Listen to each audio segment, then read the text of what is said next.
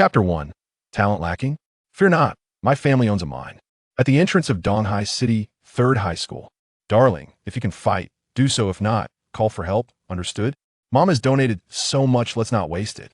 From the luxurious and elegant maglev vehicle, a well-groomed woman leaned out, exuding an all-encompassing concern. As Lin Fan stumbled forward, the gazes from all directions filled with envy, jealousy, and even disdain made him wish he could sink into the ground. Darling, he was nearly 40 in mental age, having long since come of age. He did not dare to look back. He merely quickened his pace, as if some ancient behemoth were in pursuit. On the playground, the senior students were densely gathered, resembling chives ready for harvest. Lin Fan stood at the back of his class, skillfully activating the holographic projection on his glasses. Great Wall Stargate News. The 9th resource planet has officially entered the development sequence. The advanced team has successfully landed.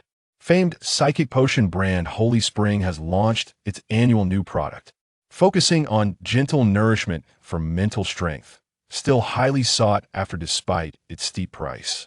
OneStars Group issues a recruitment notice, seeking talented individuals to venture into the starry seas and build a new homeland, offering the highest salaries and benefits in the industry.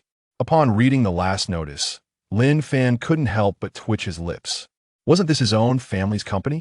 The recruitment advertisement was being thrust directly in his face. On the podium, the principal was passionately delivering the final mobilization before the college entrance examination. Centuries ago, foreign invaders threatened the Great Xia. It was our ancestors who fought for a century, reconstructing the Great Wall. Now, we command the Stargate, transforming from passive defense to proactive exploration. In the dark forest of the endless starry seas, if you do not conquer, you should be conquered. Students, strive for the rise of the Great Xia. These words ignited a fervor among the students below. Only Lin Fan stifled yawns. When he first crossed over, he too was filled with youthful zeal, nearly dismantling his crib in excitement.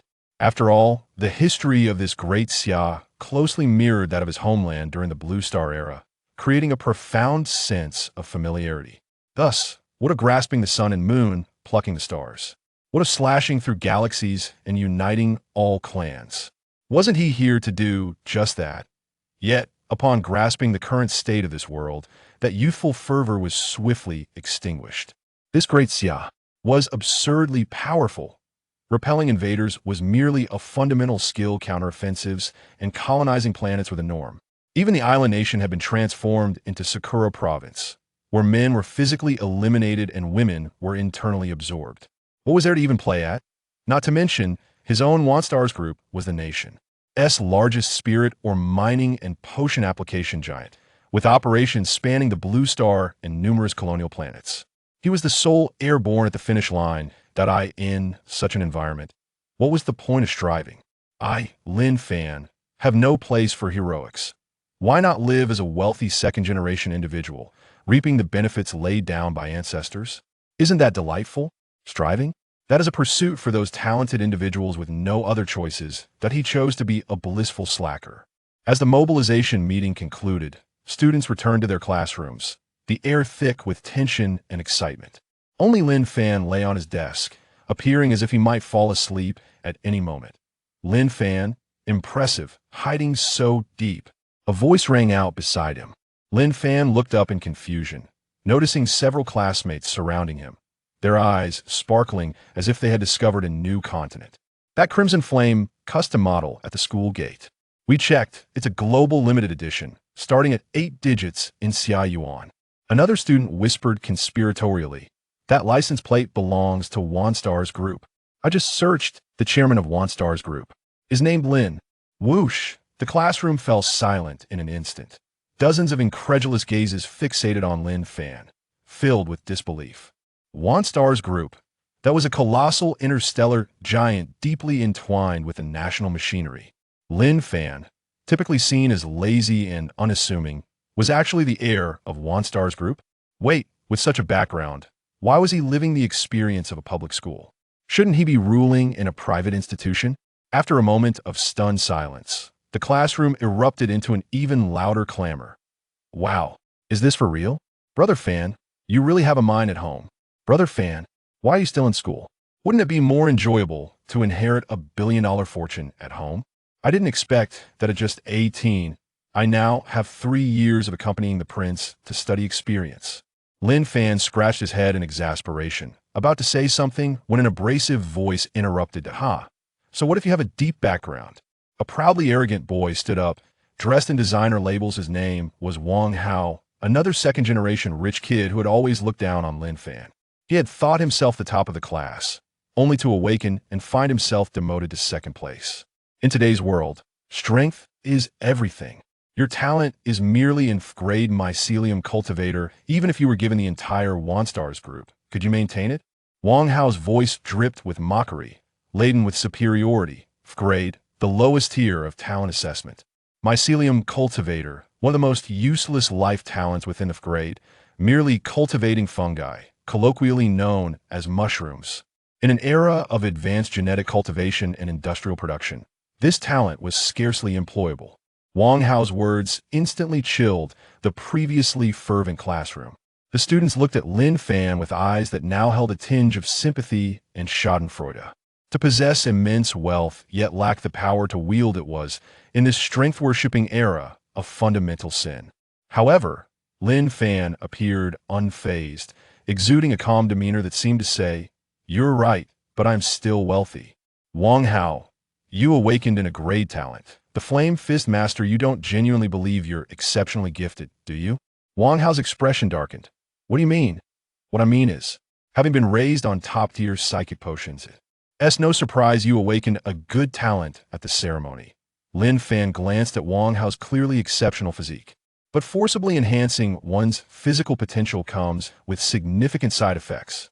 You, V, certainly indulged in the potions post-awakening, right? Feeling. Any effects? You're talking nonsense. You're slandering me. Wang Hao's face shifted, a glimmer of panic flashing in his eyes. The other classmates were equally shocked. They knew Wang Hao came from a good family and possessed strong talent, yet they were unaware of this hidden truth. Lin Fan scoffed, shrugging his shoulders. Slander? Funny, your family orders those top-tier psychic potions from OneStars Group every month. He picked up his personal terminal, calmly tapping on it while watching Wang Hao intently. If I were to send my mother a message saying the Wang family's order will be delayed by a few months, you can guess what evaluation you'll receive during the university talent reassessment, right? Boom. Wang Hao's body trembled violently, pointing at Lin Fan, his lips quivering, unable to utter a single word. In that moment, he felt like a ridiculous clown, the center of attention for everyone. With a thud, Wang Hao slumped back into his chair, his face ashen. The classroom was now silent as a grave that this moment. No one believed Lin Fan was merely boasting. The gazes of the crowd toward him had undergone a complete transformation. Initially, they had thought today's contest was merely a display of overwhelming talent. They were unprepared for the onslaught of capital. Lin Fan smirked. Did they truly think he was in class? Foolish mortals, you are utterly ignorant of the nature of power. His innate talent was indeed marked as in class mycelium cultivator. However, though the golden finger might arrive late, it would never be absent that he focused his mind and glanced at his talent panel. Talent: F-class mycelium cultivator, EX mycelium master level, origin domain body refinement.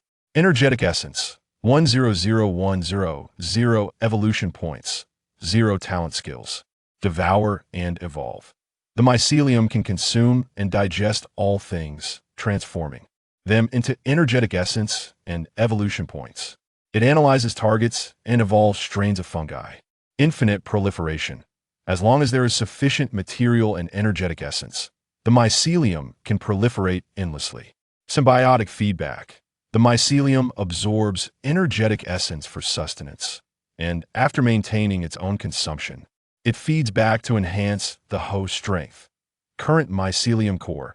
Primordial mycelium core generates primitive mycelium. The core mechanism of this talent has revolutionized the entire power structure of the world. While others cultivate through meditation, leveling up through sheer effort, and even resorting to potions, his strength grew entirely in tandem with the enhancement of his mycelium. When Lin Fan first beheld these revelations, he was utterly exhilarated. It is worth noting that he had previously resigned himself to returning home to inherit the family business. But now, the supreme pathway to the stars and the sea lay unfurled beneath his feet. Who on earth still wishes to be a mere bystander? Even if I am to cultivate mushrooms, I shall fill every corner of this cosmic sea with them. Soon, the homeroom teacher re-entered, calling for everyone to gather. The crowd streamed out, instinctively stepping aside as they passed by Lin Fan. Lin Fan shrugged nonchalantly, shouldering his small bag and trailing at the end of the line, boarding the maglev school bus at a leisurely pace. As soon as he sat down, his personal terminal vibrated that IT was a message from his mother. Darling, it's all right if you don't perform well, don't feel pressured. We have plenty of money at home. Once you graduate, all those S and S-class geniuses will be lining up to work for you. Chapter 2. The Most Dangerous Zone. Are you, an A-class genius, daring enough to enter? Lin Fan gazed at the message that popped up on his personal terminal, the veins on his forehead throbbing. His mother's affection had transcended mere love and had morphed into indulgence. Does the father of this child know how pampered you are? If it weren't for the soul of a principled, well-educated youth residing within this body, with such a style of indulgence from his mother, a less refined version of himself might have easily become the most notorious scion of Blue Star, oblivious to the suffering he would inflict upon countless naive souls. Yet, a smile unconsciously crept upon his lips. The warmth of being cared for by others was profoundly comforting. In his previous life, he had been solitary, never experiencing the sweetness of familial bonds. In this life, he had never lacked for it. His father toiled across various colonial stars, expanding the group's business horizons, while his mother held the fort on the home planet, managing group affairs and accompanying him. Their kindness towards him was beyond words. Even when he awakened the notoriously weak F-class talent, he had never seen a trace of disappointment or reproach on their faces. Instead, they bestowed upon him endless care and support. Lin Fan reveled in this feeling. Soon, the magnetic levitation school bus arrived at its destination, the first sports stadium of East Sea City. Beneath the vast dome, a throng of people gathered. Thousands of high school seniors from East Sea City formed square formations according to their respective schools. Every gaze was directed towards the forefront of the formations. There, a towering gate, several meters high, stood silently. Within the cold metallic frame flowed a cascade of splendid light and shadow, emanating profound waves of spiritual energy. The Stargate, the lifeblood of the great Xia civilization's exploration of the starry seas, a bridge for all races to wage war against alien worlds in the boundless cosmos. A middle-aged man clad in the East Sea City Education Department uniform ascended the platform. I am the chief examiner for this college entrance examination trial.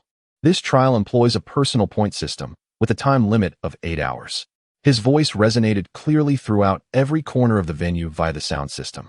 Your personal devices will automatically record each valid kill, converted into points. This is the sole proof of your final score. Recovery potions are permitted, but the use of any unauthorized auxiliary equipment is strictly prohibited. Any violations will be treated as cheating.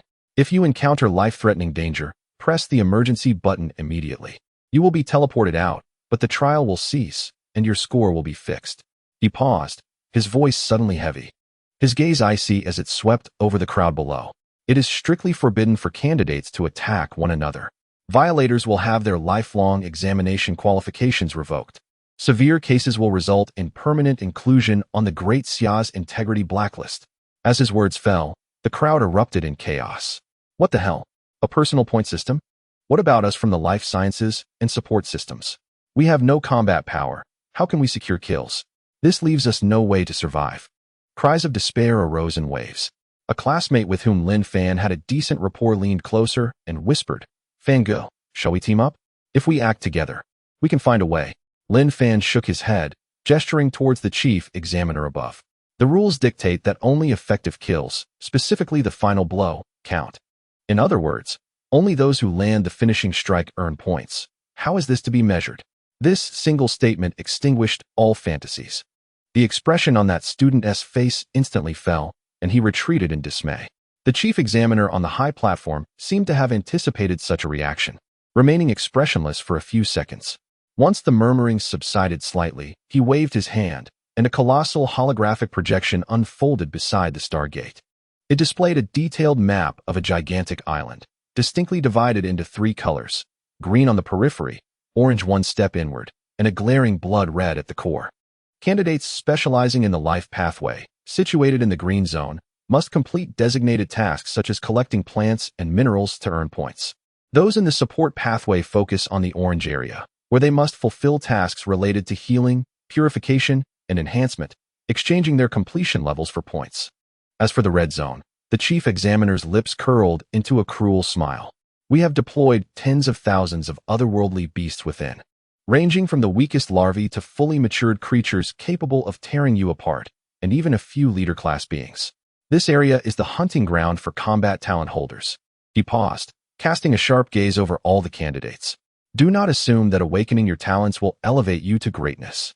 You are mere novices in the origin domain's body refinement stage. The strength of the matured and leader-class beasts far exceeds your current capabilities. Without sufficient power, do not dare to tread upon a battlefield that does not belong to you. Every year, there are always a few self-important fools who become mere appetizers for the otherworldly beasts before they can even signal for help. Remember, life is singular. His chilling words sent a shiver through everyone, plunging the venue into complete silence. Lin Fan recalled the teacher's introduction during class. The human power system is divided into 4 domains and 12 realms, representing 4 ultimate leaps in the hierarchy of life. The first domain is the origin domain, which consists of the body refinement, core condensation, and manifestation realms. Following this are the earth-bearing domain, planetary domain, and stellar circulation domain, with each major domain representing a formidable barrier to life. Like the other students present, he had only just reached the starting point. When the chief examiner announced the commencement of the trial, all candidates sequentially received smart wristbands to record their points, and then formed groups to approach the massive stargate. When it was Lin Fan's class's turn, Wang Hao, accompanied by 1 girl and 2 boys, passed by him. Lin Fan, the girl paused, her face displaying just the right amount of concern. Even the green zone has its dangers. Please be careful once you enter. Lin Fan did not even lift his eyelids. Liu, one of the school beauties, he thought. This little green tea had already attempted to engage him in conversation twice recently, both of which he had ignored. As a transmigrator, he had perused countless autobiographies of fellow predecessors and had long since devised a set of survival insights. Never engage with the overly eager school beauty. Do not befriend the inexplicably zealous sidekick. Tread carefully around the most exuberant second-generation rich kids. Otherwise, even a hint of green atop one's head would merely serve as an appetizer. After being disregarded, Liu promptly turned to join Wang Hao, who had been eagerly fawning over her. Her still immature tea skills were unlikely to deceive her discerning eyes, honed through the exquisite works of countless instructors. Consequently, throughout her 18 years, she had maintained a life of simplicity and virtue, having never even touched a girl's delicate hand. The reason was simple: safety first. Observing Lin Fan's indifference, Liu skillfully persisted, her voice soft yet audible enough for those around to hear. I wish you success in your exams. Her expression, embodying the sentiment of unwavering support despite his apparent apathy, was enough to make Lin Fan feel nauseated. The slight reddening of her eyes further ignited the protective instincts of the men nearby. Wang Hao, seizing the moment, stepped forward, adopting a stance of a defender. Why bother with this waste of space? An F-grade mushroom cultivator likely only dares to dig in the outer green zones. I doubt he would even touch poisonous mushrooms. This time, Lin Fan finally reacted. He lifted his gaze, lazily glancing at Wang Hao. I'll be waiting for you at the center of the red zone. Aren't you an A-grade prodigy? Do you dare to come? He shot a derisive glance at Liu, his mockery unabashed. Oh, I forgot. You just wooed the campus beauty. Your tender haven hasn't even warmed up yet. What if you perish inside? Wouldn't that mean you lost your investment? Then, turning his attention back to Liu, he intensified his sarcasm. Dear campus beauty, you've finally latched onto a wealthy heir. Make sure not to perish alongside him. Otherwise, wouldn't your investment be a total loss? After delivering his cutting remarks, he began to stride toward the Stargate. After a couple of steps, as if struck by a thought, he halted and turned back, a dazzling smile illuminating his face.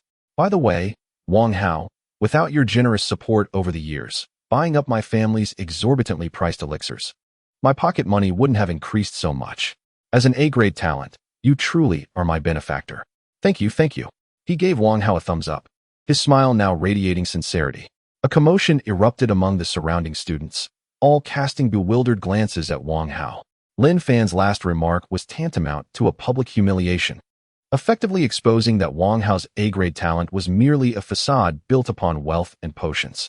Moreover, all that money had found its way into Lin Fan's pockets. Wang Hao's face transformed into a deep shade of crimson, his body trembling with humiliation and fury as he pointed at Lin Fan, lips quivering but unable to utter a single word. Yet, Lin Fan paid him no further mind, leisurely donning his wristwatch and stepping directly into the shimmering stargate. In an instant, he vanished into the ethereal light. Chapter 3. Can points still have decimal places? Did he consume the alien beast? A wave of humid, putrid air filled Lin Fan's lungs as he opened his eyes, finding himself on a beach, with an eerie red jungle looming ahead. The sky was tinged with a disquieting shade of dark red, while the deep brown earth beneath his feet appeared to be soaked repeatedly with the blood of some otherworldly beast. Lin Fan raised his wrist, and the screen displayed a score of 0 alongside a miniature map. He discerned no other figures nearby, indicating that within this trial space, each individual arrived at random intervals and distances. He identified the direction of the perilous red zone and set forth with purpose. The green zone for gathering? The orange zone as a healer? Such notions were laughable. He had not come here for frivolous games. After half an hour of brisk walking, he crossed the boundary between the orange and red zones. The scent of blood in the air intensified tenfold, and the haunting roars of beasts echoed faintly through the forest. This was the place. Lin Fan halted, unzipping the small bag he carried. Inside, there was no food or water, only neatly arranged rows of crystal vials. The potions within were specialized nutritional solutions concocted by his mother's company, far superior to what they sold to Wang Hao. However, upon seeing the packaging, Lin Fan's eyes twitched with irritation. Each vial bore an intricate character for Fan, accompanied by an exceedingly childish heart design. Did his mother truly need to make it so ostentatious? Did she fear others wouldn't recognize this as her special provision for him? At 18, not 8. If his classmates were to see this, what would become of his reputation? Shaking his head, as if to dispel the embarrassment brought on by the garish packaging, he displayed a facade of disdain. Though he cursed it vocally, his body betrayed his true intentions. He seized a vial of the potion and, without a hint of remorse, hurled it to the ground like refuse. The sound of shattering glass rang out crisply as the blue liquid splattered everywhere. Each vial was worth the monthly income of an average person, and the handful he had just discarded amounted to the total earnings of a modest family, including the pensions of the older generation. Then, he crouched down, placing the palm of his right hand against the earth saturated with the potion. With a flicker of thought, a nearly imperceptible mycelium strand emerged from his palm, instantly drawn to the pure energy within the potion, plunging itself into the liquid. Suddenly, a transformation occurred. The mycelium, after absorbing the spiritual energy from the potion, began to proliferate wildly. In mere breaths, a mat of mycelium, the size of a palm, had formed. Subsequently, the mat spread with visible speed, greedily consuming the organic material in the soil and converting it into sustenance for its expansion. 5 meters, 10 meters, 20 meters. Lin Fan closed his eyes. He visualized every inch of the land covered by the mycelial mat, felt the intertwined roots of every plant, and heard the subtle movements of every insect burrowing deep beneath the earth. As this mycelial mat rapidly became an extension of his body, a sharp cry shattered the silence of the forest. They were coming. Lin Fan's eyes snapped open, directing his gaze toward the source of the sound. A creature, its body adorned with ghastly white bone spines, burst forth from the woods, its eyes fixated intently on his vicinity. The device on his wrist vibrated abruptly. In the realm of extraordinary creatures, there exists a juvenile blood-spiked beast. In stark contrast, he is merely a novice who has recently awakened. Engaging it head-on would undoubtedly result in his demise. Yet, Lin Fan chose not to flee. Instead, he calmly retreated a few steps, concentrating the mycelial blanket directly before him. The blood-spiked beast, perceiving his retreat as fear, surged forward with explosive force, its claws glinting with a chilling light that cleaved through the air. However, the moment it stepped into the realm of the mycelial blanket, the seemingly ordinary mossy ground sprang to life. Countless delicate mycelial threads erupted from the earth, ensnaring its limbs with an unyielding grip. With a terrified roar, the blood-spike beast thrashed wildly, struggling against its restraints. The threads, though frail, were relentless in their pursuit. Each time a strand broke, more mycelium surged forth, intertwining with the beast in an unending cycle. As the threads tightened, they crept into the fissures of its chitinous armor, burrowing into its flesh. The creature's once formidable speed was rendered utterly obsolete in that moment. With every desperate struggle, it found itself ensnared deeper within the web of mycelium. Ultimately, it was ensnared by an intricate net of fungal threads, pinning it firmly in place. The mycelium began to secrete digestive enzymes, swiftly softening and dissolving the beast's tough exterior, converting it into pure nutrients absorbed by the mycelial blanket. Its anguished cries gradually faded into silence. Concurrently, Lin Fan's talent panel erupted with a flurry of data. Target being consumed. Evolution points, 0-1. Evolution points, 0-3. Analyzing genetic information beyond the examination grounds. Beneath the grand holographic screen in the gymnasium, 3 towering holographic displays hovered in the air, corresponding to the lifestyle ranking, support ranking, and combat ranking. At this moment, the gaze of nearly all ministry staff and accompanying instructors was riveted upon the central combat leaderboard. First place, Qin Shueji, Donghai 3rd Middle School, points, 220. Second place, Zhao Lai, Donghai 1st Middle School, points, 140. Third place, Chen Wei, Donghai Experimental Middle School, points, 120. Qin Shueji from your school is astonishing. An SS-level talent truly is a marvel, pulling ahead of second place by a wide margin.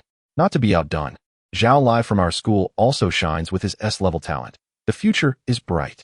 Lin Fan's homeroom teacher, Mr. Zhang, anxiously scrutinized the leaderboard. Upon seeing Wang Hao's steady position within the top 100, the tension in his face eased somewhat. Beside him, Teacher Li from the 1st Middle School nudged him and, with a conspiratorial expression, inquired, "What about that F-level student from your class? Wasn't it said he would venture into the red zone?" He pretentiously glanced at the lifestyle leaderboard, which displayed only a handful of names, all with single-digit scores. "Oh, I forgot. He should be at the outermost perimeter now." "What? Not even on the board? Surely he has managed to gather more than just mushrooms." Mr. Zhang's face flushed crimson with embarrassment, wishing desperately for a crevice to hide in. He himself suspected that Lin Fan's claim of entering the red zone was merely a facade, but to not even have a name on the lifestyle leaderboard was a profound humiliation. The mocking laughter of Teacher Li had yet to dissipate when a technician nearby suddenly emitted a startled exclamation. "What on earth?" The utterance was not loud. Yet at that moment, it pierced through the air with an unsettling sharpness, instantly capturing the attention of those around. "What is it, Xiao Lu? Is there a data anomaly?" The technician, referred to as Xiao Lu, did not respond verbally. Instead, he raised a trembling hand, pointing toward the lowest entry on the kill leaderboard. Rank 996, Lin Fan, Donghai 3rd Middle School, points, 0-1.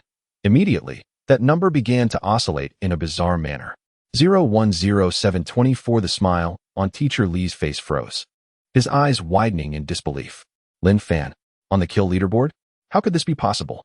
Can decimal points even be counted in scores? Is the system malfunctioning? A kill of a juvenile beast should start at 10 points. How did a decimal point emerge?"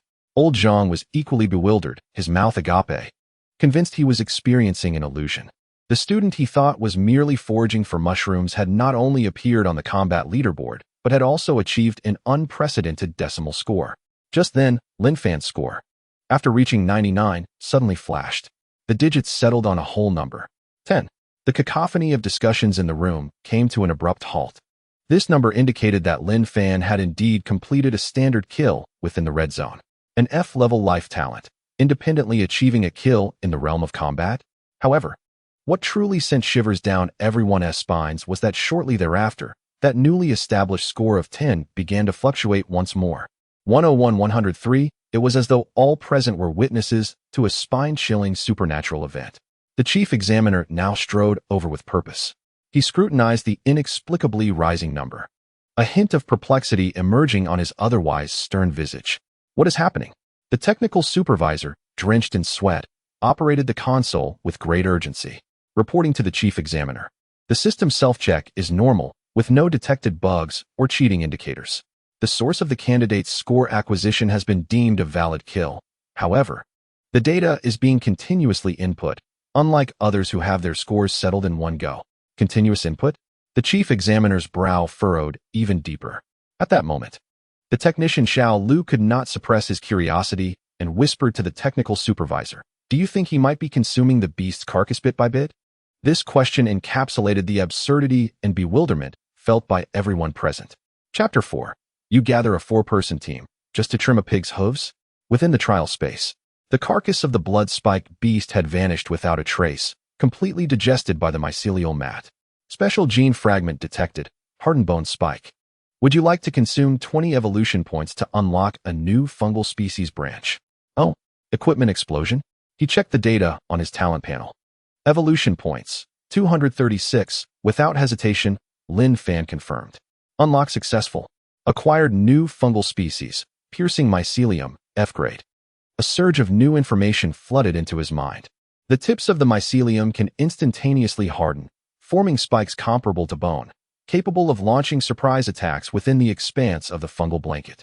With a mere thought, Lin Fan summoned forth dozens of jet-black spikes from the seemingly ordinary moss-like blanket, which erupted from the ground only to retract silently. This ability was undeniably a formidable tool for slaying monsters. With the prospect of offense, Lin Fan's ambitions began to swell. He advanced boldly in the direction where the aura of the exotic beasts was more potent, his steps deliberate and confident.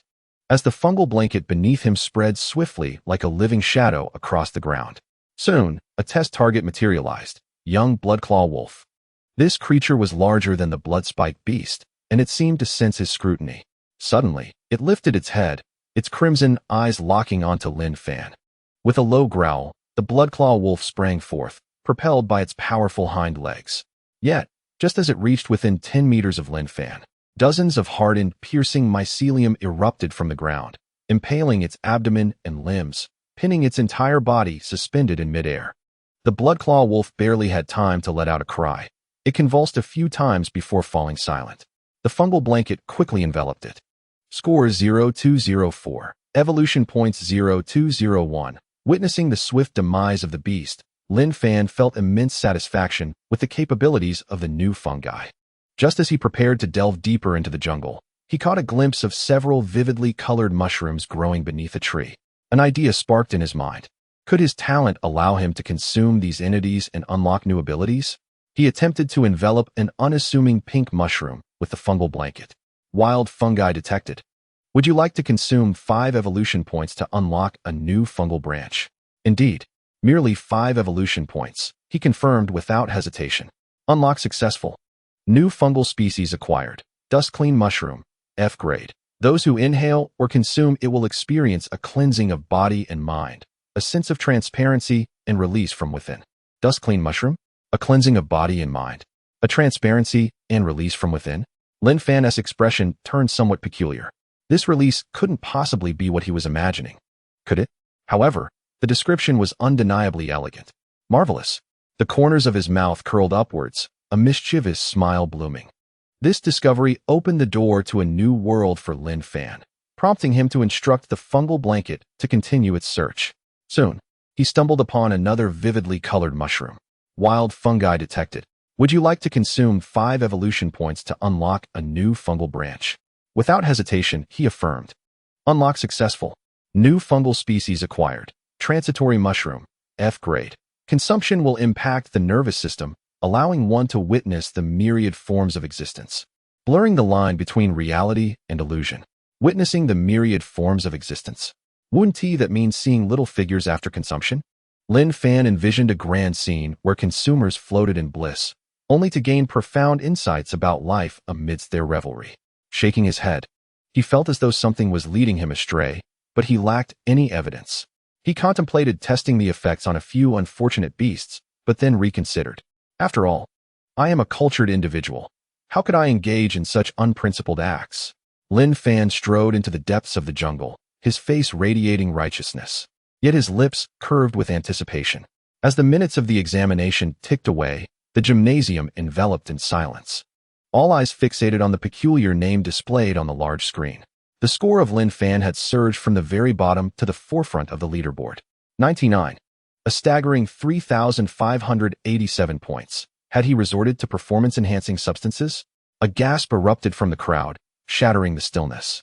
The supervising teacher from Class 3, Old Zhang, transformed from a state of indignation to one of incredulous elation. Beside him, Teacher Li from Class 1 could muster no further mockery, merely managing to squeeze out a few words, a prodigy. Unbeknownst to Lin Fan, the outside world was in turmoil.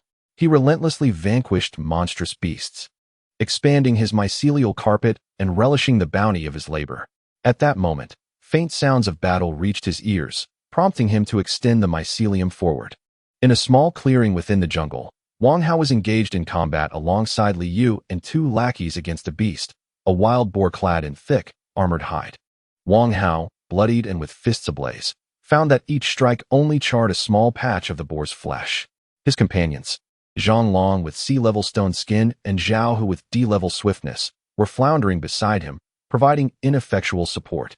Li Yu stood at the rear, tirelessly casting healing spells. Her focus divided between Wang Hao and the two lackeys, whose lives hung by a thread, beads of sweat streaming down her brow. As Lin Fan arrived to witness this spectacle, he cleared his throat, calling out, "Oh, isn't this our class's A-level genius, Wang Hao? What's this? You've assembled a four-man team just to tend to this boar's hooves?" This unexpected voice brought the fierce battle to a halt. Wang Hao, upon seeing Lin Fan's nonchalant face, felt a surge of indignation rising within him. The two lackeys barked in faux bravado, "You F-level waste. Are you looking to die here?" "Exactly. One punch from brother, how could finish you off? Why don't you just scram?" Lin Fan paid no heed to their taunts, his gaze shifting between Wang Hao and Li Yu, a smile playing on his lips. "Ah, so there are indeed two who can bark. Yet, it seems you are somewhat outmatched. Wang Hao, your skills amount to mere scraping, while Li Yu here can hardly keep up. Accompanied by two cheerleaders who only know how to shout 666. Surely you didn't engage in a wild battle before entering, and now find yourselves exhausted? Ha ha." He then directed his attention to Li Yu, whose face had darkened. "Li, the shepherdess, the potential you've invested in can't even handle a wild boar. It appears your investment may yield nothing but loss." Li Yu felt the sting of his words, her body trembling, her complexion paling. Yet she dared not divert her focus, gritting her teeth to increase her healing output. As they ignored him, Lin Fan's fingers twitched slightly. The ensuing minutes became a torturous ordeal for Wang Hao's team. Just as he prepared to charge, the ground beneath him shifted unexpectedly, causing him to stumble. As Zhang Long attempted to charge forward, his left foot was unexpectedly tripped, causing him to fall unceremoniously. Zhao Hu, seeking to accelerate his retreat, slipped and nearly tumbled beneath the hooves of a wild boar. After this chaotic episode, all four individuals found themselves in a state of utter disarray. Meanwhile, Lin Fan's words flowed as effortlessly as his mycelium. "Wang Xiao, is this the extent of your A-grade talent? Hurry and take some medicine. If that fails, press the rescue button. It's nothing to be ashamed of, truly." He continued, "Li Daxiwa, your healing output can hardly keep pace with their embarrassing blunders. Hasn't Wang Hao provided you with restorative potions? How stingy." At this point, Lin Fan seemed genuinely parched. He retrieved a crystal vial from his small pack and, under the fiery gazes of Wang Hao and the others, casually twisted off the cap and took a couple of languid sips. Then, as if discarding trash, he carelessly tossed the remaining half of the precious elixir into a nearby thicket. Lin Fan smacked his lips in disdain. A bit too sweet. Drinking too much makes one feel queasy. Li Yu, witnessing Lin Fan's actions, was nearly wide-eyed with disbelief. As a cunning individual, she recognized the bottle's luxurious packaging as something she had only encountered in online advertisements. Yet now, Lin Fan had so nonchalantly discarded half of it. This scene was more devastating than any malicious words. This was humiliation. Wang Hao, still engaged in battle, felt his composure shatter further upon seeing this. He glared at the mocking Lin Fan nearby, his rationale consumed by resentment and madness. After narrowly evading another charge from the wild boar, he let out a furious roar, pivoting sharply to sprint towards Lin Fan with all his might. "You think you're so capable? Come and face this." He intended to lure the heavily armored wild boar towards Lin Fan. "Wang Hao," Li Yu cried out in alarm. Faced with the furious wild boar and the wrathful Wang Hao, Lin Fan remained composed, standing still. When the armored beast was within 5 meters of him, he casually raised his hand and made a nonchalant gesture. Suddenly, countless dark spikes erupted from the ground without warning. The rampaging wild boar was instantly pierced by dozens of sharp points, half of its massive body suspended in the air. blood cascading down the wickedly dark spikes. The gruesome and surreal scene left Wang Hao, Li Yu, and their two companions frozen in shock. Lin Fan commanded the mycelium to swarm and greedily devour the carcass of the wild boar. Wang Hao's score tracker remained unresponsive, while the device on Lin Fan's wrist displayed a rapid increase in points. A notification flashed on his talent panel. Target being consumed, gene information being analyzed. His eyes sparkled with intrigue. What delightful surprise awaited him this time? Chapter 5. Heartless Slaughter. Look, I can crush you even while idling. The massive body of the armored wild boar swiftly dissolved under the encroaching mycelium. Special gene fragment detected, keratin. Would you like to consume 50 evolution points to unlock a new fungal species branch? Keratin? Lin Fan's eyes flickered. The formidable wild boar, which had caused A-grade talent Wang Hao to struggle as if undergoing gua sha, owed its resilience to its extraordinary defenses. This was indeed a valuable find. Confirm unlock. At present, the protagonist finds himself replete with evolution points, as the microbial community continuously expands and simultaneously acquires more evolution points. Unlock successful. New microbe species acquired. Armored mycelium, grade D. This newly acquired species can instantaneously generate a high-strength keratin layer in any area covered by the mycelial blanket, forming a protective shield. With a mere thought, a tendril of mycelium emerges from his fingertips, swiftly secreting and solidifying a grayish-black substance. The tendril is both hard and cold as metal, yet it possesses a hint of biological tissue's flexibility. Fascinating. This layer of armor not only provides physical defense, but also boasts self-repair and shock absorption characteristics. It is indeed a divine skill tailored for someone as fragile as him. Just as he finishes assessing his gains, Wang Hao, completely losing his composure, has bloodshot eyes. Lin Fan. His roar escapes his clenched teeth, word by word. I will kill you. In a fit of impotent rage, Wang Hao charges forward like a frenzied bull. His fists engulfed in flames, aimed directly at Lin Fan. In his mind, he envisions the loathsome face of Lin Fan being reduced to ashes.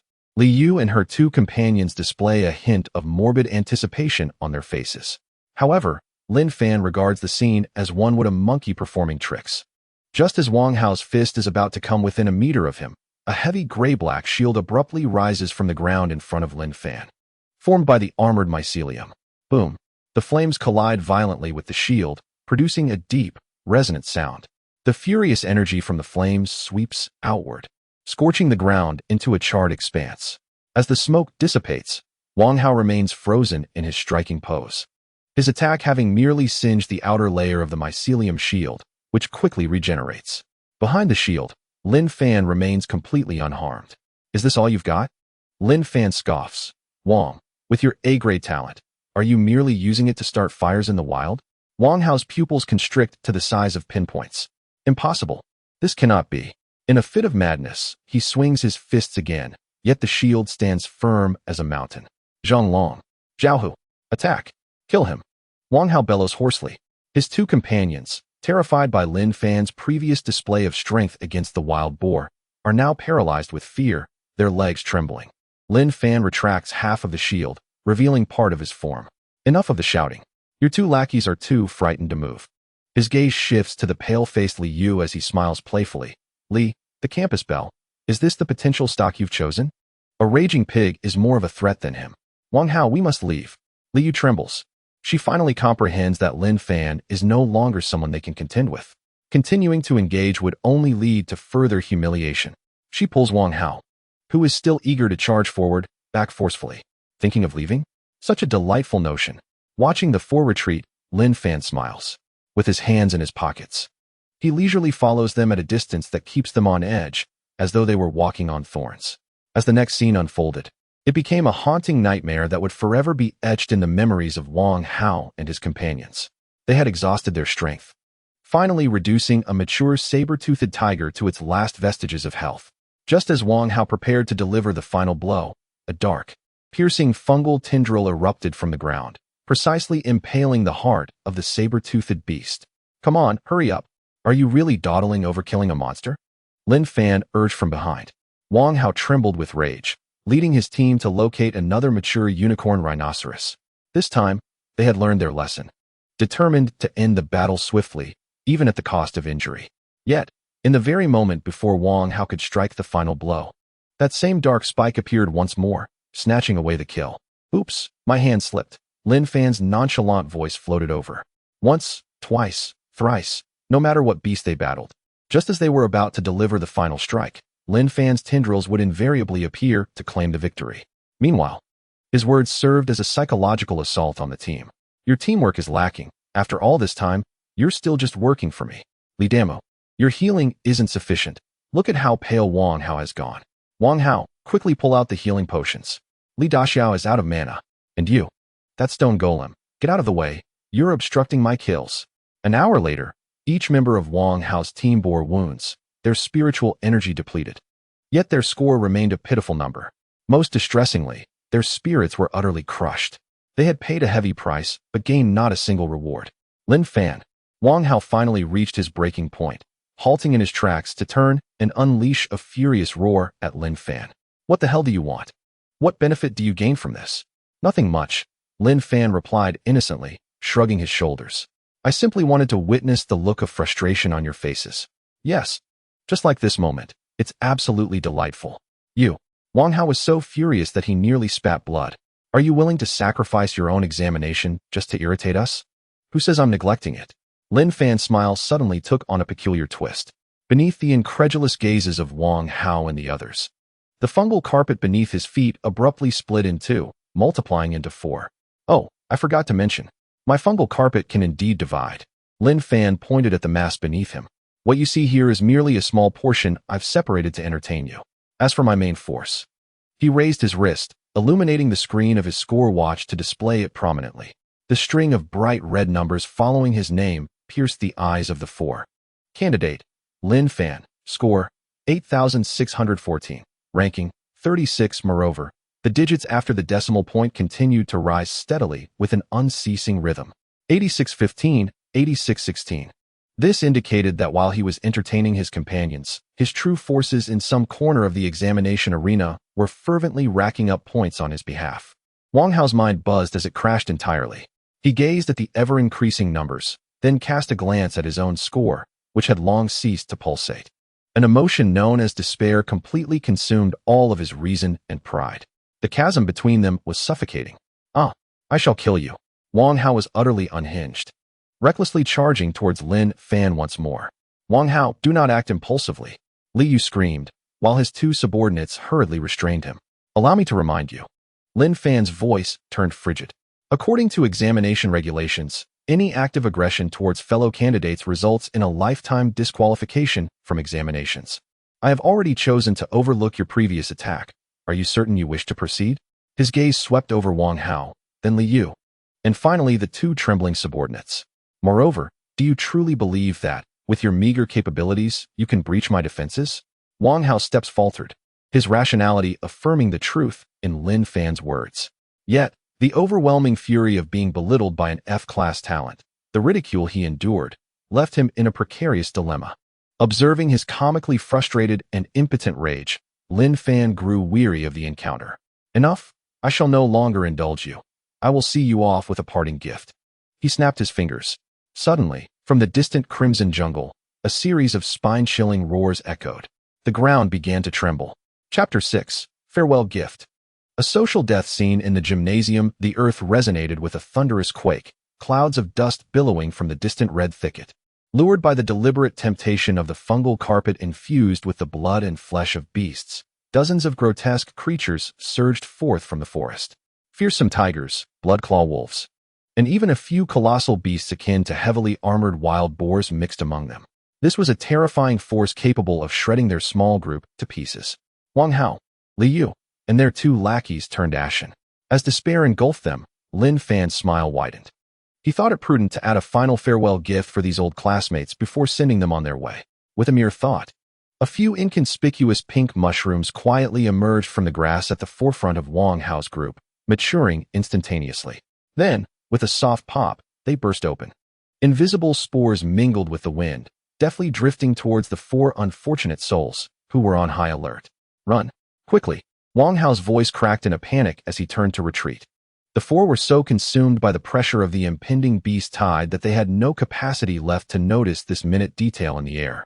And in the very moment they turned, Lin Fan's mocking voice rang out. Looking to escape? From the ground behind them, a formidable barrier, thickly armored, rose abruptly, sealing off their retreat completely. Lin Fan did not attack them. He merely pushed them, along with their last shred of dignity, towards the abyss. "Ah, I do not wish to die?" Zhao Hu, one of the lackeys, was the first to break down. He let out a piercing wail, trembling as he raised his wrist to press the distress signal. A beam of light descended from above, enveloping him. This scene unfolded like a cascade of tumbling dominoes, utterly shattering Li Yu's final psychological defenses. The astute mind, usually adept at calculation, now lay in disarray. A massive horde of beasts surged towards her, and she felt her legs weaken, collapsing to the ground. Her face, marked by disarray, was filled with terror, her screams lodged in her throat. Wang Hao observed his flustered companion flee, witnessed his school belle girlfriend crumple like clay, and then glanced at Lin Fan, who stood nearby with his hands in his pockets. Humiliation, fury, and the primal fear of death wrestled within him, ultimately yielding to the instinct for survival. "Lin Fan, may you meet a wretched end," he bellowed in a fit of rage, summoning every ounce of strength to press the distress button on his wrist. Another follower, Zhang Long, quickly followed suit. Two beams of teleportation light descended from above. In the final moment before Wang Hao's form dissolved into particles of light, Lin Fan's languid voice floated clearly into his ears. "An A-class genius, reduced to this? How pitiful." His gaze then shifted to the trembling figure of Li Yu on the ground. "Li, our esteemed school belle, it seems you have placed your bets on the wrong horse this time." This remark became the final straw that broke Li Yu's spirit. Her delicate body quivered violently as she shakily raised her hand, pressing randomly on the device. Just as the blood-spiked beast lunged forward, its claws grazed her arm, drawing forth a trickle of blood in the fleeting moment before her teleportation. A flash of light enveloped them. All four exited in the most humiliating and disgraceful manner. Only Lin Fan remained, calmly confronting the overwhelming tide of beasts capable of annihilating everything. He gently raised his hand and snapped his fingers. Snap! In the next instant, the ground beneath the beast horde transformed into a hell of death. Countless piercing mycelium erupted from the earth without warning. The entire area swarmed by beasts morphed into a merciless slaughterhouse. One after another, the frenzied beasts were impaled, torn apart, and devoured in their charge. Outside the examination hall, the leaderboard displayed an eerie name that had been steadily ascending, suddenly skyrocketing at a frenzied pace. The digits following Lin Fan's name blurred into a mere shadow. 9431, 145, 1361. His rank surged from 28, leaving the geniuses of various esteemed institutions far behind. 20, 15, 10. Finally, the numbers came to a jarring halt. Rank 8, Lin Fan, Donghai 3rd Middle School, points, 1492. The entire gymnasium fell into an eerie silence. Cheating. This is undoubtedly cheating. A teacher from Class 1 could no longer contain the shock and envy bubbling within, pointing at the screen and shouting. How could an F-class student amass such points in such a short time? The system must have a bug. I demand an immediate review of the surveillance. Wang Hao and the others tumbled out, looking utterly disheveled. Li Yu's arm bore a distinct blood mark, her complexion as pale as parchment. The despondent Wang Hao, upon raising his gaze, was met with the glaringly conspicuous ranking and score of Lin Fan displayed on the large screen. An overwhelming sense of humiliation and seething rage drove him into a frenzy. He pointed at the screen, hysterically bellowing towards the chief examiner. "I report. I accuse the third examination candidate, Lin Fan, of maliciously stealing monsters and employing unknown methods to cheat." As he spoke, his expression suddenly froze. The flush of anger that had colored his face rapidly drained away, leaving him ashen. A disconcerting yet unmistakable rumble emanated from his abdomen. Cold sweat beaded on Wang Hao's forehead as he instinctively clutched his stomach, his body uncontrollably bending forward. "Chief Examiner, look, we have witnesses here." Li Teacher attempted to echo his sentiments, only to find that Li Yu beside her had also trembled. The normally graceful and beautiful countenance of Li Yu now lacked color, as she too painfully clutched her lower abdomen. Following suit were Zhang Long and Zhao Hu. The four of them, as if in unison, bent down, their faces etched with agony and terror. The entire gymnasium was enveloped in an eerie silence, punctuated only by the incessant rumblings. All eyes were cast upon Wang Hao and his companions, filled with a mix of shock and bewilderment.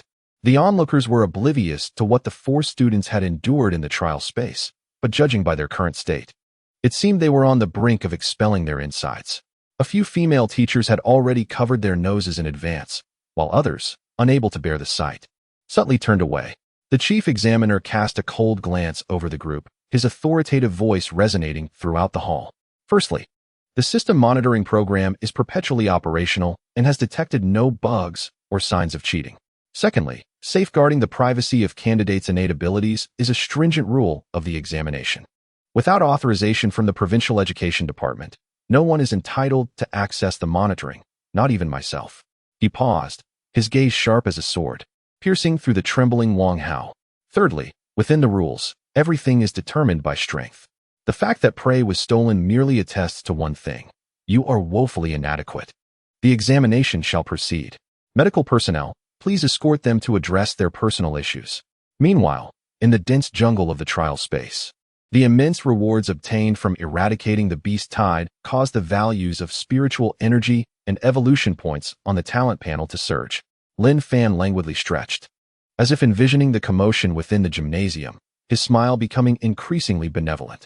The fungal carpet had cleared the battlefield, and he maneuvered this intangible shadow, delving deeper into exploration. He sought stronger prey to acquire greater spiritual energy and evolution points. Soon, in a low-lying marshy area, the sensing network of the fungal carpet detected two extraordinarily potent fluctuations of spiritual energy. One was cold and sharp, akin to millennia-old ice. The other was imbued with a formidable and enigmatic vitality. Lin Fan retracted his aura and stealthily approached. In the center of the marsh, he beheld a girl clad in the same school uniform as his, grappling with a colossal and bizarre plant. Atop the plant blooms a magnificent flower disk, exhaling a toxic mist of pink hues with each opening and closing. Countless resilient vines encircle the area, creating an impenetrable barrier. This is the mature corrupt swamp demon flower. The young maiden, wielding an ice crystal longsword, unleashes a frigid frost with every swing, freezing and severing the advancing vines. Though her attacks are fierce, the regenerative capacity of the demon flower is utterly terrifying as the vines continue to emerge, constricting her space to maneuver. She finds herself ensnared in a battle of attrition. This is none other than the prodigy among the trio, the possessor of the SS-level talent known as Frostheart, Qin Shueji. As Lin Fan approached within 100 meters, Qin Shueji, locked in combat, abruptly turned her head. Her icy gaze immediately pinpointed his position, and her voice, akin to the frost upon her blade, issued an unequivocal warning: leave. This is not a place for you. Chapter 7.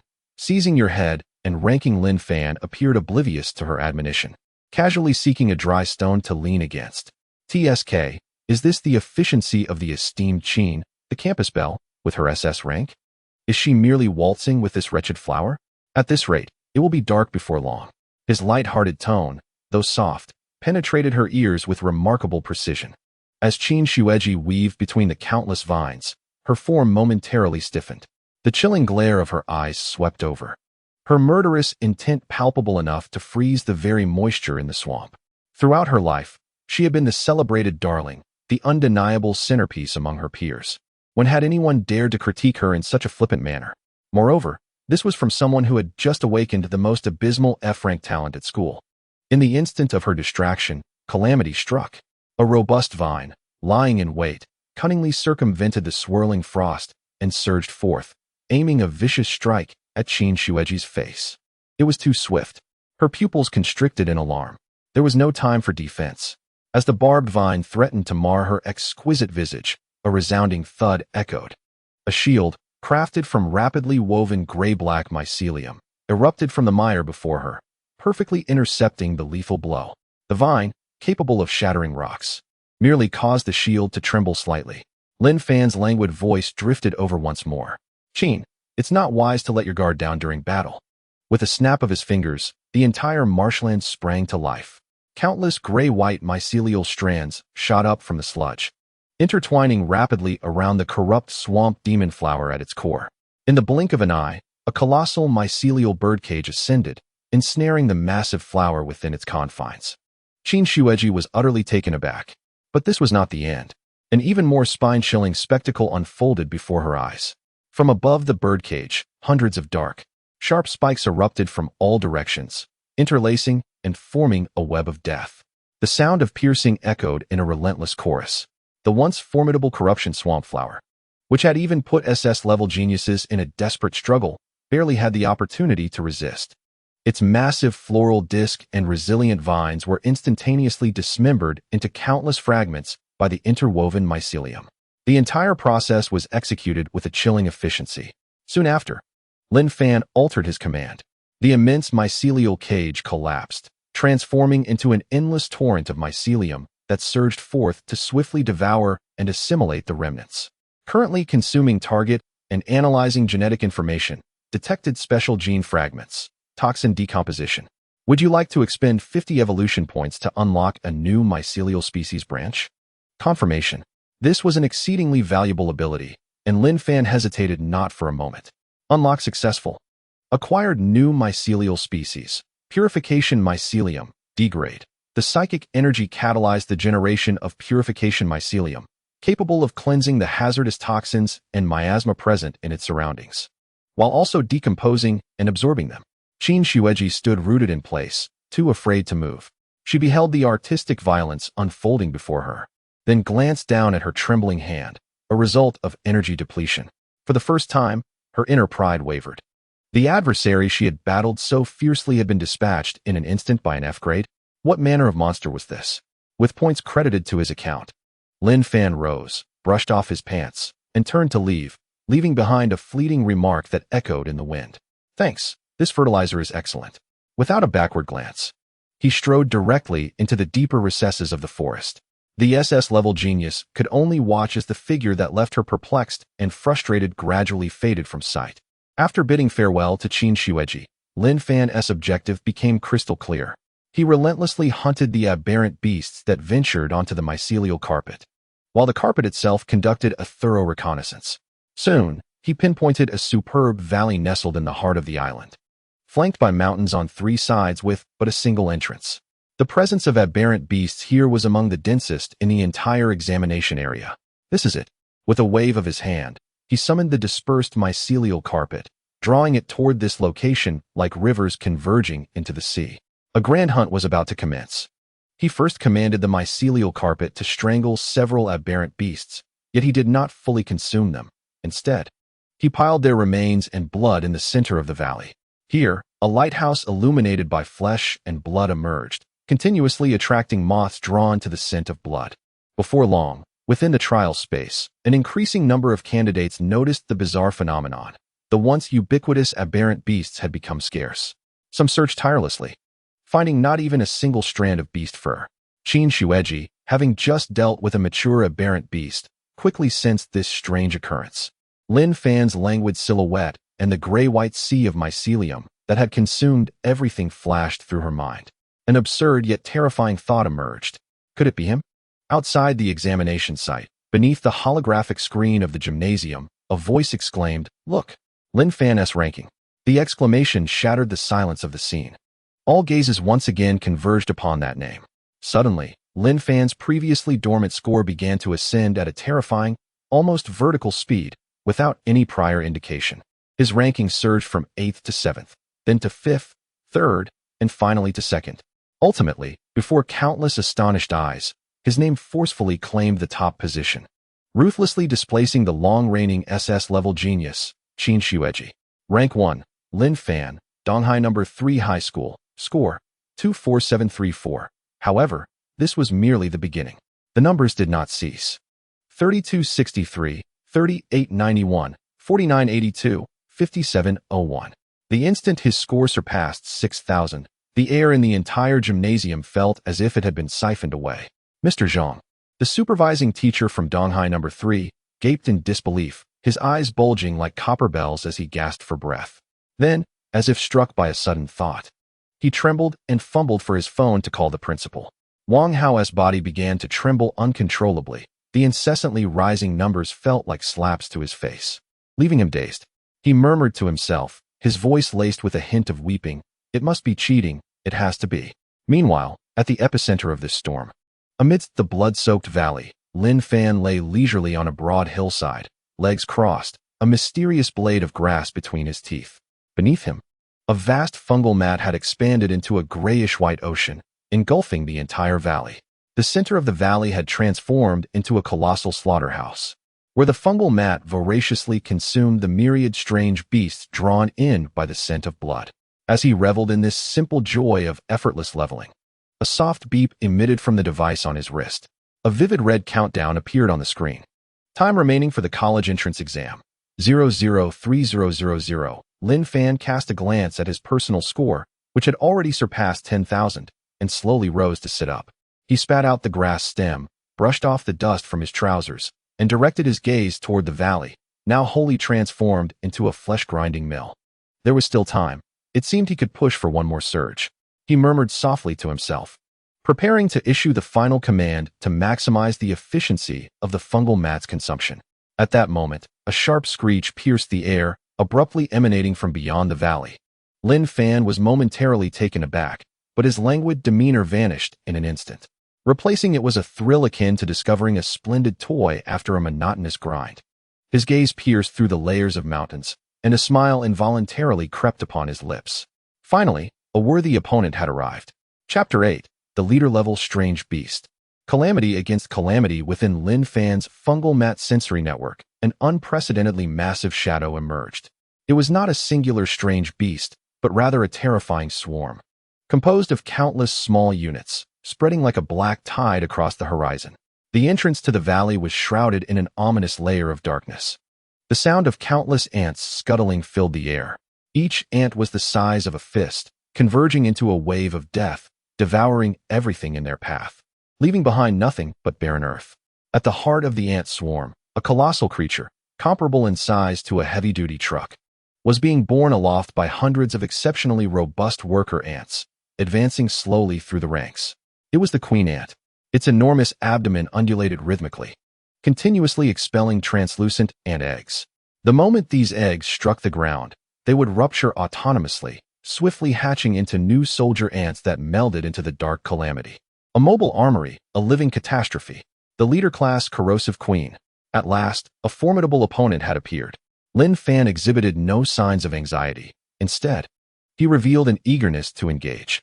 A disaster confronting another disaster? This promised to be intriguing. With a mere thought, the expansive mycelial ocean lying at the valley's entrance began to churn violently, proactively confronting the black tide of deathly ants. In the next instant, two torrents representing consumption and destruction collided fiercely. A piercing sound erupted. Vast clouds of white smoke billowed forth. The fluids ejected by the ants were astonishingly corrosive acids. Lin Fan's pride, the mycelium, was swiftly dissolved upon contact with the black tide. For the first time, the advance of the mycelial blanket was brutally halted. It was even being consumed in reverse. Inside the gymnasium, a certain teacher Lee, who had been intently focused on the holographic screen, suddenly screamed, as if grasping a lifeline. "Look, Lin Fan's score. His points have slowed down." Instantly, all eyes were drawn to the screen. Indeed, the once fluctuating blurred number next to the leading name had become distinctly visible. Its rate of fluctuation had transformed into a sporadic crawl. For several seconds, it even came to a complete standstill. "I told you, he's reached his limit." A twisted glee surfaced on Teacher Lee's face. An F-grade individual reaching first place was already a stroke of extraordinary luck. He must have encountered an insurmountable challenge. Now he would be brought back to his true form. Wang Hao and Li Yu, who had emerged early, now wore ashen faces, desperately enduring a tumultuous pain within their bellies. Upon hearing these words, a flicker of morbid hope reignited within their dimmed gazes. Meanwhile, the chief examiner furrowed his brow in concern. Something was amiss. Given Lin Fan's previously displayed efficiency in clearing the field, the adversary capable of ensnaring him in such a fierce struggle could not possibly be an ordinary foe. Had he encountered a leader-class aberrant beast? This was intriguing. Was he being countered? In the valley, as Lin Fan felt the immense losses transmitted from the front lines of the mycelial blanket, his interest only deepened. Unperturbed, he amplified his spiritual energy output, issuing new commands to the mycelium. Regardless of the cost, devour with all might. The frontline mycelium, as if receiving a command for a suicidal charge, surged madly into the ant swarm, willingly allowing itself to be dissolved by the acidic liquid. Its sole purpose was to grant the trailing mycelium the opportunity to feast upon those ants. Analyzing target gene for consumption, detected special gene fragment, strong acid characteristic. Would you like to expend 30 evolution points to unlock new characteristic? Lin Fan raised an eyebrow, initially anticipating the emergence of a new fungal species, only to discover it was a characteristic instead. Confirmed. Without hesitation, Lin Fan proceeded. Unlock successful.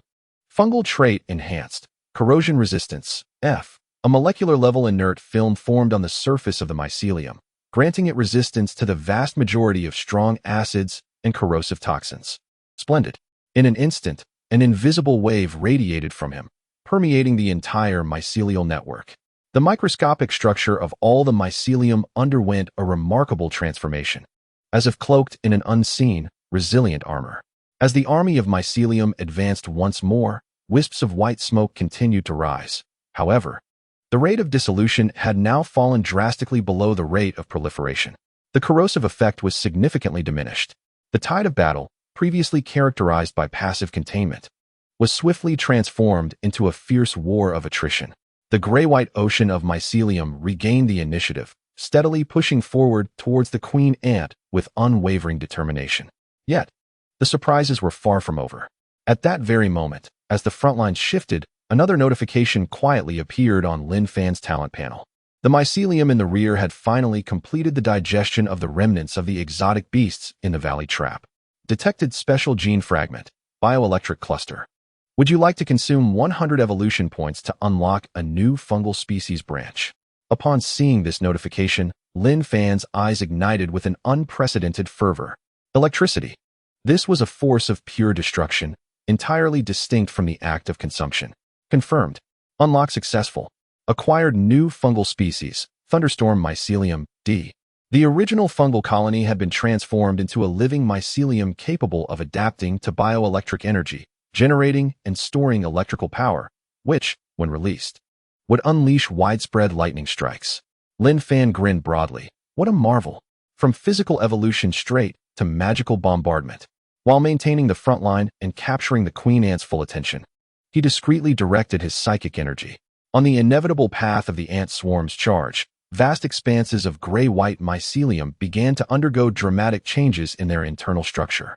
They morphed into lethal electric zones, quietly lurking beneath the earth. Hiss! The queen ant evidently sensed the unfavorable turn of the battle.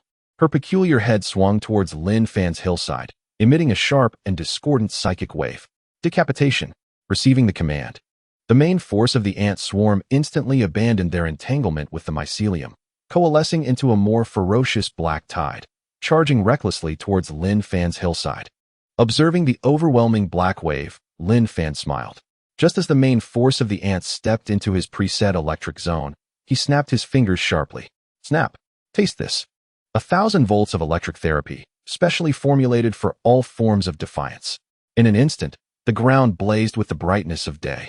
Countless thick blue-violet arcs of electricity surged skyward from the mycelium, interweaving into a deadly electric net. Crackle!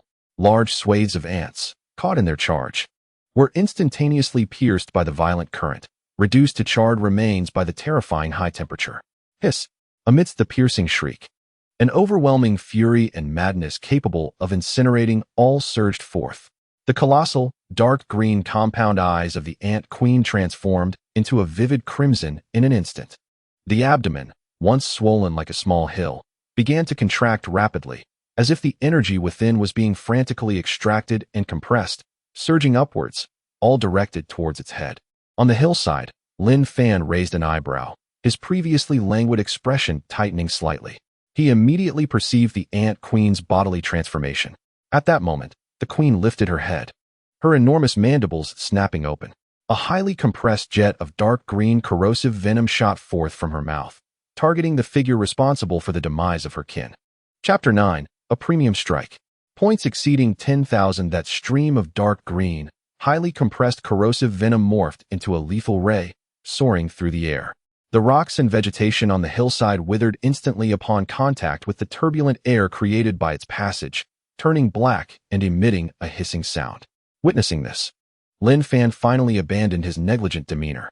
He crouched down abruptly, slamming one hand onto the fungal carpet beneath him. The Earth's mycelium responded with a vibrant surge. Countless armored fungal strands erupted from before him, weaving together at an astonishing speed, compressing and solidifying. 5 massive shields, each half a meter thick and dark gray in hue, were arrayed in front of him. In the next moment, the dark green corrosive venom collided violently with the first shield. A fierce hissing sound erupted. The surface of the first armored shield exploded, releasing a thick cloud of white venomous mist. The half-meter shield endured for only a few seconds before a fist-sized hole was forcefully corroded into it. The toxic mist curled back like a living entity, lunging towards Lin Fan's face. With a thought, a nearly invisible layer of transparent mycelium rose from beneath his feet, enveloping him in a delicate cocoon. The purifying mycelium. The noxious mist, potent enough to dissolve gold and stone, was entirely absorbed and decomposed upon contact with the cocoon. Simultaneously, the venom continued to penetrate the shields behind. Second shield, third shield, fourth shield. Each layer of defense rapidly disintegrated under the assault of the corrosive acid, splattering acid across the hillside, which was reduced to charred remnants, emanating a nauseatingly acrid stench. Yet, the deadly venom gradually became thinner. Eventually, when the venom reached the fifth shield, it was nearly spent, corroding only a few centimeters inward before losing its potency and dissipating entirely. Lin Fan peered out from behind the fifth shield, whistling at the traces of corrosion. Quite powerful. Unfortunately, my shield is thicker. The Ant Queen's massive compound eyes fixated intently on the immovable shield and the unharmed human behind it. In that moment, rage and savagery were supplanted by a deeper instinct of survival. With a sharp hiss, the Ant Queen emitted a piercing cry. All the ants, receiving her command, instantly abandoned their struggle with the mycelium, recklessly charging towards Lin Fan with a deadly intent. Meanwhile, the hundreds of exceptionally robust worker ants bore the enormous queen, attempting to escape beyond the valley under the cover of the swarm. Witnessing the overwhelming tide of black, Lin Fan chuckled. They intend to create chaos with mere cannon fodder and then flee? A clever notion, yet futile on my territory. It was as if he anticipated this scene, leisurely snapping his fingers. In an instant, countless dark spikes erupted from the earth along the queen's escape route. The jarring sound of metal clashing reverberated through the air. Those spikes, however, failed to breach the queen's formidable exoskeleton, merely leaving a series of white scratches on its surface. TSK, as expected of a leader class. The shell is quite resilient. Lin Fan raised an eyebrow, lifting his hand and making a grasping motion toward the panicked figure. In that moment, the structure of the mycelium beneath the queen transformed dramatically. Thunderstorm mycelium. Crackle. Countless blue-violet arcs of electricity rained down upon the queen, enveloping her in a vast electric net.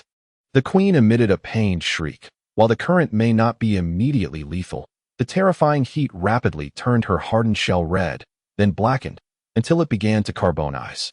Now's the time.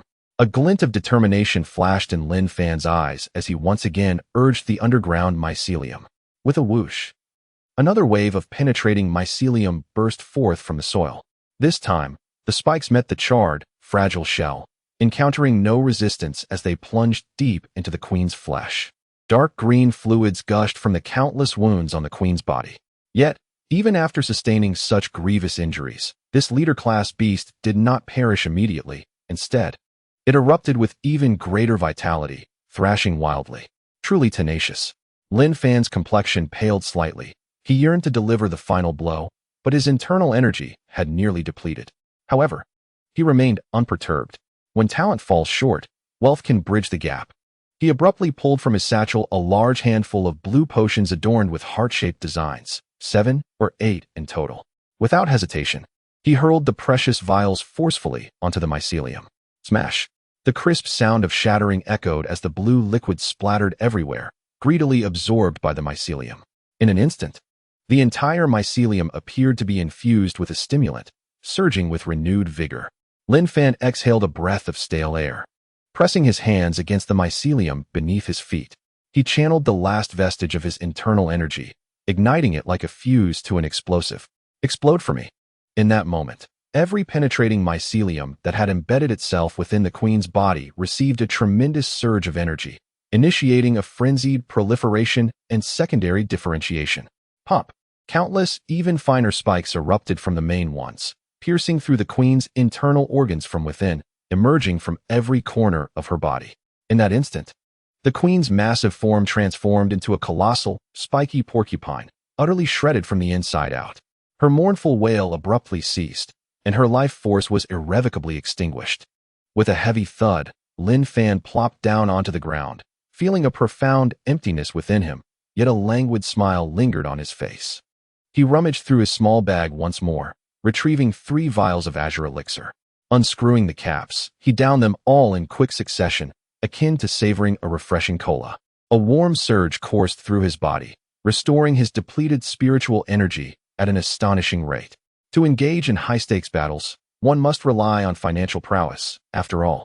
As Lin Fan regained his composure, he exhaled deeply. In that fleeting moment of recuperation, the microbial swarm had already surged forth, devouring the ant queen's remains along with the remnants of her colony.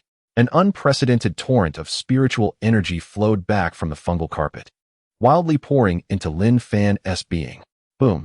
Lin Fan felt as if an invisible shackle deep within him shattered with a resounding crack under the force of this power.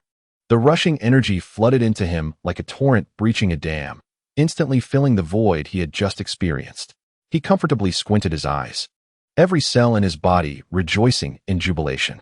The ecstasy of Yek's level was refreshingly simple, yet exhilaratingly monotonous.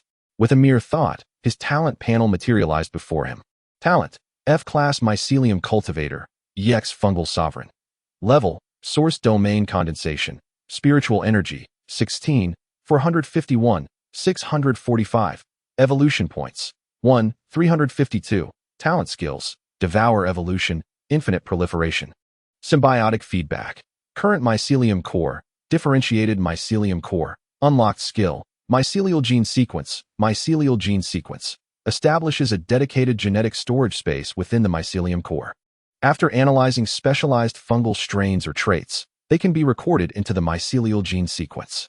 Henceforth, by consuming spiritual energy, the native microbial colony can swiftly transform into any strain within the sequence. Lin Fan's eyes sparkled with excitement. This was undeniably the perfect solution. It signified that these formidable abilities were no longer mere one-time items reliant on specific environments for consumption. They would evolve into conventional weapons at his disposal, becoming his true trump card. Without a moment's hesitation, Lin Fan recorded all the gains from this trial into the sequence template. New fungal strains recorded: Piercing Mycelium, F-Class; Armored Mycelium, D-Class; Purifying Mycelium, D-Class; Thunderstorm Mycelium, D-Class; Corrosion Resistance, F-Class; Dust Washing Mushroom, F; Floating Life Mushroom, F. Having completed this endeavor, the examination device on his wrist finally emitted the cold countdown. Remaining time for the examination: 00, 030, 29, 28. Lin Fan glanced at the points displayed on his wristwatch, momentarily taken aback, before erupting into uncontrollable laughter. Ha ha ha. What S-Class, SS Class, TM, all mere little brothers. He spread his arms wide, addressing the empty valley with youthful exuberance and a hint of melodrama. Is there anyone else? His voice echoed throughout the valley, brimming with the unique bravado and pride of youth. After fully expressing his emotions, he contentedly stretched, his joints cracking in a lazy symphony. His gaze once more descended upon the expanse of gray and white beneath him, an expression reminiscent of a sovereign surveying his legion. Uncertain of whether you shall vanish after my departure, he extracted the remaining nutrient solution from his small pouch and, with all his might, hurled it towards the center of the valley. This shall be your final reward. In no time, the countdown reached its conclusion. A swirling vortex of transportation enveloped his figure entirely. After Lin Fan's departure, the mycelium blanketing the valley did not dissipate. They surged fervently towards the valley's heart, consuming the last drop of nutrient solution before retreating like a receding tide. The mycelium silently sank into the depths of the earth, transforming into a vast network lying in wait for the sovereign's next summons. Outside the examination hall, within the gymnasium, the colossal holographic screen displayed the final standings. First place, Lin Fan, EC number 3 High School, score 10768, below the screen. Faces filled with astonishment and bewilderment foreshadowed a tempest far more terrifying than that within the examination hall was only just beginning. Chapter 10. F-Class Ascendancy. Indeed, I utilized a modicum of monetary prowess. A profound silence enveloped the gymnasium. The line of golden text at the top of the screen was indelibly etched into the retinas of all present. First place, Lin Fan, EC No. 3 High School, score, 10768. This sequence of numbers loomed like an insurmountable mountain, overshadowing all the names on the leaderboard. The second place, that of the highly acclaimed SS-level prodigy Qin Shueji, barely surpassed 6,000 points. The chasm separating them was a gulf named despair. After a fleeting silence, the pent-up emotions erupted instantaneously. 10,000. Am I insane, or is the system mad? Lin Fan. That F-class talent from the 3rd high school? A conspiracy. I report this. Such absurdity defies belief. Doubts, shouts, and screams coalesced into a chaotic torrent. At that moment, a magnificent stargate shimmered, and a figure emerged. Lin Fan stifled a lengthy yawn, his face portraying the essence of a student returning home after school. In an instant, all gazes, mingled with astonishment, envy, and scrutiny, converged upon him. Lin Fan, a cry of excitement, nearly breaking into a shriek. The venerable principal of East C No. 3 High School, despite his advanced years, surged through the crowd with unexpected speed. His face flushed crimson as he grasped Lin Fan's shoulders tightly. Well done, my boy. You are the pride of our institution. The principal, overwhelmed with joy, never expected that at nearly 80 years of age, nearing retirement, he could achieve such a remarkable feat. Perhaps his pension would see a boost. The homeroom teacher soon followed, wearing a sycophantic smile, offering water and wiping perspiration. Little Fan, I always knew you were a hidden gem. The teacher certainly did not err in judgment. That gaze was not one of a mentor observing a student, but rather akin to a glimpse at a hefty annual bonus. Calm yourself, principal. Don't get overly excited. Easy, homeroom teacher. Lin Fan grinned, taking a sip from the water before glancing at the large screen. First place, score, 10768. Upon seeing that figure, the invisible burden on his shoulders quietly dissipated. Surely, Mom and Dad would be quite pleased with this achievement, wouldn't they? Oh, the novice village quest has been flawlessly completed. Surrounded by a few companions, he made his way towards the school's formation. Along the way, those classmates who had once scoffed at his F-level talent now flocked towards him. Fangu, you are my true brother. Tell us, how did you score 10,000 points? Fangu, have you perhaps concealed an S-level talent? No, an SS level 1. Please, reveal your secret. I will immediately retake the exam. Lin Fan merely waved his hand lazily. Drink more hot water, strengthen your body, and the scores will naturally rise. Talent? F-level, officially certified, honest and true. Secrets? A good father, perhaps. Don't retake the exam. My friend, it's better to try your luck in the next life. His nonchalant demeanor left the crowd speechless, their faces turning a hue of green with frustration. On the other side of the crowd, Qin Shueji's gaze fell upon Lin Fan, her eyes reflecting shock and curiosity. In the marshlands, the towering mycelium birdcage. That effortless annihilation of mature beast forms. Was this man's talent truly only F-level? Suddenly, Lin Fan halted, his eyes sparkling with clarity. He wove through the throng and approached Wang Hao and Li Yu. The two leaned on each other, their faces as pale as death. The faint odor lingering on their pant legs causing their peers to discreetly distance themselves. Observing Lin Fan, who was treated like a star among planets. The resentment and jealousy in their eyes nearly overflowed. Lin Fan bent down, speaking in a voice only they could hear. Is the restroom still functional? Wang Hao and Li Yu trembled violently. Lin Fan added with a lightness. How was the experience? Was the release satisfactory? To crush hearts and shatter bones. After saying this, Lin Fan straightened up, disregarding the two and striding directly into the formation of Class 3. Wang Hao and Li Yu slumped to the ground, as if all their strength had been sapped away. Silence. A voice imbued with authority resonated from the platform. The chief examiner, expressionless, scanned the crowd, his gaze lingering momentarily on Lin Fan. This year's Gaokao trial in Donghai City has officially concluded. All candidates' trial records will be sealed immediately, undergoing a thorough review by the Ministry of Education and the Military Department at the highest level. The final results will be announced in 2 days by the Provincial Education Department. The emphasis on highest level was palpable. Everyone understood that this was directed at Lin Fan's extraordinary score exceeding 10,000 points. Lin Fan shrugged nonchalantly, unfazed. Go ahead. I'm just a good person adhering to the rules. Now disperse. Candidates gradually boarded the maglev bus back to school. Lin Fan had just secured a window seat when he was inundated by a throng of people. Fan Ge, stop pretending. You must have taken drugs, right? Come on. How much did you take? I see you carrying a small bag. It must be packed with hundreds of them. Facing the eager gazes of the crowd, Lin Fan lazily snapped his fingers. Congratulations, you all will be able to answer now. He wore an expression that clearly indicated they had seen through him. Having exerted just a modicum of financial prowess, the moment I produced the elixir, those otherworldly beasts fell to their knees with a resounding cry. Upon hearing this, the crowd was left even more bewildered. Brother, as a wealthy heir, could you not act more human? We, the fragile Karimes, cannot withstand your antics. Lin Fan chose to disregard their pleas and opened his mobile device. The barrage of news notifications erupted like a boiling cauldron. F-rank talent tops the charts, with points exceeding 10,000. Is it an educational miracle or the collapse of fairness? In-depth analysis. Has the power of capital already compromised the integrity of the Gaokao in the Great Xia? Shocking revelations. Behind the 10,000 points lies a collaborative masterpiece of moral decay and distorted humanity. Lin Fan curled his lip in disdain. The media's imagination remains as vibrant as ever.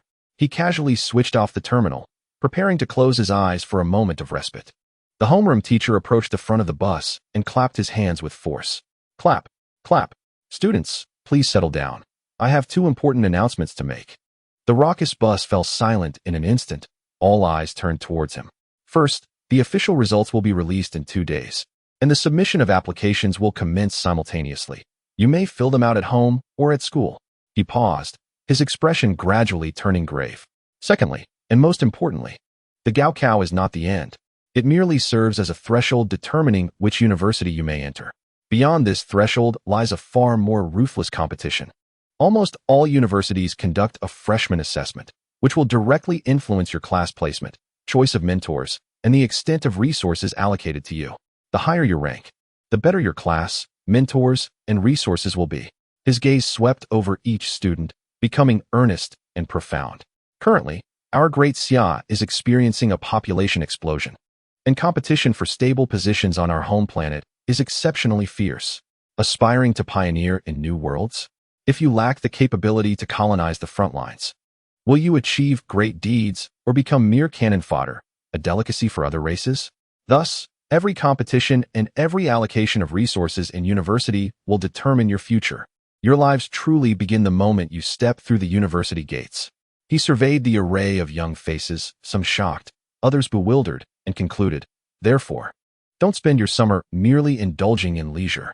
If you have the means, promptly enroll in a talent enhancement class. If not, diligently hone your abilities. Understood? Lastly, he added, for those wishing to enroll in tutoring, feel free to approach me. I offer a student discount of 20%.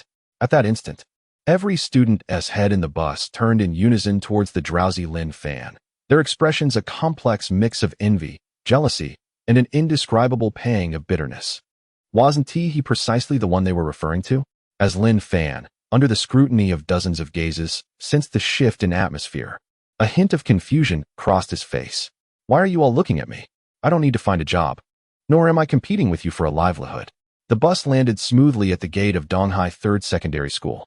As Lin Fan stepped off the vehicle, an impeccably dressed butler in a tailcoat, adorned with white gloves, appeared before him and bowed respectfully. Young master, welcome back.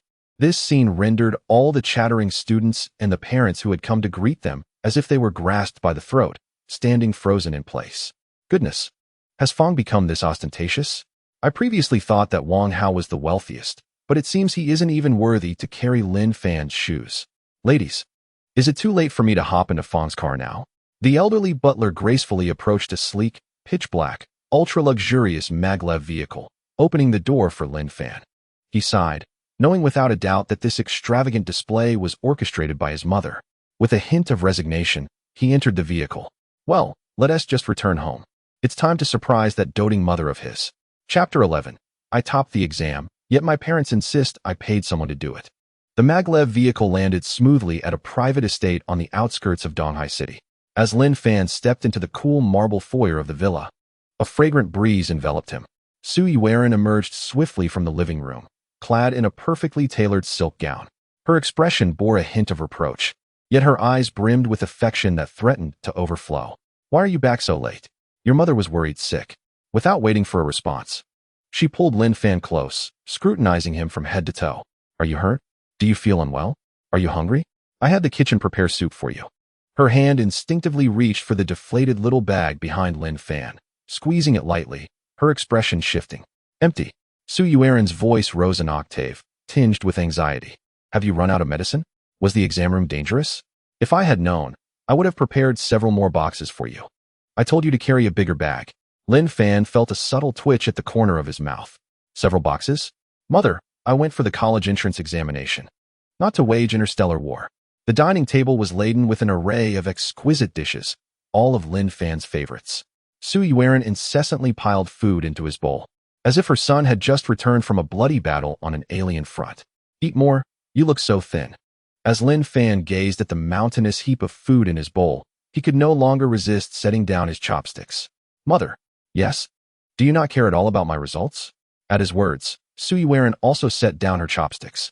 Her tone was light, yet carried an undeniable conviction.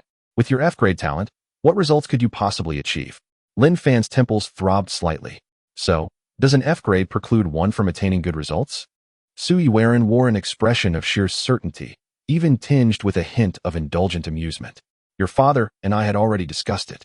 The college entrance examination is merely a formality, an experience. Once you graduate, you will join Wanting Group, and I shall arrange a leisurely position as a vice president for you, where you can sip tea and read the newspaper daily. Eventually, the entire company will be yours." She gently patted the back of Lin Fan's hand, her voice so tender it could melt steel. "Are results really that important?" Lin Fan supported his forehead with one hand, a dull ache beginning to throb in his head. This lady truly has no fear of raising a legendary prodigal son at home. He decided to forego further preamble and directly drop the bombshell. "Mother, your son has achieved the highest score in the college entrance examination in Donghai City, surpassing 10,000 points and breaking the national record." Su Yuan was momentarily taken aback. After a few seconds, she burst into laughter, pinching Lin Fan's cheek playfully. "Our little Fan has become quite the jokester, hasn't he? Are you trying to make your mother happy?" Lin Fan allowed her to tease him, yet his expression remained utterly serious. "I am not joking." The smile on Su Yuan's face gradually faded, her gaze sharpening with vigilance as she lowered her voice. "Who did you get this from? How much did it cost? Were the methods clean? Will it be discovered?"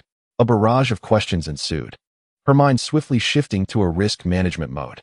"Tell me quickly, and I will handle the aftermath to ensure no one dares to trouble you." Lin Fan rolled his eyes, weary of further explanations. He simply opened his phone, displaying the viral news and ranking screenshots for Su Yuan to see. Upon encountering the glaring name Lin Fan at the top, alongside an astonishing score, every expression on her face froze instantaneously. In the next moment, Su Yuan's attitude underwent a dramatic transformation. She snatched the phone from his hand, her fingers swiftly gliding across the screen as she repeatedly verified the source and authenticity of the news. Her breath quickened, and her hands trembled slightly as she clutched the phone. "My son is the top scorer in the college entrance examination, a prodigy." The domineering businesswoman, who had previously dismissed scores as worthless, instantly morphed into an exuberantly proud mother, ecstatic at her son's achievement. "I knew it. I always knew my son was a genius." "Huh, what F level? It must have been that broken machine malfunctioning on the day of awakening." She began to exuberantly extol Lin Fan with extravagant and hyperbolic language. "A dragon among men. This is our Lin family's prodigious child. The descent of the martial star is nothing compared to this." Lin Fan felt an uncomfortable chill, his toes awkwardly digging into the expensive marble floor. The old butler standing by slightly bowed, his eyes reflecting shock, yet joy emanated from his very core.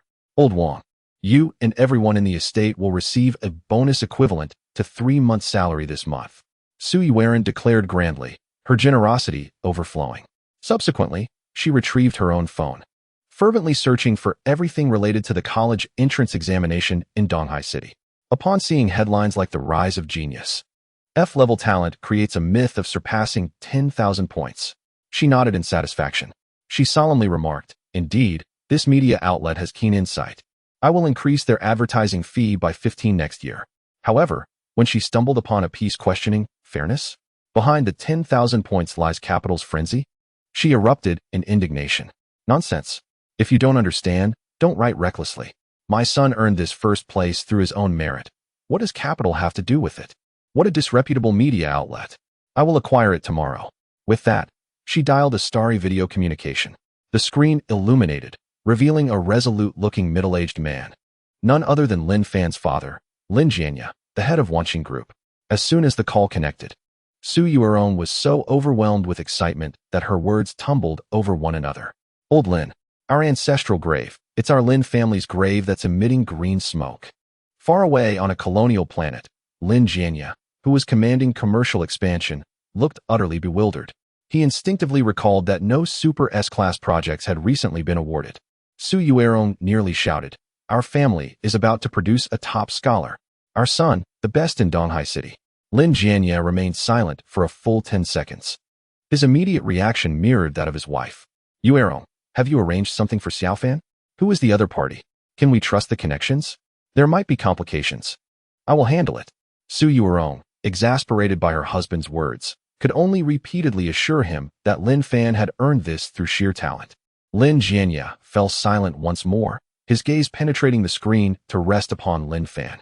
Unlike his wife's exuberance, his eyes sparkled with analysis and scrutiny. Xiaofan, an F-grade talent, achieving the top position. This has never happened before. Was there an error during the awakening ceremony? Or is there a malfunction in the equipment? Perhaps your F-grade talent possesses some uniqueness? Lin Fan's heart sank. His father's series of questions struck at the core. He understood that this old fox was not as easily deceived as his mother. Ultimately, Lin Fan maintained a neutral expression, though his gaze lingered momentarily on the secretary behind his father before quickly retracting. In that fleeting instant, Lin Jianya's sharp eyes had already captured this detail. He immediately grasped the implication behind his son's glance.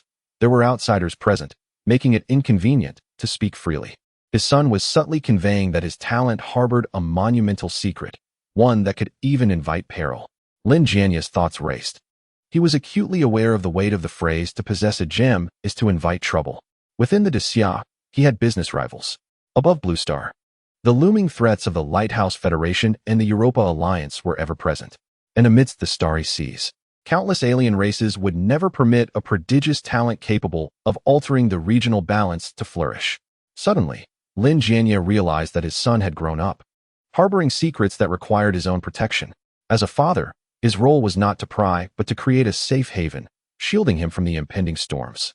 He bypassed all inquiries and posed one final, straightforward question. "Xiaofan, is what your mother said true?" His voice was steady, yet it barely concealed a hint of barely perceptible excitement. Lin Fan nodded. "Yes, it's even on the news." "Good." Lin Jianya refrained from asking another question, instead adopting the demeanor of an ordinary father, offering careful advice. "Be cautious out there. Remember, a tree that stands out in the forest will be blown down by the wind." The words were simple, yet the profound paternal love and understanding resonated clearly through the cold screen. Once the communication ended, Lin Fan turned back. At that moment, Su Yuerong was busy unfolding 3 mobile phones, frantically sending messages in several different family group chats. The relatives who once mockingly referred to his son as a worthless F-grade individual were now being ruthlessly confronted by the shimmering screenshots of ranking lists. Observing his mother's triumphant demeanor, Lin Fan could only smile knowingly, choosing not to intervene. Let her relish this moment. Chapter 12, National Champion. Officially recognized. That night, across the vast expanse of the Great Xia, the admission offices of numerous prestigious academies remained ablaze with light, refusing to succumb to the darkness. In Jiangnan Province, Donghai City, a candidate's name stood out, Lin Fan. Points, 10,768. This series of digits radiated like a scorching beam, instantly penetrating the entire educational system of the Great Xia, triggering a seismic reaction. Had Jiangnan Province lost its sanity? Was there an extra zero in the data sent? Immediately, contact Donghai 3rd High School. I want all of his information within 3 minutes. Dig deep and unearth him. The aftermath of the college entrance examination was only truly ignited at this moment. Countless signals surged from all corners of the nation toward Donghai City, with a singular aim. Every admissions officer aspired to be the first to uncover the entirety of this exceptional candidate's profile, isolated from the external clamor. Lin Fan spent a tranquil 2 days in the expansive private training room of his estate. The cold metallic walls reflected a ghostly glow, and the air resonated with the low hum of the energy circulation system. Sitting cross-legged in the center of the training room, he reviewed the results of this examination. On the talent panel, a particular figure ignited a flame of excitement within him. Evolution points. 1352. Gazing at that 4-digit evolution point, Lin Fan displayed a look of satisfaction. After exerting tremendous effort, he had finally amassed his initial capital. The landowner's household finally had surplus grain. With delight, he focused his thoughts on the strain sequence, preparing for a gratifying spree of consumption. However, when he beheld the upgrade options, his smile abruptly froze. F-grade unique strain upgrade to E-grade requires 500 evolution points. E-grade unique strain upgrade to D-grade requires 2,500 evolution points. Lin Fan fell silent, repeatedly scrutinizing those two figures as a wave of malice, reminiscent of unscrupulous mobile game developers, washed over him. 500 points to ascend from F to E, and to leap from E to D, a staggering 5-fold increase? This upgrade trajectory bore an unsettling resemblance to a game where an initial recharge of 6 yuan promised a divine artifact, only to demand a subsequent payment of 648. His substantial sum of 1,300 now seemed hardly worthy of even a basic gift package. Had he unwittingly become the cash cow himself? Lin Fan couldn't help but mutter a lowly complaint. Suddenly, he turned towards the storage cabinet against the wall and rose swiftly. He wished to verify something. Hastening to the cabinet and retrieving a rather expensive A-grade psychic elixir. With a focused thought, delicate mycelium extended from his fingertips, stealthily probing the elixir's bottle opening. Beginning to consume it, the blue liquid within the bottle diminished at a visible rate. On the talent panel, his psychic energy began to gradually rise. Yet, the series representing his evolution points remained utterly unchanged, just as he suspected. Relying on the mundane ability of drug consumption to amass evolution points is no longer viable. Evolution points can only be acquired by devouring entities imbued with information or possessing unique qualities. Such entities include the flesh and blood of exotic beasts, psychic minerals, and even the energy of foes. Lin Fan sighed, fully accepting the harsh reality that he must toil personally for his gains. Very well. Even the smallest mosquito is still meat. With a deep breath, he focused his thoughts on 2 F-grade strains. Upgrade, Purified Mycelium. Evolution points, 500, Purified Mycelium, F-grade. Devouring Contaminated Mycelium, E-grade. The mycelial colony efficiently decomposes common pollutants such as heavy metals, chemical waste, and radioactive dust in the environment, transforming them into harmless substances or basic nutrients. Upgrade, Piercing Mycelium. Evolution points, 500. Piercing Mycelium, F-grade. Crystallized mycelial spikes, E-grade. The tips of the mycelium can instantaneously coalesce into high-density carbonized crystals, forming spikes with a hardness far exceeding that of ordinary steel, significantly enhancing their penetrating power.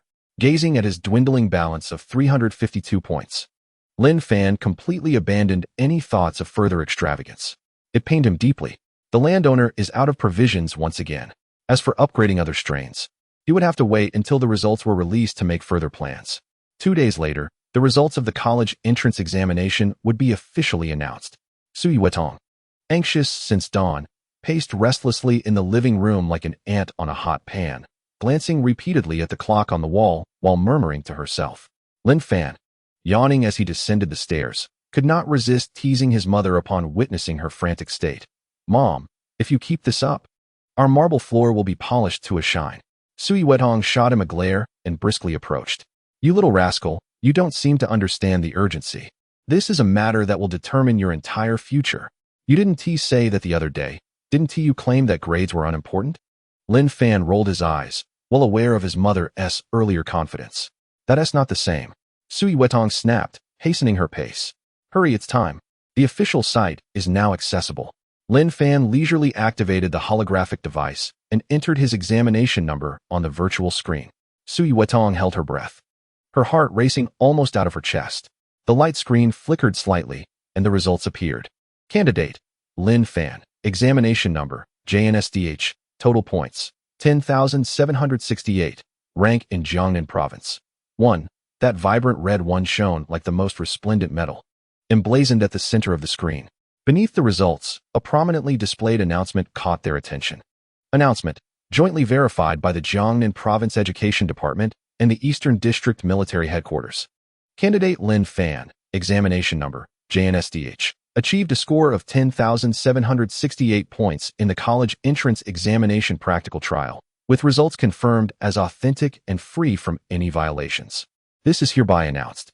Upon reading this announcement, Su Yuedong's eyes instantly welled with tears. She could no longer contain her emotions, covering her mouth as joyful tears streamed down her fingers. Moments later, she hurriedly dialed Lin Jianye through interstellar video communication. The screen illuminated with Lin Jianye's composed visage. "Darling, what is the matter? Jianye, you must see this. Hurry." Su Yuan, overwhelmed with excitement, aimed the camera at the results interface, especially the official announcement. On the other end, Lin Jianye's eyes sparkled brightly upon witnessing the screen's content. After a brief silence, his gaze, penetrating yet warm, fell upon their son. He spoke with a voice tinged with uncontainable pride. "Well done, son." After a pause, his expression turned serious. "Now that you stand before everyone, hold your ground and fear not. Remember, home will always be your steadfast support." These words carried more weight than any material reward. After ending the call, Su Yuan embraced her son tightly, exclaiming, "Good son, my dear son." Her voice trembled with tears, yet laughter escaped her lips. "Your father and I have discussed it. You can choose any school you desire.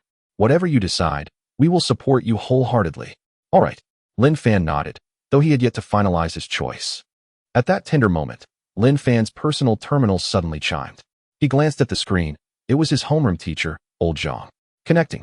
As soon as the call connected, Old Zhang's ecstatic voice burst through, nearly cracking with joy amidst a cacophony in the background. "Lin Fan, don't stay at home. Come to school now. The admissions officers from Qixing Academy are all here." Chapter 13. The standard top scholar package is beneath me. After hanging up, Lin Fan could still hear Old Zhang's heart-wrenching shouts echoing in his ears. In the living room, Su Yuan resembled a triumphant peacock, directing the old butler to showcase a series of exquisitely tailored custom outfits projected into the air. "Son, come quickly and choose an outfit. Today is a grand occasion. We must not lose our momentum." Lin Fan glanced at the ornate styles and walked directly to the entrance, casually picking a simple leisure jacket from the coat rack. "Mom, it's unnecessary." He donned the jacket and adjusted the collar nonchalantly. "They are the ones seeking me, not the other way around."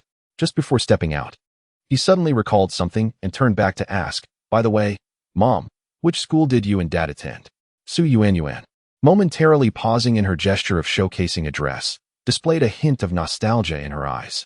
Her smile briefly surfaced before fading, her tone imbued with complexity. "Yao Guang from Qixing." Lin Fan nodded thoughtfully, choosing not to probe further as he opened the grand door of the villa. The maglev car glided silently through the towering skyscrapers. Leaning back in his seat with his eyes closed, Lin Fan's mind wandered to the information regarding the prestigious academies of the Great Xia. Qixing Academy. It is not merely an institution, but rather a collective designation for the 7 most prestigious universities in the Great Xia, named after the 7 stars of the Big Dipper. The Tianshu Academy, the foremost among them, maintains close ties with various power agencies of the Great Xia, serving as a cradle for politicians. The Tianxin Academy, affiliated with the military, is dubbed the Furnace of Generals, where outstanding graduates can directly ascend to the ranks of military officers. The Tianji Academy specializes in cutting-edge technology and spiritual energy engineering, birthing numerous world-altering inventions. Meanwhile, the Tianquan, Yuheng, and Kaiyang Academies excel in their respective fields, each commanding authority at the pinnacle of their specialties. Simultaneously, the combat prowess of these 6 institutions is indisputably elite. In contrast, the Yaoguang Academy bears a singular label, pioneering. Specializations in planetary transformation, resource exploration, ecological construction, and spiritual plant cultivation are undeniably crucial. However, in this epoch of escalating warfare, where the status of combat professionals is rising, the Yaoguang Academy, with its focus on logistical development, is inevitably heading towards decline. Presently, it ranks at the bottom among the 7 stars. A hovercar gently descended at the entrance of Donghai No. 3 school. As Lin Fan stepped out, a figure burst forth from the crowd at the gate. The homeroom teacher, Old Zhang, appeared flushed, his usually meticulously styled hair now disheveled. He seized Lin Fan's arm with astonishing force. "My ancestor, you have finally arrived. Hurry, hurry. The principal and others are waiting for you."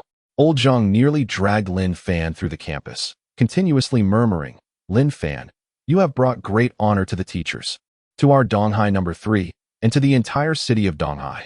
I, Old Zhang, have taught for a lifetime and have never felt such pride as I do today." Leading Lin Fan to the principal's office on the top floor, he took a deep breath and solemnly pushed open the heavy wooden door. The principal's office, once spacious, now felt somewhat cramped, filled with an intangible pressure. The old principal sat upright, a somewhat stiff smile adorning his face. Across from him, on the sofa, sat 7 strangers, each emanating a distinct aura. Their mere presence transformed the atmosphere of the room into one of solemnity and tension. Upon seeing Lin Fan enter, the old principal nearly leaped from his chair, exclaiming, "Lin Fan, come quickly." He hurried to Lin Fan's side, eagerly introducing, "This is Teacher Wang from Tianshu Academy. This is Instructor Li from Tianxian Academy." As he introduced each individual, Old Zhang's breathing grew increasingly rapid. The 7-star academies, the most elite institutions of the Great Xia, had gathered the titans of the admissions offices. This gathering, in itself, represented the highest recognition of Lin Fan's status as a top scorer in the college entrance examination. Once the introductions were complete, Teacher Wang from Tianshu Academy was the first to speak. His demeanor was refined, his tone steady, exuding a calmness born of long-held authority. "Greetings, Lin Fan. On behalf of Tianshu Academy, I extend to you a formal invitation and S-level full scholarship, amounting to 1 million xia yuan annually, a standalone villa in the Academy's core area, and the opportunity to select any S-level professor as your personal mentor." As the words fell, both the principal and Old Zhang instinctively inhaled sharply. The conditions proposed were nothing short of those befitting a top scholar. Immediately following, the tall and sharp-eyed Instructor Li from Tianxian Academy spoke up. "What Tianshu offers, we at Tianxian will match entirely. Beyond that, we guarantee you at least 3 opportunities each year to intern in frontline combat zones, and upon graduation, you will be directly awarded the rank of major." This declaration left the room in astonishment. Subsequently, teachers from Tianji, Tianquan, and other academies began to present their own enticing offers. Some increased allocations of psychic energy resources, while others promised direct pathways to national research institutes upon graduation. It felt as though they were engaged in an unspoken auction, with bids continually escalating and the atmosphere growing increasingly fervent. However, Lin Fan keenly sensed an underlying dissonance. Although these academies were competing vigorously, their demeanor lacked a genuine urgency to secure him. The conditions they presented, while alluring on the surface, were nothing more than standard packages offered to previous provincial top scholars. Compared to past laureates, they were scarcely better. This price did not correspond to the over 10,000 points he had amassed, which had shattered historical records in the Great Xia, nor did it befit his status as a top contender. Lin Fan listened quietly, a smile on his face, refraining from interjecting. He instantly grasped their calculations.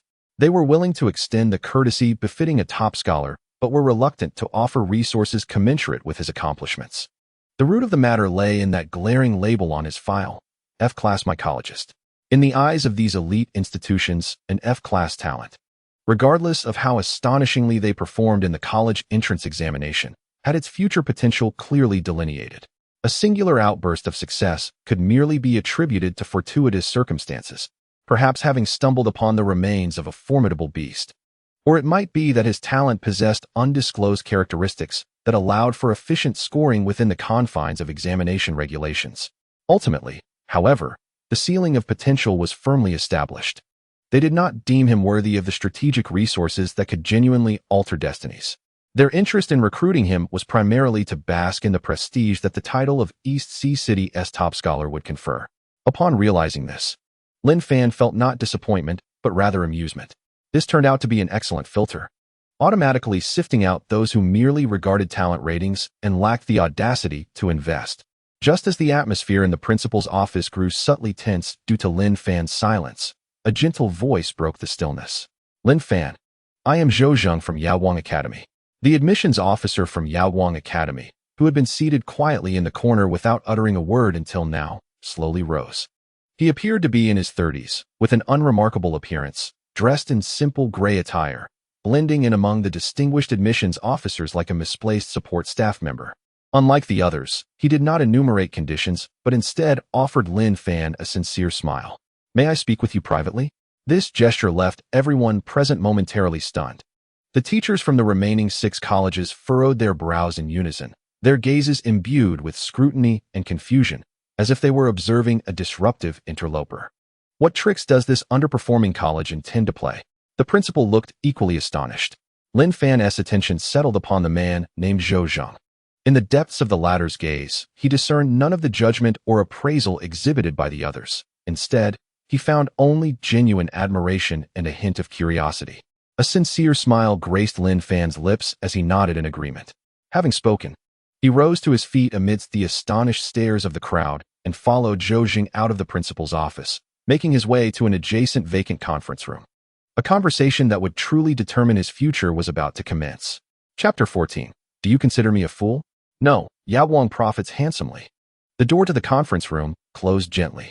The atmosphere within was tranquil, punctuated only by the soft hum of the central air conditioning system. Zhou Zheng stood before Lin Fan, his expression marked by a forthright candor. "Lin Fan," he began, "I am aware that other colleges place great emphasis on talent ratings. But we at Yao Wang are different." His gaze locked with Lin Fan's, striving to convey utmost sincerity. "We can match all the conditions offered by other colleges. And our terms will be even more favorable." Zhou Zheng paused, his tone infused with a powerful confidence that starkly contradicted Yao Wang's low ranking. "In terms of comprehensive rankings, we have indeed lagged in recent years. However, in terms of wealth, Yao Wang is undoubtedly the most affluent among the 7 stars. Lin Fan was momentarily taken aback, a hint of peculiarity flickering in his eyes. "Teacher Zhou, do listen to yourself. Are you aware of what you are saying? This sounds like a provocation." Zhou Zheng, oblivious to Lin Fan's thoughts, cleared his throat. "Our primary partners are the interstellar pioneer authority and resource giants such as Tian Nong and Wan Xing." Yet, Lin Fan's reaction was entirely unexpected. "Teacher Zhou," he interjected, "my father is Lin Jianya." Huh. Zhou Zheng froze momentarily, unable to comprehend the implication. He assumed the student was merely emphasizing that his family could afford generous conditions, prompting him to respond with even more enthusiasm. "Rest assured, no matter who your father is, the platform and resources our college offers are absolutely top-notch. For instance, Wan Xing Group collaborates with several of our college's programs." "Teacher Zhou," Lin Fan interrupted again. "My father is Lin Jianya of Wan Xing Group." Zhou Zheng's eloquent speech abruptly ceased. The confident and enthusiastic smile on his face instantly froze. Wan Xing Group, the commercial behemoth whose operations extend from Blue Star to the frontier colonization planets, with deep involvement in psychic mineral resources, interstellar transport, and spiritual medicine technology. Just moments ago, he had flaunted Wan Xing Group as a symbol of Yao Wang's financial might, only to realize that the heir of Wan Xing Group stood before him.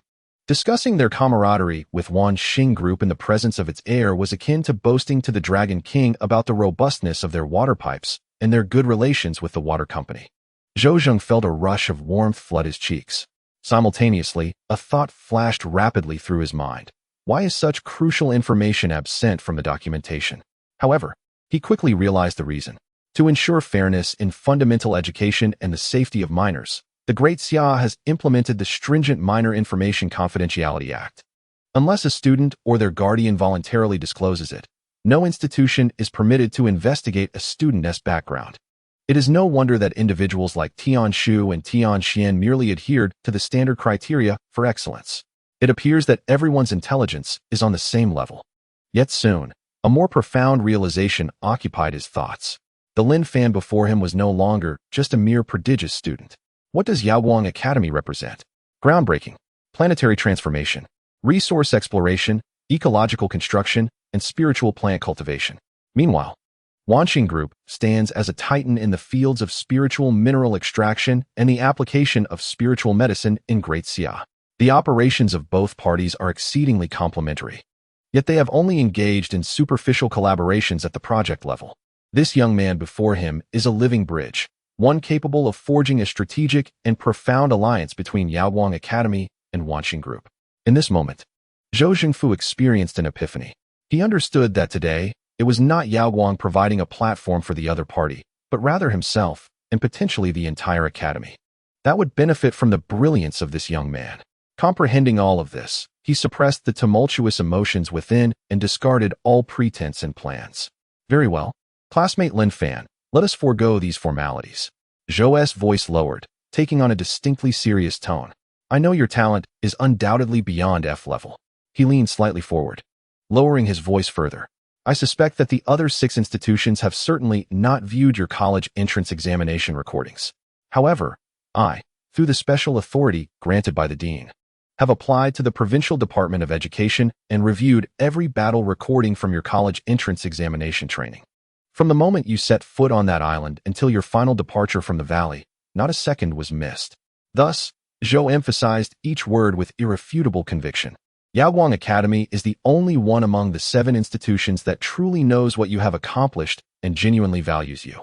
These words finally prompted Lin Fan to abandon his languid demeanor. He lacked for nothing in terms of wealth, nor did he care for the title of top scholar.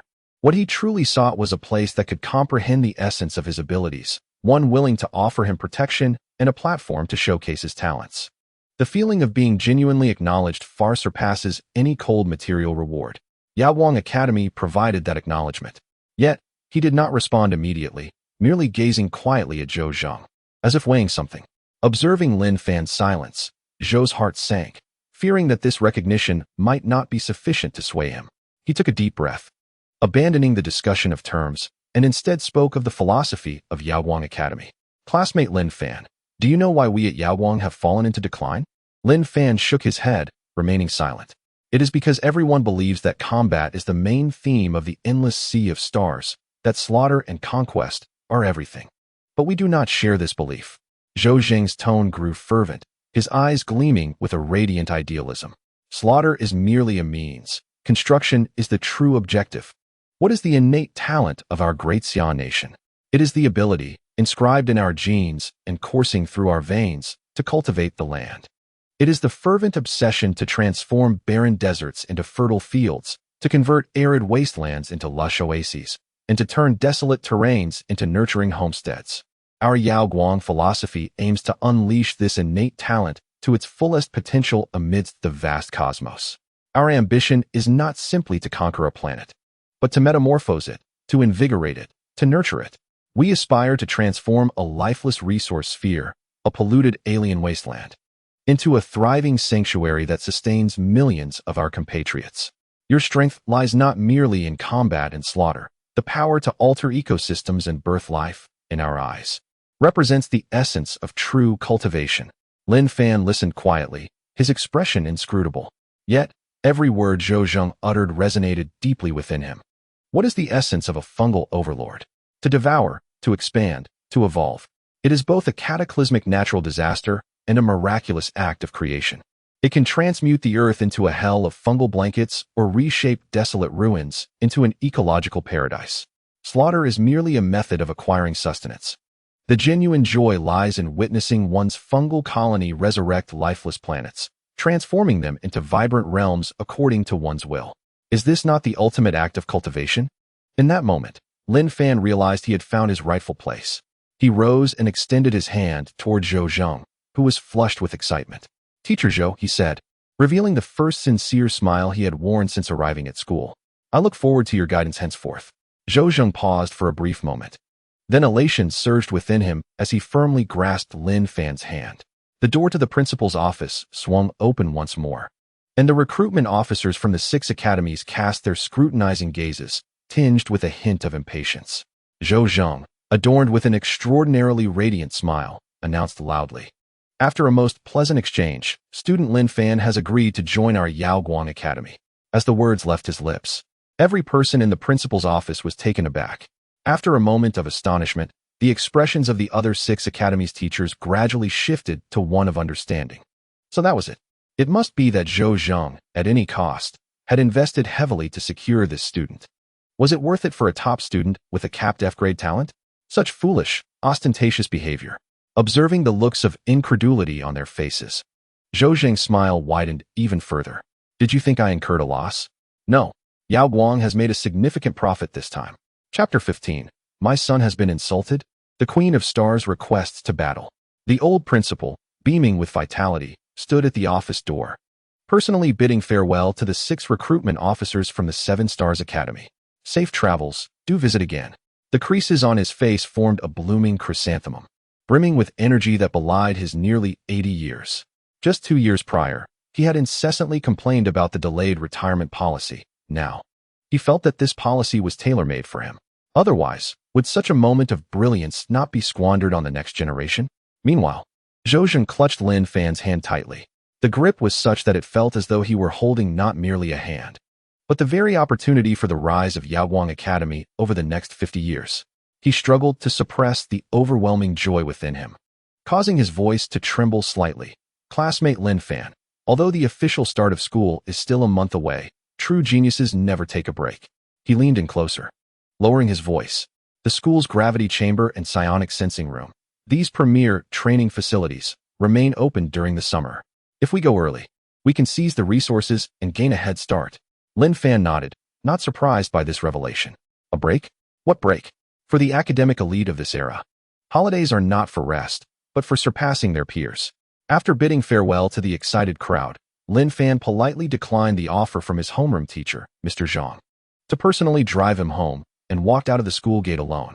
Across the street, the old butler had already been waiting respectfully beside the hovering vehicle. Upon returning home, he found Su Yuan elegantly savoring her tea in the living room. Her personal terminal was illuminated, evidently engaged in communication with someone. Every word revolving around my son, with pride almost radiating from the screen. Seeing Lin Fan enter, she promptly concluded her conversation, her face beaming with uncontainable anticipation. My darling is back. Quickly tell me, which school have you chosen? Tianshu or Tianxian? Personally, I believe Tianshu offers more comprehensive resources and has broader connections, which would greatly benefit your future development. Lin Fan approached the sofa, poured himself a glass of water, and directly interrupted his mother's musings. Mom, I chose Yaoguang. A faint, crisp sound echoed. The exquisite antique crystal cup in Su Yuan's hand developed a spiderweb-like crack along its wall. Her radiant smile instantly froze. Yaoguang. Her voice carried a hint of disbelief, as if questioning her own hearing. Though she herself was a Yaoguang graduate, she knew all too well that in the current landscape of the 7 Stars, Yaoguang had long lost its former glory. Her son was the record-breaking top scholar of the Great Xia. Attending Yaoguang, was that not akin to a dragon wading into shallow waters, a pearl gathering dust? Observing his mother's reaction, Lin Fan realized that this matter would not be easily resolved, and he sighed. Mom, do you know what conditions Tianshu offered? Su Yuan immediately perked up. Oh, pray tell, they must have offered a fortune to secure my son. Lin Fan recounted in a calm tone. An S-level full scholarship, 1 million per year, a standalone villa in the core district, and the option to choose any S-level professor as a mentor. With each statement, Su Yuan nodded, her expression growing increasingly proud. However, Lin Fan then shifted his tone, adding, and then, that was all. Su Yuan's smile faltered. That was all. Indeed, Lin Fan shrugged. Tianxian offered a post-graduation rank of major, while the conditions from the other schools were largely similar. The living room descended into an eerie silence. Su Yuan was no fool.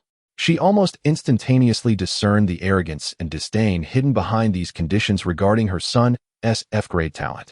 Her expression shifted from shock to incredulity, ultimately transforming into a chilling frost.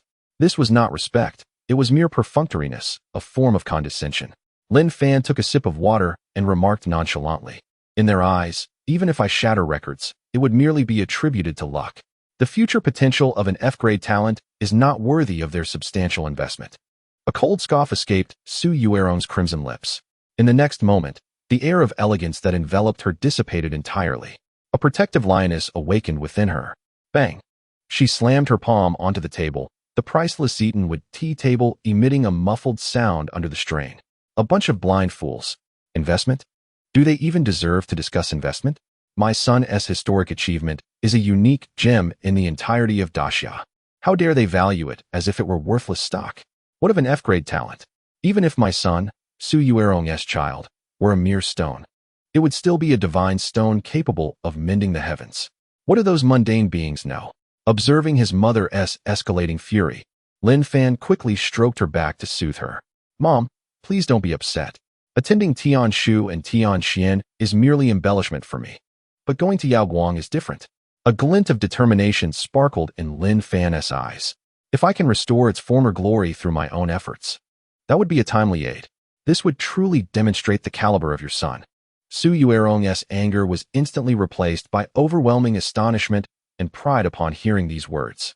She stared at her son as if seeing him for the first time. Embellishment is easy, timely aid is difficult. Her son had chosen a more arduous path, one that would more profoundly showcase his worth as a conqueror. Well said. Su Yuerong inhaled deeply, her gaze fixed intently on Lin Fan. Son, you are absolutely right. You resemble your father more and more. Since you wish to provide timely aid, I shall stoke the greatest flames for you. A cold smirk, laden with capitalistic ambition, curved her lips. I recall that the group has several collaborative projects with Yaoguang, providing sponsorship annually. It's mere childish play. How can that suffice for my son? She grasped her personal terminal and swiftly maneuvered her fingers across the screen. Declaring with commanding authority, I will immediately notify the group to elevate the sponsorship to Yaoguang Academy to a strategic level. Furthermore, I will establish a cutting-edge joint laboratory. They think little of my son. They look down upon Yaoguang. Then I shall elevate it to the finest academy in terms of resources. As for the name of the laboratory, Su Yuerong's eyes softened, a mischievous smile emerging on her face. Let us call it the Fanbao Exploration Laboratory. Lin Fan, who had just taken a sip of water, spat it out instantly.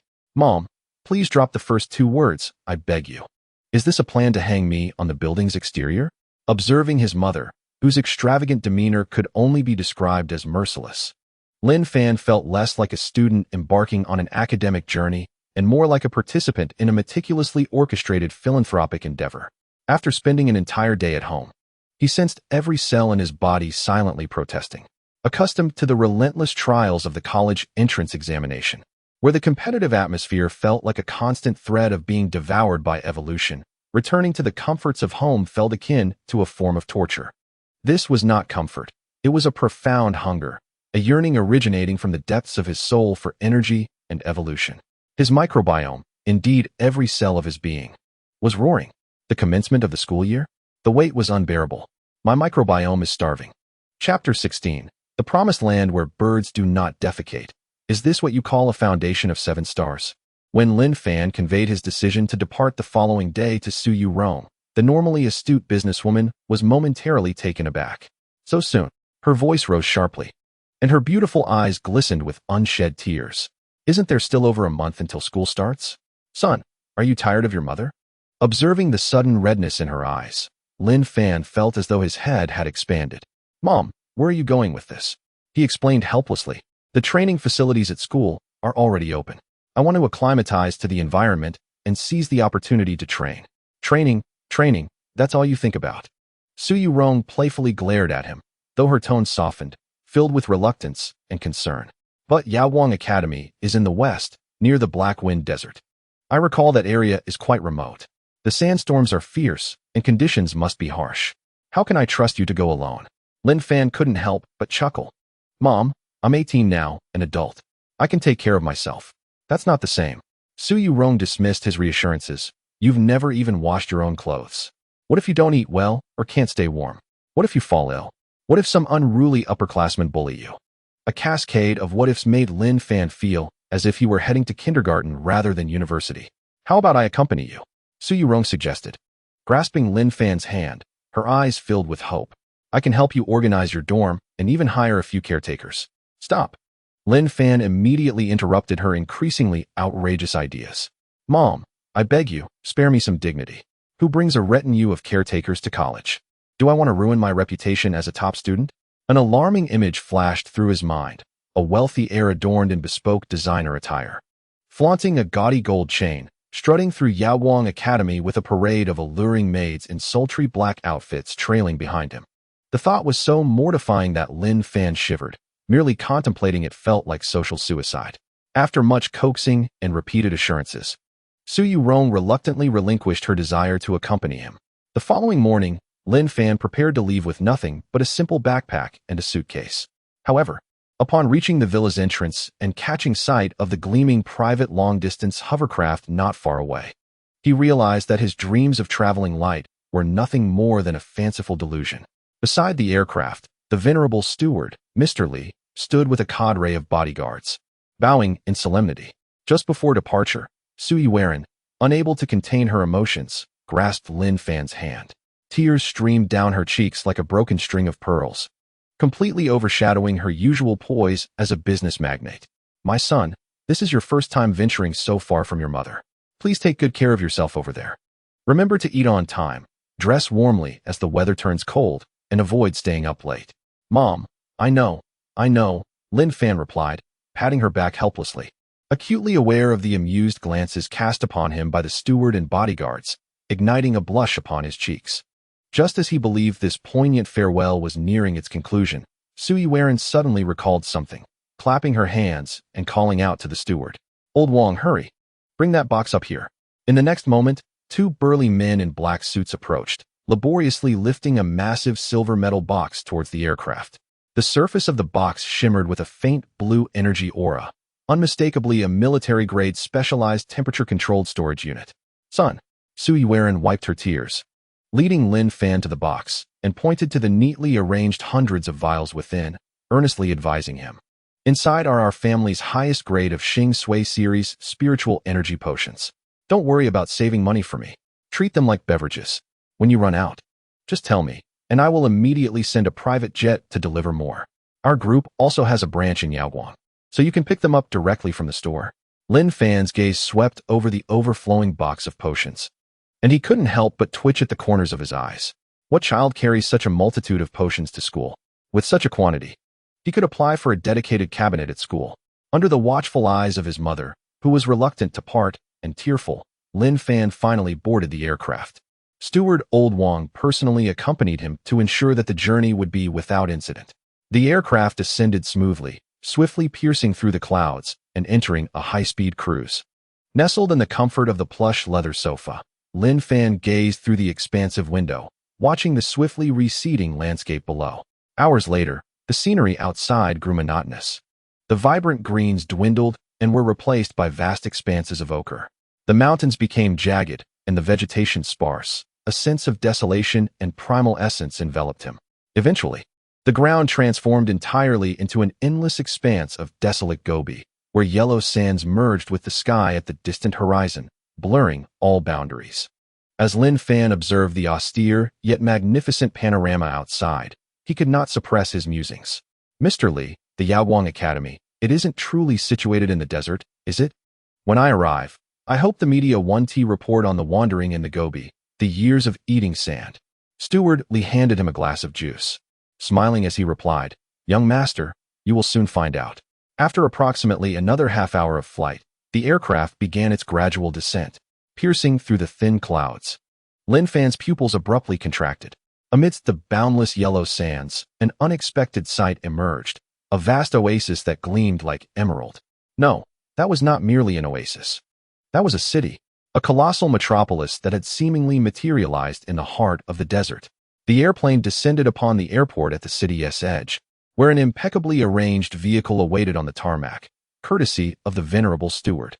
As the vehicle ventured into the urban expanse, Lin Fan gazed curiously out the window, his astonishment intensifying with each passing moment.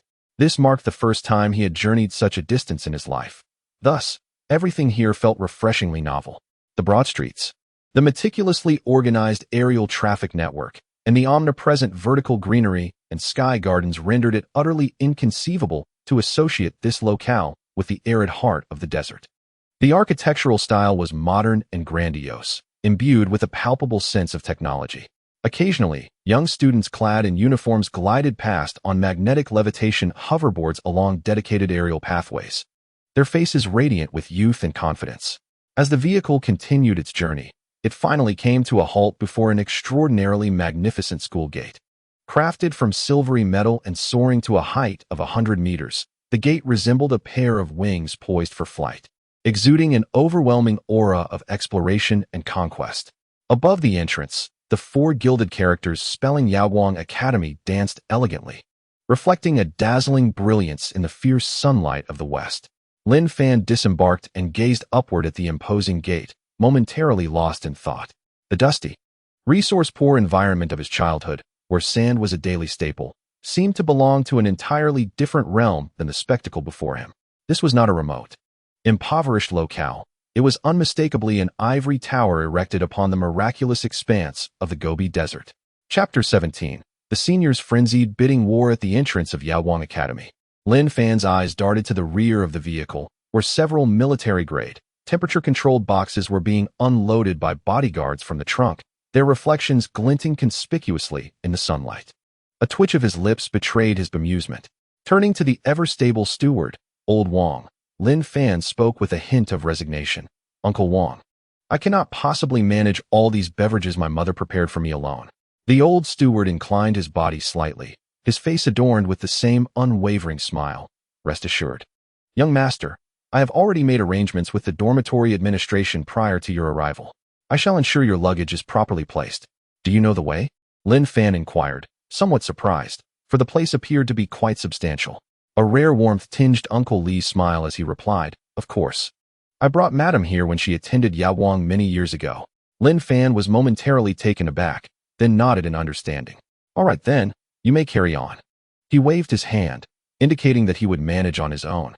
After bidding farewell, Uncle Li directed the bodyguards to lift the boxes and, with familiarity, made his way into the depths of the campus. Watching the steward and his entourage depart, Lin Fan turned and made his way toward the registration point nearby. At the expansive entrance, a solitary teacher sat listlessly at the registration desk. Wearing noise-canceling headphones, he yawned lazily. His gaze unfocused as he poked at the holographic screen before him, lost in the realm of gaming. New student registration? The teacher did not lift his head. His voice languid, as though still in slumber. Nearby, a student was instructed to present their enrollment credentials for scanning. Lin Fan retrieved his phone, summoned the enrollment certificate that Zhou Zheng had previously sent him, and aligned it with the scanning portal. A crisp sound of confirmation resonated. The registration teacher casually glanced at the information that popped up on the screen. Name, Lin Fan. Talent, F grade mycologist. College entrance examination score, 10768. First in Jiangnan province. Oh, F grade him? The teacher's tone suddenly shifted, and he abruptly turned his head, his eyes wide with astonishment, fixating intently on the bizarre score of 10,768. Meanwhile, the game before him, left unattended, had already been reduced to a monochrome display by the boss's overwhelming force. Yet, he could hardly pay it any mind. Goodness! An exclamation, raw and instinctive, slipped from his lips. He rubbed his eyes, confirming the information repeatedly before daring to believe what he saw. The student with an F-grade talent had indeed outperformed all the nation's prodigies to become the top scorer. Remarkably, he had already checked in at their Yaoguang Academy. So, this was the national top scorer of the year, Lin Fan. The teacher's demeanor instantly transformed, his face adorned with a warm smile. Ah, welcome, welcome. A most fervent welcome. I am Teacher Liu from the admissions office. You may call me Brother Liu. His commotion immediately drew the attention of several girls nearby, who were leisurely chatting in the shade of a tree. Top scorer? What is Brother Liu shouting about?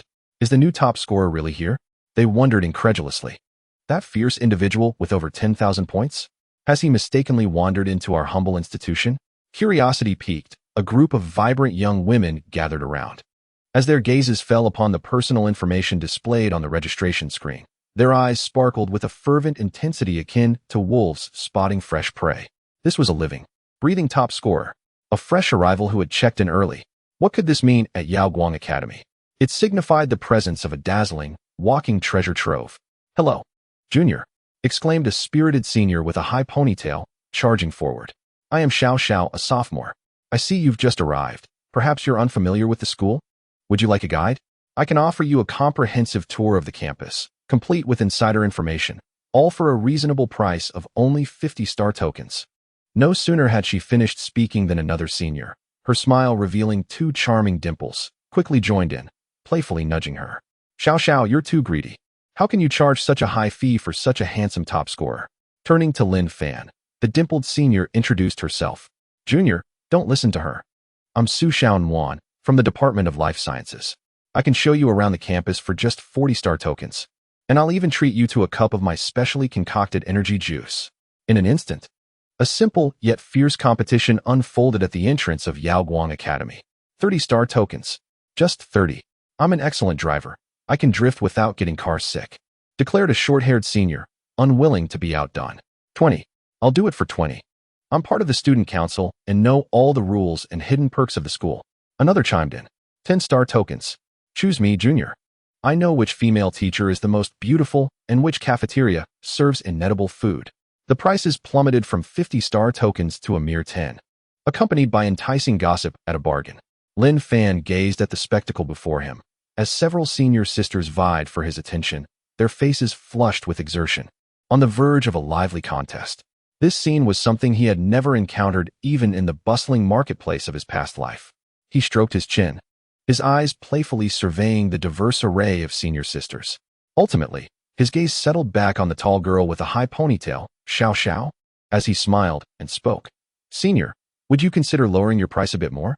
Xiao Xiao, initially irked by being swept into a bidding war without a baseline, was momentarily taken aback by Lin Fan's words, then burst into laughter. The other senior sisters could not suppress their amusement either, and the previously tense atmosphere dissipated instantly. You, young junior, truly have a knack for bargaining, Xiao Xiao remarked, rolling her eyes playfully at him before grandly gesturing. All right. In light of your handsome face and the prestige of being the top scholar, I shall make an exception today. She extended 9 fingers, then gestured again. 99. Consider it a gesture of friendship. 99 for a group tour of the campus. Deal? Deal.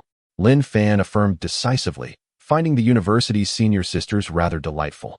The other senior sisters, upon witnessing this, could only sigh in regret as they turned to leave, glancing back reluctantly. There was no option to lower the price further without incurring a loss. Xiao Xiao, with a triumphant lift of her brow, summoned a driverless sightseeing cart, switched it to manual mode, and gestured for Lin Fan to board. Top Scholar Junior, hop in. As Lin Fan settled into the cart, feeling the warm breeze of the desert oasis, he was filled with a sense of wonder. Watching Xiao Xiao as adept maneuvering, he curiously inquired, Senior, I noticed you all were eagerly competing for the star tokens. Is that item truly significant? He paused, adding with a hint of jest. I glanced at the freshman handbook sent by the admissions officer, and it appears to be merely for accessing the library and renting the training rooms. It sounds akin to game currency. Upon hearing this, Xiao Xiao nearly mistook the accelerator for the brake in shock. She abruptly turned her head, regarding Lin Fan with a look that mingled disbelief and pity, akin to that of a person observing a naive child from a wealthy family. Taking a deep breath to compose herself, she restarted the cart. With a tone that was both serious and tinged with reverence, she enunciated, Junior, remember this. In Yaoguang, game currency may be dispensable, but the star token is akin to life itself.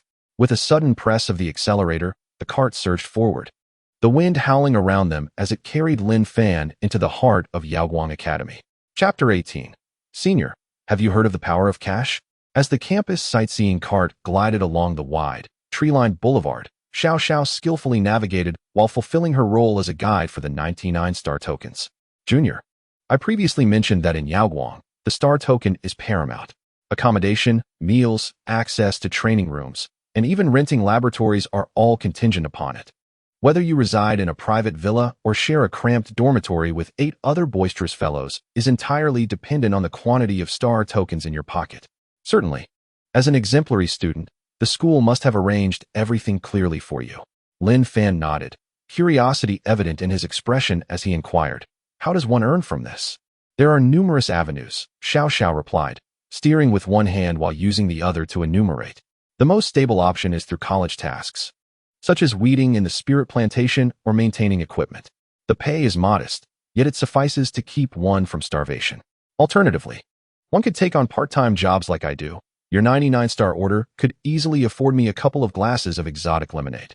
The fastest way to earn is by engaging in combat or exploration missions, venturing into polluted zones, or even alien battlefields as mercenaries. She cast a sidelong glance at Lin Fan. Quick money comes with quick risks. For specifics, you can log onto the campus network later. It will be abundantly clear. After discussing the main topic, Xiao Zhao's serious demeanor dissipated, replaced by a mischievous glint in her eyes, a spark of gossip igniting her expression. Now, my esteemed junior, let us indulge in a conversation of popular interest. A young master, seated in a private aircraft, flanked by a retinue of bodyguards. Haggling with a humble student like me over a mere few star credits? She winked conspiratorially, a playful smile gracing her lips. Confess, are you here to experience the hardships of the common folk? She had observed the spectacle at the school gate with keen clarity. Upon hearing her words, Lin Fan withdrew his gaze from the scenery, his expression turning serious. Senior, that statement is quite erroneous. He raised a finger, embodying a sense of solemnity. Experiencing life is one aspect, but frugality is a long-standing virtue of our great Xia. Xiao Xiao nearly lost her composure. Laughing so hard, she almost drove the sightseeing vehicle into a roadside flowerbed. It became evident to her that this exemplary student not only possessed mysterious abilities, but also displayed a refreshing absence of the pretentious traits often found in prodigies. All right. I concede that I cannot outmatch you, she waved dismissively, though her curiosity intensified. After a moment of contemplation, she finally posed the question that had puzzled the entire Yaoguang Academy, and, indeed, the broader educational landscape of Great Xia. Junior, may I inquire how you achieved this? Her voice lowered slightly. An F-grade talent, yet you scored 10,000 points. This score, not even the 7-star academy, nor any record from the past few decades in Great Xia, can boast of a second instance. How did you accomplish this? This query was indeed pivotal. It was widely acknowledged that one's talent level often dictated the upper limits of a professional's potential. An F-grade talent resembled a 0.5-liter engine, while others accelerated. It required pedaling to advance. Yet, Lin Fan managed to navigate this seemingly inadequate vehicle, surpassing a fleet of V-12 supercars in the examination arena, leaving them in his dust. Such a feat was not merely extraordinary, it was unprecedented. As he met her gaze, filled with insatiable curiosity, Lin Fan stroked his chin and suddenly wore a mysterious smile. Senior, is it possible that I am, in fact, a premium player? Huh. Xiao Xiao was momentarily taken aback. A premium player? What on earth does that mean? Lin Fan observed her bewilderment and casually shrugged his shoulders, explaining with a sense of nonchalance. Consider this, during the college entrance examination. While it is stated that auxiliary devices cannot be used, there is no prohibition against using performance-enhancing substances, is there? He animatedly gestured as he elaborated. Before the exam, just take 3 doses of Class A stimulant potions to elevate one's physical capabilities to their zenith.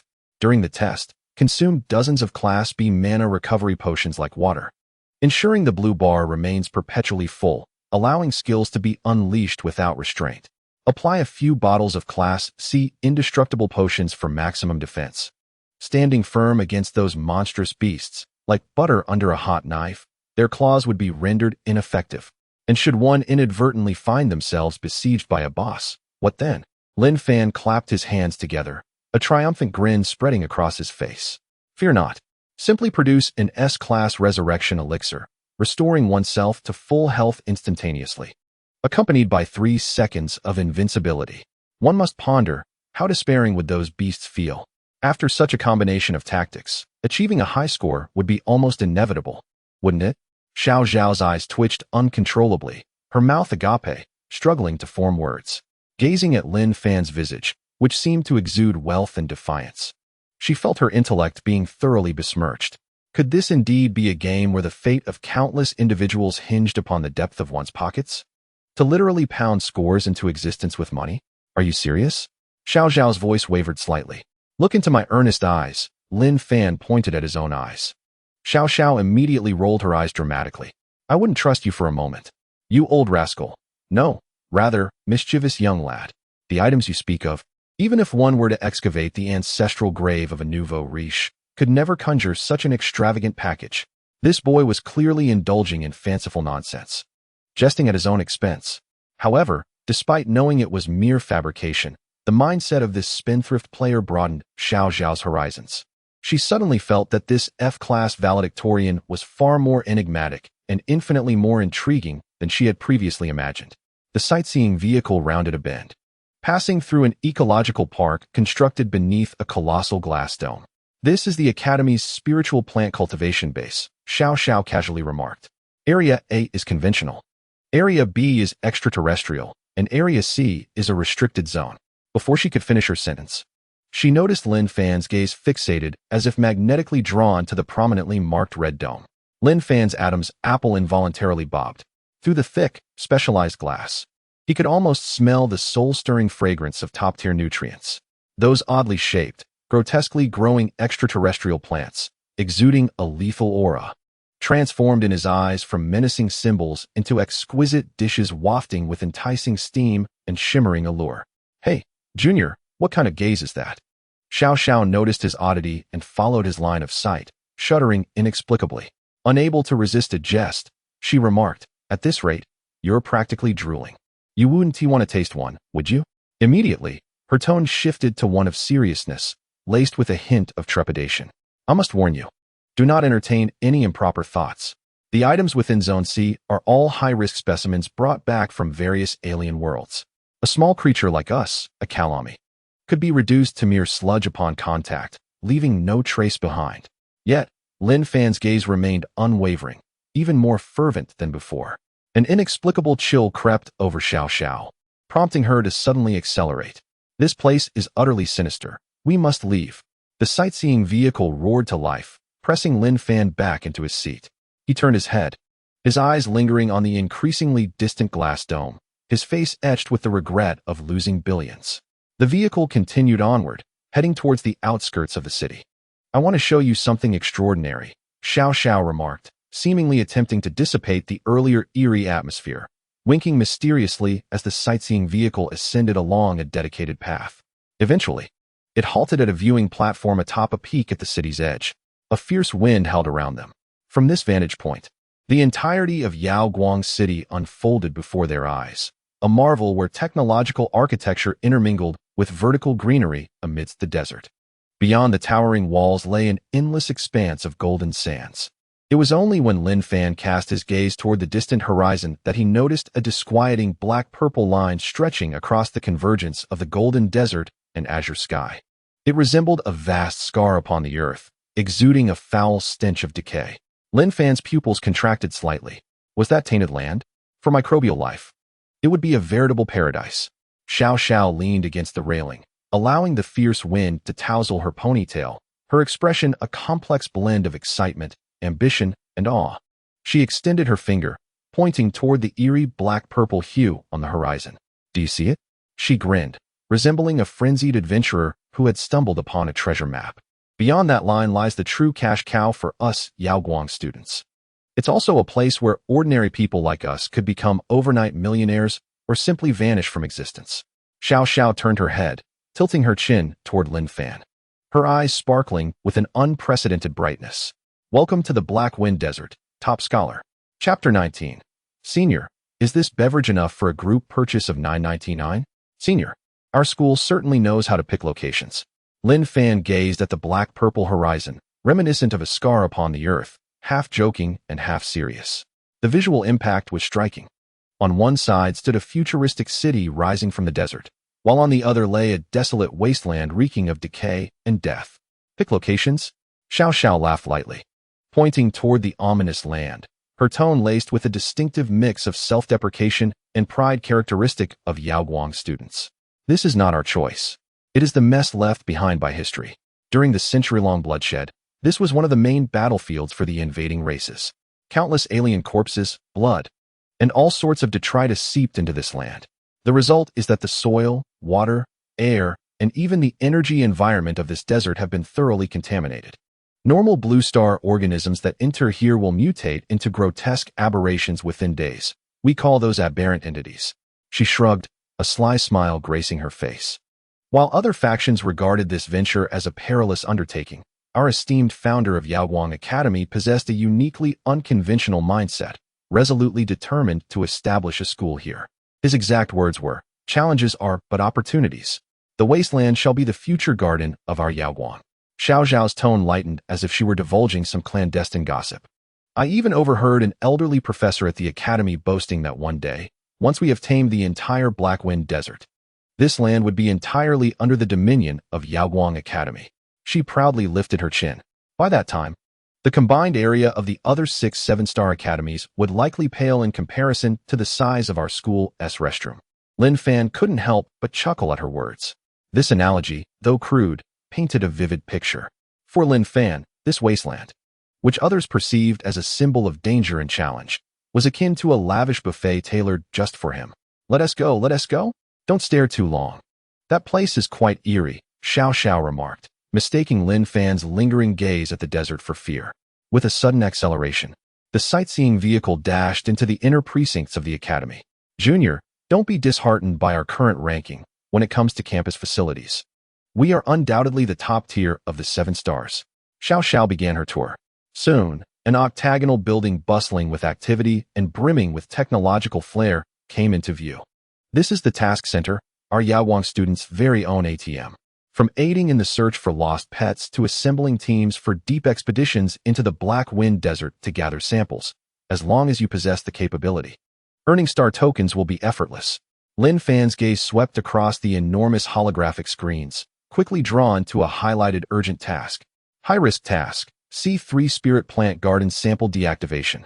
Urgently seeking F-grade wood or earth affinity individuals to enter the restricted zone for energy activation induction.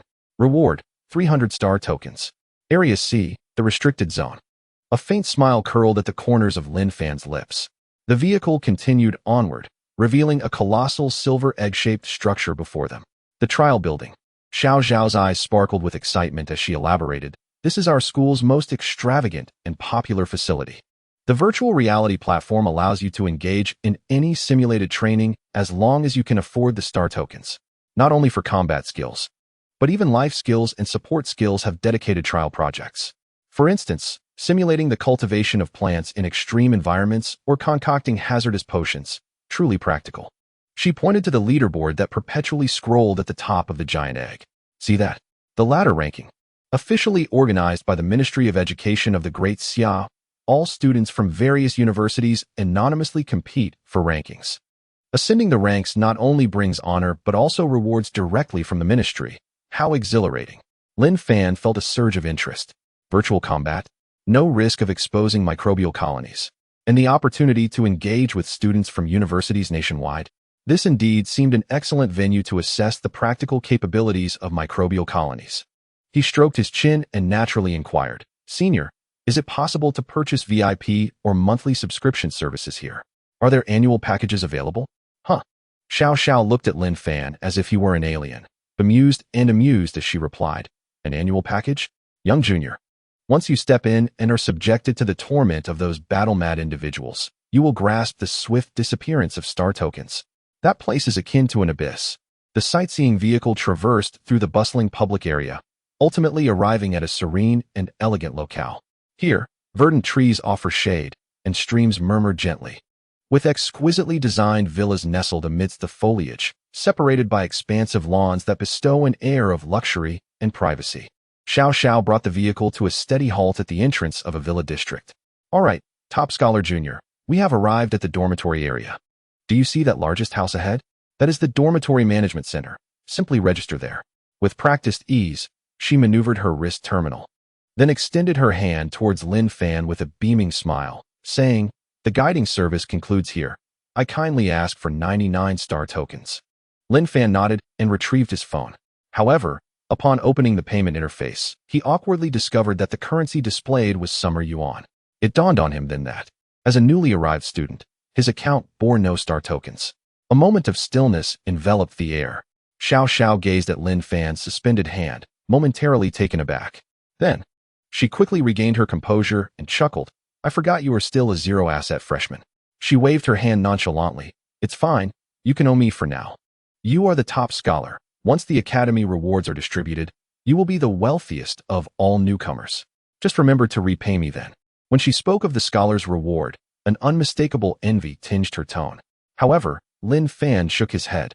That one should never owe a girl money. Even if it is just 99. He reached into his backpack, rummaging through it as if searching for a snack. Xiao Xiao watched him with curiosity, thinking to herself that this junior was indeed interesting. In the next moment, Lin Fan pulled out a vial containing a cerulean liquid. Here, since I lack star tokens, I offer you this. He presented it to Xiao Xiao as if sharing a bottle of soda, winking at her. This should suffice for the fare. Anything extra can be considered a tip. Xiao Xiao's gaze fell upon the vial, and her smile instantly froze. As a seasoned sophomore, how could she not recognize this item? An A-grade energy restoration potion. She instinctively activated her wrist terminal and swiftly checked the price on the Academy's exchange platform. Upon seeing the figure of 4,999 summer yuan or 500 star tokens, her breath hitched. 500 star tokens, 5,000 summer yuan. To pay for a fare of 99 star tokens? And a tip as well.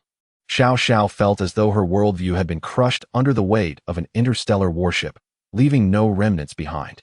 She abruptly lifted her head, gazing at Lin Fan's face, which radiated sincerity and innocence. Her expression completely transformed. No longer was she viewing him as an amusing junior. It was as if Columbus had discovered a new continent. Are you serious, Junior? Her voice floated with disbelief. Naturally, Lin Fan nodded nonchalantly. This is just an energy-replenishing drink. I have plenty more. Energy drink. Plenty. Xiao Xiao inhaled deeply, as if making a momentous decision.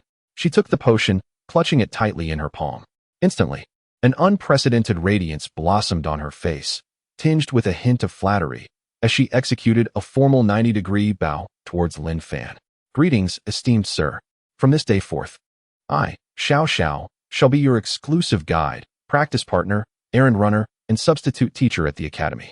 In essence, a comprehensive VVVIP service, at your beck and call.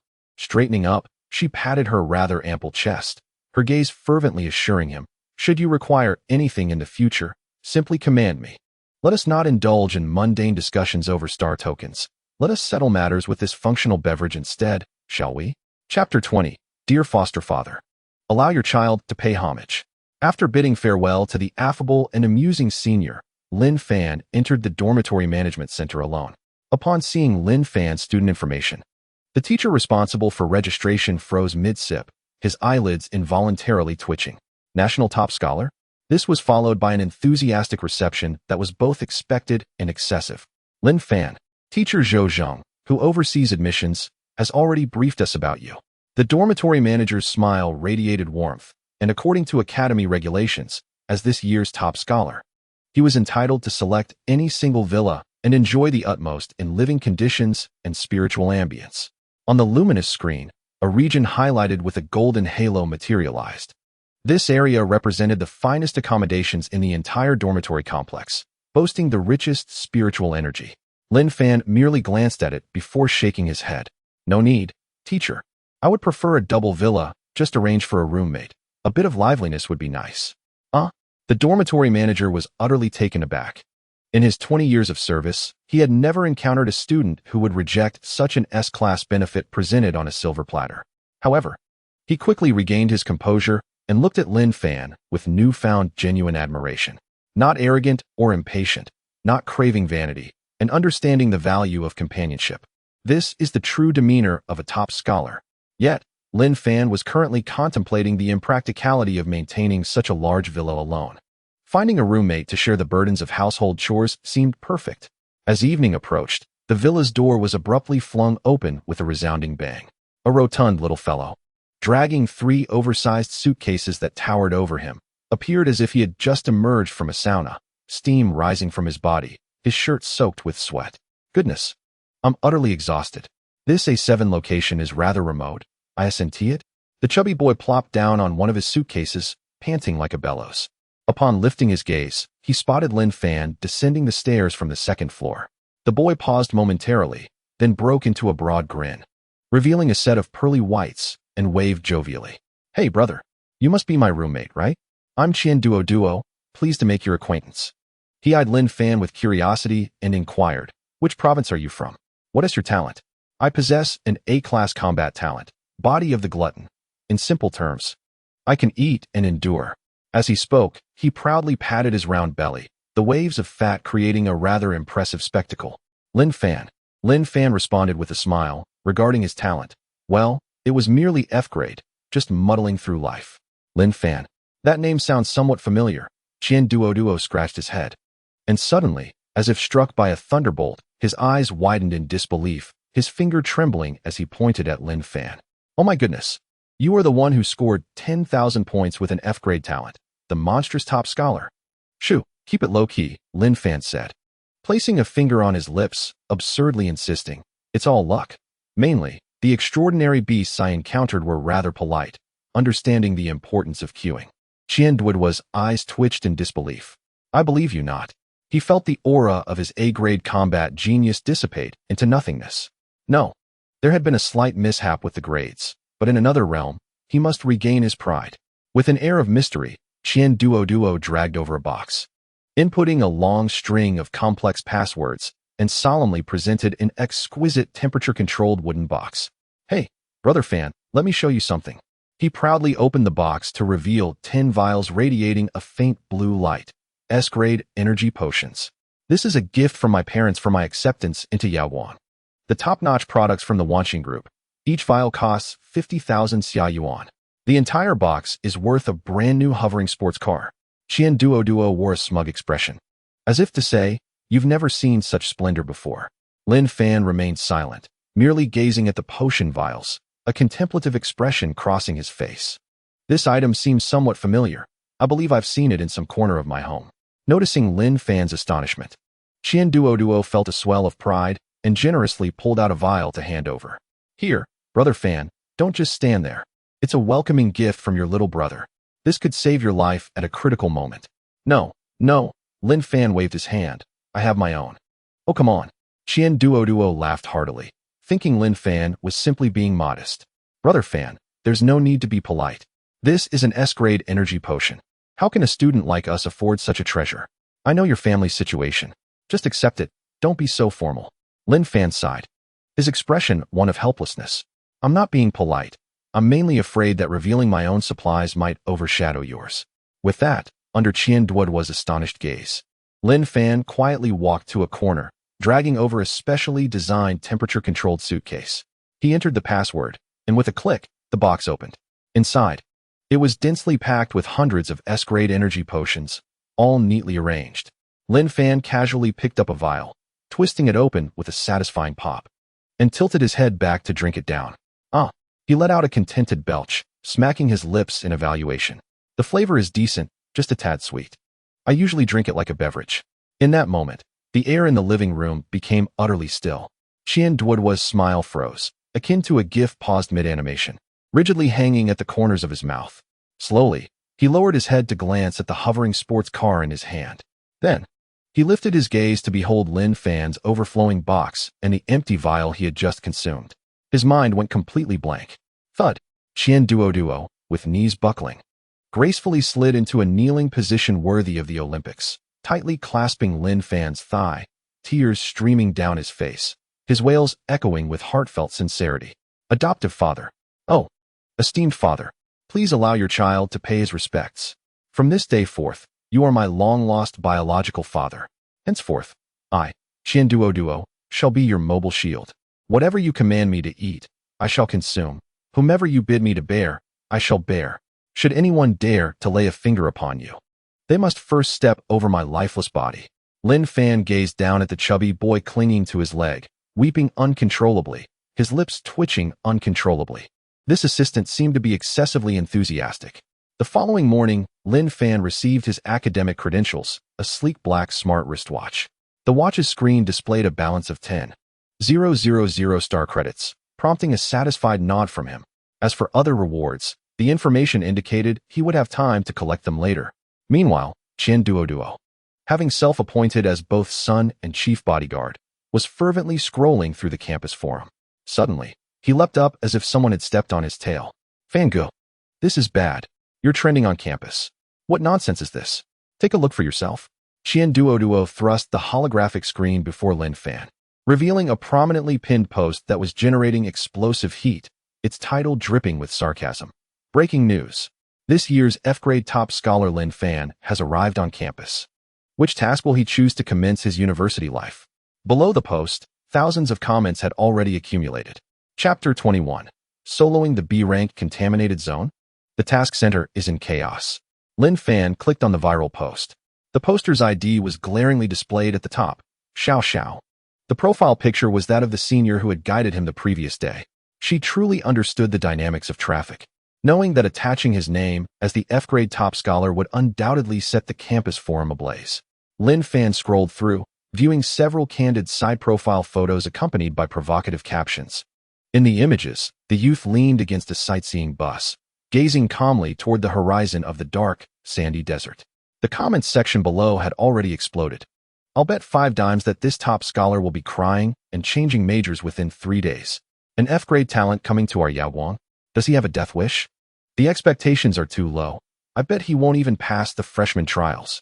Let us be honest, he is quite handsome, but sadly, a mere decorative vase. Haha, a bunch of envious keyboard warriors. He achieved the top spot. What about you?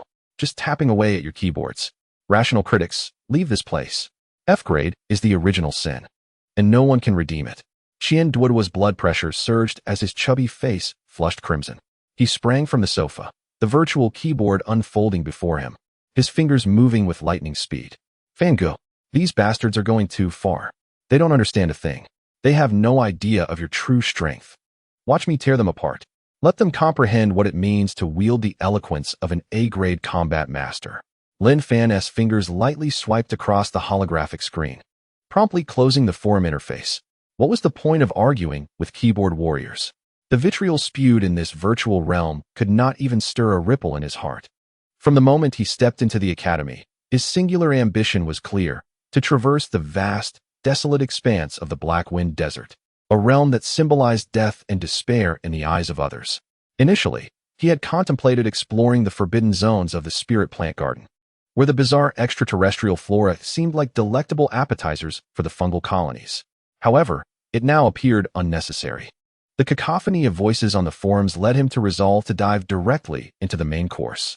Presently, he possessed a newly evolved E-grade polluted mycelium, capable of merely decomposing conventional heavy metals and chemical waste. The pollution within the Black Wind Desert, a remnant of a century-long bloodshed, was an alien energy erosion and a breeding ground for aberrations.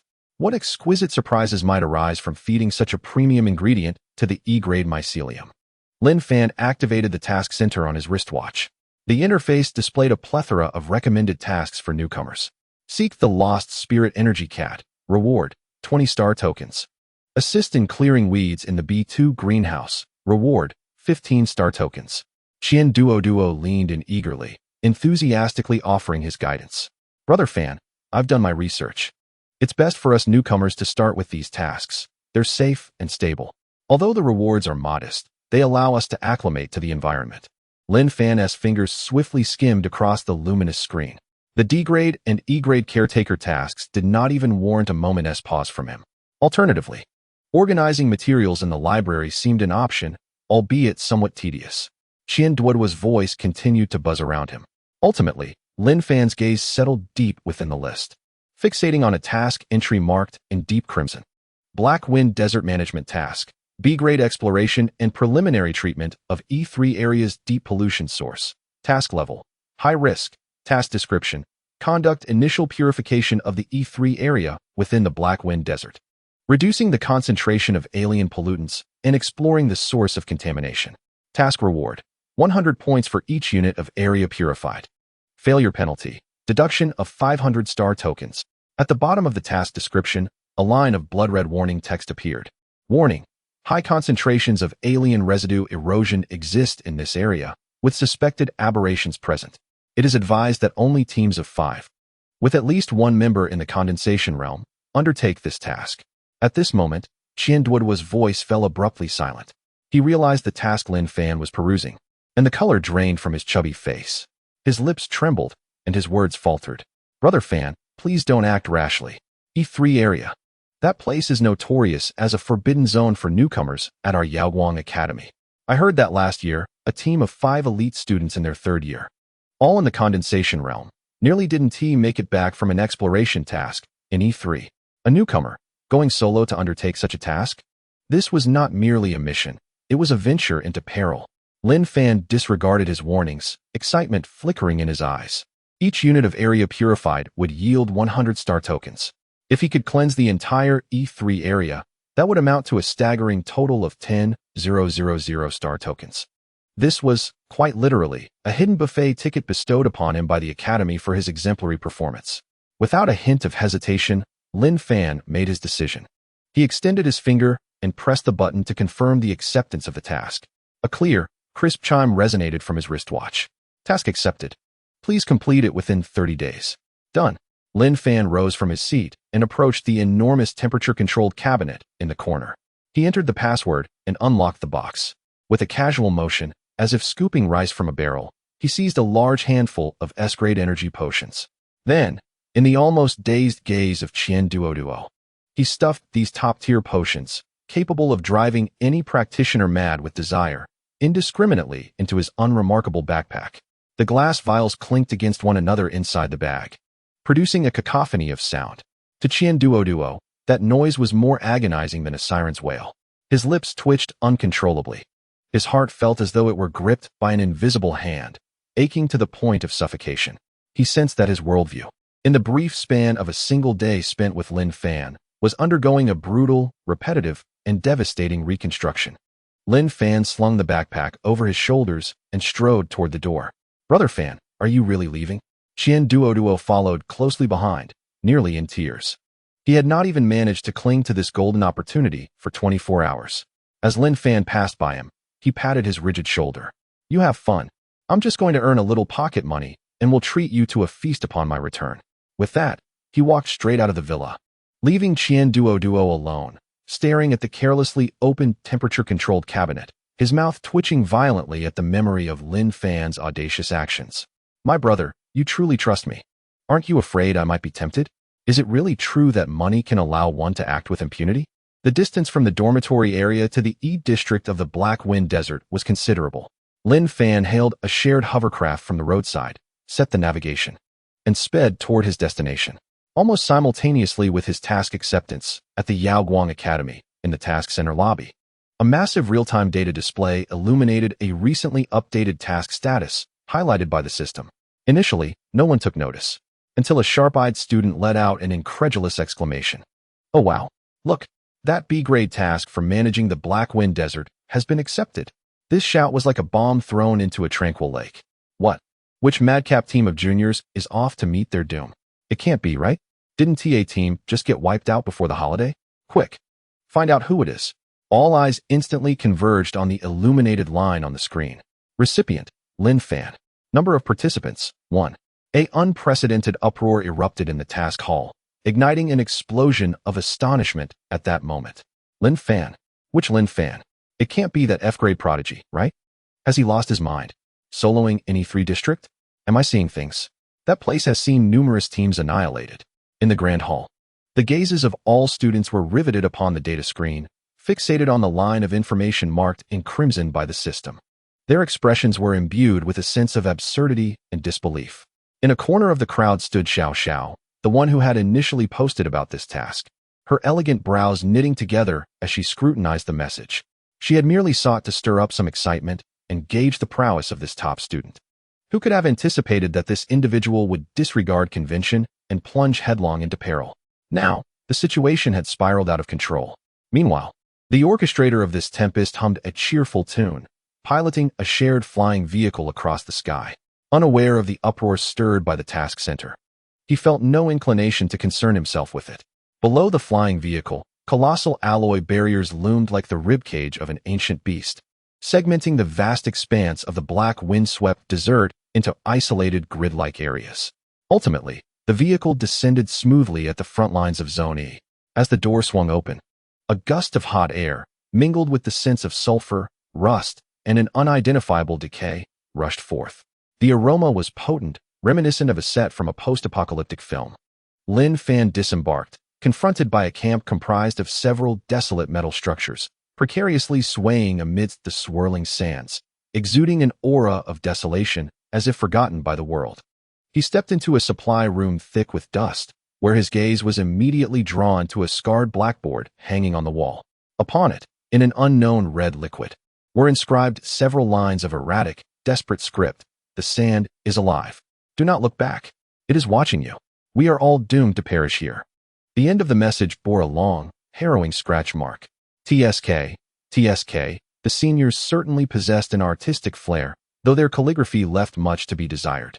Their handwriting resembled the squirming of earthworms, which perhaps explained their inability to graduate. Shaking his head, Lin Fan casually plucked a full-face respirator from the wall and stowed it in his backpack, a mere psychological comfort. Guided by the map on his wristwatch, he swiftly arrived at the entrance of Zone E3. The towering alloy barrier, rusted and worn, or a blood-red electronic warning sign. Warning: ahead lies a high contamination zone. Entry without permission is strictly prohibited.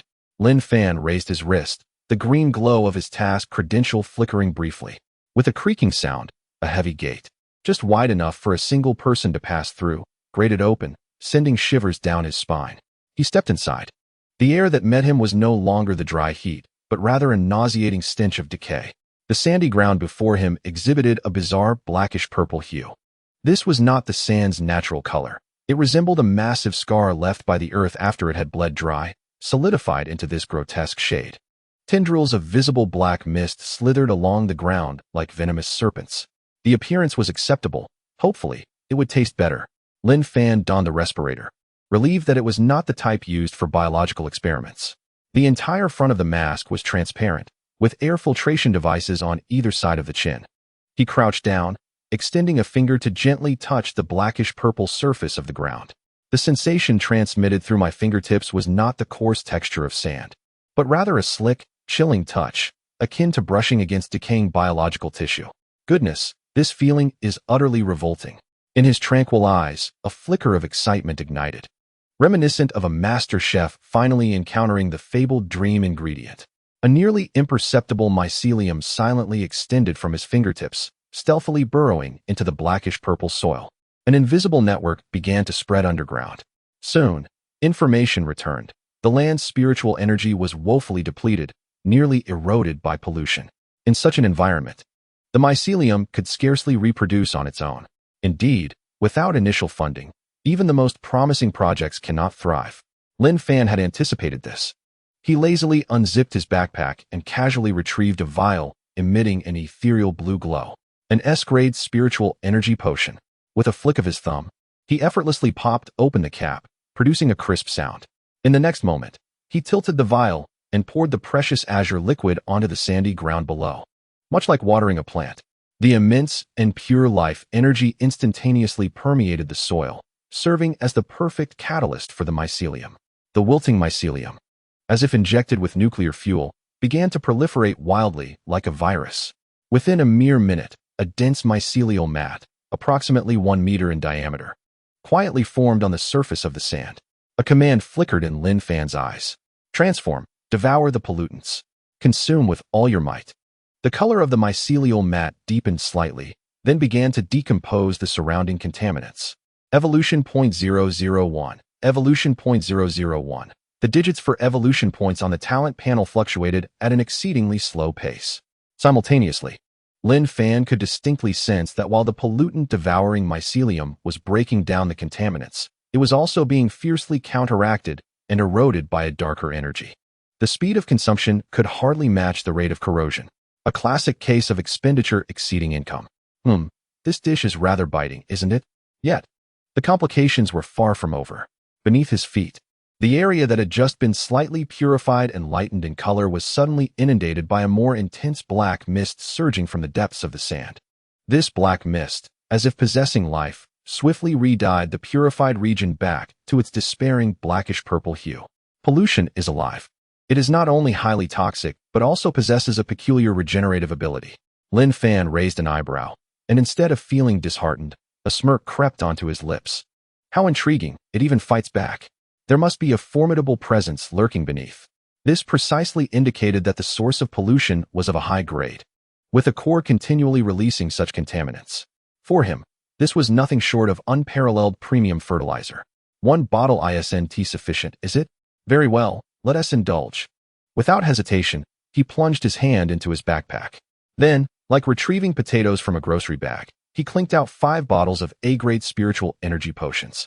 Pop, pop, pop, pop, pop. The crisp sounds of 5 bottles being opened resonated in succession. He held 2 bottles in one hand and 3 in the other, pouring the premium elixirs over the area shrouded in mycelium. A surge of spiritual energy flowed forth, causing the mycelium's expanse to expand once more. Barely resisting the onslaught of pollution, Lin Fan commanded a portion of the mycelium to transform into probes, abandoning its consumption to infiltrate the depths of the contamination.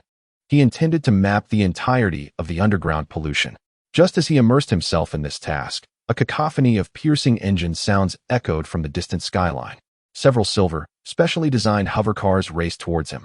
Within those vehicles, a group of senior students, impeccably dressed in uniforms adorned with student council badges, were on board. Leading them was a young man named Wei Tao, whose eyes glinted with undisguised disdain upon spotting Lin Fan, who stood solitary at the edge of Zone E3. He brought the hover car to a halt in midair, looking down with a condescending tone, mockingly exclaiming, "Is the quality of this year's freshman so poor? Another fool hoping to ascend to greatness in the Forbidden Zone?" Chapter 23. Can't even afford 500-star tokens? What arrogance is this?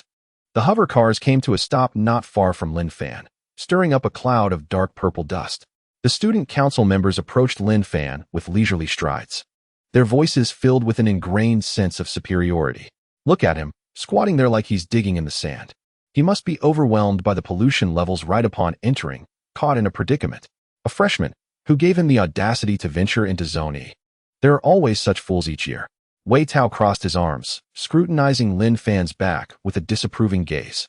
Clearing his throat, he adopted a patronizing tone. As if imparting wisdom, "Brother, this is a high-level contaminated area, not a place for newcomers." Lin Fan did not turn around. He remained focused, attuned to the feedback from the underground mycelial network, as if everything around him was mere background noise. The complete disregard shown by a freshman infuriated Wei Tao, causing his expression to darken instantaneously. He stepped forward, emphasizing his words. "Brother, I am speaking to you. As a member of the student council, I have the duty to advise you to abandon this task immediately and leave. Staying here is irresponsible to your own life." He paused, his tone tinged with a condescending arrogance. "Heed my advice. Return and take on simpler beginner tasks. Though they yield fewer star tokens, they are at least safe and within your capability." The disdain in his words seemed almost palpable. The student council members behind him could hardly contain their laughter. At last, Lin Fan responded. He stood up leisurely and turned around, his face devoid of any indignation from the humiliation, instead adorned with an innocuous smile. "Senior, your words hold great wisdom." Lin Fan's affable demeanor left Wei Tao momentarily speechless, his prepared lecture caught in his throat. This kid capitulated so quickly? Indeed, a newcomer. A little intimidation and he crumbled. Wei Tao's sense of superiority swelled increasingly. "It's good to know," he began, but Lin Fan, with a cheerful smile, interrupted him. Tilting his head, his gaze was as innocent as that of an ignorant youth. "I recall the task instructions stating that if one were to abandon the mission, the system would deduct a penalty of 500 star tokens." He paused, looking at Wei Tao with eager anticipation. "Is this penalty something you will cover, senior?" For a fleeting moment, the atmosphere became tense. The triumphant smile on Wei Tao's face seemed to freeze, as if the play button had been abruptly paused. The mockery on the faces of his teammates transformed into astonishment. "What did he just say? He wants me to pay the penalty?" Wei Tao was momentarily taken aback, then burst into laughter as if he had heard the funniest joke of the century. "Huh, what did you say?" He pointed at himself, incredulous. "You want me to pay your penalty? You accepted this task on your own. Why should I foot the bill?" "Oh, so it's not you paying, senior." Lin Fan feigned realization. "Then I don't quite understand." He spread his hands, displaying a look of innocence. "I accepted the task, I bear the penalty, and I shoulder the risk. How does this concern you in any way? Since it doesn't involve you, and you are unwilling to pay." Lin Fan's smile suddenly vanished, and he coolly added the latter part of his statement. "Don't you feel rather idle standing here, buzzing around like a fly? Please move aside, you're blocking my sun." At that moment, the air thickened. The mocking smile on Wei Tao's face completely evaporated, replaced by an ashen expression. Insult. This was a blatant humiliation. He, a distinguished member of the student council and a third-year elite, had come to guide a freshman, only to be treated like a bothersome insect. You are outrageous." Wei Tao erupted in fury, a powerful aura emanating from him, bearing down on Lin Fan. "You, a mere newcomer. Do you even comprehend who you are speaking to? I am doing this for your benefit. Do not be ungrateful." However, the pressure he exerted upon Lin Fan felt as ineffective as a stone thrown into the sea, failing to even ruffle the hem of his garment. "For my benefit? Senior, you merely wish to see me make a fool of myself to satisfy your pathetic sense of superiority. You." Wei Tao was struck to the core by his words. Seething with shame and rage, the facade he had maintained completely shattered. "Very well. When you fail the task, I will relish the sight of your 500 star tokens being deducted, and then we shall see how defiant you remain." In his eyes, 500 star tokens were an exorbitant sum for a newcomer, enough to cause the recipient distress for several months. This was the most venomous curse he could conjure. Yet, Lin Fan gazed back at him with pity. Sighing softly, Lin Fan then flicked his wrist. The screen of his smart wristwatch illuminated, directed towards the furious Wei Tao. It clearly displayed the task he had just accepted, alongside an excessively large figure. Star token balance, 10,000. Senior, do you truly believe I would be concerned about such a trivial 500 star tokens? Wei Tao's fury was extinguished as if doused by a cascade of liquid nitrogen, leaving him momentarily speechless. His gaze fixated on the long string of zeros before him, his breath suspended in disbelief. 10,000. As a third-year elite, he had painstakingly completed tasks and participated in competitions, accumulating a meager sum of just over 6,000 after 3 arduous years. Yet, here was a freshman, a newcomer with an F-grade talent, who possessed a staggering 10,000 star tokens in his account. The smirks of his teammates behind him morphed into expressions of sheer astonishment. "Captain, could this possibly be a top scholar's reward?" One stammered in disbelief. "Nonsense. A top scholar's reward could never be this substantial." Wei Tao felt a burning sensation on his cheeks, as if someone had slapped him with a shoe. His earlier well-meaning advice, grounded in the belief that 500 star tokens represented a fortune, and his furious curses now seemed utterly ridiculous in the face of this 10,000. The newcomer had clearly dismissed that paltry penalty as irrelevant. Lin Fan observed Wei Tao's face, now the color of a liver, and leisurely delivered the final blow. "I simply have an abundance of star tokens and decided to spend 500 to have a little fun. Is that a problem?" Wei Tao felt as though his throat was clogged with a water-soaked cotton ball, unable to utter a single word. What could he possibly say? "No way. Let's go?" He managed to force out through clenched teeth, his face burning with humiliation. Accompanied by his equally pale-faced teammates, he turned tail and hurriedly departed, as though staying even a second longer would scorch his eyes with that blinding display of star tokens. Once he had dispatched these buzzing flies, Lin Fan settled down again, shaking his head. The youth of today certainly have tempers. It's merely a trivial amount of money. Is it really worth such a fuss? With that, he closed his eyes, immersing his consciousness in the subterranean mycelial network, resuming the work that had been so rudely interrupted. His mission was not merely to purify, but to thoroughly analyze and then devour. Though Wei Tao and his companions had been rendered speechless and left in disgrace by Lin Fan's display of star token prowess, their discontent lingered. They did not venture far, but instead concealed themselves behind a distant sand dune, using binoculars to furtively observe Lin Fan. "Captain, what does that kid intend to do? Is he really just sitting there, daydreaming? Who knows? Perhaps he feels embarrassed after we exposed him and is trying to save face." Wei Tao's expression darkened as he fixated on the figure through the binocular lenses, snorting disdainfully. "I will see what tricks this newcomer can possibly conjure up here." Chapter 24. Instant Kill. Is this what you call F-class? The scorching heat of the Black Wind Desert seemed to be further consumed by this strange land. Lin Fan sat cross-legged, his consciousness weaving through the intricate mycelium beneath the surface, extending infinitely towards the depths of decay. Underground, a silent war had already erupted. This was a battlefield forged from wealth. Every second, billions of mycelium dissolved and perished in their struggle against extraterrestrial pollution. Under the overwhelming surge of S-grade potions, proliferation ensued once more, replenishing, devouring, eroding, and ultimately perishing. Then, the cycle of proliferation resumed. It was a merciless and bloody tug-of-war, employing a vast multitude of lives to exhaust the enemy. Lin Fan's expression remained imbued with an air of nonchalance, showing no signs of emotional upheaval at the evaporation of his formidable forces. The zipper of his backpack was drawn open again, from which he casually retrieved 2 azure-hued S-grade potions. The sharp sound of their caps popping echoed unsettlingly across the desolate sands. He tilted the bottles nonchalantly, allowing the precious liquids to cascade onto the ground before him as if they were mere tap water. "Drink up, indulge. Today's expenses are on young Master Lin."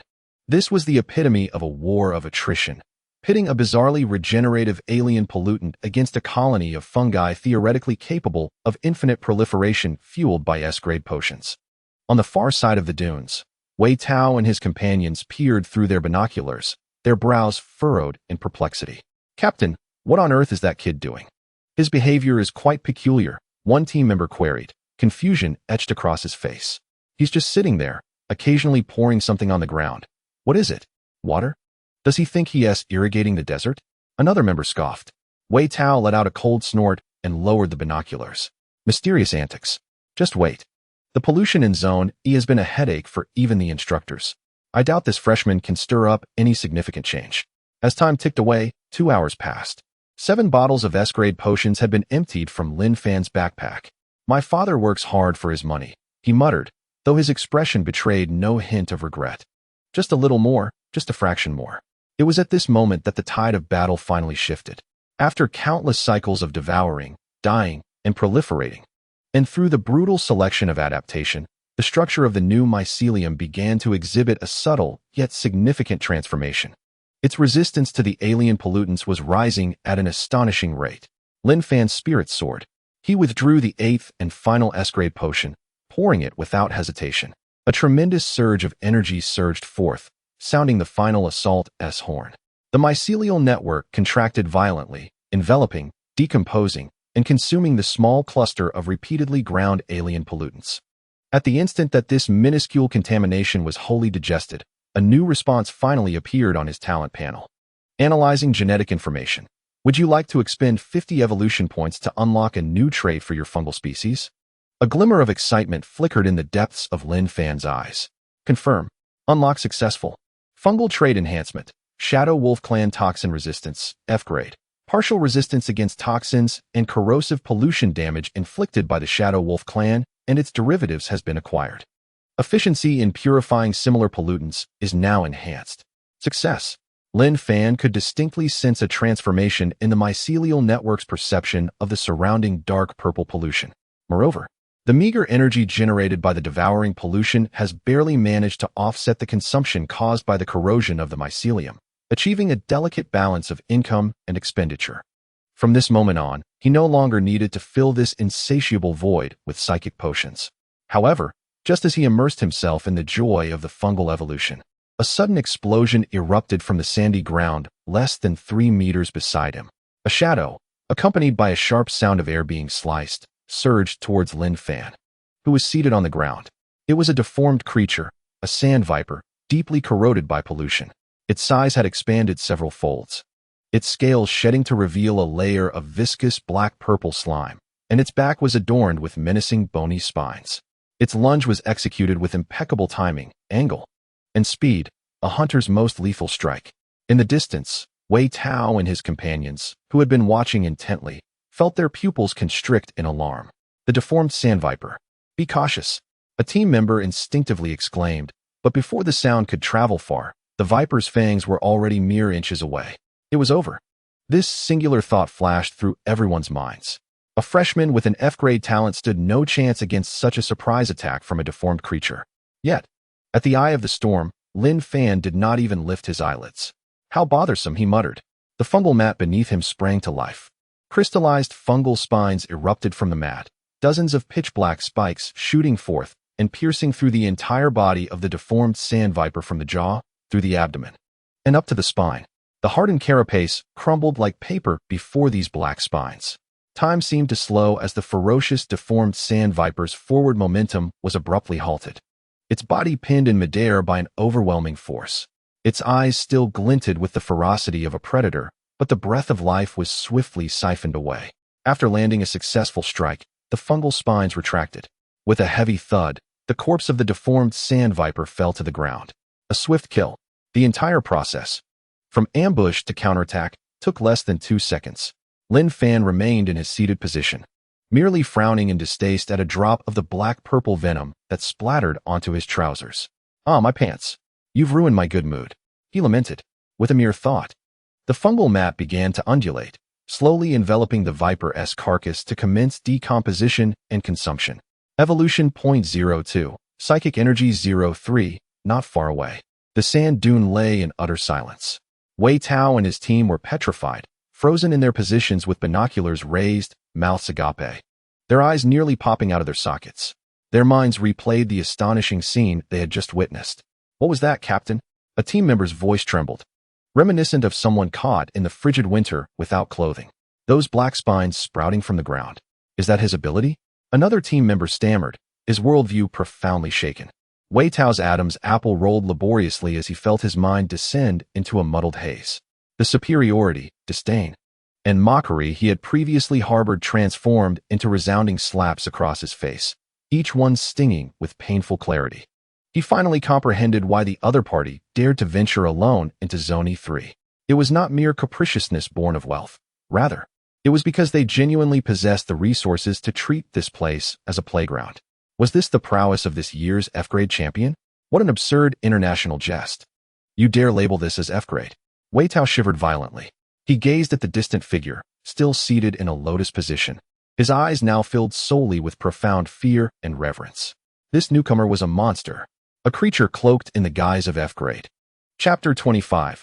After half a month of labor in the desert, a great treasure was finally unearthed. On the sand dunes, Wei Tao felt his teeth chattering. The voice of his teammate beside the captain trembled uncontrollably. Should we continue monitoring? Monitoring? What nonsense!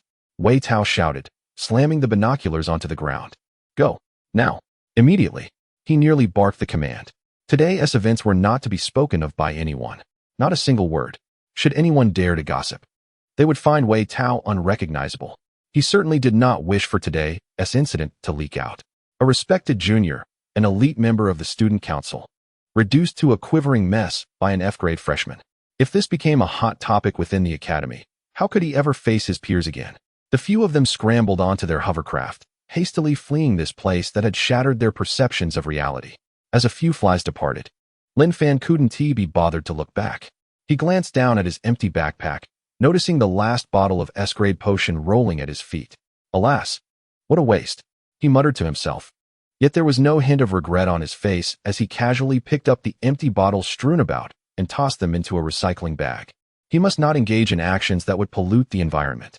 He mounted his single-person hovercraft, set it to automatic return, and leisurely made his way back to the dormitory. From the following day onward, the students of Yaoguang Academy discovered a peculiar phenomenon. Task type: purchasing errand. Task content: procure one Polar Oasis portable temperature-controlled cabin and deliver it to the designated coordinates in the Black Wind Desert E3 zone. Reward: 100 star tokens. Task content: procure 5 boxes of Happy Water and 5 boxes of limited edition chips and 10 boxes of Tyrannosaurus self-heating meat. Delivering them to the designated coordinates in the Black Wind Desert E3 zone. Reward: 50 star tokens. Task content: procure the latest ergonomic reclining chair from Star Dream. Reward: 30 star tokens. Once these tasks were posted, the entire task hall erupted in chaos. The Black Wind Desert E3 zone? That deathly forbidden area where the newcomer had been instantly slain? Surely, I am not imagining things. The issuer is Lin Fan. Goodness. Is he the very one who used a balance of 10,000 star tokens to humiliate Senior Wei Tao? This fellow has truly lost his mind. While others risk their lives in forbidden zones, he treats it as a holiday. And is ordering takeout to boot? The remuneration for the 100-star orders is astonishingly lucrative. Oh mother, I shall never again resort to nutrient paste. A myriad of emotions, skepticism, derision, envy, and confusion intertwined within the Academy's forum. Yet, faced with the tangible allure of star orders, the students' bodies responded truthfully. The tasks were snatched up almost instantaneously upon release. Amidst the throng, Xiao Zhao's exquisite eyes sparkled ever brighter, glimmering with the light of opportunity. Instead of competing with the casual bidders, she promptly accessed her contacts. Locating the number she had saved under the affectionate label of 9 group purchase friend, her fingers dancing swiftly across the screen. Junior, I've heard you're undertaking a grand project in Zone 3. Do you require a long-term, stable, professional, and strikingly gorgeous supplier for your delivery services? Bypassing the platform for direct client access, I offer preferential pricing, along with the warmest regards from your senior. Lin Fan's response was succinct yet clear. Absolutely. I grant you exclusive agency rights. All logistics will henceforth be under your purview. Splendid. Boss. Xiao Zhao's smile stretched from ear to ear, as though she could already envision countless star orders beckoning to her. She had always known that this seemingly innocuous top student was a veritable goldmine. Thus, Xiao Zhao became Lin Fan's designated logistics supplier in Zone 3. Another individual also became a frequent visitor to Zone E3, Duo. He would arrive daily in his flying car, punctually delivering signature dishes from the Academy's various cafeterias to Lin Fan. After delivering the meals, he would not depart, instead setting up a small stool and sitting solemnly beside Lin Fan's luxurious recliner. "Brother Fan, allow me to guard your honor. Let any fool who dares disturb your task tread over my body first."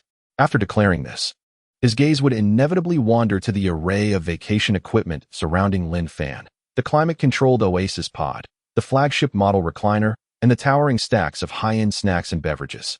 Such items would cost at least $1 million on the market. Duo considered himself relatively affluent, yet most of his funds were spent on acquiring equipment, luxury vehicles, and potions.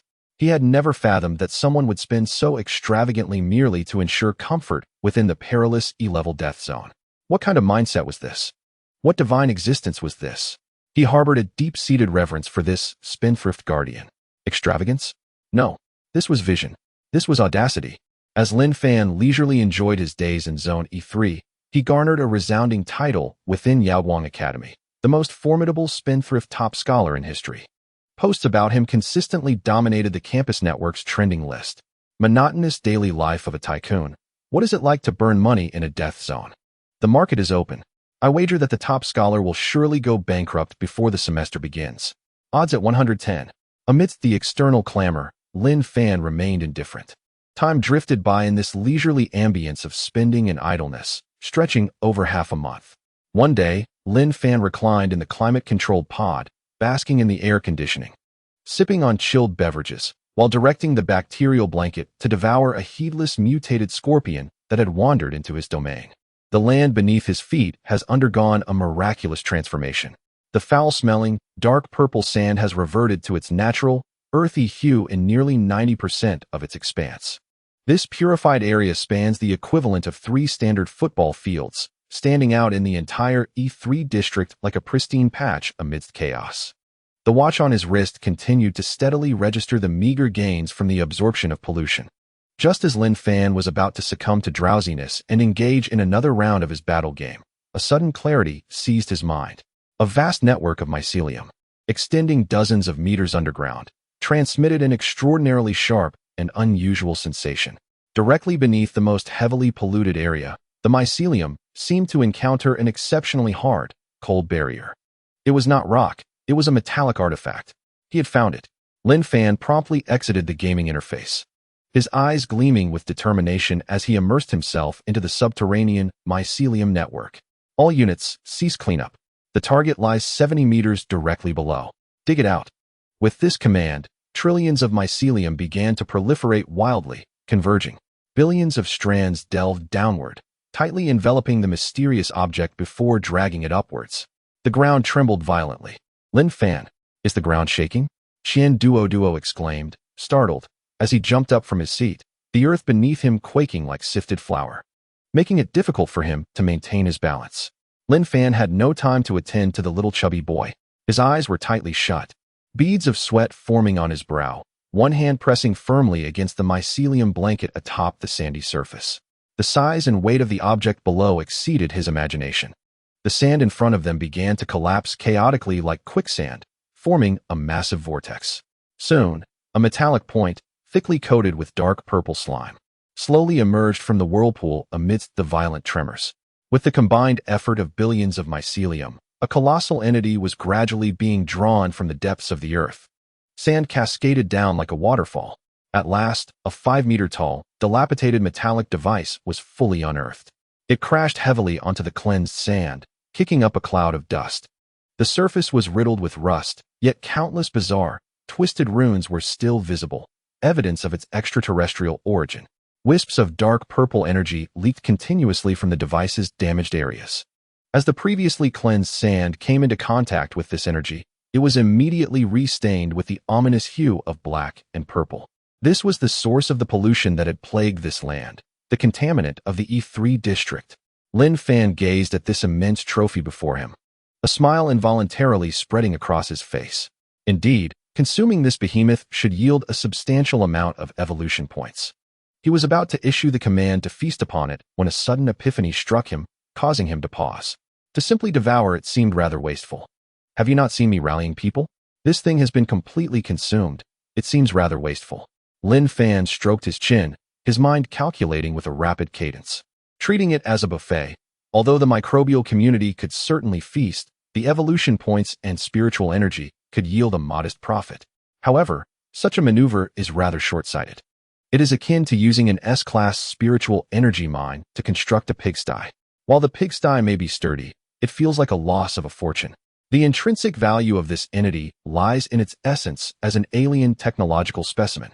For the Yaowang Academy, and perhaps for the entire Great Xia, its research value likely far surpasses the meager energy it contains.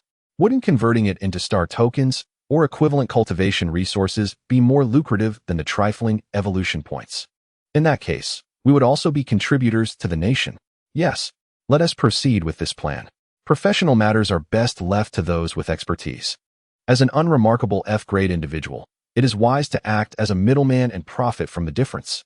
That is the true path. Brother Fan. Qian Duo had already circled the towering 5-meter metallic mass several times, his rotund face alight with astonishment and elation. Is this the pollution source? My goodness, it's enormous. How much would this be worth in star tokens? He extended his pudgy hand, eager to touch it, yet wary of the blackish-purple energy coursing over its surface. His hand hovered in the air, tentatively probing, resembling a spasmodic chicken claw, a rather comical sight. The patterns on this thing are truly unsightly, all crooked and twisted, akin to ghostly scribbles. The aesthetic of the alien race leaves much to be desired. Lin Fan dismissed the naive remarks of this sheltered individual. Alien aesthetics? Do you even possess a sense of beauty? He accessed his personal terminal and retrieved a number from his contacts. Teacher Zhou. In contrast to dealing with unfamiliar administrative departments within the academy, he preferred transactions with acquaintances. This admissions officer, who had notably facilitated his entry into Yaowang Academy, was undoubtedly the most suitable candidate for the task. With a click, he captured several photographs. One showcased the stark contrast between the purified yellow sand and the surrounding black-purple contaminated area. Another was a close-up of the massive pollution source apparatus. Lastly, he activated the selfie mode, adopting a trendy pose, flashing a peace sign alongside the imposing structure behind him. Done. He swiftly composed a message and sent it along with the photographs. Teacher Zhou. I've undertaken a minor environmental restoration project in Zone E3 and inadvertently unearthed a significant artifact. Is the Academy interested in recovering it? Awaiting a prompt response, quite urgent. Having completed these tasks, Lin Fan was just about to stow away his phone when a deep, resonant engine sound echoed above. Several sleek, black flying vehicles, akin to vultures sensing blood, sped over the dunes. The sides of these vehicles displayed the striking insignia of the Yaowang Student Council. They rapidly fanned out, forming a semicircular encirclement that sealed off the purification area where Lin Fan and Qian Duo stood. What on earth is happening? Qian Duo exclaimed, startled by the sudden display, instinctively puffing out his chest. Has the Academy sent someone to retrieve us? Their efficiency is astonishing. The cabin door swung open. A group of over a dozen students, clad in the uniforms of the Student Council, descended with an air of haughty superiority. At the forefront stood a figure with a crisp uniform and gold-rimmed glasses, his gaze radiating an unmistakable arrogance.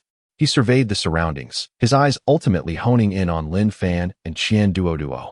From the Yaowang Student Council, Resource Department, Gao Tianyang. He declared, adjusting his glasses, his voice imbued with an undeniable authoritative tone. We have received reports of a freshman trespassing into the E-level restricted area and have uncovered significant strategic resources here. We are here to take control and conduct an assessment. As he spoke, his gaze swept past Lin Fan, landing on the colossal pollution source apparatus. Despite his attempts to mask it, an insatiable greed flickered in the depths of his pupils. Finally, Wei Tao has accomplished something worthwhile, Gao Tianyang thought to himself with a cold smirk. He had also noted the pristine condition of the sand, but it did not incite any sense of caution in him. To his mind, the only plausible explanation was that this F-level freshman had stumbled upon an extraordinary stroke of luck, encountering the last moments of the pollution source's energy depletion, allowing him to reap an extraordinary benefit. In a tone reminiscent of a verdict, he issued orders to Lin Fan and Qian Duo. According to Article 7 of the Yaowang Academy Strategic Resource Management Act, All unclaimed strategic resources discovered by students during missions are the property of the Academy and must be collected, recorded, and assessed by the Resource Department of the Student Council. Individuals have no right to dispose of them. Preposterous. On what grounds do you claim that?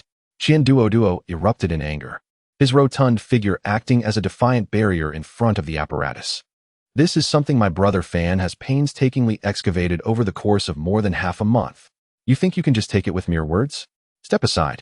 You fat fool. One of Gao Tianyang's team members, visibly impatient, stepped forward and shoved Qian Duo in the chest. Qian Duo stumbled, nearly falling to the ground. Daring to question our resource department's decision here?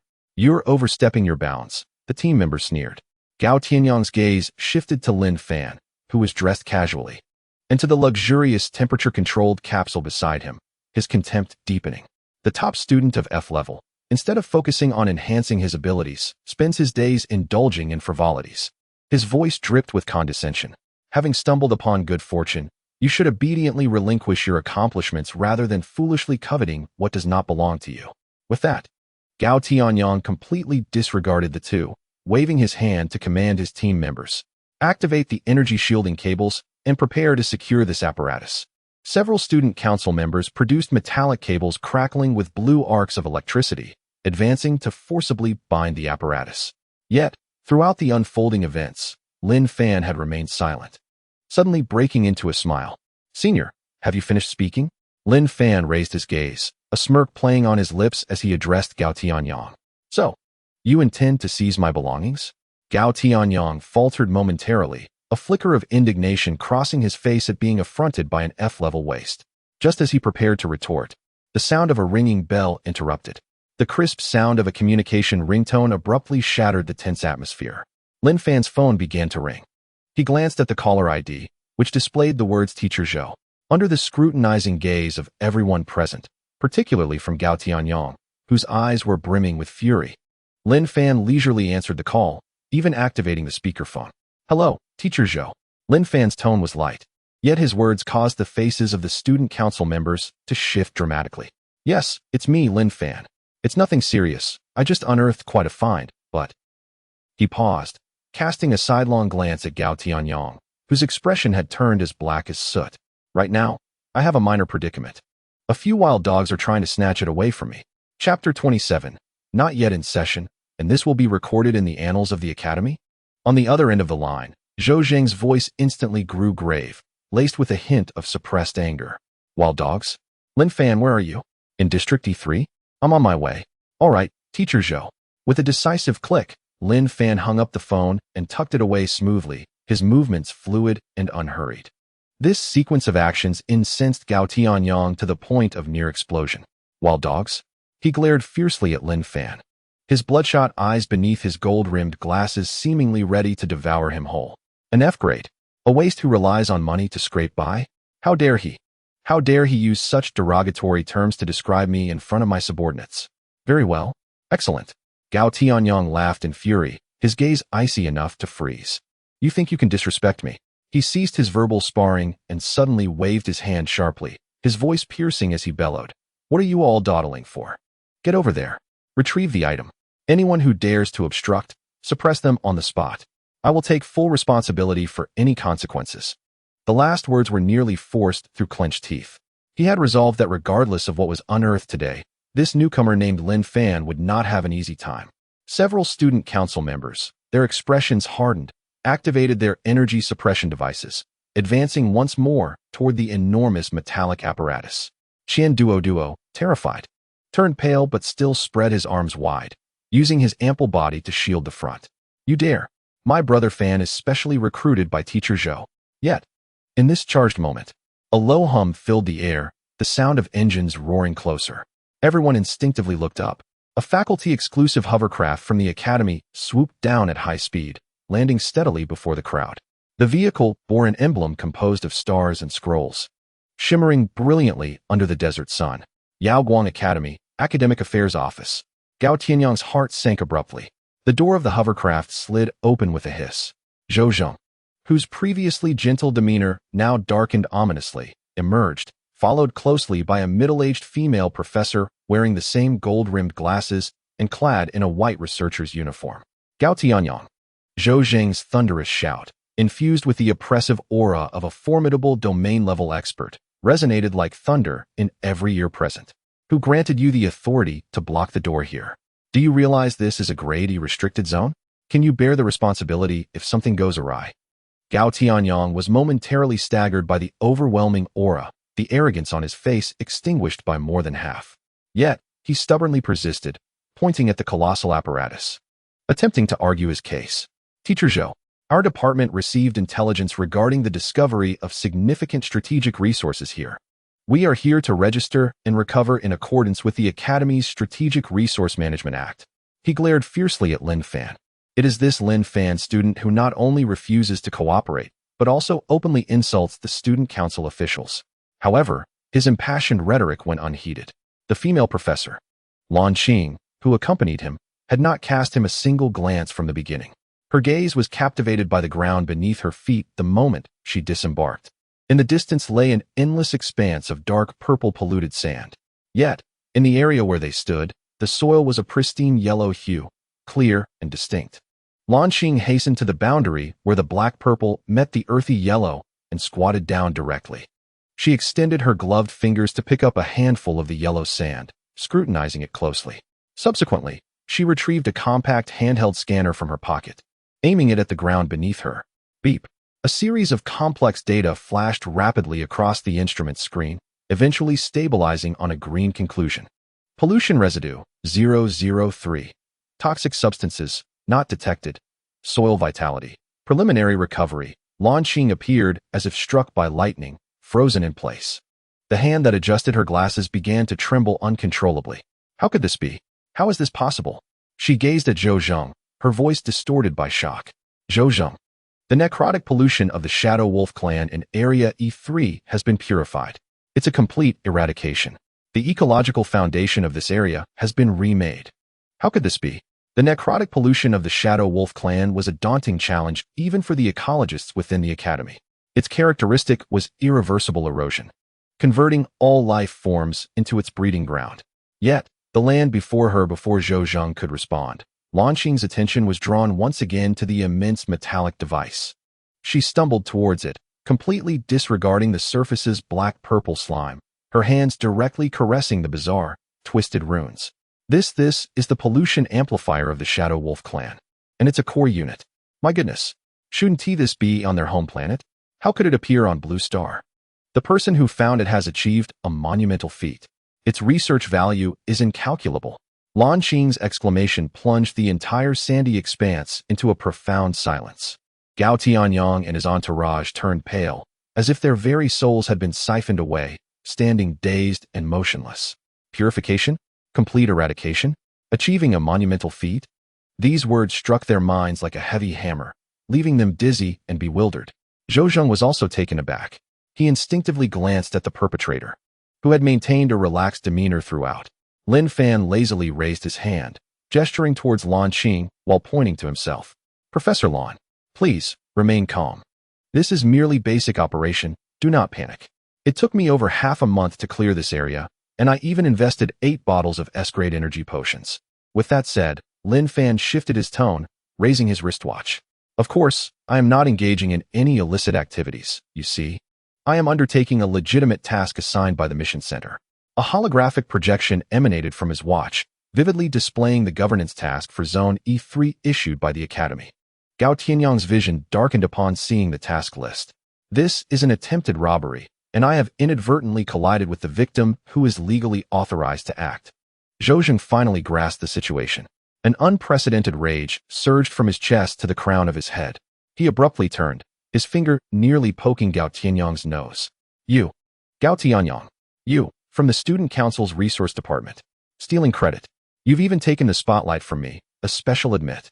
This is not retrieval, this is robbery. You'd better brace yourself for a hearing at the disciplinary committee. After Zhou Zheng finished berating, Lin Fan leisurely spoke again. Teacher Zhou, there's another matter. He gestured towards the stunned Qian Duo beside him. This classmate of mine, Qian Duo, though he did not take on a task, has been my bodyguard here for these past few days, tirelessly helping to fend off several waves of ambushes from aberrations. Just now, These seniors attempted to take the device, but he stood firm in front. You see, this spirit is commendable.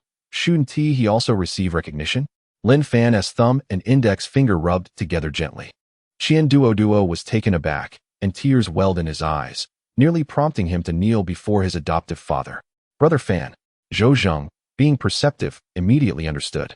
He cast a commendatory glance at Lin Fan before amiably patting Qian Duo on the shoulder. Well done, classmate Qian. Protecting your peers and acting heroically exemplifies the admirable qualities of our Yaoguang students. Rest assured, I will promptly apply for a Valor Award for you upon my return. After all, the reward comes from the Academy. With just a few words, he not only repaid Lin Fan a favor, but also garnered the goodwill of an A-grade combat talent student. A profitable endeavor indeed. The two cunning foxes exchanged a discreet glance. Their understanding unspoken. Gao Tianyang could no longer stand. His legs gave way, and with a thud, he collapsed onto the scorching sand, his face ashen. It's over. All over. Meanwhile, Professor Lan Qing was fervently flushed with excitement. She hurried to Lin Fan, her eyes sparkling as if beholding a rare treasure. Classmate, this device, and this purified land, it holds immense significance for our Academy. She nearly made an immediate decision, stating unequivocally, the Academy will advance you 10,000 star coins as preliminary compensation for your discovery and submission of this item. Future contributions will be assessed by a specialized team. You will not be overlooked. After that, Professor Lan's expression turned gravely serious. Furthermore, I will promptly submit a report to the Academy's higher-ups, designating you as the primary contributor to the pollution control project in the Black Wind Desert SE Zone. Your name will be inscribed in the annals of Yaoguang Academy. Chapter 28. Mission accomplished. Another 10,000 star orders. Professor Lan Qing's voice resonated with authority, each word striking deeply into Gao Tianyang and his entourage's hearts. This officer of the Student Union's Resource Department, along with his arrogant companions, was regarded as no more significant than the sand beneath their feet in the eyes of the two formidable figures. The professional logistics team swiftly arrived, operating fully enclosed hover transports, meticulously equipped to carefully seal the massive pollution amplifier before hoisting it away. Just before their departure, Zhou Zheng deliberately approached Lin Fan, giving his shoulder a hearty pat.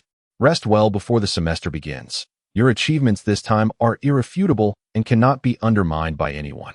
Professor Lan Qing adjusted his glasses, his gaze intense as he regarded Lin Fan, akin to a connoisseur admiring a rare treasure. Lin Fan, the rewards from the Academy are merely the beginning. The land you have purified holds immense value as a sample. When the semester commences, I would be delighted to have you audit my class. Once everyone departed, the expanse of the purified sandy land fell into an immediate silence.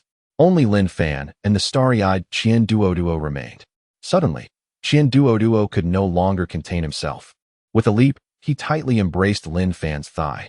Foster father, from this day forth, you are my one and only foster father. I no longer want my old dad.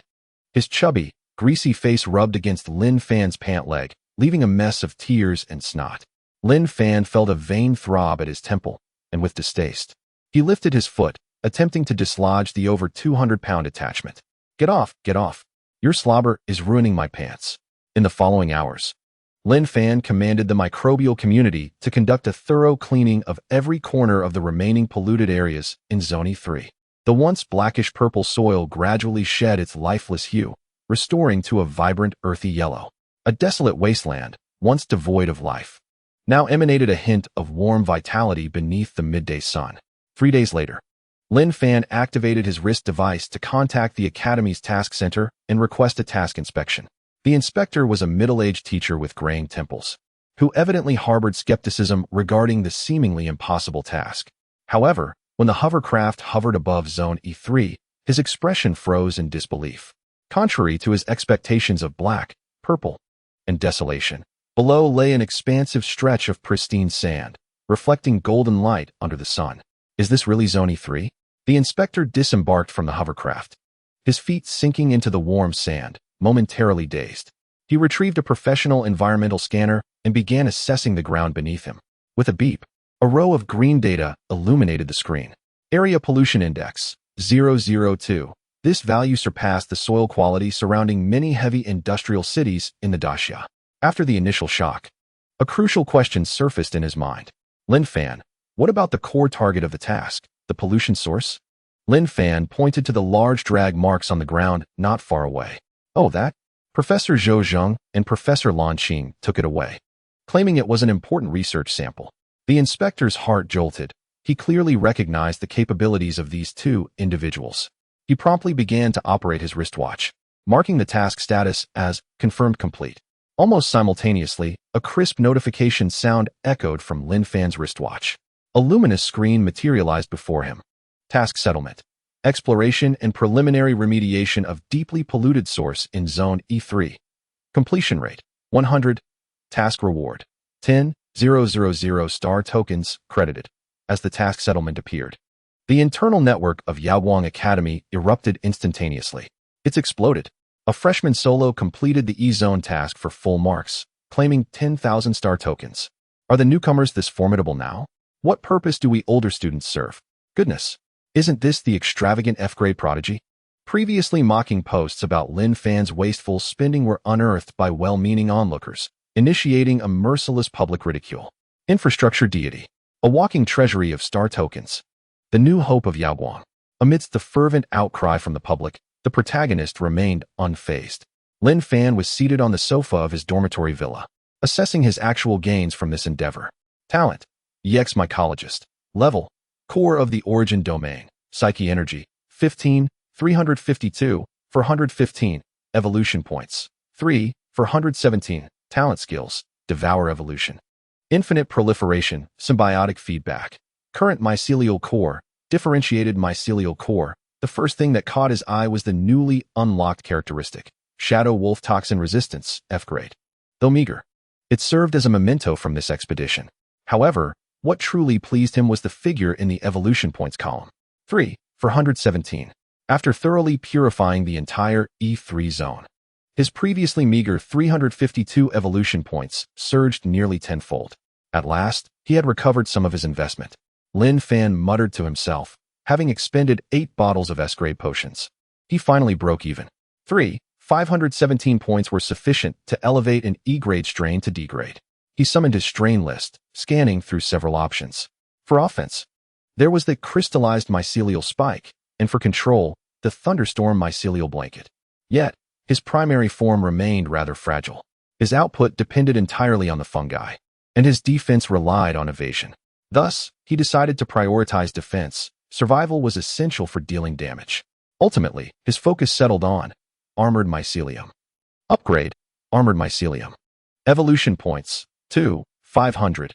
Armored mycelium, E-grade. To scaled mycelium, D-grade. Composed of countless minuscule mycelial scales, upon receiving an attack, the scales would instantaneously layer and thicken, significantly enhancing defensive capabilities. The scale structure effectively deflects and disperses impact force. Lin Fan nodded in satisfaction, then glanced at the upgrade requirements for the next level. C-grade required evolution points, 10,000. The smile on Lin Fan's face froze instantly. 10,000. He nearly gasped in disbelief. After enduring over half a month of hardship, burning through so much currency, and accumulating over 3,000 points, he found it only sufficient for a third of the next upgrade. This was clearly a call for him to become a grind master. Silently, he closed the panel, feeling a tightness in his chest. Ultimately, he transformed his frustration into appetite, shutting off the panel and calling out toward the second floor of the villa. "Fatty, come down. Let us dine," he proclaimed, as previously promised. "Brother has earned some money and shall treat you to a grand feast." With a burst of enthusiasm that belied his stout physique, Qian Duo dashed down the stairs, his eyes sparkling with excitement. Fan brother, you shall always be my idol." The two friends, arms linked, strode towards the most opulent cafeteria at Yaoguang Academy. Inside the first cafeteria, a cacophony of voices resonated, the air thick with the enticing aromas of various dishes. Qian Duo puffed out his chest, feeling as though he had reached the pinnacle of his existence.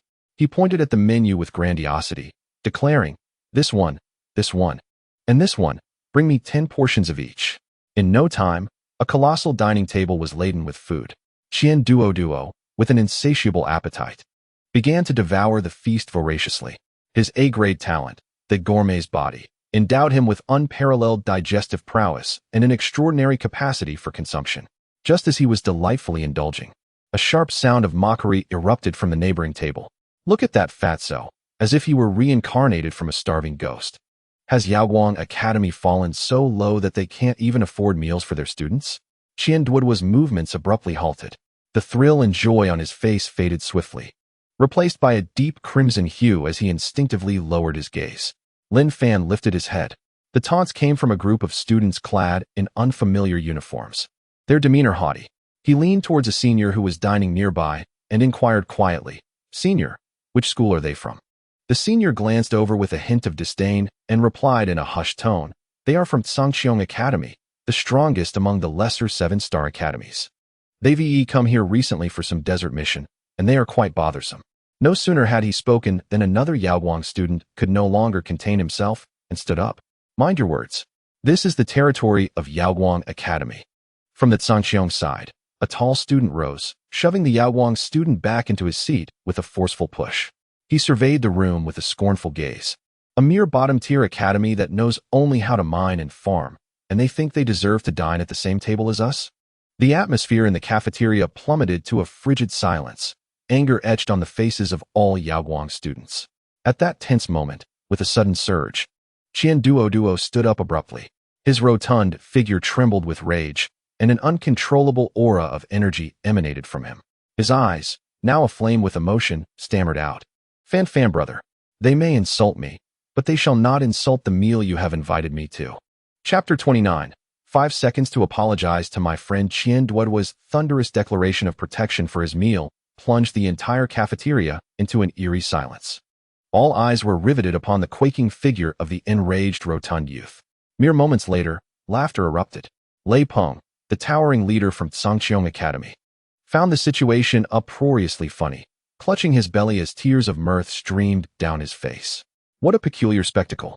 Yaoguang Academy truly breeds oddities. A fat man, incensed merely because others remarked upon his eating manners? He pointed at Qian Duoduo, his gaze sweeping over the pallid faces of the Yaoguang students. A mocking laughter lacing his words. "I see now, your Yaoguang Academy is indeed known for producing such scum." The few teammates behind him erupted into raucous laughter, their eyes regarding the Yaoguang students as if they were mere clowns in a circus. "Enough. Speak with more decorum." Several senior students from Yaoguang Academy could no longer contain their anger and slammed the table in protest. However, as they straightened their postures, a heavy wave of spiritual pressure suddenly erupted from Lei Peng and his companions. Core condensation realm. Several of them at that. The air was thick with an aura of battle and bloodlust, crashing against each Yaoguang student's chest like an invisible wall. The atmosphere in the cafeteria instantly thickened, each breath feeling like a searing pain. The students who had just risen turned pale, their legs buckling under the sheer force of this battle-born presence, stumbling back into their seats with a resounding thud. While they too possessed the core condensation realm, the aura of the life profession practitioners felt feeble in comparison to these battle-hardened geniuses. A bunch of useless laborers, merely skilled at mining and farming, Lei Peng spat derisively, his gaze sweeping across the faces of all the Yaoguang students, dripping with undisguised contempt. Clinging to the glory of your ancestors, barely maintaining a 7-star reputation. You've long since become nothing but a heap of mud. Do you truly believe you are worthy to dine in the same establishment as the prodigies of our Sangqiong Academy? It was a blatant humiliation. The Yaoguang students in the cafeteria clenched their fists until their knuckles turned white, nails digging into their palms. Yet none could rise again under the oppressive weight of this pressure. Lei Peng reveled in this sensation. He strolled leisurely, the sound of his boots echoing against the floor, eventually stopping before Lin Fan's table. His gaze sliced through Lin Fan's languid expression like a knife. "You must be the F-grade valedictorian who cheated his way in this year, correct?" Lin Fan merely lifted his eyelids, not even setting down his chopsticks. He casually picked a piece of verdant vegetable and chewed it slowly. "What's the matter?" A cruel smirk curled at the corners of Lei Peng's mouth. "I heard you burned through money to complete a task that even the seniors found troublesome. Tell me, did you spend a pretty penny on potions during the entrance exams as well?" Lin Fan finally swallowed his food, wiping his mouth with a napkin. "Yes, quite a bit." He nodded nonchalantly, as if discussing a trivial matter. S-grade spiritual potions, the kind one drinks like water. After a pause, he regarded Lei Peng with a hint of perfectly timed curiosity. What is the matter, senior? Haven't you tried it? The smile on Lei Peng's face instantly froze. S-grade spiritual potions. Those were strategic resources, unavailable on the market, only accessible to elite families or formidable warriors who had achieved great feats, allocated by the Federation. He, an A-grade combat talent, had only ever managed to obtain a single bottle of A-grade potion by sheer luck upon advancement. The nonchalant mention of such a thing was more insulting than any curse. You seek death. Lei Peng's gaze turned icy, a surge of murderous intent coursing through him. So, do you intend to use money to crush me today? Fangirl. Qian Duo, witnessing Lin Fan's humiliation, broke into a cold sweat and stepped forward. Positioning himself protectively in front of Lin Fan, stammering, Don't bully my fangirl. If you have the guts, come at me. At that moment, a sharp and somewhat scornful female voice rang out from the periphery of the crowd. Oh, I thought it was a dog barking here. Turns out it's Lei from the Zhangqiong Academy. Turning to see a stunningly attractive girl clad in the uniform of Yaoguang Academy. Arms crossed and her expression replete with disdain, it was none other than Xiao Xiao. Having profited handsomely this summer as Lin Fan's logistics supplier, she had come to regard him as her primary benefactor. Seeing someone causing trouble for her patron was intolerable. With a few swift steps, she maneuvered through the crowd, standing in front of Lei Peng, giving him a thorough once-over. Lei Peng, it's been a few months, and it seems your intellect hasn't improved. But your temper has certainly escalated. Strutting around in someone else's cafeteria, only to come here seeking validation after being bested outside? Upon seeing Xiao Xiao, Lei Peng furrowed his brow. Xiao Xiao, what business do you, a mere logistics girl, have in our Zhangqiong Academy affairs? Xiao Xiao chuckled, her laughter almost melodious. What's wrong with logistics? Without us to clean up after you so-called combat geniuses, you'd perish outside without a soul to retrieve your bodies. And frankly, what are you to speak of business? You're nothing but an uncouth mutt, barking aimlessly. Her unrelenting barrage of insults left Lei Peng's complexion shifting between shades of green and white. While he could easily overpower 10 Xiao Xiaos in a physical confrontation, he found himself utterly outmatched in the realm of verbal sparring. After a prolonged moment of seething silence, he redirected his ire towards the composed Lin Fan, who had remained unfazed amidst the chaos. Waste, Lei Peng bellowed, pointing an accusatory finger at Lin Fan. Is hiding behind a woman all you can do? This statement cast a heavy pall over the hearts of all Yaoguang students present, their collective gaze shifting towards Lin Fan, filled with concern, humiliation, and an unacknowledged flicker of hope. In the face of this pointed humiliation, Lin Fan remained unperturbed. He leisurely picked up a napkin, meticulously wiping away the last remnants of grease from the corner of his mouth. Then, he neatly folded the napkin and set it on the table. Rising slowly, his movements stood in stark contrast to the tense atmosphere surrounding him. In that instant, a barely perceptible mycelium began to spread silently along his pant leg, as if possessing a life of its own. It crept along the ground, forming an invisible net that quietly enveloped the area around Lei Peng and his group. Meeting Lei Peng's fiery gaze, Lin Fan took a few steps forward, halting 3 meters away. He extended his 5 fingers, his tone devoid of emotion. You have 5 seconds. Apologize to my friends in Yaoguang Academy. Lei Peng was momentarily taken aback, only to burst into exaggerated laughter as if he had heard the most ludicrous joke. He clenched his fists, the joints cracking with a resounding pop. 5 seconds. You, an F rank, dare to command me? Today, I shall make you aware, you worthless fool, that you lack even the right to stand. Lin Fan disregarded his threats. Within his tranquil, unfathomable eyes lay a clear reflection of Lei Peng's contorted face. Twisted by rage, he calmly began to count down. 5, 4, 3. Chapter 30. Forcing apologies through dance. A sinister grin spread across Lei Peng's face as the energy within him began to boil. A searing aura of combat enveloping the air. The members of the Zhangqiong Academy behind him flexed their wrists, seemingly preparing to join the fray at any moment.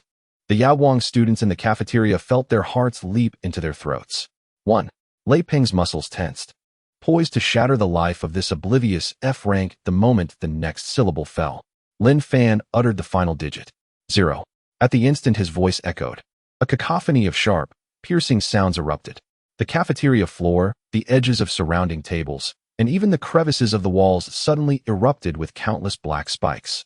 These spikes, glistening with a dark crystalline sheen, shot towards Lei Peng and his companions at an inconceivable speed. Lei Peng's body, which was about to lunge forward, froze abruptly. A pitch-black crystal spike was pressed against his throat, the chill emanating from its tip causing the hairs on his body to stand on end. He realized that a mere half-step forward would result in his throat being pierced. His fist, which was ready to strike, was ensnared by 3 spikes from different angles, immobilizing him. Every teammate beside him was similarly restrained, each black spike poised perilously before their hearts, carotid arteries, and temples, targeting their most vital points. Silence. The entire cafeteria plunged into an unprecedented stillness. Qian Duoduo's mouth hung open, wide enough to fit a fist inside. Xiao Xiao, whose eyes usually sparkled with astuteness, now reflected sheer bewilderment. Hundreds of Yaoguang faculty and students stared, dumbfounded, at the scene before them, their minds rendered blank. Impossible. Lei Peng could hardly believe that this was the work of an F rank. With a furious roar, he unleashed the power of his core condensation stage, shattering the 3 spikes on his arm. However, at the moment of their destruction, more than a dozen new spikes erupted from the ground, once again securing his arm in place. His companions retaliated with flames, frost, and wind blades, relentlessly attacking the surrounding spikes. Yet, those black crystals seemed endless. No matter how many they destroyed, more spikes would rapidly sprout from all directions, suppressing them further. Retreat. Fall back. Lei Peng, horrified and desperate, could only lead his companions in a chaotic retreat towards the cafeteria exit, besieged on all sides. Lin Fan, hands in pockets, leisurely followed in their wake. Qian Duoduo, Xiao Xiao, and all the students of Yaoguang seemed to be drawn by an invisible force, marching forth in great numbers to stand at the entrance of the cafeteria. They watched as the arrogant prodigies of the Zhangqiong Academy were forced into a state of disarray, retreating step by step, utterly toyed with. Is this the extent of their strength? Do they dare to wreak havoc in Yaoguang? Lin Fan languidly remarked, dripping with scorn. If it were our academy's combat seniors, you would probably be reduced to a pitiful state by now. The students of Yaoguang at the cafeteria entrance wore expressions of disbelief, silently cursing Lin Fan for his ignorance of the rules. As for Lei Peng, he was on the verge of exploding with rage. While struggling to fend off the elusive crystal spikes, he defiantly shouted, "These worthless things can't harm us. Boy, how long can you sustain this large-scale attack?" "Oh, is that so?" Lin Fan feigned intrigue, casually retrieving 3 shimmering potions from his pocket. S-class energy recovery potions. The eyes of everyone present, especially Xiao Xiao's, nearly bulged out in astonishment. Lin Fan uncorked one and, akin to sipping a beverage, gulped it down with a resounding gulp. He then waved the remaining 2 in his hand, offering a grin at Lei Peng. "Is this sufficient? If not, I have hundreds more in my dormitory for you to enjoy at your leisure." The color drained from the faces of Lei Peng and his companions. Hundreds of S-class potions? Is this even human? It's as if he has robbed an entire apothecary. "You lack martial virtue." A member of Zhangqiong Academy finally snapped, overwhelmed. With a mere thought, Lin Fan summoned forth an endless expanse of gray-white mycelium from the ground, surging forth like a tidal wave, ensnaring the terrified students of Zhangqiong Academy in layers. In the blink of an eye, a massive mycelial sphere, 5 or 6 meters in diameter, materialized in the open space at the cafeteria entrance. A wicked smile crept across Lin Fan's face as vibrant little mushrooms quietly sprouted from the ground at his feet. "Fatty." Lin Fan gestured towards the small mushrooms. "Do you see those? Stuff them into the gaps of that sphere." He then leaned in closer, whispering with concern, "Crush them inside. But be careful not to inhale any. This stuff is potent." Though Qian Duoduo was utterly perplexed, he executed Lin Fan's orders with utmost diligence. He swiftly picked a few mushrooms, approached the large black sphere, found a crevice, stuffed them inside, and squeezed them with all his might. The mushrooms ruptured within the sphere, releasing a cloud of spores that instantly filled the enclosed space. The interior was immediately met with the sounds of Lei Peng and his companions coughing violently and cursing in dismay. Approximately 2 minutes later, Lin Fan snapped his fingers, and the enveloping mycelium swiftly retreated, revealing the students of Zhangqiong Academy. The students of Yaoguang marveled, discovering that while Lei Peng and the others were unharmed, their condition appeared decidedly peculiar. With eyes filled with confusion and expressions that were ever-changing, They wore foolish grins, as if enchanted. Curiously, Xiao Xiao leaned in and asked, "Junior, have you poisoned them?" "Of course not. We are a reputable academy," Lin Fan replied, feigning innocence as he shrugged. "I merely added a little something akin to the wild mushrooms from Yunling province. Consuming them can lead to visions of little figures dancing." As soon as he finished speaking, a member of the Zhangqiang Academy suddenly curled up, clutching his head and rolling on the ground, seemingly horrified by some dreadful sight. Another began to punch at the air, muttering incantations. "Receive my meteor fist." The most astonishing of all was Lei Peng. His eyes sparkled with a fervent glow, a blissful smile plastered across his face. As if he beheld something extraordinary. Under the watchful gaze of all, he commenced a wild dance, his movements abstract and mesmerizing. It was as though he were performing a newly conceived divine dance. What was even more outrageous was that as he danced, he began to frantically tear at his shirt. "Ha! Oh my, that's quite the sight." The students of Yaowang Academy were initially taken aback, only to erupt into uproarious laughter. Lin Fan raised his wristwatch, grinning as he aimed it at the center stage Lei Peng. "Seniors, don't just laugh. Quickly take photos and post them on Moments or the campus network. This is pure traffic." The crowd, suddenly awakened from their stupor, hastily retrieved their phones and wristwatches, directing them towards the fervently dancing Lei Peng and others, as flashes lit up the scene. In no time, Lin Fan uploaded an exhilarating MP4 of the Zhangqiang Academy's dance to the Yaowang Academy campus network, thoughtfully including a caption. "The friends from Zhangqiang Academy are simply too enthusiastic, insisting on showcasing their talents. Kindly have the supervising teacher claim them at the entrance of the first cafeteria. They were so engrossed in their performance that we couldn't persuade them to stop." Upon this post's release, the campus network, already overwhelmed by the influx of traffic from new students soloing the E-Zone, was instantly rendered inoperative. Lin Fan's solo effort in subduing a group of combat-oriented students from another school was akin to a nuclear explosion within the academy. Just as the students of Yaowang Academy reveled in merriment, and the students of Zhangqiang Academy engaged in chaotic revelry, a formidable wave of spiritual pressure, far exceeding that of the condensation realm, suddenly descended at the entrance of the cafeteria.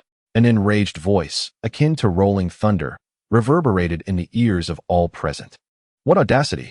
Who dares to humiliate Zhangqiang Academy in such a manner?" The crowd turned in shock to see a middle-aged man clad in the instructor's uniform of Zhangqiang Academy striding towards them. The terrifying aura he exuded was unmistakably that of a powerful figure from the domain of the Second Great Realm. Chapter 31. You are a teacher. Surely you can read? The atmosphere was starkly different from that of Lei Peng and the others, who remained in the condensation realm of the First Great Realm. If the aura of the condensation realm felt like a wall barreling towards them, then what had just arrived was akin to an imposing mountain. Heavy, suffocating. All the students of Yaowang Academy felt as though an immense weight had suddenly been placed upon their shoulders, rendering them breathless. A tall, middle-aged man clad in the mentor's uniform of the Celestial Academy approached with measured steps. He cast a fleeting glance at his students, who were flailing about in an undignified manner, and his gaze revealed no trace of concern, only a shadow of indignation. His eyes then fixed intently on the most composed individual among them, Lin Fan. "Zhao Wujie, the Celestial Lion, Zhao Wujie," exclaimed a student from the Yaowang Academy, their voice tinged with astonishment. Zhao Wujie, one of the elite mentors of the Celestial Academy and a formidable force in the realm of the Earth's domain, was renowned for his overwhelming lion-like presence, capable of instilling terror in his opponents and even inflicting psychological scars. As he approached, several students from Yaowang found themselves having to brace against their knees to avoid collapsing under the weight of his aura. Was this the manner in which the Yaowang Academy received its guests? Zhao Wujie's gaze swept dismissively over the struggling students, imbued with unabashed scorn. They lacked even the most rudimentary respect, yet dared to call themselves the Seven Stars. "Today, I shall teach you a lesson on behalf of your mentors at Yaowang." He was brazen and unreasonable, disregarding all prior circumstances and attributing blame solely to the Yaowang Academy. "Teacher Zhao, they provoked us first," cried out senior sister Xiao Xiao, struggling under immense pressure. "Preposterous." Zhao Wujie's thunderous rebuke silenced the room, and his overwhelming presence bore down upon her like a tempest. Xiao Xiao stifled a groan, a trickle of blood escaping her lips, and she staggered backward, only supported by her classmates to prevent her fall. He stood before Lin Fan, towering over him with a condescending gaze. All his overwhelming force concentrated upon Lin Fan, akin to a tsunami crashing down. The surrounding Yaoguang students felt the pressure ease, yet their hearts clenched at the sight of Lin Fan enveloped in the eye of the storm. Qian Duoduo's corpulent form trembled violently, his teeth chattering as he fought to charge forward, yet remained firmly anchored by that oppressive aura. Immediately dispel the effects upon them and kneel to apologize. Zhao Wujie raised his hand, fingers splayed, as radiant energy coalesced in his palm, prepared to seize the audacious newcomer who dared to insult the Celestial Academy. Yet, amidst the pressure, Lin Fan displayed no sign of distress. Under the astonished gazes of all present, he leisurely lifted his left wrist, gently tapping the screen of his personal terminal. Dear classmates, Lin Fan surveyed his fellow students with a gentle smile. The live stream focused intently, and the lights brightened slightly. Next, it is time for a legal education. With his words, a holographic screen buzzed to life before him, displaying a prominent title at its center: Regulations for Intercollegiate Exchanges of the Great Xia. Zhao Wujie's energy-infused hand halted midair, and for the first time, a look of astonishment crossed his face. Lin Fan cleared his throat and, adopting the tone of a news anchor, began to read aloud. Chapter 7. Guidelines for Handling Intercollegiate Conflicts, Article 13. During the interschool exchange, any physical or verbal disputes initiated by visiting personnel within the host academy's campus shall be thoroughly investigated and addressed by the disciplinary committee of the host institution. Accompanying mentors from the visiting party are strictly prohibited from intervening with force, under any circumstances or for any reason. His voice resonated clearly in the silent square, each word distinctly articulated. Those who violate this regulation will be reported to the Ministry of Education by the host academy, classified as a significant teaching incident, which will directly influence the resource allocation and ratings of that academy for the following year. As the regulations were recited, an oppressive silence enveloped the gathering. Lin Fan retracted the luminous screen and finally lifted his gaze to Zhao Wujie, whose complexion had begun to darken ominously. His smile remained radiant, yet his eyes sparkled with the innocence of a curious child. Teacher Zhao, he began, you are a formidable figure in the second domain and an educator. Having lived for so many years, he paused, adopting an exceptionally sincere tone, and softly inquired, surely you can read? Would you like me to recite it for you once more? A profound silence ensued. After several seconds of stillness, a stifled chuckle broke the tension, followed by an eruption of cheers from the students of Yaoguang Academy. Incredible. Ha! Legal education time. I absolutely adore this freshman. Such a devastating retort. Is this year's top scholar a demon? Their gazes toward Lin Fan were filled with admiration. Zhao Wujie's face flushed to a deep shade of purple, as his heavy lion-like aura wavered due to his mental disarray. Just as he prepared to confront the situation, a similarly powerful yet gentle presence, akin to a spring breeze, quietly enveloped the crowd. This soothing aura brushed against every student of Yaoguang, alleviating their discomfort. Turning around, they beheld a refined middle-aged man, who had seemingly appeared at their rear without notice. It was Qin Shan, the director of the teaching office at Yaoguang Academy. Upon seeing the newcomer, Zhao Wujie found an outlet for his frustration. Qin Shan, your arrival is timely. Look at your esteemed student, resorting to such despicable tactics. Is this your way of hosting guests? Qin Shan cast a glance at the unruly students of Songqiong Academy before revealing a gentle smile. Teacher Zhao, I have already reviewed the campus surveillance footage regarding the events leading up to this. Your student initiated the provocation and subsequently insulted the faculty and students of my academy. The warmth in Qin Shan's eyes gradually faded, his tone turning frigid. And you, as the supervising mentor, without discerning the facts, resorted to imposing pressure on my students and even attempted to resort to violence. Are you now seeking to reason with me? Zhao Wujie. Zhao Wujie's face flushed with indignation at his words, and he retorted, but such despicable means cannot be employed. Qin Shan shook his head, a hint of amusement appearing on his face. Despicable? I believe that Lin Fan handled the situation quite adeptly. There was no substantial harm inflicted.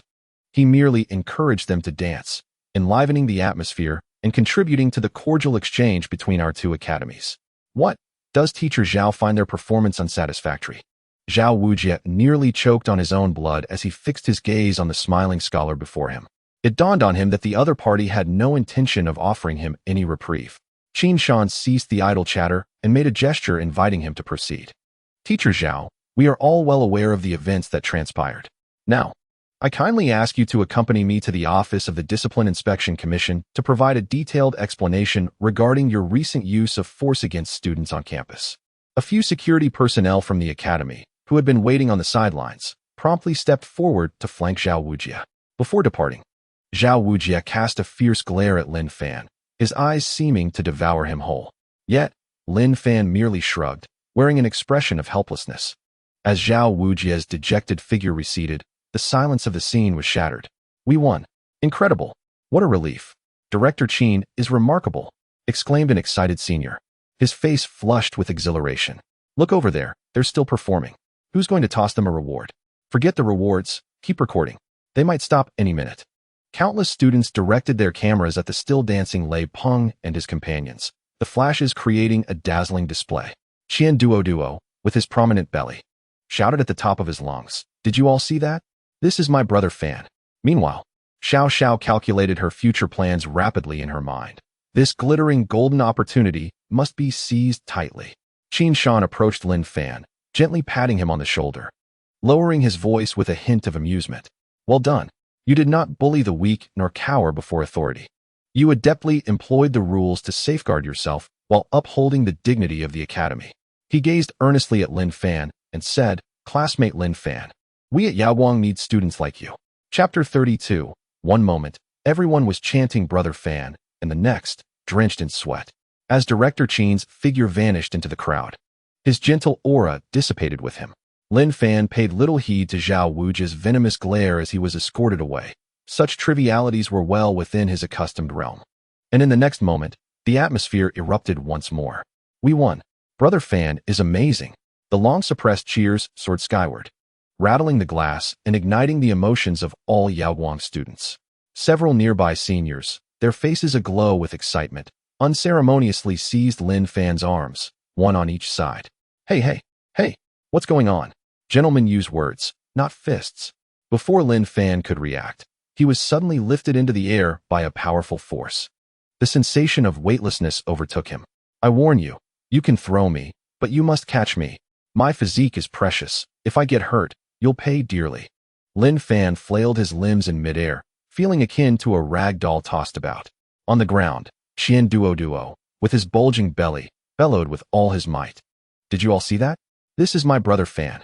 My dear brother. His proud expression seemed to suggest he had single-handedly conquered the Celestial Academy. The crowd fully succumbed to a euphoric frenzy. At that moment, a graceful figure skillfully maneuvered through several muscular men, akin to a slippery loach, and darted into the eye of the storm. Xiao Zhao's beautiful eyes shone like searchlights, fixed intently on Lin Fan, who had just been released. Her voice trembled with excitement. Junior, we're going to strike it rich. We are going to be wealthy. Grabbing Lin Fan's arm, she animatedly outlined a grand business plan. The video of Lei Peng and the others dancing that I recorded is all exclusive 4K high definition. Your angle 1T do. Let us package the videos and sell them to our rivals at Sangqiong Academy. No, let us upload them online for paid viewing. We can charge 50 or even $100 per person. We'll earn at least. Lin Fan looked at her, her eyes sparkling as if she could already envision mountains of gold and silver, and he chuckled helplessly. As expected of you, Senior Xiao. Aren't we skipping the 99 group buying this time? He raised his hand, interrupting Xiao Zhao's financial discourse. Senior, he said, amidst the fervent gaze of hundreds of students. Lin Fan leisurely produced a potion, an S-grade spiritual energy potion. Instantly, the jubilant atmosphere of the crowd was silenced, as if the sound had been muted, disappearing without a trace. Senior, you stood up for me earlier and got injured by that old fellow, Lin Fan said nonchalantly as he handed the potion to Xiao Xiao. This is for you, as compensation for medical expenses and mental anguish. A profound silence enveloped the crowd. All eyes shifted to the small vial, filled with unmistakable shock, envy, jealousy, and a palpable sense of regret. Several seniors who had merely spectated moments ago regretted their inaction, wishing they could return to just a few minutes prior and slap themselves. Why was I so cowardly? Why didn't I shout out despite the pressure? Even if I had to cough up blood or break a couple of legs, exchanging for an S-grade potion would be a tremendous bargain. I've lost out immensely. Xiao Xiao was also taken aback. Her brain momentarily stalled for half a second before she realized what Lin Fan had handed her. Medical expenses? That reasoning seemed quite reasonable. Senior, I'm indeed quite injured. My heart, liver, spleen, lungs, and kidneys all need substantial recuperation. In a flash, she snatched the potion, clutching it to her chest like a hoarding hamster, vigilantly scanning her surroundings, fearful that someone might attempt to snatch it away. After confirming her safety, she looked up at Lin Fan, offering a smile so sweet it could be syrupy. Her voice was so sweet it could crack walnuts. Boss, if you ever need anything, just say the word. Through fire and water, I will not flinch. This scene utterly shattered the psychological defenses of all the students present. Their gazes towards Lin Fan transformed from admiration and awe to fervent obsession with this prodigy. What an extravagant display, truly beyond humane limits. A few newly enrolled students could no longer contain their excitement, raising their arms in fervor. Brother Fan, we are ready to help you traverse mountains of blades and seas of fire. Move aside. Brother Fan, do you need any trinkets? I can assume any pose. Meanwhile, certain well-meaning onlookers, eager to revel in the spectacle, swiftly edited videos of Lei Peng and his companions awkwardly dancing, accompanied by an irresistibly catchy background melody. These videos were uploaded onto the vast network of the Great Xia. The title was particularly eye-catching. Sky Elite performs a blessing dance, evoking an emotional response. Once released, the video rapidly gained traction, fueled by sensational highlights such as the 7 Stars Academy and the captivating dance. Heartfelt empathy for the brother lasted a mere second, while laughter echoed for the remaining 59 seconds. Suggestions for strict investigations flooded in, as the comical antics were deemed unintentional. The fellow in the center stage exhibited an exuberance that was hard to ignore. Within just half an hour, the view count soared past 100 million, catapulting it to the pinnacle of trending topics on the network.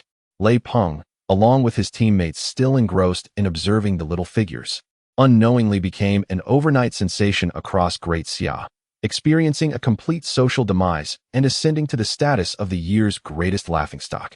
The higher-ups at Sky Academy, infuriated, convened an emergency meeting late into the night. They subsequently released a statement asserting that this was an impromptu artistic performance organized by students during a friendly exchange between the two academies, aimed at fostering camaraderie. However, as soon as the announcement was made, the comments section was inundated with memes depicting Lei Peng and his companions rolling their eyes, tugging at their clothes, and drooling, utterly drowning out the academy's reputation. Of course, all of this was merely a prelude. At this moment, the entrance of the first cafeteria at Yaowang Academy remained enveloped in a celebration of victory. Lin Fan's name surged through the Yaowang campus network like a tempest. Just as he was nearly suffocated by a throng of enthusiastic upperclassmen, his personal terminal on his wrist suddenly emitted a series of urgent communication requests. Struggling to lift his wrist, a holographic screen emerged, displaying a name that pulsed with quiet insistence. Ms. Su Yurong. The instant Lin Fan laid eyes upon that name, the calm demeanor he had maintained evaporated in an instant. This was disastrous. The only thought occupying his mind was the realization that, after nearly a month at school, he had completely neglected to contact his mother. Not a single phone call had been made. He was in dire straits. What was worse, she had likely seen him trending online and had called to confront him. This was a significant transgression. What kind of repercussions awaited him? Would he be sent to a distant planet for exile? Or bound to the bow of a private starship, paraded around a colonial world? The mere contemplation of such possibilities caused beads of cold sweat to form on Lin Fan's forehead, and his complexion visibly paled. Beside him, Qian Duo, perceptive as ever, noticed the incoming call display. Having experienced similar situations, his rotund body involuntarily shivered.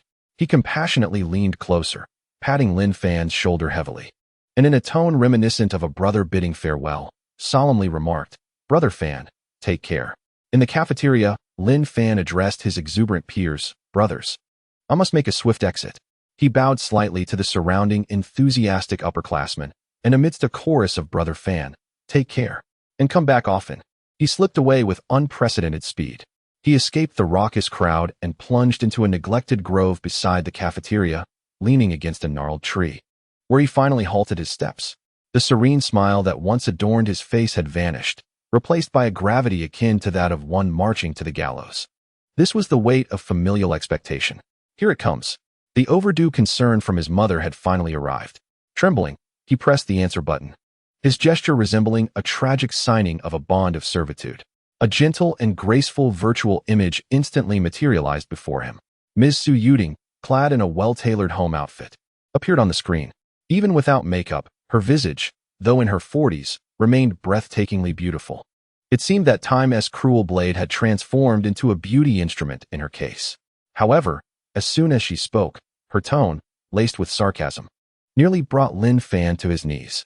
"Oh, isn't this our great hero from Yaoguang Academy, the current sensation of the internet, Lin Fan? What is this? Have you found a new surrogate mother at the academy, forgetting your poor, forsaken mother at home?" A shiver coursed through Lin Fan, his survival instinct kicking in, almost compelling him to kneel. He swiftly switched his demeanor, instantly donning a beaming smile that radiated insincerity. "How could I ever forget you, my dear, beautiful, wise, unparalleled Queen Su Yuding? Even if I were to forget my own father, I would never forget you.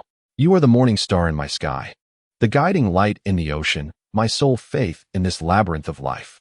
"Enough, enough," Ms. Su Yuding interrupted with a cold snort, cutting short his impromptu flattery. "Stop with the smooth talk. Do you think this is a graduate school exam?"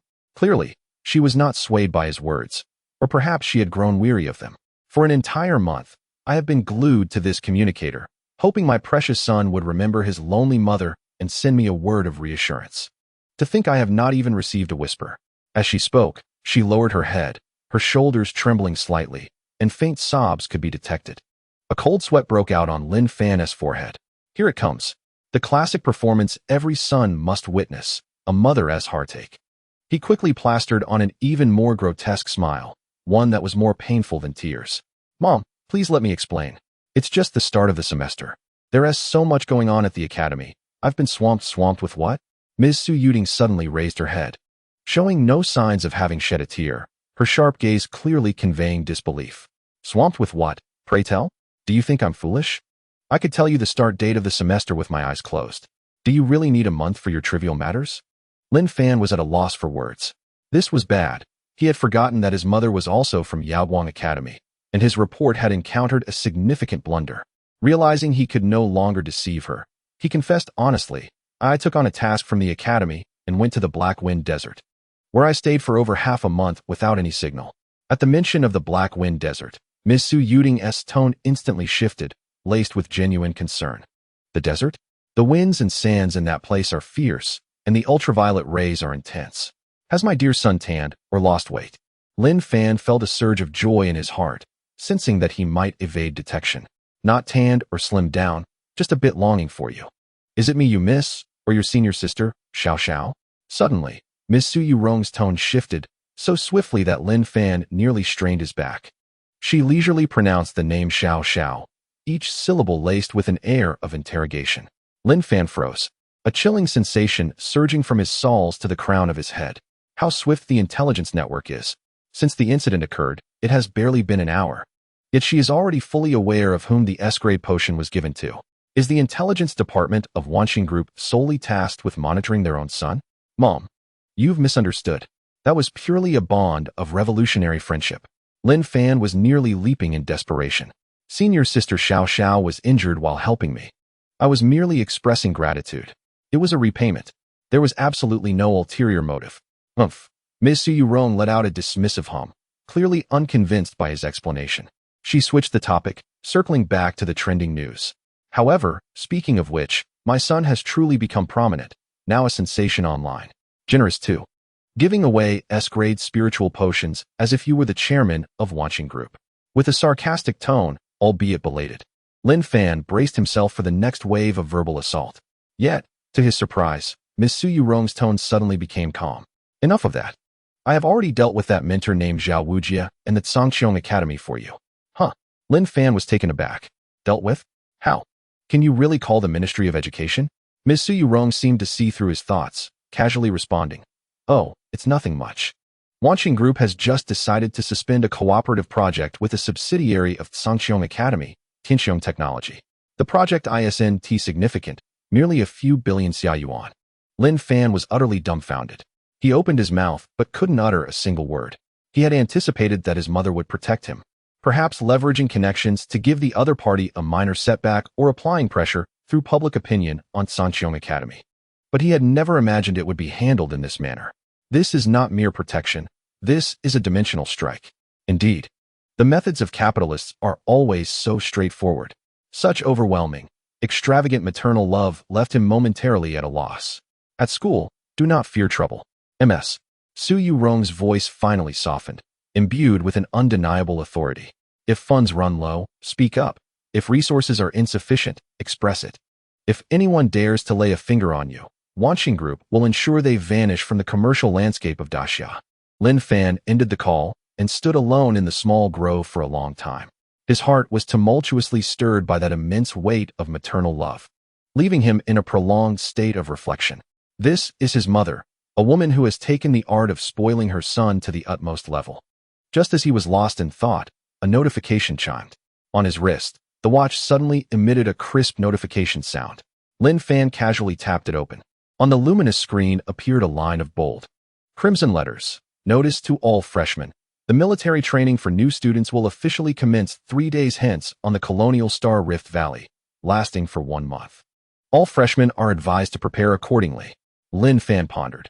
In this day and age, military training is still a requirement? Chapter 34. Military Training in the Age of the Stars. The freshmen were terrified. Lin Fan stared at the notification, feeling quite disheartened. Military training? What nonsense is this? Even in the interstellar era, military training is still mandated? Absurd images flooded his mind. Marching in heavy mechs under alien gravitational fields? Carving designs on targets with psionic guns? Only to be tasked with cleaning the latrines of extraterrestrial beasts if one fails? Or perhaps practicing close-quarters combat amidst a meteor belt, dodging meteor showers while folding blankets? And those blankets made of alien fur, resembling tofu blocks? Surely not. He accessed the campus network, hoping for an official explanation. However, the platform was already in chaos. The atmosphere resembled the onset of an apocalypse, filled with wails of despair. This is disastrous. Military training. The location is the Colonial Star Rift Valley, a desolate mining planet. Woe is me. I am but a fragile healer. Mother, I wish to return home. Is there any senior willing to shed light on this? What exactly will we be trained in? Must we truly fold blankets? In stark contrast to the freshmen's lamentations was the jubilant demeanor of the upperclassmen, whose gleeful mockery seemed ready to leap off the screen. The seniors eagerly launched into their annual session of ridicule. Welcome to the Yao Guang's signature program, Transformation of Freshmen. How amusing. This year's excuse has been whimsically dubbed military training, a nostalgic touch indeed.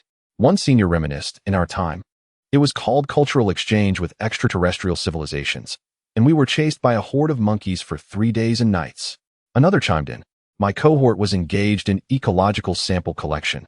To this day, I tremble at the sight of mushrooms. Even more enterprising seniors began openly peddling their so-called military training strategies on the forums. Prices range from the basic survival knowledge package at 5-star credits to the platinum VIP map detailed guide at 100-star credits. The naive money duo promptly splurged on the most expensive platinum version. When he opened it, he found only a solitary line. Forget this guide, dear brother. The location and activities vary each year. I can only guide you this far. Good luck. Go. Infuriated, the rotund fellow nearly smashed his watch. Lin Fan and he returned to their mountaintop villa, the latter sinking into the plush sofa, his round belly the only part of him still protruding. Weakly, he scrolled through the forums on his watch, sighing heavily. It's over, brother Fan. With this physique of mine, I fear I shall meet my end on that godforsaken Rift Valley. I feel I might be sent back home before I even start training due to the adverse conditions. Lin Fan glanced at him and quipped, isn't that rather fortuitous? Fully automatic liposuction, a purely natural weight loss method. How many wealthy women wish to invest in such a package? In a month, you shall be transformed into a fit young gentleman. Upon hearing this, Qian Duo sprang from the sofa in a fit of indignation. What do you know? This body of mine, a symbol of strength, a testament to wealth, is the very source of my security. Without it, am I still truly myself? I would merely transition from my pro self to my light self. Lin Fan calmly concluded, observing the despondent expression on the portly man's face. Lin Fan ceased his playful banter. He opened his contacts and directly dialed Xiao Zhao's number. For matters of expertise, one must consult the expert. The call was swiftly connected, and Xiao Zhao's radiant visage appeared on the screen. She seemed to be organizing her belongings, with a backdrop cluttered with an array of equipment parts. Boss, what brings you to seek out your senior? Xiao Zhao's eyes sparkled upon recognizing Lin Fan. Senior, please do not jest with me, Lin Fan responded. Getting straight to the point. What exactly is the protocol for the freshman military training? Xiao Xiao paused her task, her expression growing more serious. Military training? She pondered. In essence, it is the traditional inaugural lesson at Yaoguang Academy. It is fundamentally an intense field exercise for you inexperienced novices, conducted in the harsh environment of a colonial planet. The objectives are twofold: to help you rapidly acclimate to the alien surroundings, and to weed out those delicate flowers who lack the mental fortitude to endure. Consequently, while the mortality rate is low, the annual attrition rate is rather alarming. Lin Fan understood. In simpler terms, it was a large-scale screening test. Is there anything in particular I should be wary of? He inquired further. Upon hearing this, Xiao Xiao fell silent for a few seconds. Her expression grew somewhat complex, as if she were carefully choosing her words. Junior, your question holds great significance for someone like me, a casual player, she began slowly.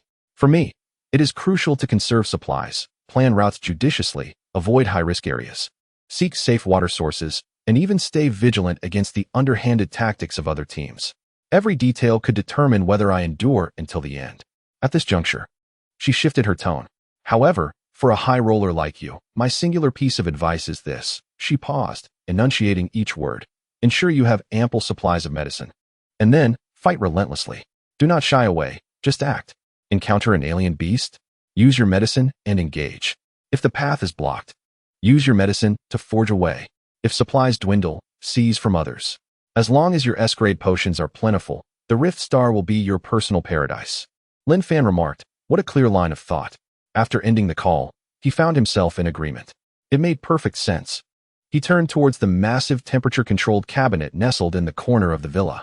As he opened the door, rows of neatly arranged S-grade energy potions shimmered under the soft light, emanating a glow known as Xia Yuan. Observing this scene, Qian Duo could not help but exclaim, Brother Fan, I once believed my father to be quite affluent. Now I realize I have always been impoverished. He earnestly declared, I have come to understand that the ability to generate wealth is the greatest talent in the world. Lin Fan smiled slightly and said, don't you have one too? Qian Duo, with a face full of indignation, retorted, mine is merely a youthful addition, dependent on my father's whims. Yours is a limited edition of Cash Power Pro Max Ultra Plus. Can they possibly be compared? Lin Fan chose to ignore his lamentations. He realized that an ordinary backpack could hardly accommodate so many treasures. Moreover, in the harsh environment of Rift Star, conventional storage equipment might prove unreliable. Consequently, he opened the Star Order Mall of Yaoguang Academy and meticulously navigated through the dazzling array of product categories until he found the section for extraterrestrial adventure storage. He then executed a straightforward operation, filtering the prices from high to low. At the top of the list was an item named the Type 7 Expedition Multifunctional Tactical Backpack, priced at $19.99 Star Orders. Without glancing at the functional description, Lin Fan directly entered a quantity of 2 and clicked to purchase. Your account has been debited 3,998 Star Orders. In less than 10 minutes, a logistics drone emblazoned with the Academy's emblem hovered at the entrance of the villa. 2 sleek, futuristic metal backpacks were gently lowered by mechanical arms, crafted from dark, gray memory metal. The backpacks were surprisingly lightweight and featured a built-in temperature regulation function to ensure the internal items remained unaffected by extreme external conditions. Lin Fan casually tossed one of them to Qian Duo, who was still slumped on the sofa. This is yours. The hefty fellow jolted awake, scrambling to catch it. Cradling the luxurious backpack that exuded an air of opulence, he was momentarily stunned. The next moment, tears streaming down his face. He was ready to perform a dramatic slide kneel in gratitude. Brother Fan, my dear brother, this backpack is magnificent. I am willing to bear any burden for you. Lin Fan chuckled inwardly. Excellent. The tool has finally taken up his role. Without further delay, he opened his own backpack and began to load it with ammunition. 1 bottle, 2 bottles, 10 bottles. He unhesitatingly transferred nearly a third of the potions from the temperature-controlled box into his backpack. After completing this task, Lin Fan slung the backpack over his shoulders and tested its weight. Perfect. It had minimal impact on his mobility. He approached the enormous floor-to-ceiling window, and gazed at the sunset, painting the sky in hues of crimson. Rift Star? Military training? He held no interest in such matters.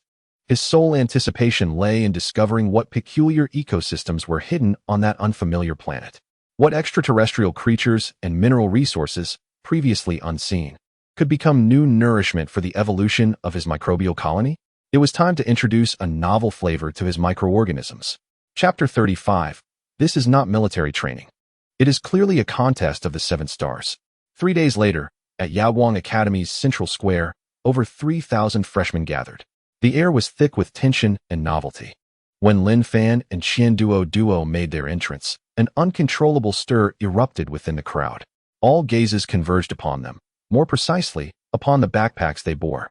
Qian Duo, the rotund figure, proudly puffed out his chest, exuding an air of not merely carrying a backpack, but bearing the entire glory of Yaoguang. Is that the Expedition Class 7? The one sold for 1,999 star credits in the Star Order Mall?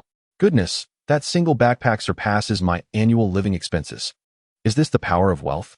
Even before embarking on the expedition, his equipment already eclipses an entire major version upgrade. A version? You wouldn't even reach this level by the time you graduate. Envy, jealousy, reverence. Countless gazes converged upon the two of them. At that moment, an elderly man with white hair and beard ascended the high platform, dressed simply and of unremarkable stature. Yet when his gaze swept across the crowd, all noise was extinguished in an instant. The dean of Yaoguang Academy. Welcome, the new blood of Yaoguang. His voice, though not thunderous, possessed a peculiar penetrating quality, resonating clearly in every ear. I shan't indulge in unnecessary chatter. Your first lesson will take place on the colonial star TR-734, the Rift Star. A ripple of excitement stirred among the crowd. Clearly, many had done their homework and understood the nature of that place. The dean raised his hand, gesturing for calm. This military training comprises 2 core tasks.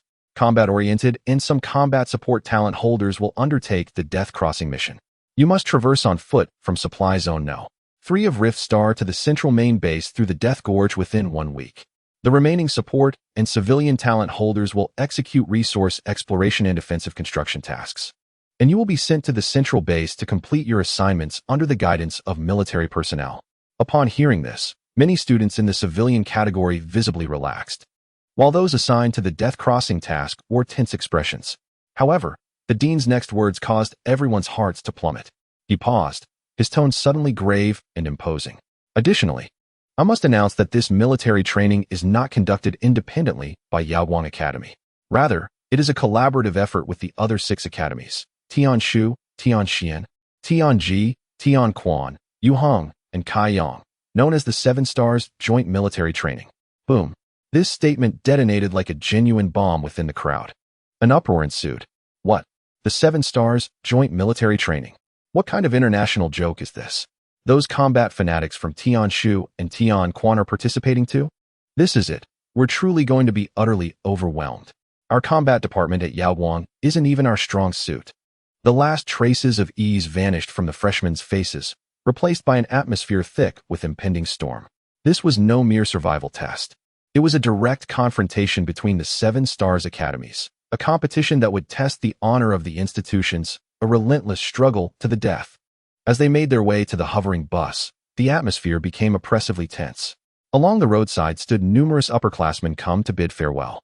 Just days prior, they had been jesting and peddling fraudulent strategies on the forums. Now, their expressions were solemn. The mockery and sarcasm had vanished. Do your best. You must return alive. If you cannot prevail, then retreat. Do not force yourself. There is no shame in it. In the end, a tall senior bellowed, directing his voice towards Lin Fan amidst the crowd. Lin Fan, I witnessed your performance in the cafeteria. You are the pride of our Yaoguang this year. Go and defeat those talented individuals from other academies. Do not bring shame upon us. This cry instantly ignited the stifled atmosphere. Indeed, take them down. Go, Lin Fan. The chorus of encouragement surged forth. The legendary feats of the cafeteria warrior had already permeated the campus network, rendering Lin Fan a unique figure in the hearts of many Yaoguang students. Lin Fan paused for a moment, somewhat helplessly touching his nose. It seems the moniker of cafeteria warrior would stick with him. He internally scoffed at this notion, yet he also felt the weight of their expectations. The floating bus ascended silently, carrying the complex emotions of 3,000 freshmen southward. Ultimately, an awe-inspiring architectural complex emerged amidst the snow-capped Kunlun Mountains. The Great Wall Stargate Array, towering hundreds of meters high, the colossal silver circular stargates stood like celestial portals from ancient myths, quietly erect. Visible energy halos pulsated around the door frames, emanating a heart-stirring vibration.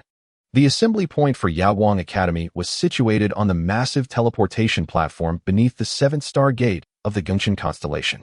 From a distance, Lin Fan could already spot the formations of the other 6 academies. Each academy's formation was distinct, and even before the teleportation commenced, the air was thick with tension.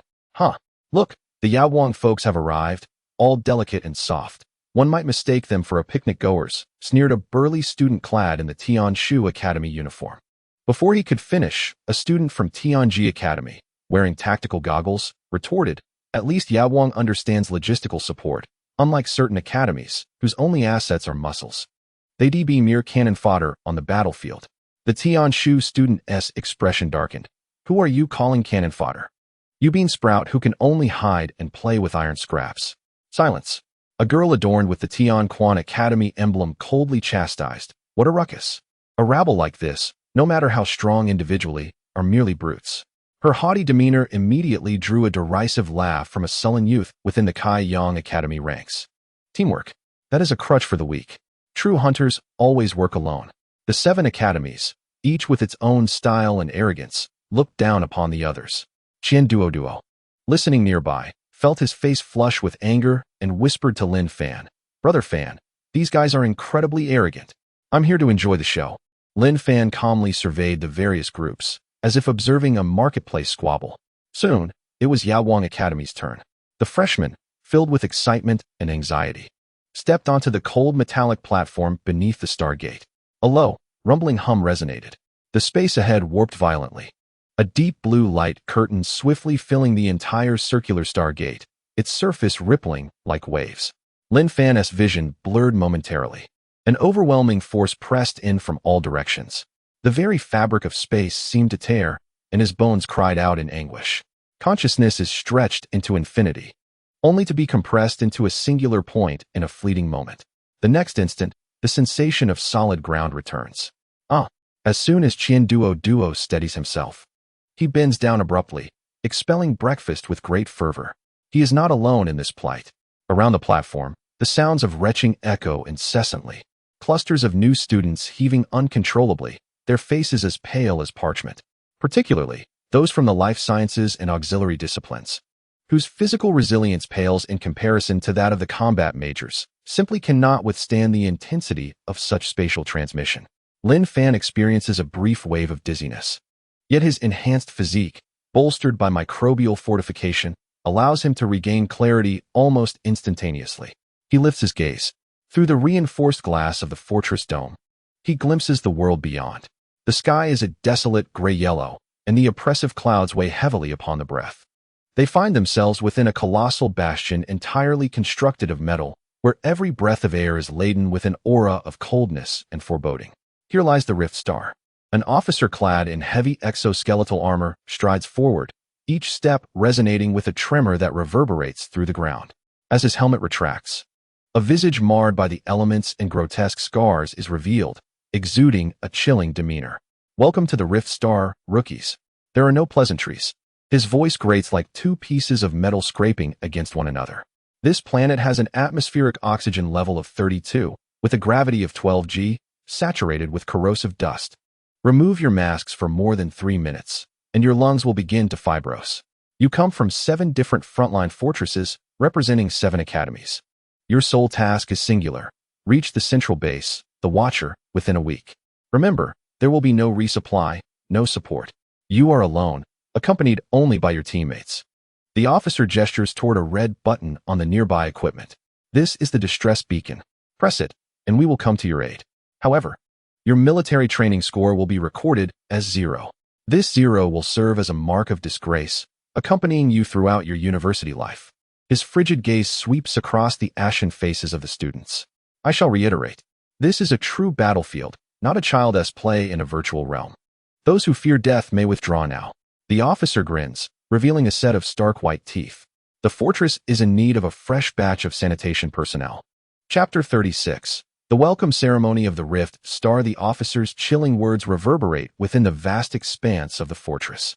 The clamor and chatter of all the new arrivals are silenced by this declaration. Sanitation personnel.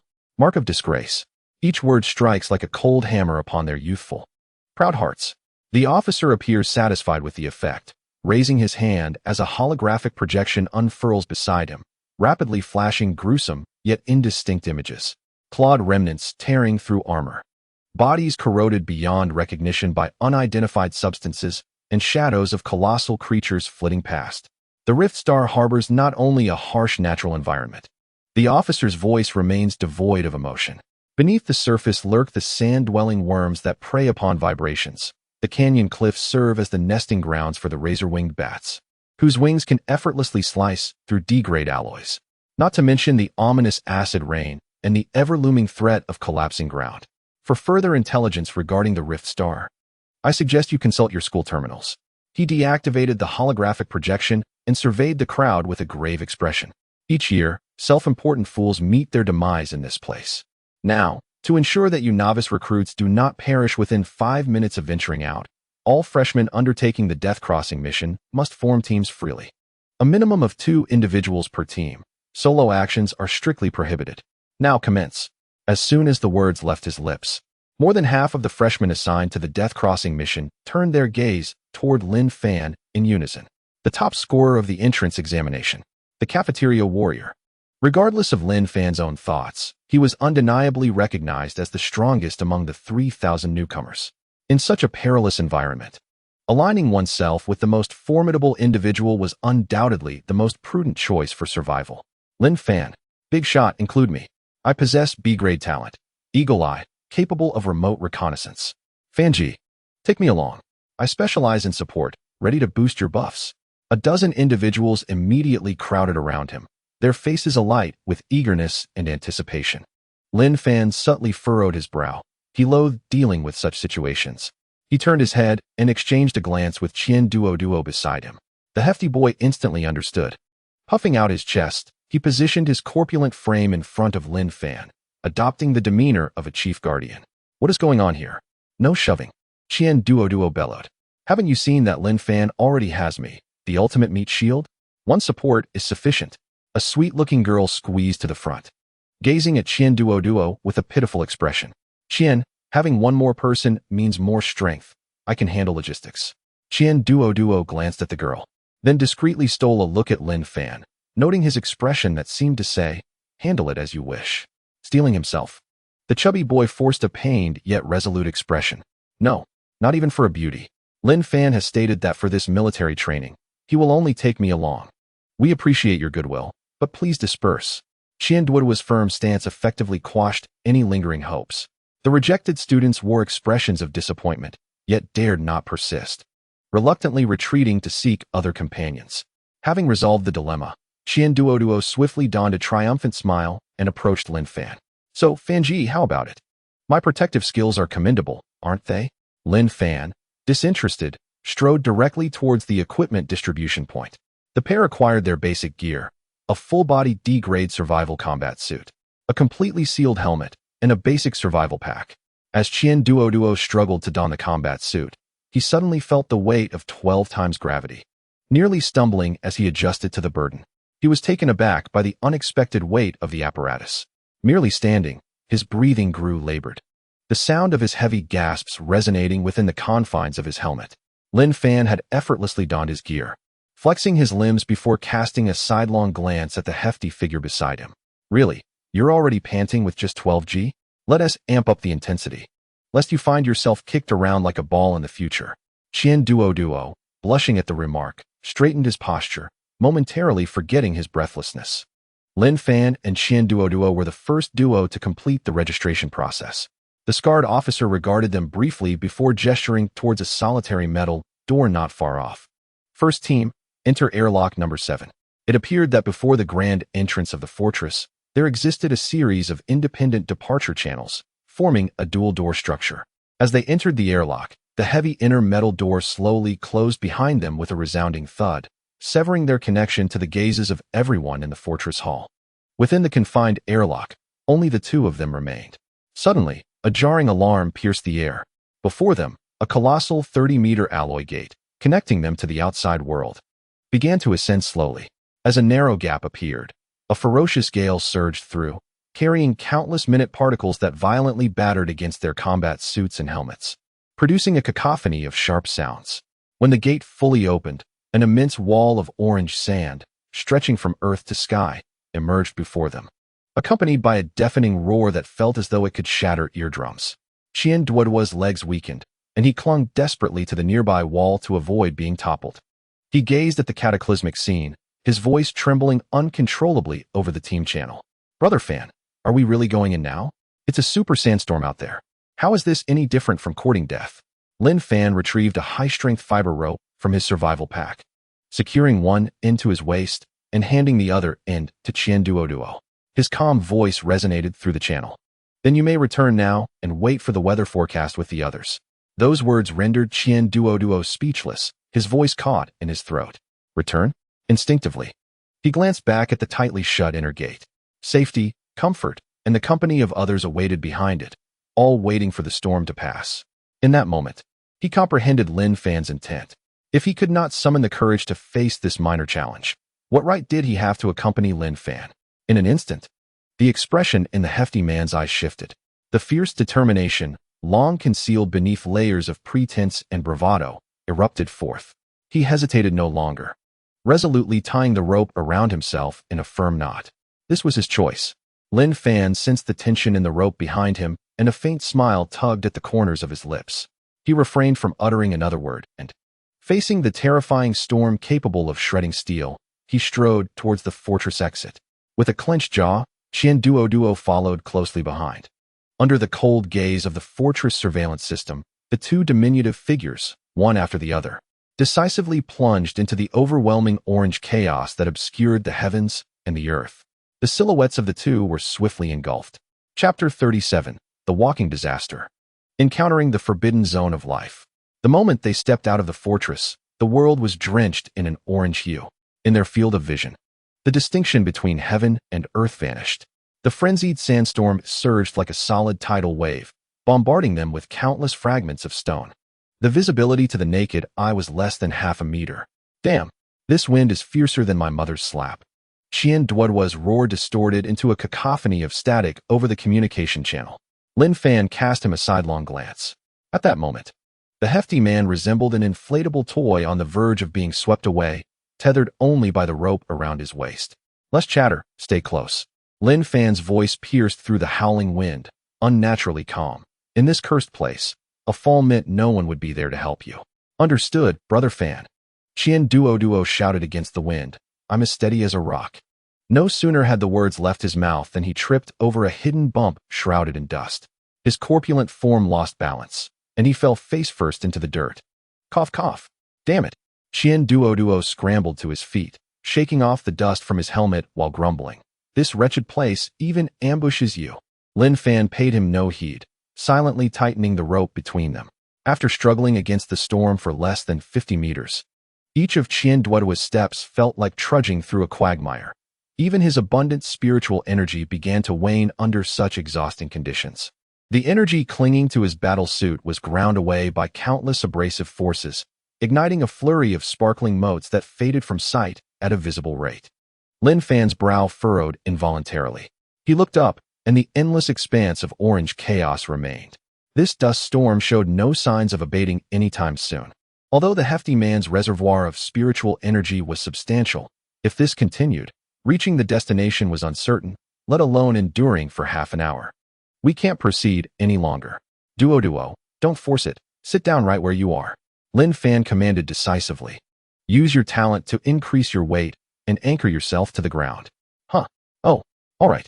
Although the wind had left him somewhat dazed, Qian Duoduo, trusting Lin Fan, plopped down without a second thought.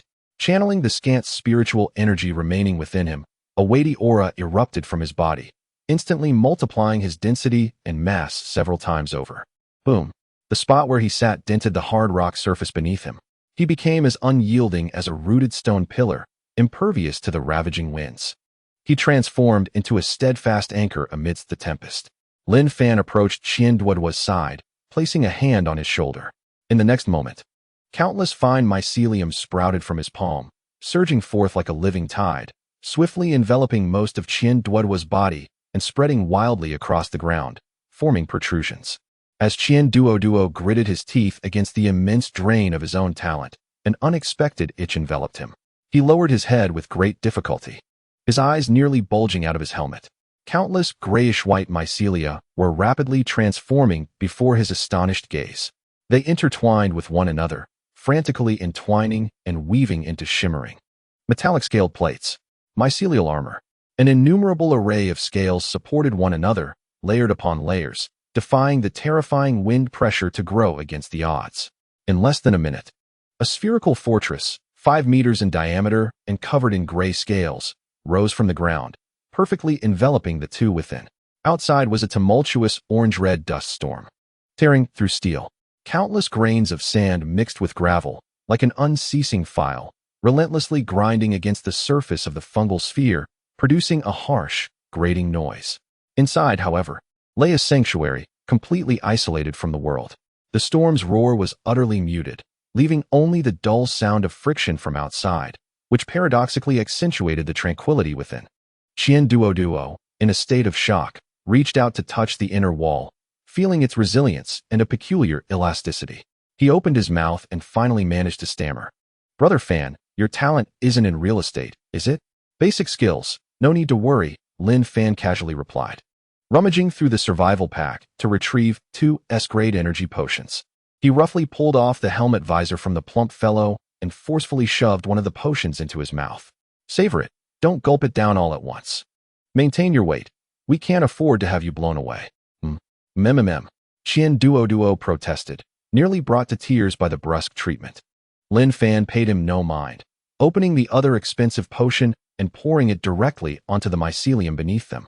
The mycelial mass absorbed the pure energy like seedlings rejoicing in a long-awaited rain. The thickness and structural integrity of the fungal fortress increased once more, the scales on its surface becoming denser and more robust. The crisis was temporarily averted. Sucking on the exorbitantly priced lollipop, Qian Duoduo felt the cataclysmic storm outside and glanced at Lin Fan, who was providing them shelter, and his spirits inevitably sank. He murmured softly, "Brother Fan, am I becoming a burden to you?" With a swift motion, Lin Fan slapped the back of the plump fellow's head, scolding him, "What nonsense are you thinking? You are the foundation of our mobile fortress. Without your weight pressing down, the house I built would be swept away by the wind. You're crucial." Upon hearing this, Qian Duoduo was taken aback, his eyes suddenly feeling warm. Brother Fan cares about me. Just as he was about to express a heartfelt declaration of brotherhood, ready to shower Lin Fan with praise, Lin Fan leisurely added, "Besides, who do you think can build a house for you in a place like this? Just be content being the foundation, my dear foundation classmate." Qian Duoduo nearly choked on the potion in his mouth. "Come on, I'm the only audience here. Is it really necessary to put on a show?" The surge of emotion he had just begun to feel was swiftly crushed. However, after Lin Fan's playful jabs, that wave of dejection was indeed cast aside. While teasing his companion, Lin Fan remained vigilant, monitoring the situation outside through the mycelial shell. Just moments ago, he sensed powerful waves of spiritual energy sweeping across the sky like searchlights, briefly lingering over his mycelium before swiftly moving away. Enemies? It did not seem so. It felt more akin to a confirmation of their vital signs, and once verified, the attention dissipated. "Fan, what do you think has become of the other students?" Qian Duoduo shifted the topic, concern lacing his voice. "With such a ferocious sandstorm, they wouldn't be in peril, would they?" "Rest assured, they won't perish," Lin Fan replied succinctly. "The school has sent us here for military training, not to nurture pests. At worst, we might ingest a bit of sand. But when it comes to life-threatening situations, do you think the officers in the fortress and the teachers leading us are here for a holiday?" Those spiritual energies that swept over the mycelium moments ago were likely from them. After all, the students of the 7 Stars Academy belong to the creme de la creme of the Great Xia cohort. If half of them were to suffer casualties during a single training session, would there be any point in continuing this academic year? Qian Duoduo, seated on the ground, exhaled a sigh of relief upon hearing this. Yet for Lin Fan, his heart sank sharply. Something felt amiss. The information conveyed by the mycelium bore an unprecedented sense of stagnation. The network of mycelium, which should have been resilient and vibrant, now transmitted a continuous, faint wailing. The energy consumption required to maintain the mycelium fortress was rising at an exceedingly abnormal rate. Through the sensory perception of the mycelium, Lin Fan beheld a scene that sent chills down his spine. The outermost strands of mycelium, aside from those worn down by the grid, were inexplicably withering. It was as if all their vitality had been instantaneously siphoned away, disintegrating from the most microscopic structures into grayish dust, then utterly dissipating in the howling winds. There were no enemies, no energy erosion, not a trace of any assault. His own mycelium was perishing of its own accord. This was an uncanny occurrence that had never transpired since the awakening of his abilities. Lin Fan's complexion darkened instantly. His mycelium, his invincible biological legion, his greatest asset for survival, was exhibiting widespread signs of asphyxiation on this planet. It was as if this very world were rejecting them, even strangling them. Chapter 38. Desperation? Not a chance, ample supplies. Lin Fan plunged his consciousness into the mycelial network. There was no sound, yet an overwhelming sense of grievance surged through the mental link, filling his mind with countless wails. Translated, it resembled millions of starving children crying out simultaneously, "Father, I am suffering. I'm dying, I'm dying, I'm dying. Help." Lin Fan felt as if billions of ducks were quacking in his ears, his brows knitting together in frustration. "What are you clamoring about? Can't you see your father is already distressed?" He chose to disregard the cries of his progeny, instead calming himself and descending with the torrent of information. Ultimately, he beheld the fundamental cellular structures of the mycelium collapsing in swathes. It became abundantly clear to him. This was not some esoteric planetary will rejecting him, nor was it a dramatic play of global antagonism. This was pure and unadulterated maladaptation. It was a comprehensive ecological rejection response. Lin Fan abruptly opened his eyes and immediately summoned the interface of his personal wristwatch. A luminous display projected upon the inner wall of the fungal sphere, clearly delineating the fundamental data regarding Rift Star TR-734. Gravity, 12G, for a single mycelium strand. This additional 2G of gravity felt akin to an invisible hand, perpetually tugging at its delicate cellular structure. In the short term, it posed no immediate threat. However, over time, it would lead to structural fatigue and eventual collapse. Atmospheric composition: nitrogen 75, inert gases 216, oxygen content 32 with trace amounts of corrosive dust. The oxygen levels were alarmingly low, rendering the fungal colony incapable of effective respiration, akin to being submerged underwater and suffocating. Moreover, the so-called corrosive dust acted like countless nanoscopic blades, mercilessly ravaging the exterior of the mycelium as if undergoing a cosmetic procedure. A systemic survival crisis was at hand. This planet was subjecting his fungal progeny to a comprehensive and brutal assault on both physical and chemical levels. Crack! Suddenly, several fine fissures erupted on the inner wall of the fungal fortress, and the previously subtle sound of rustling outside became sharply pronounced and jarring.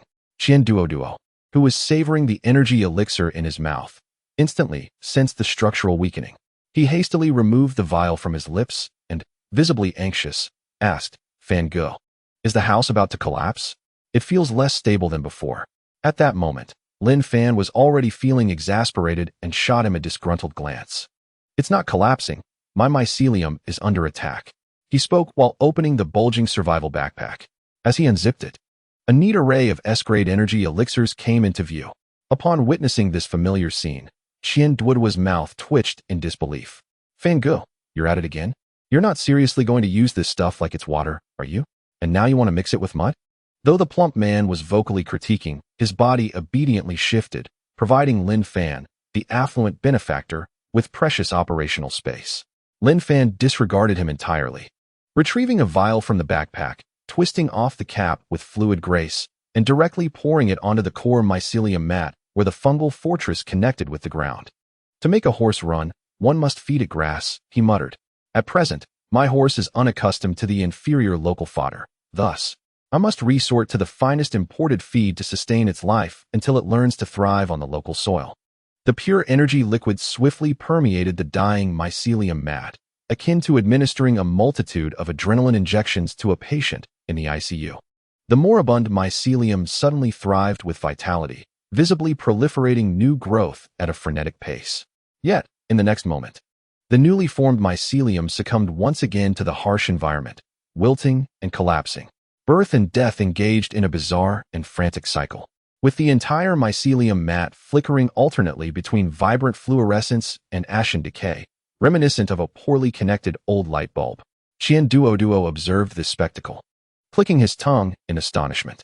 He watched helplessly as Lin Fan poured the exorbitantly priced S-grade elixirs with the nonchalance of someone pouring soy sauce. The stout man clutched his chest, murmuring to himself, "A prodigal trinket is indeed a prodigal trinket." As Lin Fan remained unfazed, he poured the 5th vial of potion.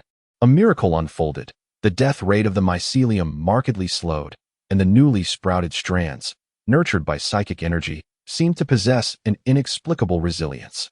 The violent tremors of the mycelial fortress diminished abruptly.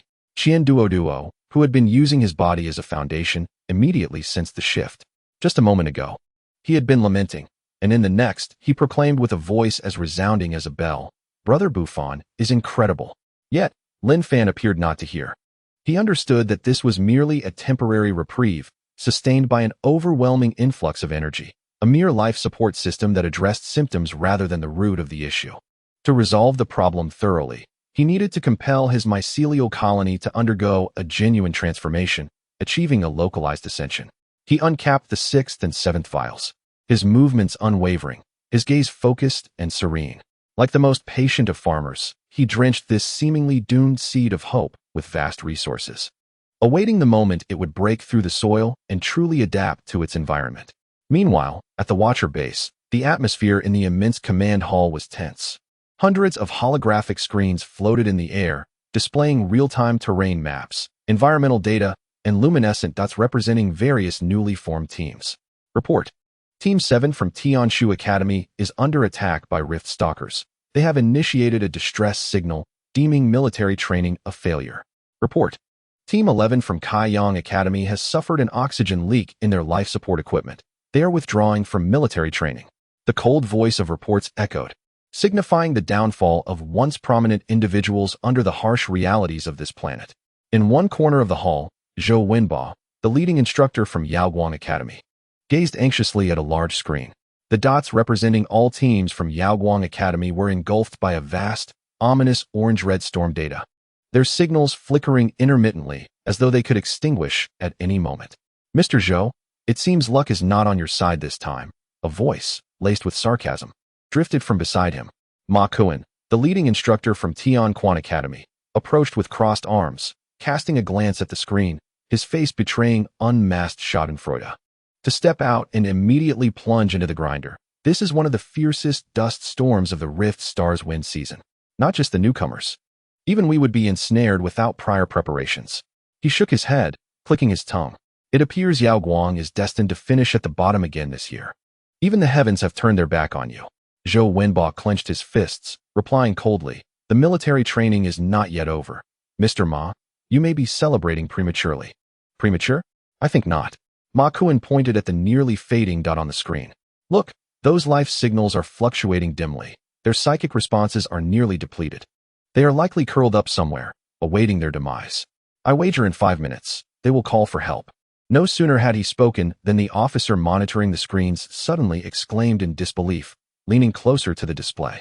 On the screen, the 2 life signals, the farthest from the advancing stronghold, suddenly surged with vibrancy, as if infused with a stimulant, their previously dim signals oscillating violently. "What is happening?" Ma Kuan's smile instantly froze. "Have they found a solution?" "Impossible." At that moment, Zhou Wenba's voice resonated beside him. "Teacher Ma, I warned you not to rejoice too soon." His gaze remained fixated on the 2 life signals on the screen. Yaoguang 01. Chapter 39. Unfamiliar terrain, flooded with wealth. Lin Fan's irrigation task continued. The 10th, the 15th, the 20th. The S-grade spiritual potions prepared by his mother were returning to the earth in an exceedingly simple manner. Had he not witnessed it with his own eyes, Qian Duoduo would never have believed it. This was not mere irrigation, it was a performance art. The theme of the art, wealth brings indulgence. The portly man sat cross-legged in the corner, transitioning from initial pity to bleeding heart, then to shock, and finally to utter numbness. He even found time to silently tally the costs in his mind. Each S-grade potion ranged from tens to hundreds of thousands of xia yuan. The portly man silently counted the fingers of his hand, realizing the staggering cost. Goodness, this amount was enough to purchase a fully furnished 3-bedroom apartment in his hometown. At this moment, Qian Duo deeply questioned his identity as a wealthy second generation. Compared to Brother Fan, he could only be regarded as a comfortably well-off salaryman. Brother Fan, what you're doing isn't just cultivating fungi. It's as if you're nurturing ancestors, he lamented weakly. Lin Fan raised an eyebrow. You don't understand. This is called venture investment. Suddenly, an unexpected change occurred. As the 23rd S-grade spiritual potion was entirely poured onto the mycelium blanket, the violent cycle of rebirth and death began to weaken. The collapse of the mycelium gradually ceased. The surviving mycelium, having endured a brutal survival of the fittest, displayed a new hue of gray-brown, remarkably similar to the terrain of Rift Star. At last, Lin Fan's talent panel displayed new information. Parsing, generating adaptive evolution plan. Immediately, a new prompt appeared. Detected potential evolution direction for mycelium. Would you like to consume 100 evolution points to unlock the new trait branch? Environmental adaptation, A-level. Confirm. Lin Fan was overjoyed, not hesitating for a moment. Investment, it was worth it. Unlock successful. Acquired new trait. Environmental adaptation, E-level. The basic cellular structure of the mycelium underwent mutations, significantly enhancing its resistance and adaptability to high gravity, low oxygen, and corrosive dust environments, while slightly reducing maintenance costs in such conditions. At the Watcher base, in the command hall, Ma Kuan from Tianquan Academy stared intently at the screen, his jaw nearly dropping to the floor. On the screen, the 2 life signals representing Yao Guang 01, after experiencing intense fluctuations, now stabilized as if anchored, their brilliance even surpassing that of before. Impossible. Absolutely impossible. Ma Kuan shouted in disbelief, pointing at the screen, his face flushed with indignation. They are undoubtedly cheating. They have employed advanced equipment beyond the permissible limits of military training. I demand an immediate investigation. His exclamation drew the attention of several surrounding instructors. The technical officer in charge of monitoring frowned and summoned the energy fluctuation logs of the Yaoguang 01 team, casting a cold glance in his direction. Report. No signals of unauthorized equipment activation have been detected for this group. Only a continuous and high-frequency record of spiritual energy potion usage within the past half hour has been noted, with energy levels classified as S-grade. All actions fall within the permissible scope of military training regulations. The officer's voice, though not loud, resonated clearly throughout the entire area, plunging it into a profound silence. Using S-grade potions for sustenance? With continuous and high-frequency consumption? What kind of affluent household is this? Are they here for military training or to flaunt their wealth? Ma Kuan stood frozen, mouth agape, unable to utter a word. He felt a scorching pain in his face, as if he had been mercilessly slapped 100 times with money. In stark contrast, Zhou Wenbo, the instructor from Yaoguang Academy, wore a calm expression, embodying a demeanor of composure. His tranquility was expected. As the leading instructor for this session, he had undoubtedly conducted thorough research on the top-performing newcomers. When he first viewed Lin Fan's college entrance examination footage at the admissions office, his initial reaction mirrored that of Ma Kuan's. It was only when Teacher Zhou clicked on another monitoring feed, observing Lin Fan consuming A-grade and S-grade potions as if they were mere water, and effortlessly catalyzing a small fungal thread into a vast sea of mycelium, that enlightenment struck him. What F-grade talent? This was a talent of wealth. And judging by Lin Fan's performance in the college entrance examination, it seemed that money was his greatest asset. Zhou Wenbo patted Ma Kuan on the shoulder, speaking earnestly. Teacher Ma, I have long asserted that the students of Yaoguang Academy never rely on the bounty of fate. Sometimes, those elements that lie beyond our perception do not imply their non-existence. Broaden your perspective, it will benefit everyone. With that, he disregarded the now petrified Ma Kuan and returned to his screen, leaving behind an enigmatic silhouette. Ma Kuan, after a prolonged moment of silence, finally managed to squeeze out a retort through gritted teeth. We'll see about that. And then retreated, dejected, back to his academy's monitoring area. within the fungal sphere. The instant the characteristics were unlocked, Lin Fan instantly felt a surge of information emanating from the entire mycelial network, transforming from previous lamentations into a euphoric sensation akin to stretching one's limbs after a long confinement. It was as if a person on the verge of suffocation had finally inhaled a breath of fresh air. The energy consumption sustaining the entire fortress plummeted by over 90%. He could distinctly observe the mycelial threads penetrating the earth, actively breaking down certain trace minerals within the rocks and converting them into nourishment for themselves. They had learned to fend for themselves. Qian Duo also sensed the transformation. The entire fungal fortress became unprecedentedly robust. The sound of the storm battering against it now resonated more heavily, resembling the thud against a slab of granite. The oppressive sense of instability dissipated entirely. He gazed at Lin Fan, who remained composed beside him, his round face reflecting a sense of admiration. "Brother Fan, I have come to a complete understanding," the plump man exclaimed, slapping his thigh with genuine astonishment. "In this world, there is no problem that cannot be resolved with money. If there is, it merely indicates that your financial resources are insufficient." "You're utterly clueless," Lin Fan retorted, stowing away his backpack, which still contained 2/3 of the potion. He cast a glance at his companion, adding, "This is called scientific breeding and precise investment." With the crisis averted, both men relaxed entirely. Qian Duo, feeling justified, resumed sipping his potion, replenishing his energy while dutifully serving as a foundation. Lin Fan, on the other hand, closed his eyes to meditate. Under his mental control, the mycelium, now adapted to its new environment, began to root deeply into the earth, spreading rapidly. This was aimed not only at reinforcing the fortress, but also at exploring this unfamiliar territory.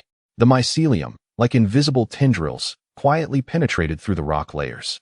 Suddenly, a distinct sensation of obstruction surged back through the mental link. The main mycelium, which was delving downward, seemed to collide with an unseen barrier, halting abruptly. Lin Fan's eyes flew open. Was there something underground? Chapter 40. The greatest enemy during military training is our dear classmates. Lin Fan's expression instantly turned serious as he lowered his voice, uttering 2 words, "Don't move." His tone, though soft, pricked Qian Duo's taut nerves like a needle.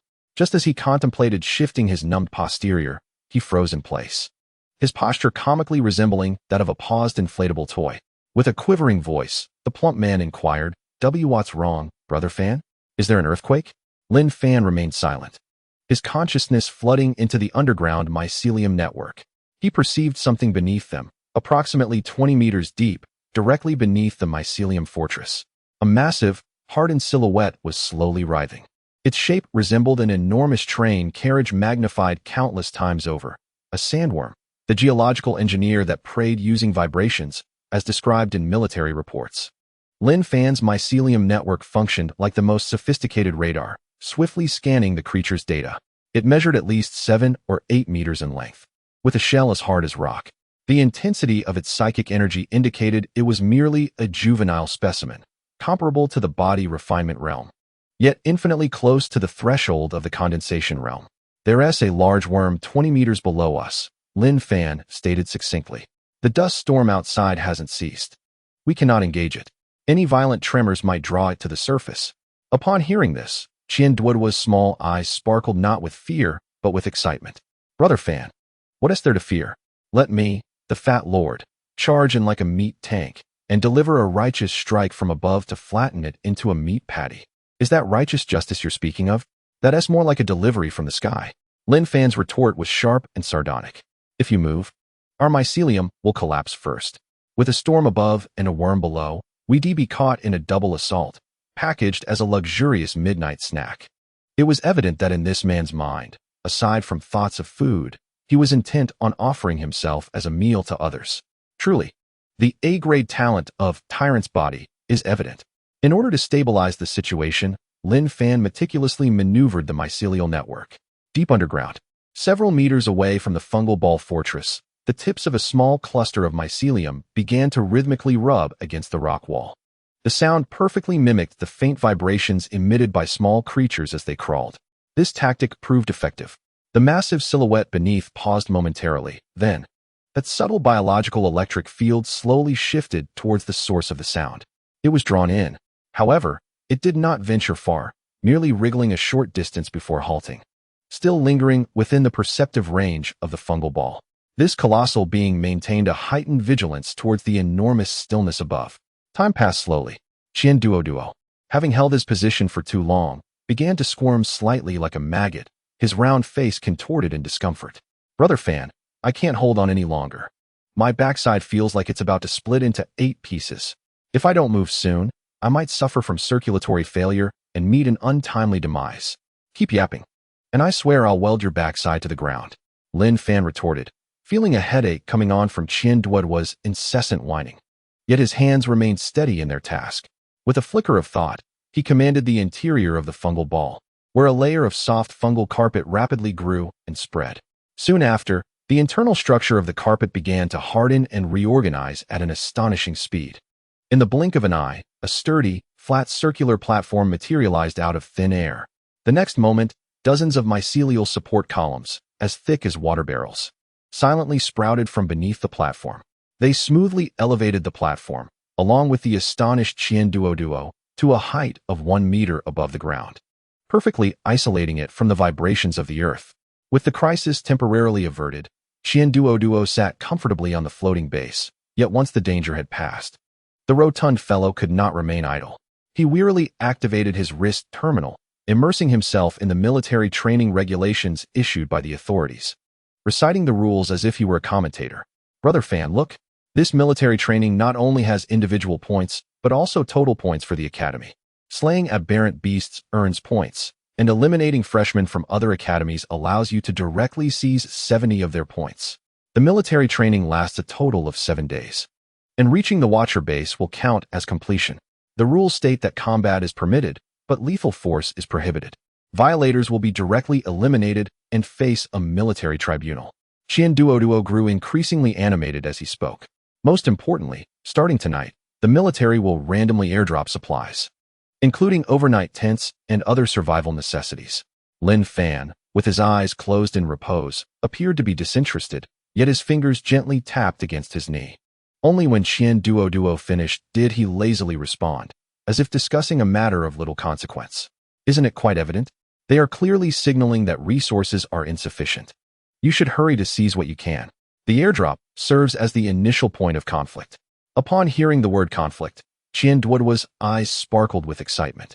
He was about to suggest it would be a perfect opportunity for practice when Lin Fan continued in a tone laden with disdain for complications. Thus, during this military training, the greatest adversaries are not the dreadful weather nor the mindless local beasts, but rather the overzealous prodigies from the other 6 academies. Lin Fan opened a narrow slit in his eyes and cast a glance at Qian Duoduo. Do you mean? Qian Duoduo began, but Lin Fan sighed, displaying an expression of reluctance to think. Do you wish to secure first place? Taken aback, Qian Duoduo straightened his chest and declared with a voice as resonant as a bell, absolutely. I dream of it. That's good, Lin Fan nodded, his demeanor becoming more serious. To conserve our strength in the future, we must establish the rules now. From this moment forward, all actions will be under my command. When I say east, you shall not go west. If I tell you to lie down, no matter if golden ingots rain from the sky, do not raise your head. As Qian Duoduo gazed into Lin Fan's seemingly casual, yet sharply discerning eyes, a shiver ran through him. He understood that Lin Fan was entirely earnest. Without hesitation, he firmly slapped his robust chest, producing a resounding thud. No problem, Brother Fan. Wherever you point, I shall strike. Lin Fan responded with a satisfied hum and closed his eyes once more, as if the previous exchange had drained him of all energy. At that moment, the harsh sound of the external sandstorm gradually diminished, transforming into a low murmur. Ultimately, the super dust storm, which had persisted for nearly 5 hours, came to a halt. Lin Fan lazily stretched, his bones cracking in a symphony of soft sounds. The wind had ceased. The game was about to commence. Qian Duoduo sprang to his feet, eagerly rubbing his hands together, his face alight with a fierce anticipation. Chapter 41. Brother Fan, let us give it our all. Lin Fan replied, I've leveled up. As the dust storm abruptly ceased, Lin Fan snapped his fingers, and the impervious fungal fortress responded immediately. The heavy fungal walls swiftly disbanded, transforming into a stream of grayish-brown life force that silently poured into the parched earth beneath Lin Fan's feet. The substantial shift in mass caused the surface to tremble slightly, yet rhythmically. This commotion was akin to the midnight drums resounding beside one's bedside for the sand-dwelling worm located 20 meters underground. It's coming. Just as Qian Duoduo leapt down from the floating platform, the tremors beneath his feet sent a jolt through his ample physique, instantly propelling him into a combat-ready state. Clenching his fists with enthusiasm, his knuckles crackled like popping beans.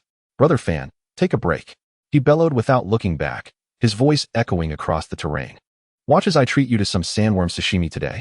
Go for it," Lin Fan replied nonchalantly, yet he stealthily retreated a dozen meters, finding a comfortable position to observe. He had no intention of intervening. This juvenile sand-dwelling worm was just the right opportunity for his newly adopted son to hone his skills and gain experience. Beneath his feet, the retracted mycelium had transformed into an invisible web of perception, enveloping the subterranean space within a 100-meter radius. Every tremor of sand and stone resonated clearly in his mind. Suddenly, the ground erupted with a deafening roar. Soil and debris sprayed forth like a fountain, as a terrifying maw, adorned with serrated rings and nearly 2 meters in diameter, burst forth from the earth, accompanied by a foul, tempestuous wind that lunged fiercely toward Qian Duoduo. What a welcome surprise! Instead of retreating, Qian Duoduo surged forward, his small eyes ablaze with battle fervor. Beneath his rotund layer of fat, energy surged violently, manifesting as a visible, swirling layer of high-density energy enveloping his form, causing him to appear as though he had expanded in size. The gluttonous physique was activated, faced with a maw capable of devouring an armored vehicle. He boldly charged at it. His seemingly plump fist struck the coarse shell of the sand-dwelling worm with a resounding clang. A thunderous metallic sound echoed, and bright sparks erupted in the dimness. The sand-dwelling worm, evidently caught off guard by such a resisting morsel, recoiled in pain, its massive head violently jerking aside. A force akin to a landslide sent Qian Duoduo soaring through the air like a mere ball. However, in an astonishing display of acrobatics, he deftly rolled mid-air, dissipating all the momentum. His feet landed heavily on the ground, creating 2 shallow depressions, steadfast as a mountain. Apart from some dust on his clothing, he emerged unscathed. The extraordinary defensive capacity of his gluttonous form was on full display. By heavens, that shell is indeed tough. Qian Duoduo spat onto the ground, realizing that relying solely on brute strength would not yield favorable results. Hiss! Infuriated, the sand-dwelling worm emitted a piercing shriek from its ringed maw. In the next moment, a yellow-green acidic liquid erupted forth like a high-pressure water jet. The acid splattered onto the ground, instantly corroding the rocks into smoking craters, filling the air with a noxious, burnt odor. Goodness! Qian Duoduo was taken aback, his corpulent body suddenly bursting with astonishing agility. He performed a rounded roll, narrowly evading the onslaught of acid. How unsanitary! Spitting indiscriminately, clambering to his feet, his gaze grew increasingly fierce. He understood the necessity of closing the distance, seizing the opportunity during the sand-dwelling worm's brief pause. His entire being surged with psychic energy, propelling him like a cannonball back into the fray, akin to a large pendant clinging to the beast. Then he opened his mouth. Talent manifested as devour. Qian Duoduo bit down fiercely onto the rock-like shell. Crack! A crisp sound of shattering filled the air. Remarkably, he managed to gnaw off a substantial chunk from the alloy-like biological shell. This was swiftly consumed and digested by the extraordinary digestive capabilities of his gluttonous physique. Not a bad ability, though the manner of consumption leaves much to be desired. In the distance, Lin Fan crossed his arms, observing with a leisurely demeanor. This ability was strikingly similar to the consumption of his own mycelium. However, he found it unnecessary to gnaw with his mouth. Such behavior was far too unrefined. Roar! The sandworm emitted a piercing shriek of agony as its massive body thrashed wildly upon the ground, striving to dislodge the wretched flea that clung to it. At times, its colossal form collided violently with the rocky walls, sending shards of stone flying. At other moments, it plunged half its body into the earth, only to jerk back out with a force that shook the very ground. Qian Duoduo clung desperately to the worm, the energy layer of his gluttonous form absorbing most of the impact. Yet he was still rocked by the tumult, his life force rapidly depleting. He resembled a cowboy atop a rampaging bull, clinging for dear life while searching for an opportunity to strike. However, this behemoth was exceedingly slippery and utterly frenzied. After several rounds, Qian Duo, panting and exhausted, had managed only his initial success, with no further breaches in defense. The battle had descended into a stalemate. Just as he was being tossed about in disarray, contemplating a strategic retreat, Lin Fan's languid voice rang in his ears like a divine revelation. The third segment of the abdomen, where the exoskeleton connects, that is its structural weakness, the thinnest defense. Instantly, clarity dawned upon Qian Duo amidst the violent shaking. At this critical moment, it was indeed my brother Fan to the rescue. Seizing the opportunity presented by the worm's next roll, he propelled himself into the air like a rubber ball, adjusting his position mid-flight to land precisely beneath the worm's abdomen. In the next breath, his plump body curled into a perfect sphere. He unleashed all remaining high-energy fat within him, igniting it without reserve, bursting forth with an unprecedented brilliance of spiritual energy. Core combat technique, flesh cannon. Transformed into a meatball, Qian Duo tore through the air with a terrifying sonic boom, carrying destructive kinetic energy that struck precisely at the point Lin Fan had indicated. Thud! A sound so profoundly resonant it seemed capable of shattering souls echoed across the plateau. The sandworm's enormous body, measuring 7 or 8 meters in length, was forcibly cleaved in two by this concentrated force. Green bodily fluids mixed with internal fragments rained down like a deluge. The two massive carcasses plummeted to the ground, convulsed a few times, and then fell silent. Breathless, Qian Duo lay sprawled on the ground, his chest heaving violently, sweat pouring down like rain. Though utterly drained, his round face radiated with the exultation and pride of having survived a harrowing ordeal. He turned his head to boast at the leisurely approaching Lin Fan. "Brother Fan, what do you think? Am I fierce or what?" Lin Fan reached the side of the worm's carcass, where countless mycelia had surged from the ground, resembling a ravenous swarm of ants efficiently breaking down this grand feast. "Not bad," he replied without lifting his gaze. "But you must break through quickly. A tempering realm cultivator cannot survive more than 3 days in this cursed place." At this, Qian Duo sprang up with a vigorous leap, nodding emphatically. "Indeed, Brother Fan, let us strive together to break through to the condensation realm as soon as possible." Lin Fan observed the speed at which the mycelia decomposed the carcass. The immense remains visibly dissolving before his eyes. With a casual tone, he delivered a final backstab to the fervently ambitious Qian Duo. "Me?" He finally raised his head, casting a glance at Qian Duo. "On the day I completed the college entrance examination, I had already reached the stage of core condensation." Qian Duo's radiant smile instantly froze on his face, as if struck by a celestial thunderbolt, rendering him utterly petrified.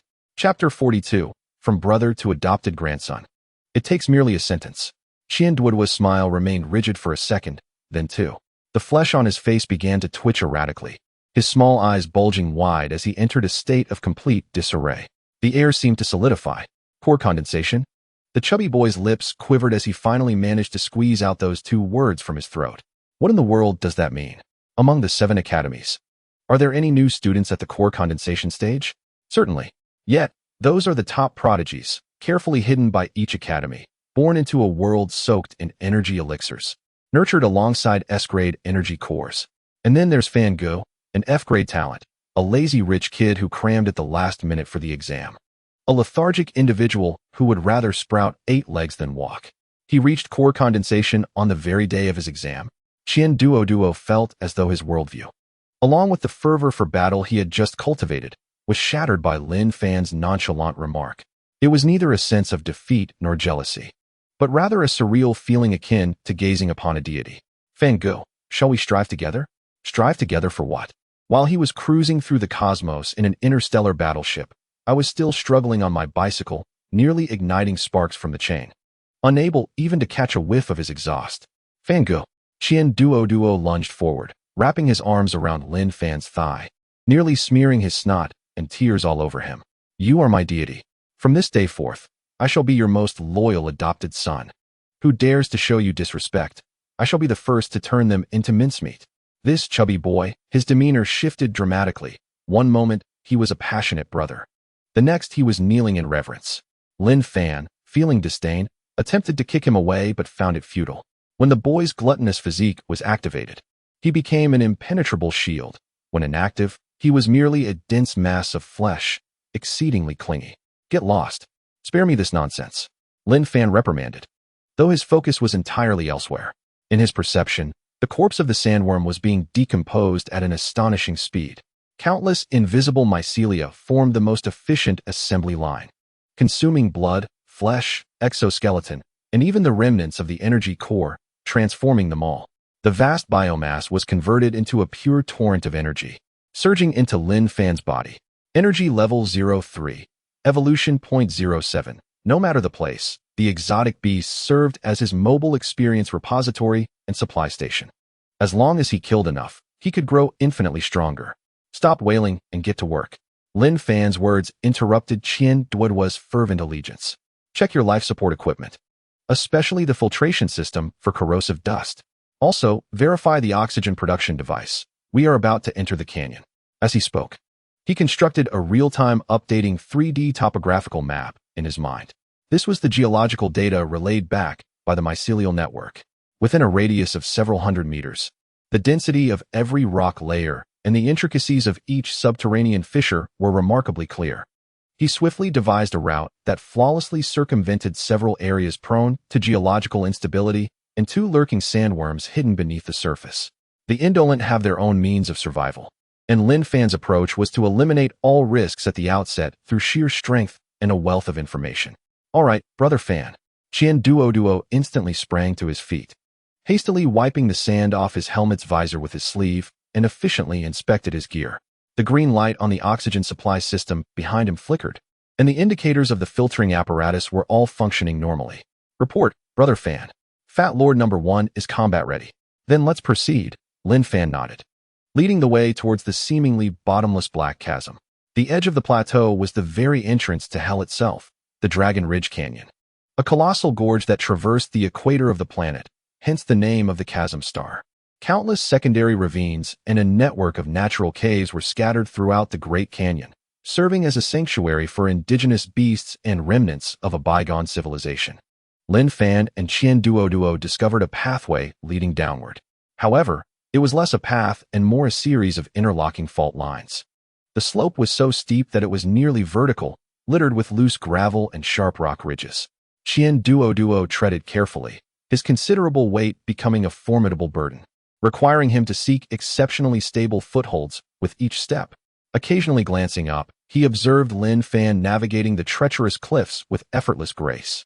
The man did not appear to be traversing a perilous precipice, but rather strolled through his own garden, each step landing on the most secure and least taxing spots, as if he could foresee every danger.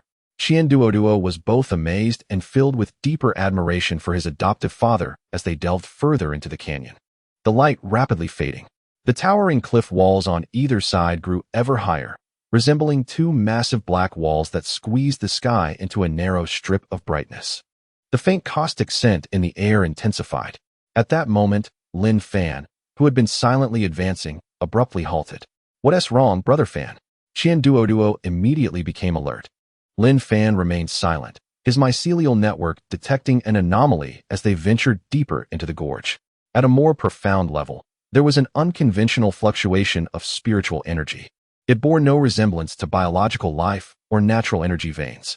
The fluctuation pulsated with a rhythm akin to breathing, discordant with the chaotic geological energy field surrounding them.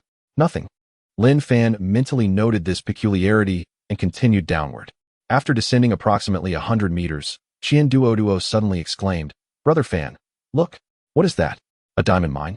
He pointed to a section of the cliff wall where several fist-sized crystals were embedded in the dark brown rock. These crystals were not naturally formed.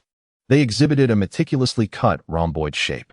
Within, a faint luminescence flickered, arranged in a peculiar geometric pattern rather than in chaotic disarray. The remnants of a bygone civilization. Descriptions from military archives instantaneously surfaced in Lin Fan's mind.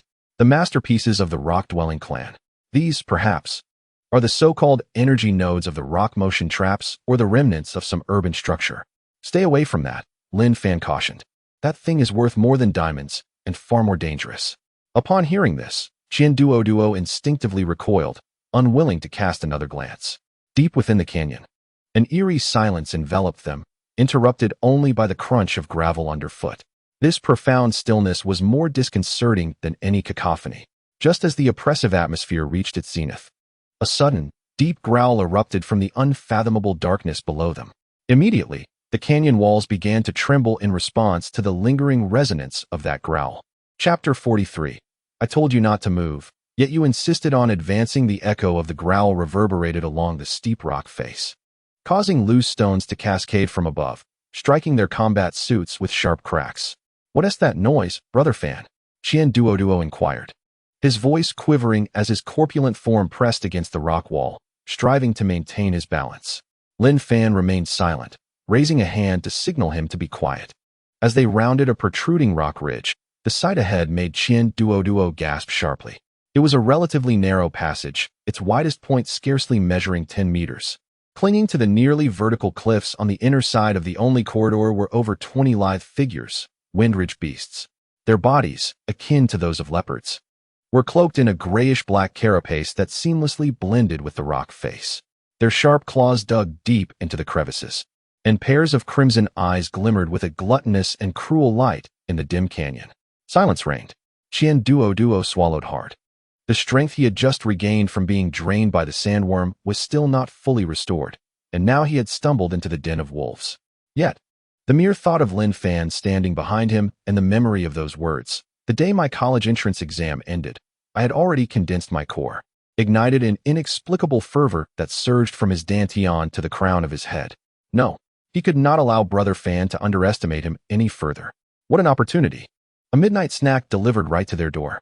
Suddenly, Qian Duoduo bellowed, his voice reverberating off the canyon walls. He struck his round chest with fervor, battle spirit surging within him. Brother Fan, you just stand there and watch as I clear the path for you. Before Lin Fan could react, he charged ahead. The gluttonous form activated once more. A layer of swirling high-density energy enveloped him, and Qian Duoduo surged forward like a humanoid tank at full speed, barreling towards the center of the narrow passage.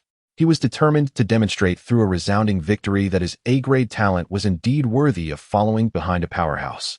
However, the anticipated scene of the beast horde rushing at him, only to be scattered by his might, did not unfold.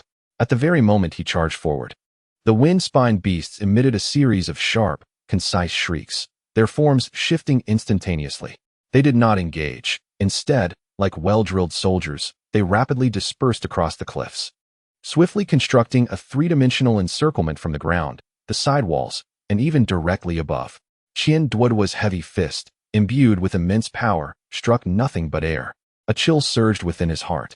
Whoosh! A piercing sound sliced through the air above him.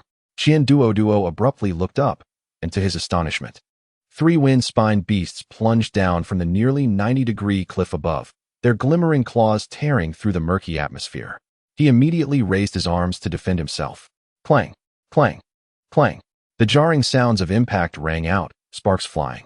The tremendous force of the collision caused him to stumble, while the three wind-spined beasts, utilizing the recoil, nimbly flipped in midair, their claws once again gripping the rock face, executing a swift retreat as elusive as phantoms. His energy shield flickered violently, depleting far more rapidly than anticipated. Damn it! Qian Duoduo was infuriated by this style of combat. He attempted to leap and strike at the wind-spined beasts traversing the cliff, but their climbing speed and agility exceeded his imagination. Each of his strikes landed heavily against the solid rock wall, dislodging only a few pebbles, failing to touch a single hair of the enemy. The grand amplitude of his movements hastened the consumption of his already limited energy, rendering him a cumbersome target, toyed with by his adversaries. Meanwhile, behind the narrow pass, Lin Fan supported his head with one hand, a dull ache thrumming in his skull. Couldn't he this wait for my arrangements? Though reluctant, he recognized the necessity of saving the rotund fellow. After all, he was his beloved son and grandson.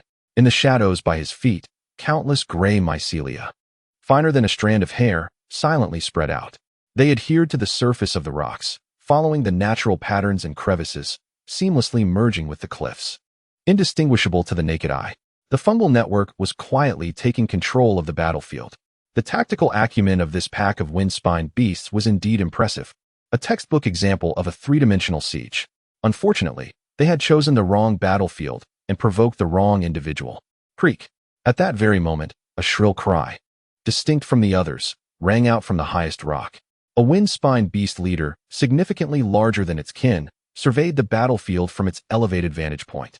It calmly locked onto the beleaguered Qian Duo, precisely directing each assault, feint, and retreat of its pack. It was the brain of this beastly cohort. Qian Duo recognized this. Yet he was unable to extricate himself. Under the new orders from the Beast King, the tactics shifted once more. 3 wind-spine beasts suddenly launched a lightning-fast assault from 3 entirely different directions, left, right, and rear. Qian Duo, overwhelmed, had just managed to fend off the claws from the left when the attack from the right arrived. With a sharp crack, his energy shield shattered like fragile glass. Immediately after, 3 jagged claw marks viciously slashed across his combat suit. The resilient composite material was effortlessly torn apart, leaving 3 deep, bone-exposing wounds on his back and arms. The excruciating pain elicited a muffled groan from Qian Duo. He stumbled, dropping to one knee, as blood instantaneously stained his tattered combat uniform. It was over. The leader of the Wind Ridge beast let out a triumphant screech, and the next wave of lethal assault was about to descend. In that fleeting moment, the world transformed. Those Wind Ridge beasts poised to launch their next dive, or racing along the precipice, suddenly exhibited a peculiar lapse in coordination. The rock surface they relied upon for climbing seemed to have been inexplicably coated with a layer of the finest lubricant. All of the swiftly moving Wind Ridge beasts found their claws slipping beneath them. The cacophony of screeching filled the air as one beast, descending from a height, lost its footing and collided clumsily with a fellow creature. The once formidable and synchronized 3-dimensional encirclement descended into catastrophic chaos. The high-ranking leader of the Wind Ridge beasts displayed a flicker of human-like astonishment in its crimson compound eyes for the first time. But that was not the end. Amidst the pandemonium, countless gray-black crystalline spikes erupted from seemingly unremarkable crevices in the rocks, without warning. These crystalline fungal spikes did not target the beast's vital organs, such as their hearts or heads, but rather struck at the joints of their limbs and crucial muscle groups with an astonishing precision. Thud, thud, thud. A series of dull piercing sounds echoed. One Wind Ridge beast had its hind leg joint pierced and firmly pinned to the rocky wall. Another's abdomen was impaled, letting out a cry of anguish. While these attacks were not lethal, they instantly robbed the beasts of their once prized agility. Qian Duo, enduring excruciating pain, prepared to ignite his last reserves of high-energy fat for a desperate fight, but was taken aback by the miraculous scene unfolding before him. Amidst the chaos, he spotted a singular opportunity. Chapter 44. From prey to projectile, I soar. Qian Duo's pupils contracted sharply. Those Wind Ridge beasts, which had toyed with him mere moments ago, now stumbled on the cliffside like drunken men on ice, their movements grotesquely comical. Even more bizarre were the gray-black spikes that had seemingly sprouted from the rocks. Each spike, positioned at an unfathomably acute angle, incapacitated one of their legs or a crucial muscle group. Not fatal, yet effectively transforming a group of agile cliff assassins into twitching decorations upon the wall. Qian Duo's gaze suddenly fell upon the ground directly before him. There, the rocks had formed an inconspicuous slope, slightly raised. The incline was modest, yet its angle was astutely calculated, perfectly directing him toward the immobilized Wind Ridge beasts pinned by the fungal spikes. Qian Duo's breath caught for a moment. What the hell? This is practically a cannon platform set up for me. A suppressed roar, teeming with excitement and resolve, erupted from his throat. The meager remnants of spiritual energy within him were instantaneously squeezed to their limits, igniting in a frenzied blaze. A living cannonball, his corpulent form suddenly coiled, transforming into a colossal sphere exceeding 2 meters in diameter. Then, propelled along the miniature ramp formed by mycelium, he thunderously surged forth. Outside the narrow passage, Lin Fan casually inserted one hand into his pocket, while the other absent-mindedly scratched his ear. TSK, I warned you not to move, yet you insisted on charging ahead. Now look, I must clean up your mess. His gaze remained calm and unwavering as he watched the projectile hurtling towards him. Bang! Crack! The cannonball, transformed from Qian Duo, struck the cliff face with immense force, following the flawless trajectory Lin Fan had meticulously charted for him. The first Wind Ridge beast pinned to the wall did not even have time to emit a cry of despair before it was obliterated into a shower of blood and flesh under the terrifying kinetic energy. The massive sphere continued unabated, violently ricocheting off the rugged rock, barreling towards its next target. Bang, bang, bang. In an instant, the narrow passage was filled with the dull thuds of impact and the shattering of bones. The enormous sphere ricocheted wildly between the rock walls, each collision erupting in a spray of scalding blood and bone fragments. A furious roar echoed from the pinnacle of the cliff. The Wind Ridge beast leader, steadfastly seated in its vantage point, glared with blood-red eyes brimming with murderous intent.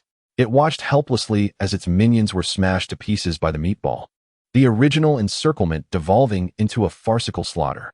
This was a humiliation. Its gaze finally shifted from the exhausted, rotund figure below, locking fiercely onto the figure behind the passage. The human who had stood unmoving throughout, seemingly indifferent to it all. That was the true culprit. With a swift motion, the leader's bony armor flared open, muscles bulging as its entire body transformed into a bolt of lightning, hurtling directly towards Lin Fan's position. Its speed surpassed that of any previous Wind Ridge beast by more than double. "Oh dear, it's coming for me."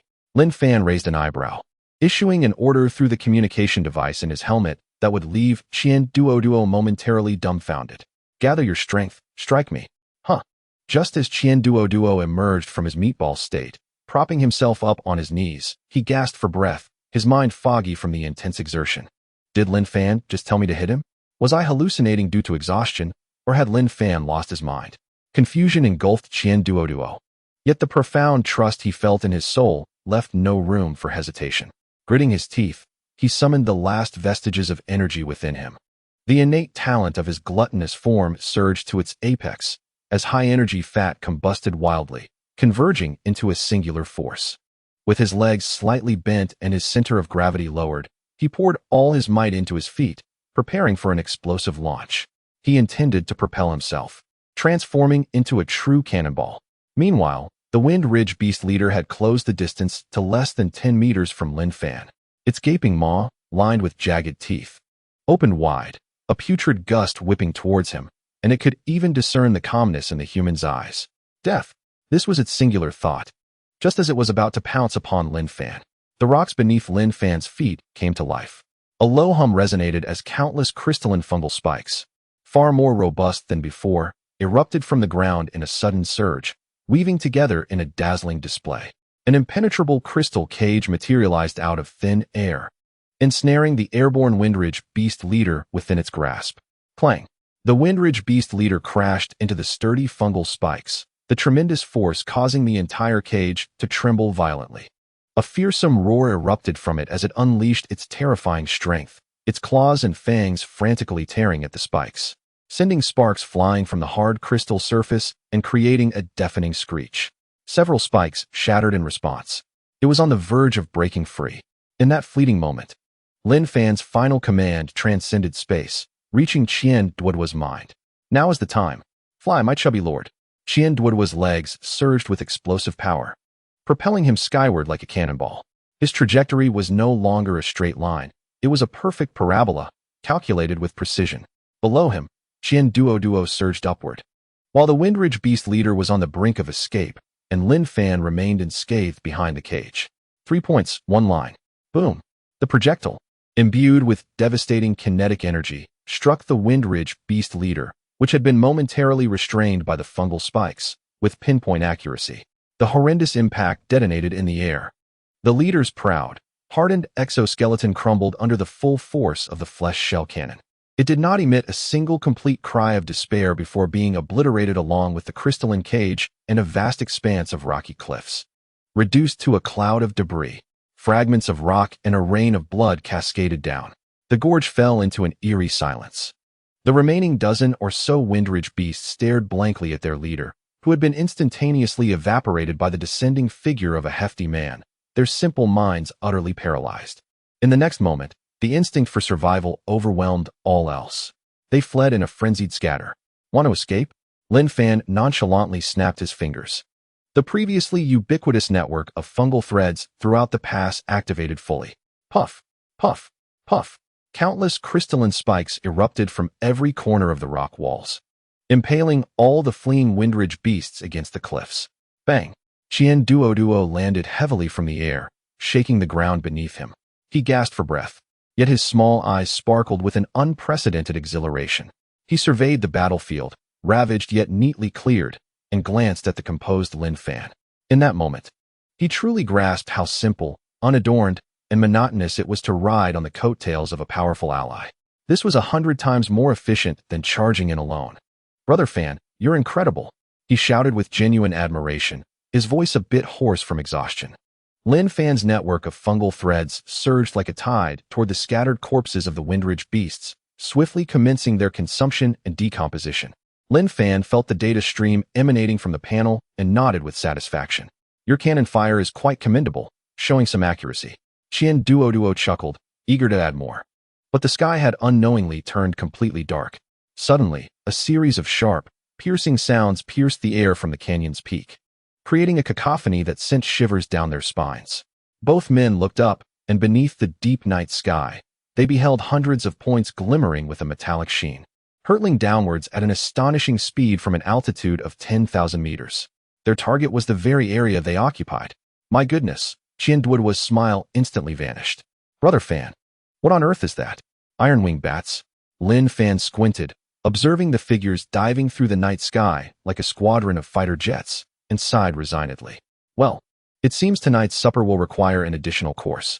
Chapter 45. The Fat Man Blocks the Door. "If it keeps blowing, we'll see some five-flower meat." As the first night fell upon Rift Star, the thin atmosphere could not retain any warmth, and the temperature dropped sharply, the wind carrying a bone-chilling chill. The iron-winged bats, with a wingspan of 5 meters, possessed edges as sharp as tactical cutting blades.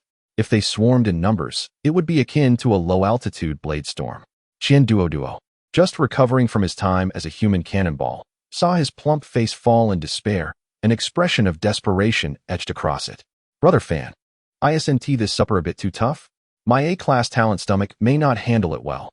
You are better suited for soft food," Lin Fan lazily remarked, casting a disinterested glance at the ominous clouds pressing down. There are approximately over 200 of them, all second-tier mature forms.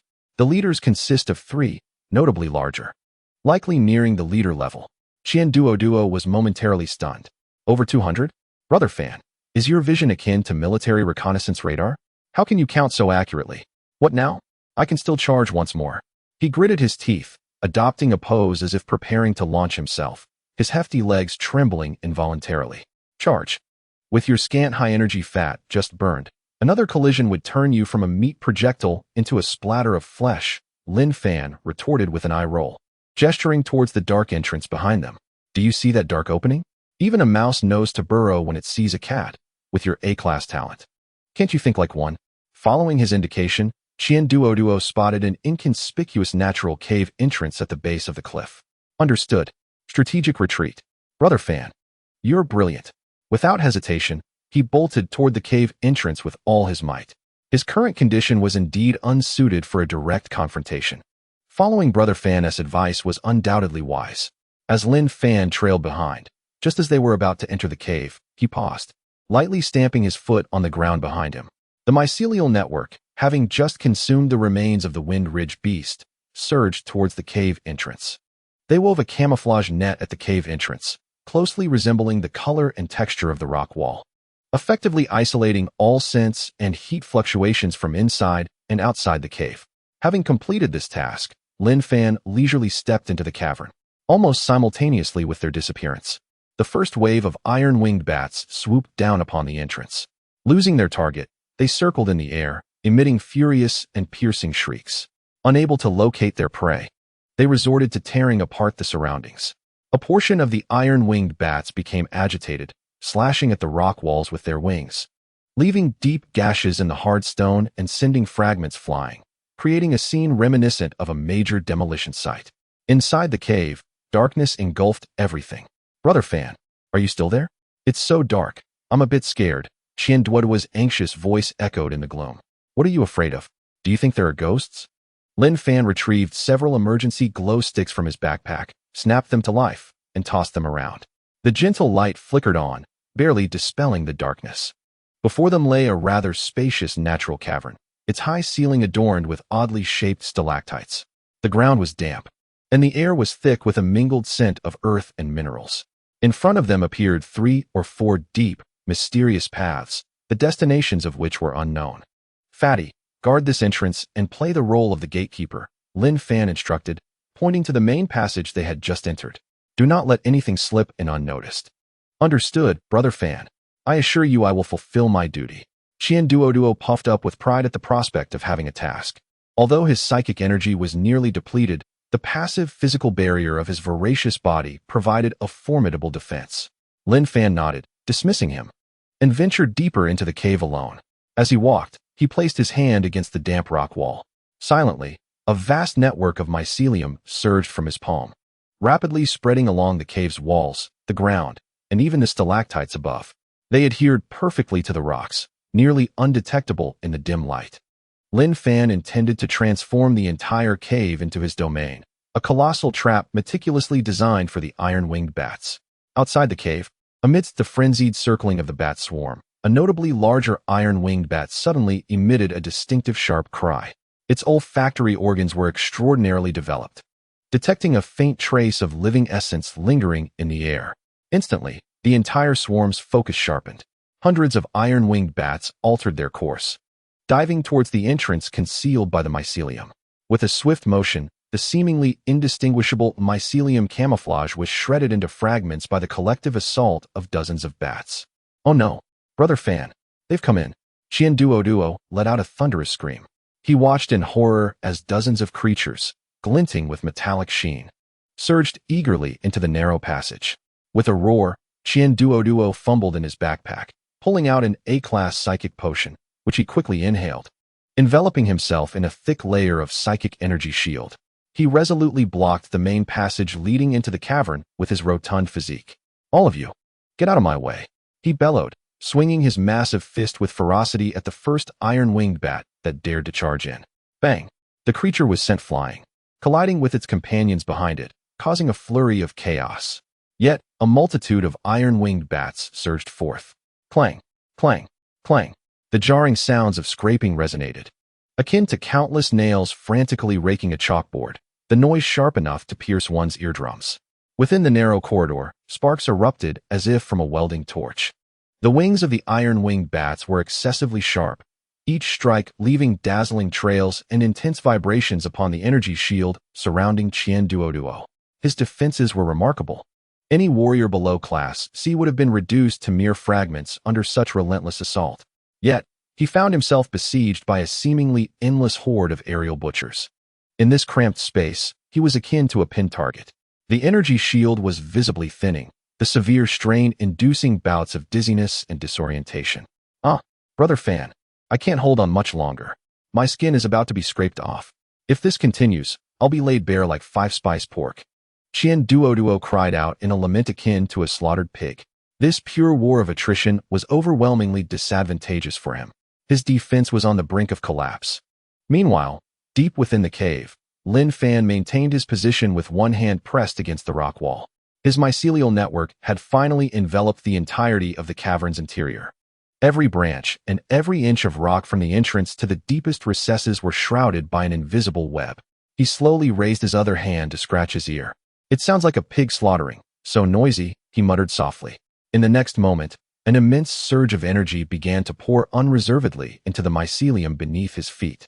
A cruel smile spread across Lin Fan's face. "The buffet is now set. Let the feast commence." Chapter 46. Just as the midnight snack had not yet been finished, a new delicacy arrived. Sizzle. The energy shield enveloping Qian Duoduo let out a mournful wail under the relentless high-frequency slicing of countless wings, flickering like a candle in the wind. The last flicker of light was finally extinguished amidst a concentrated assault. An iron-winged bat seized this rare opportunity. Its wings, sharp as alloy blades, swooped in for Qian Duoduo's plump neck. It was over.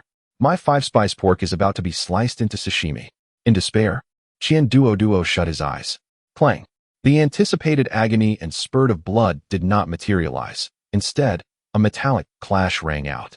Qian Duoduo felt an immense force strike his neck. Initially taken aback, he opened his eyes and reached to touch his neck. Instead of warm flesh, he encountered an odd texture of fine scales. Before he could fully comprehend the situation, the thwarted iron-winged bat let out an enraged roar and lunged once more. This time, Qian Duoduo saw clearly. At the very moment when the metallic wings were about to make contact with his skin, a layer of armor, composed of countless minute scales, materialized out of thin air, precisely guarding his vital points. Sparks flew. The wings, capable of slicing through sea-grade armor, left merely a shallow white mark upon the scaled armor. Qian Duoduo stood in a daze. This was indeed Feng Ji's technique. A surge of fervent excitement and trepidation coursed from his tailbone straight to the crown of his head.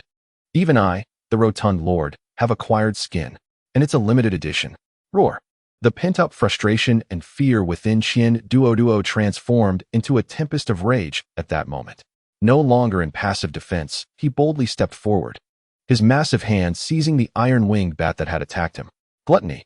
He opened his wide mouth and bit fiercely into the metallic wings of the bat. Crack. The excruciating sound of shattering echoed through the narrow passage. The iron-winged bat emitted a piercing scream, as its prideful biological metal wings were savagely gnawed away by this hefty figure. Qian Duoduo spat out a mouthful of metallic debris, his small eyes gleaming with a bloodthirsty light, exuding an aura of ferocity that was utterly transformed. Come on, a horde of tin-skinned, flat-haired beasts. Watch as I, the rotund lord, devour you all as a midnight snack today. His delay, however, exposed a fatal gap in the passage he had previously sealed off. Dozens of iron-winged bats immediately seized the opportunity, emitting sharp cries of victory as they swiftly darted past Qian Duoduo and surged into the more spacious cavern behind him. Their target was clear, the human standing deep within the cave, radiating a tremendous wave of psychic energy. That human was the most delectable prey of the night. Seeing this, Qian Duoduo panicked. Feng Gu, be careful. There are stragglers. Yet, Lin Fan, deep within the cave, merely yawned lazily, seemingly unperturbed by the monsters charging towards him. He spoke softly into the communicator. Fatty, don't rush. I'm giving you a full-body upgrade. As soon as he finished speaking, Qian Duoduo felt the scaled armor rapidly spread from his neck, enveloping his entire body in an instant, forming a perfect fit of soft armor tailored to his rotund physique. Simultaneously, Lin Fan finally made his next move. He raised his hand and elegantly snapped his fingers. Come, everyone, witness the fireworks. Buzz. The mycelial network covering every inch of the cavern, from floor to ceiling, was instantaneously activated. Thunderstorm mycelium, activate. In an instant, the dim cave was enveloped in a blinding blue-white electric light. Countless fine arcs of electricity danced wildly across the invisible mycelial carpet, forming an impenetrable web of deadly electricity. The entire passage transformed into a realm of thunder and lightning. Meanwhile, Qian Duoduo, blocked at the entrance and covered in insulating scaled mycelium, remained unharmed. He simply stared in awe at this miraculous scene, feeling as though his worldview was being repeatedly shattered by the arcs of electricity. Zzzzz. The iron-winged bats, which had just rushed into the cave with victorious cries, plunged headlong into this electric domain. Their biometallic wings became the most lethal conductors in that moment. A powerful current surged unimpeded through their bodies, instantly transforming them from fierce predators into twitching, electrically roasted chicken wings suspended in midair. One by one, they stiffened, emitting wisps of smoke, crackling as they plummeted to the ground, their wings spasming uncontrollably. A peculiar scent of charred protein permeated the air. Yet, this cataclysmic thunderstorm lasted but a fleeting second before it abruptly vanished. The cave returned to darkness. Lin Fan did not engage in continuous discharges. On his panel, the psychic energy was being consumed at an astonishing rate, yet it was replenished just as rapidly by devouring the corpses of the Wind Ridge beasts. Balancing resource consumption is a fundamental quality of every adept operator, or rather, mycelium master. As another batch of fearless iron-winged bats entered the optimal attack range of the passage, Lin Fan leisurely initiated another pulse of lightning strikes. Zzz. Once more, a second of radiant lightning illuminated the area, leaving a ground strewn with twitching remains. This precise execution of targeted elimination maximized the efficiency of psychic energy utilization. Qian Duoduo stood in awe. What kind of divine strategy is this? Can one truly generate tidal effects while battling monsters? You dolt, stop dawdling and get to work, Lin Fan's voice drifted over. Those on the ground were merely half-cooked, not yet dead. In the interval when the electric net dissipated, charge in and crush them for me. Understand? Got it. Brother Fan. Qian Duo roared with enthusiasm, fully familiar with this task. As the lightning extinguished once again, he unhesitatingly propelled himself into the fray, transforming into a battering ram of flesh, charging into the pile of iron-wing bats still writhing on the ground. Bang, bang, crack. In the most primal and savage manner, he reduced those half-paralyzed monsters into a mixture of flesh and metallic shards. Once the area was cleared, he immediately retreated to the entrance. Shortly after, the lightning flared anew, accurately stunning a fresh batch of ingredients. Lightning, collision, crushing, retreating. One person and one stout figure, one responsible for precise targeting, the other for brutal clearing, worked in flawless harmony, forming an assembly line of slaughter with an efficiency so staggering it was almost grotesque. Outside the cave, the swarm of iron-winged bats finally sensed something amiss. This dark entrance was not a lair of prey. It was unmistakably a meat grinder with no exit. Fear began to take hold. Their instinctive dread of the terrifying electric zone overwhelmed their hunger. The offensive of the bat swarm abruptly faltered. They ceased their blind charge and began to circle hesitantly outside the cave, emitting sharp, furious cries tinged with uncertainty. The battle transitioned from a fierce confrontation to a brief standoff. Is that all the courage they possess? How dull. Lin Fan scoffed as he noted their reluctance to enter. Sparing his psychic energy, he promptly issued a new command. On the cave floor, the previously unassuming mycelium began to writhe, swiftly dragging the scattered iron-wing bat corpses and debris deep into the cave. Lin Fan observed the rapidly increasing evolution points and the continuously replenishing spiritual energy with a satisfied nod. This principle of nurturing through battle embodies the essence of sustainable development. At that moment, an unusual sensation suddenly echoed back from the mycelium network extending beyond the cave. Approximately 2 kilometers away, on a sheer cliff, 2 groups of human spiritual energy signals emerged. Under the perception of the fungal colony, the faint vibrations generated by their footsteps on the rocks were vividly relayed to Lin Fan's mind. Narrowing his eyes, the smile at the corner of his mouth took on a playful twist. Just then, a new message popped up on the visor of both Lin Fan and Qian Duo's helmets. Chapter 47. The mantis stalks the cicada. While the yellow bird awaits, a soft chime sounded. A semi-transparent blue window simultaneously appeared on both their tactical visors. Announcement from the Watcher base. The first round of supply airdrops has been initiated, coordinates synchronized to all units' tactical terminals. Wishing all new recruits great fortune in their endeavors.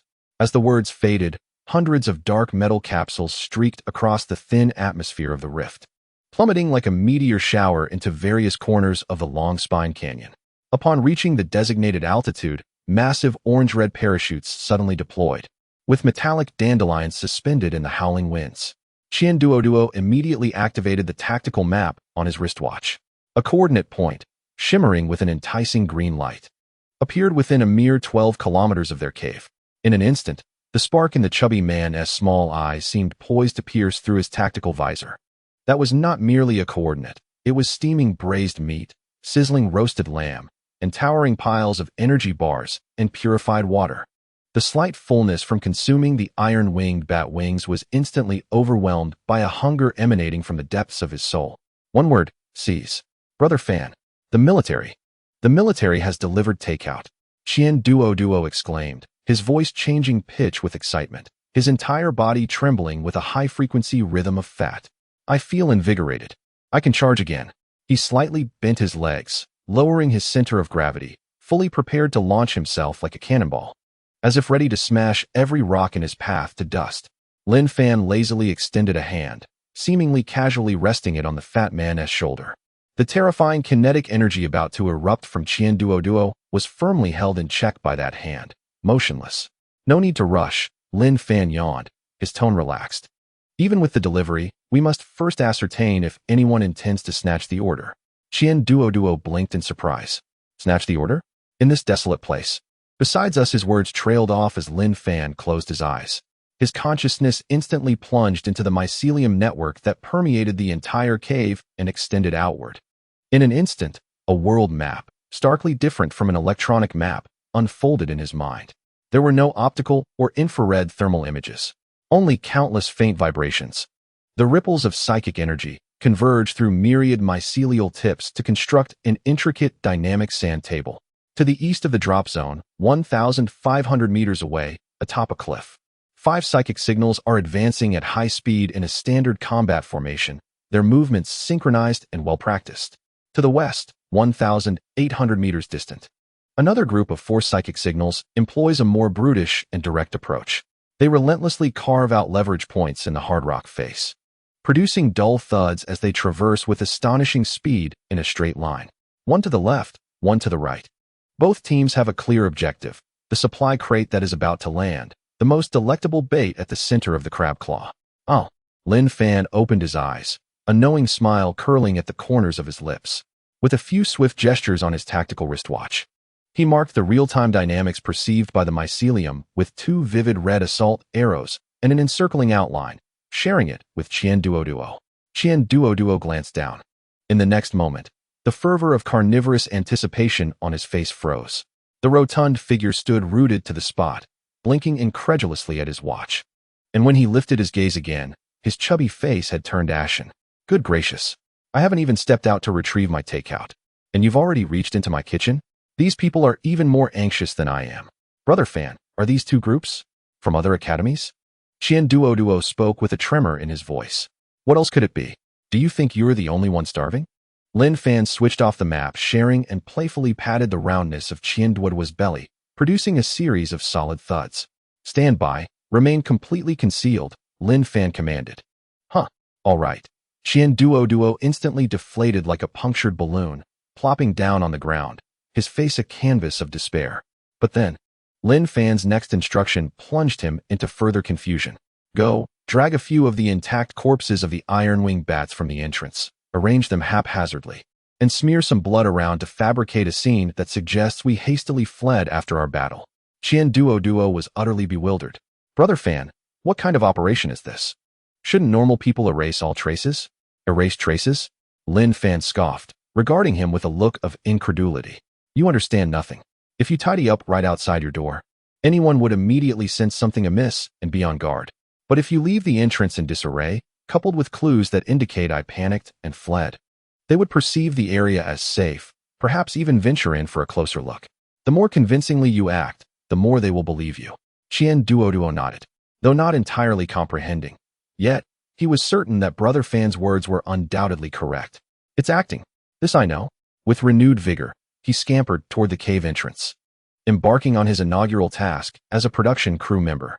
Watching Qian Duoduo laboriously drag the iron-winged bat corpses and meticulously arrange the crime scene, Lin Fan retreated deeper into the cave, pressing his hand once more against the cold rock wall.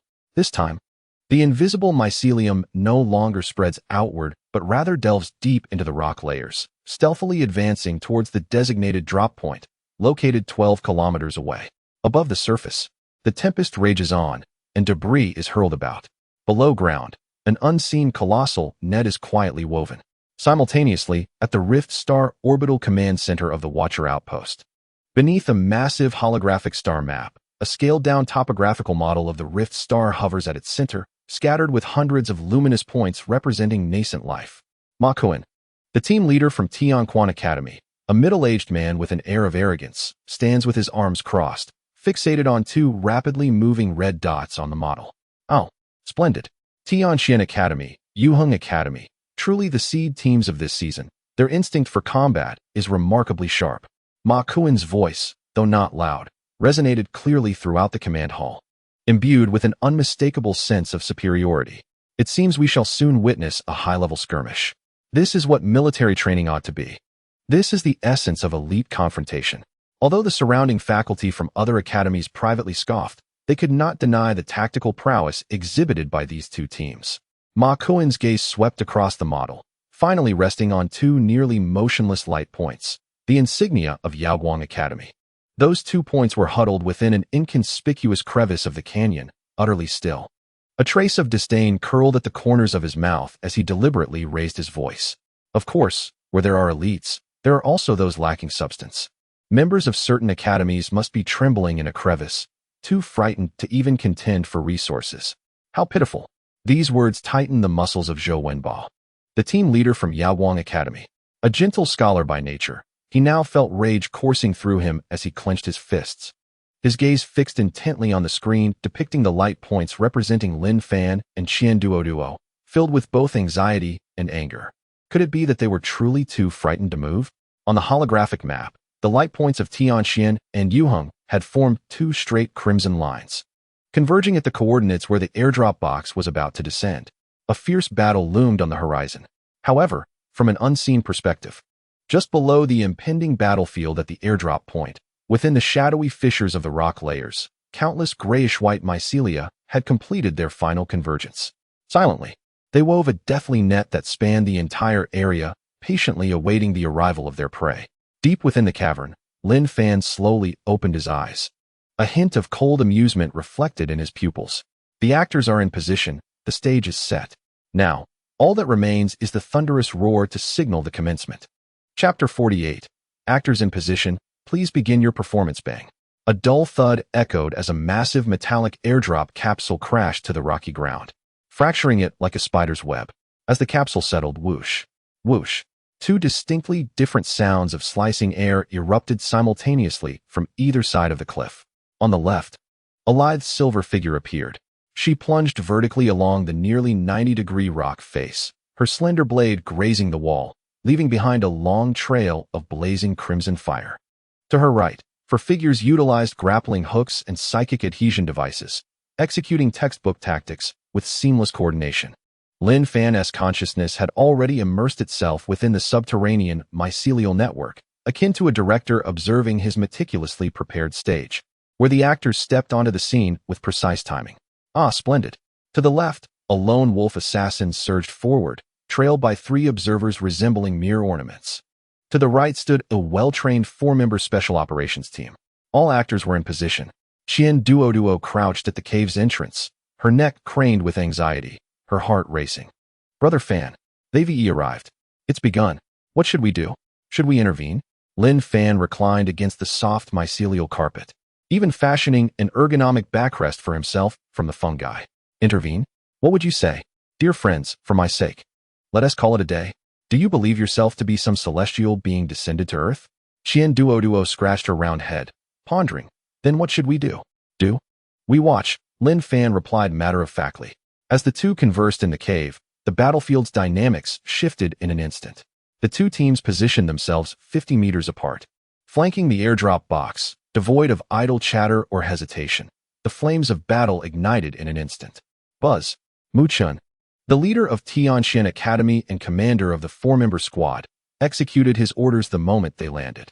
Standing at the center of their formation, he activated his A-class talent, Array Core.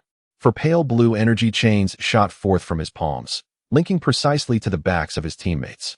In the next moment, a composite energy barrier enveloped the four entirely, forming instantaneously. The surface of the shield shimmered with vibrant hues, its energy waves stable and substantial, creating a mobile fortress with no vulnerabilities. Through the subterranean mycelium, Lin Fan sensed the formation, letting out a silent gasp of admiration. Oh, the mobile power bank tactic? Connecting everyone's energy levels to create a shared shell of shared power.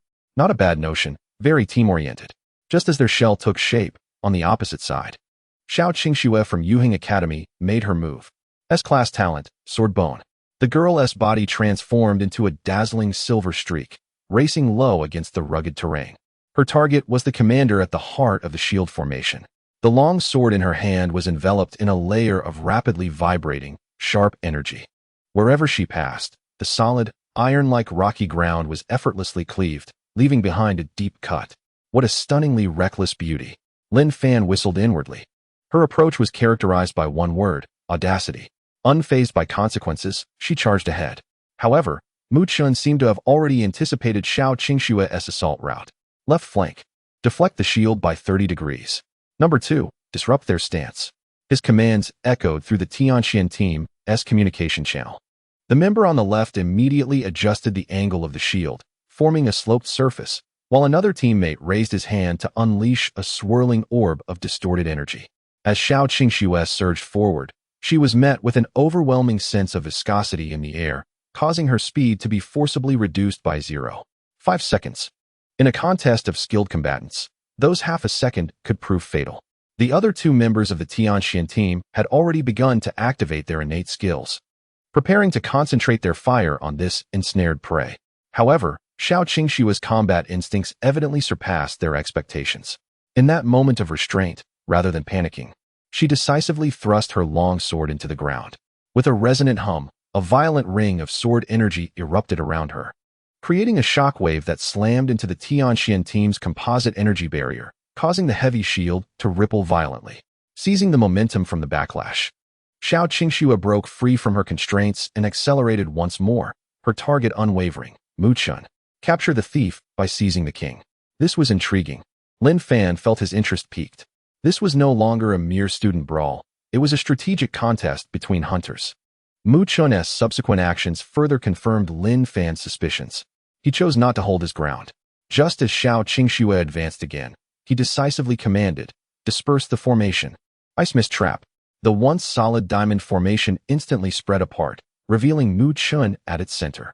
Simultaneously, one member pressed both hands firmly to the ground, and several ice blue runes illuminated the path Xiao Qingxua was advancing upon. Boom, boom, boom. Several bursts of frigid mist erupted, swiftly engulfing Xiao Qingxua and significantly diminishing her mobility. The bone-chilling cold began to erode the protective energy surrounding her. This was a classic tactic of luring the enemy deeper into the trap before closing in for the kill. Meanwhile, at the Watcher base, in the command center, instructors from various academies gathered around a massive holographic sand table, their expressions grave. The battle had commenced without even a preamble.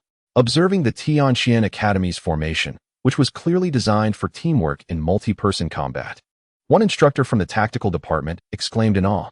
Yet Xiao Qingxua from Yuheng was faster. Her S-class talent completely disregarded the obstacles of the terrain. Ma Kuan from Tianquan Academy crossed his arms, wearing a smug expression, as if he were the one orchestrating the actions on the field. Merely the courage of a brash fool, he scoffed, slightly lifting his chin. Mu Chun had already predicted her movements. Now this reckless girl had fallen into the trap. He turned to Zhou Wenba from Yaoguang Academy, openly mocking. Now this is what a contest of elite skills looks like. Let your students take notes. However, Zhou Wenba paid him no mind, aware that Lin Fan's absence was intentional. Just then, a wave of suppressed gasps erupted within the command hall. Target Xiao Qingxua has detected an anomalous energy reaction. The energy core is operating beyond capacity.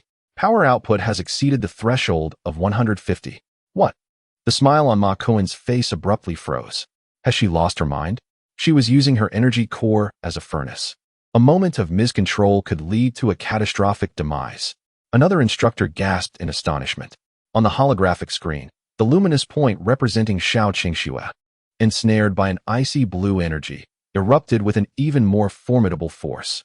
All the teachers, gazing at the dazzling light akin to a supernova, were left with a singular thought. Madman. The Yuheng Academy is filled with a bunch of battle maniacs. On the battlefield, Xiao Qingxua, trapped in the icy mist, radiated an unusual aura of spiritual energy from her body. She was forcibly overloading the spiritual energy within her, generating heat to combat the extreme cold.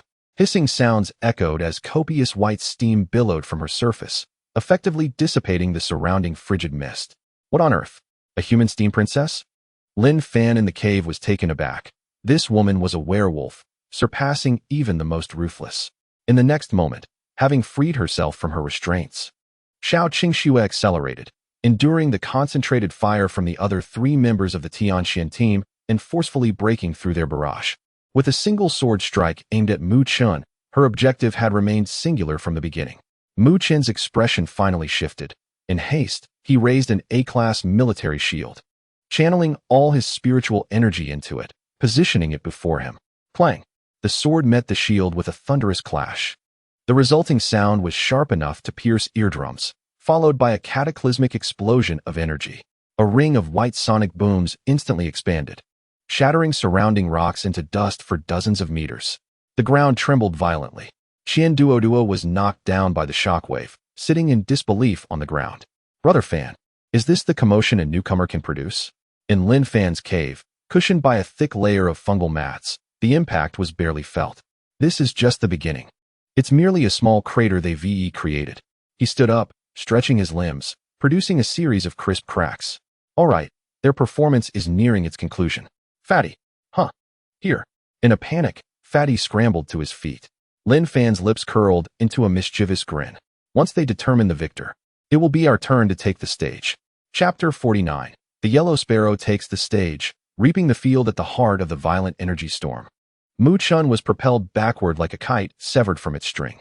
His battle boots carved deep grooves into the rocky ground before he barely managed to halt his flight. Looking down, he noticed a distinct crack spreading from the center of his A-class military shield, which had cost him a significant portion of his savings. A wave of nausea surged in his chest, forcing him to swallow back a mouthful of blood. Meanwhile, Xiao Qingxue was not faring any better. Leaning on her sword, she gasped for breath, the abnormal crimson hue on her skin fading to reveal her pallid complexion. The overload of her spiritual core left her feeling utterly drained. In the cave, Lin Fan watched with great interest. Goodness, inflicting 1,000 points of damage while sustaining 900 in return. Is this how an S-class talent is utilized? I've learned something valuable. Beside him, Qian Duoduo's round face was etched with admiration. Brother Fan, this woman is incredible. Lin Fan cast a fleeting glance at him, muttering, Manga, that's sheer recklessness. However, the captain of the opposing team, who resembled a turtle shell, displayed a notable shrewdness. On the battlefield, Mu Chen's eyes flickered with a hint of reluctance, yet he exhibited no hesitation. He decisively signaled his 3 equally beleaguered teammates to retreat. In the next moment, one of his team members responsible for covering their escape drew a metallic disc from his waist and smashed it onto the ground with force. A resounding hum erupted as a brilliant light accompanied by a pulse of psychic energy burst forth. When the dazzling light faded, the 4 figures from Tianxian Academy had vanished into the deep shadows of the canyon, aided by their grappling hooks, leaving behind a chilling phrase that echoed in the wind. Xiao Qingxue, I shall remember you. Xiao Qingxue let out a cold snort. Yet even the energy to respond seemed to elude her. Just then, a mechanical notification chimed simultaneously on the wrist devices of the 4 members of Yuheng Academy. Yuheng Team 02 wins. Gains 70 points from Tianxian Team 05. As they gazed at the sudden surge of points displayed on their wrist devices, an ordinary-looking male teammate behind Xiao Qingxue couldn't contain his exuberance, exclaiming, We won. Sister Qingxue is amazing. Tianquan's turtle shell tactic is nothing impressive. Another female teammate sighed in relief, stepping forward with concern. Sister Qingxue, are you all right? That was terrifying. Xiao Qingxue waved her hand dismissively, retrieving a blue energy recovery potion, which she downed in one swift motion.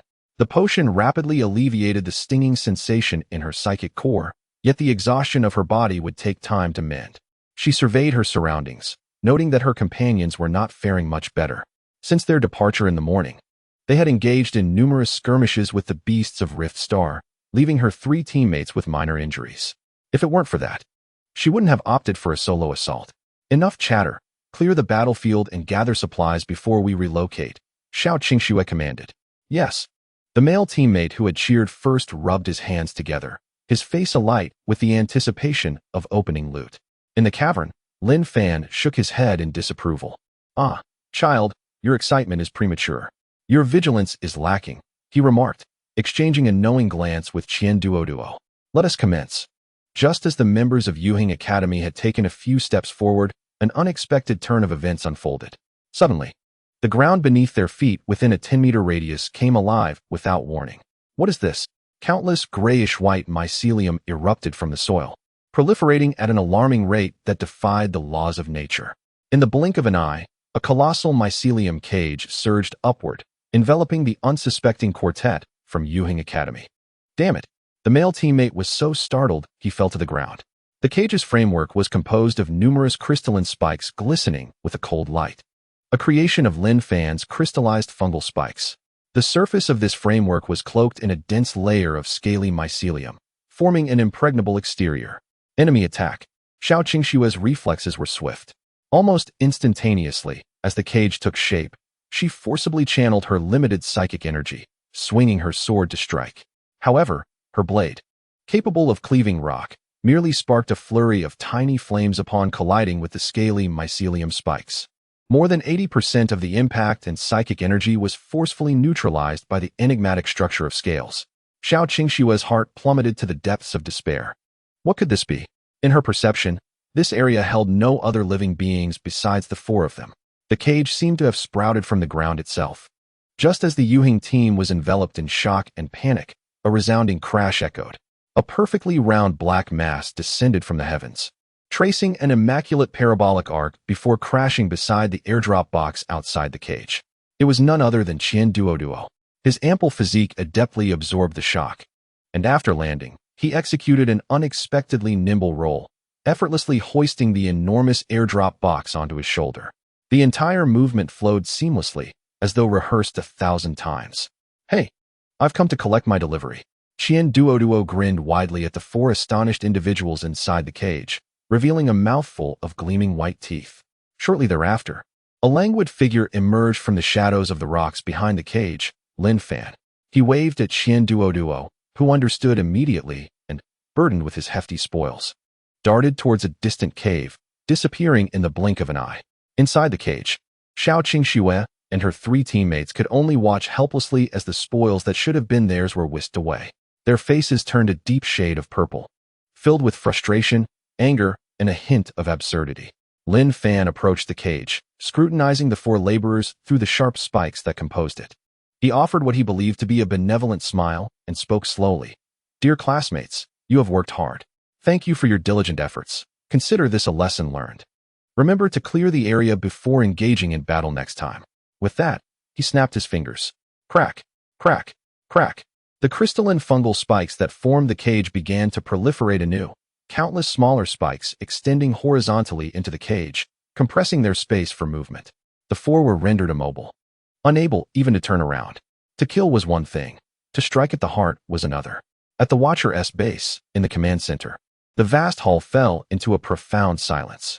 All the leading teachers from various academies, including military observers, stood in disbelief, gazing at the astonishing scene displayed on the holographic sand table. Ma Kuan from Tianquan Academy wore a look of utter shock as his smug smile morphed into a deep crimson hue. He pointed a trembling finger at the screen, his lips quivering as he nearly screamed, "This is cheating. It's absolutely cheating. How could Yao Wang's team have set this trap in advance? Where's the referee?" No one paid heed to his outburst. A military officer responsible for data monitoring turned his gaze toward the silent commander, a man of imposing presence adorned with the insignia of authority, who merely cast a casual glance at the screen before waving his hand. Traps, disguises, ambushes, all are valid tactics. Within the rules, the determination stands effective. As his words echoed in the hall, a new announcement resounded. Yaowang Team 07 successfully ambushed Yuhing Team 02, declaring victory. Amidst the ongoing calculation of points, the holographic leaderboard in the command center underwent a dramatic transformation. The score of Team Yuhing 02, which included 70 points seized from Team Tianxian 05, was swiftly deducted by another 70. Consequently, the overall ranking of Yuhuang Academy surged from the very bottom to the top 5. Meanwhile, Lin Fan and Qian Duoduo's Yuhuang 01 team, through this astonishing feat, propelled themselves into the top 100 of the team leaderboard. The entire hall fell into a profound silence. Zhou Wenbo slowly lifted the thermos cup before him, disregarding Ma Kuan's ravenous glare, and gently blew on the steam rising from the cup's rim, savoring a deliberate sip. Today's goji berries have been steeped to perfection. Chapter 50. Go forth, Fat Ding. An infinite refill from the divine being within the mycelium prison. The expressions of the four individuals reflected a humiliation worthy of the year's best meme collection. Lin Fan reveled in this masterpiece, feeling his artistic sensibilities elevated. He bestowed upon the four a smile that could rival that of a benevolent demon. Dear friends, we graciously accept this supply. Please take a moment to reflect on life here for the next 10 minutes. Until we meet again. With those words, he turned on his heel and departed without a glance back, leaving behind no trace. The clouds had already been taken away by Qian Duoduo. Xiao Qingshue's chest heaved with rage. Since awakening her S-grade talent, she had never endured such a profound disgrace. The other three team members fixed their murderous glares upon the shadow of Lin Fan as it vanished from sight. Humming a cheerful tune, Lin Fan leisurely returned to the concealed cave. Upon entering, he found Qian Duo excitedly circling a massive airdrop box, eagerly rubbing his hands together. "Brother Fan, you're back," Qian Duo exclaimed, his excitement causing his flesh to quiver. "Yes, we should leave this place first," Lin Fan nodded. He proceeded deeper into the cave and waved his hand at what appeared to be an unremarkable rock wall. With a rustling sound, the camouflage of mycelium peeled away, revealing a dark tunnel entrance. This was a path he had quietly allowed the fungal colony to excavate beforehand. This was the true escape route. The two of them crawled into the tunnel, and after a short distance, Lin Fan issued another command. A dull rumble echoed behind them as the mycelium triggered a localized rock slide, completely burying the traces of their passage. Perfect. With the fungal colony present, it was as if this place were his own backyard. They could venture wherever they wished, free to roam at will. After traversing nearly a kilometer through the tunnel, they finally reached a spacious and dry natural cavern. "Brother Fan, is this the place?" Qian Duo, carrying the box, asked, panting heavily. "Yes, we will set up camp here for today," Lin Fan affirmed. Qian Duo placed the airdrop box on the ground, filled with anticipation as he began his unboxing ritual. "Let me see what treasures lie within." As the box's lid opened, the distinctive scent of military supplies wafted out. Inside lay a stack of high-energy compressed biscuits, 3 concentrated oxygen tanks, a spray canister of nanorepair fluid, and a foldable temperature-controlled tent. Wow, we hit the jackpot. Qian Duo's eyes sparkled with excitement. Without a word, he seized the tube of nanorepair fluid and vigorously sprayed it onto the fissures of his battle suit. The nanogel swiftly enveloped the damaged areas, solidifying into a resilient temporary patch within mere seconds. Having secured his protection, he tore open a packet of high-energy biscuits and retrieved a bottle of psychic elixir from his backpack. With each bite of biscuit followed by a sip of elixir, he indulged with sheer delight. Lin Fan, observing from the side, could almost perceive the aroma of gourmet cuisine emanating from the biscuit. As the food and elixir entered his body, his A-grade talent, the gluttonous body, activated to its fullest, converting the sustenance into high-energy fat while simultaneously healing his minor wounds. As long as there was food, he was an inexhaustible engine. Qian Duo, satisfied, let out a contented belch and sprawled out on the ground. What a blissful experience. He could distinctly feel that, after a day of intense combat and extreme recovery, the bottleneck of his body refinement stage was loosening. He was merely a step away from the next realm of crystallization. This meteoric enhancement in strength elevated his admiration for Lin Fan to new heights. Basic operation. No need for overthinking. Lin Fan waved his hand dismissively, exuding an air of calm indifference, as if he were an experienced veteran. He accessed his wristwatch. Gazing at the significantly increased military training points and the enticing array of numbers on his talent panel, his mood buoyed. Psychic energy, 185325153. Evolution points, 2,779. All of this was accrued from devouring alien beasts and minerals from the rocky layers. Qian Duo quickly set up a temperature-controlled tent, and Lin Fan approached, brushing the surface. A layer of scale-like mycelium swiftly enveloped the entire tent, maximizing its defensive capabilities. He then unscrewed a bottle of psychic elixir and poured it over the mycelium, instructing it to keep watch throughout the night. Lin Fan commanded the fungal colony to maintain minimal energy consumption while remaining on high alert. Qian Duo observed this series of adept maneuvers in awe. "Brother Fan, your abilities are nothing short of a divine skill for home, travel, combat, and even covert operations." Lin Fan reclined on the soft mat formed by the mycelium. Crossing his legs, with a playful rhyme, he quipped, "Studying for exams? Time to sleep." A night passed without incident. The following day, Qian Duo, feeling refreshed and invigorated, packed up the tent, sensing a resurgence of strength. Meanwhile, Lin Fan, through the expansive network of mycelium, charted a new route leading into the canyon. "Let us go. I'll show you what biological technology is all about." Countless strands of mycelium began to converge, intertwining until they formed a colossal mycelial sphere over 2 meters in diameter. The surface of the sphere was cloaked in scale-like mycelium, with crystalline spines protruding from the front. Thus, a purely natural, pollution-free biological shield tunneling machine was born.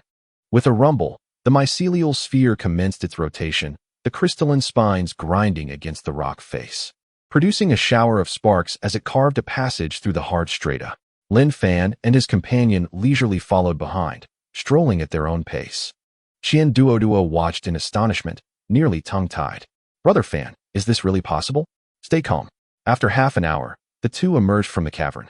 Once again standing atop the cliffs of the canyon, they advanced towards the depths of the canyon, where the terrain was more convoluted and the light more elusive, guided solely by the map. To reach the Watcher base on the opposite side of the canyon, they had no choice but to traverse beneath its depths. After delving approximately 5 kilometers into the canyon, they were confronted by an immense rock wall that obstructed their path. Countless runes were etched upon the wall, flickering with a faint luminescence in the dim surroundings, remnants of the rock dwellers. Lin Fan paused in his tracks. How shall we get past this? Shall we take a detour? Qian Duoduo stepped forward. Just as he approached within 30 meters of the rock wall, an unforeseen change occurred. With a sudden crack, a massive boulder beside the wall split apart without warning. A humanoid figure, towering over 3 meters in height and composed entirely of rock and azure crystals, gradually arose from its disguise. It bore no facial features, its head adorned solely with a colossal blue crystal eye. What on earth is that, Brother Fan? Qian Duoduo exclaimed. Startled. A war crystal automaton, Lin Fan replied, glancing at the information that had appeared on his wristwatch. An automated defense unit of the rock dwellers. No sooner had he spoken than Qian Duoduo's entire body tensed, instinctively adopting a combat stance. The rocky appendages of the war crystal automaton began to morph rapidly, coalescing into a menacing cannon that aimed at the seemingly greater threat, Qian Duoduo. Goodness, it can intelligently analyze the opponent and reshape itself on the spot? This just got interesting, Qian Duoduo thought, his eyes ignited with fervent battle spirit. He felt he had touched upon the threshold of a breakthrough, yearning for a sufficiently formidable challenge to shatter it. The war crystal automaton before him was the perfect contender. However, this time, he resolved to seek approval before engaging. Brother Fan, I want to take it on. He turned to Lin Fan, eyes brimming with anticipation. Lin Fan crossed his arms, appearing quite entertained by the unfolding drama. Go ahead, fatty, the decision is yours. With the green light granted, Qian Duoduo's confidence surged dramatically. Watch as I smash it to smithereens. An energy shield materialized around him, transforming him into a projectile as he charged at the colossal war crystal automaton. Boom. The cannon on the automaton's right arm fired, unleashing an energy wave that struck Qian Duoduo, causing his protective shield to ripple violently and momentarily halt his advance. Yet, undeterred by the onslaught, he pressed forward, delivering a powerful punch to the automaton's chest. Clang! A resounding echo reverberated. The automaton's rocky form was astonishingly resilient. Qian Duoduo's heavy blow merely left a shallow dent. Meanwhile, the automaton's other arm morphed into a rock hammer, descending upon him with lethal intent. Thus commenced a raw contest of strength and defense. Qian Duoduo unleashed a flurry of blows upon the automaton, which retaliated ruthlessly. The high-energy fat reserves within him were burning at an alarming pace. Lin Fan even noticed that the rotund figure seemed to be shrinking. Was he losing weight? Brother Fan, I can't hold on much longer. This rocky behemoth is too tough. My energy is nearly depleted. After several minutes of fierce combat, Qian Duoduo's breath began to falter as he called for assistance. Yet Lin Fan exhibited no intention to intervene. He leisurely retrieved a complete row of 5 shimmering blue potions from his backpack, S-grade spiritual energy elixirs. With a flick of his thumb, one potion traced an elegant arc through the air, landing gently in Qian Duoduo's embrace. Don't be stingy.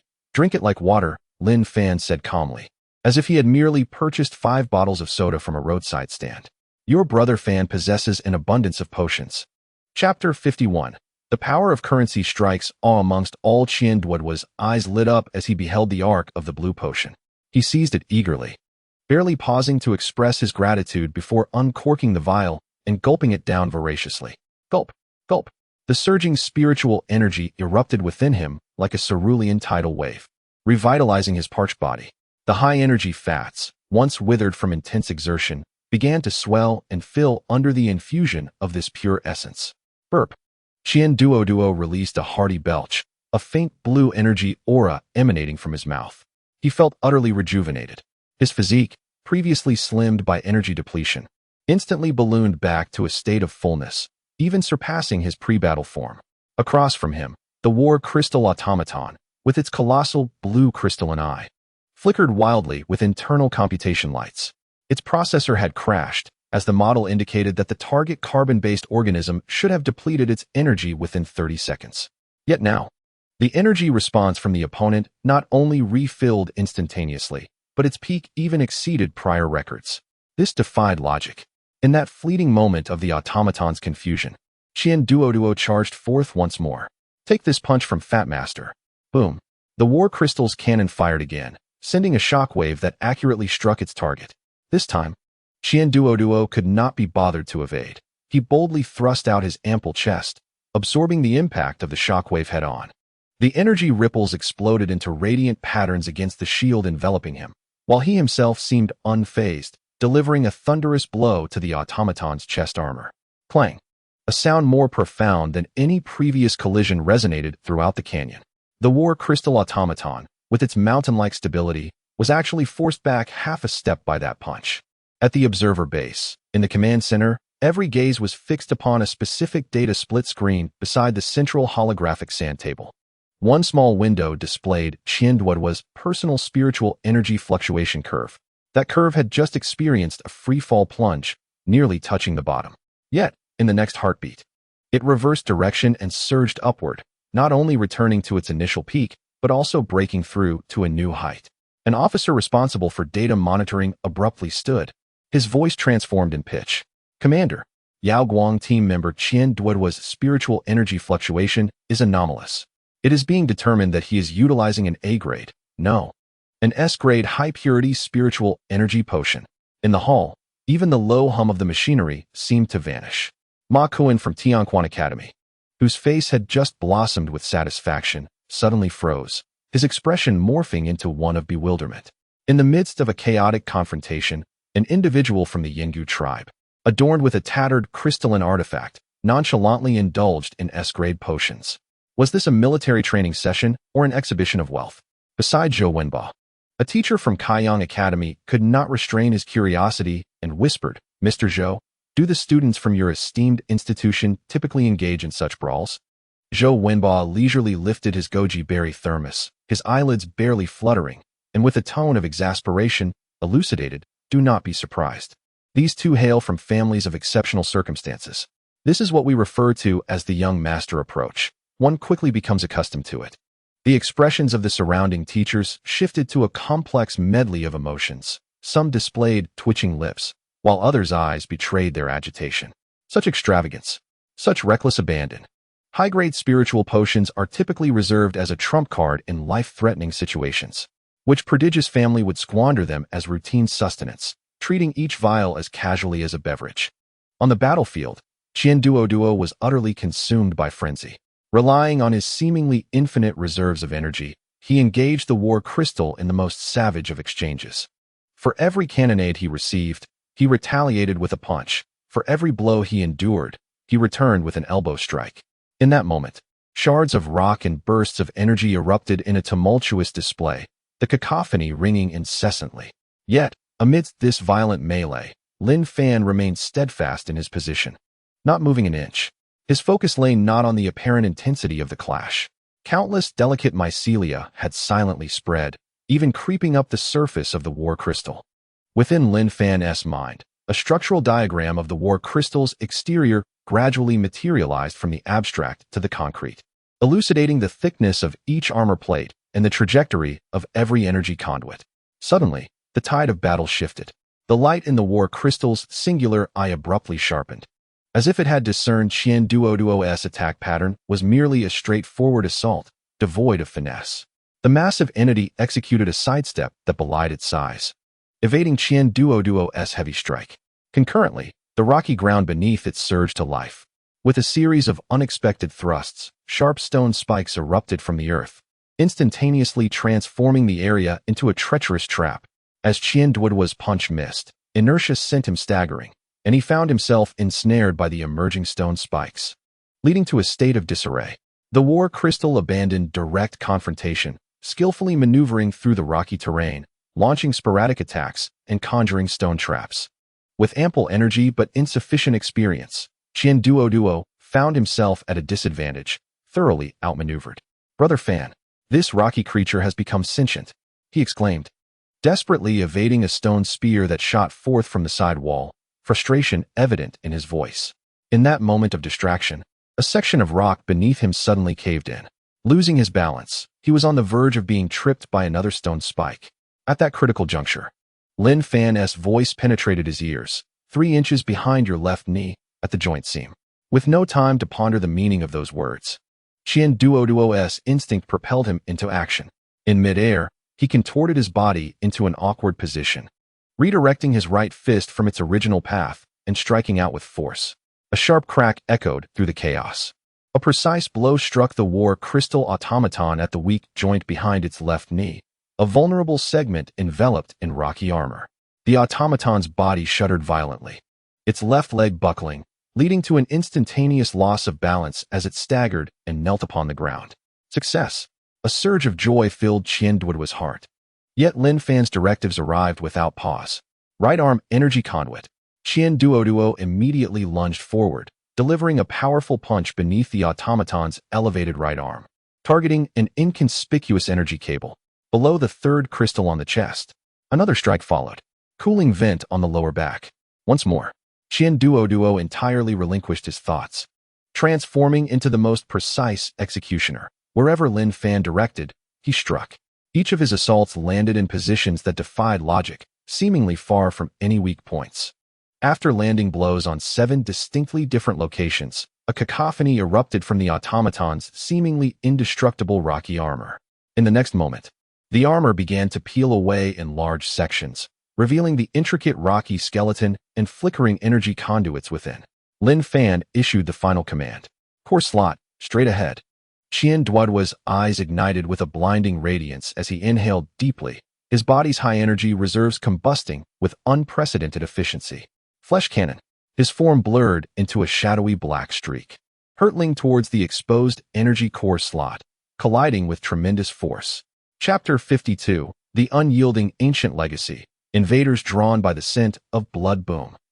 The sound of a muffled impact erupted through the depths of the canyon. Qian Duoduo's flesh and blood missile embedded flawlessly into the automaton's exposed core slot. The war crystal automaton convulsed violently. An invisible wave of energy radiated outward, stirring countless particles of dust.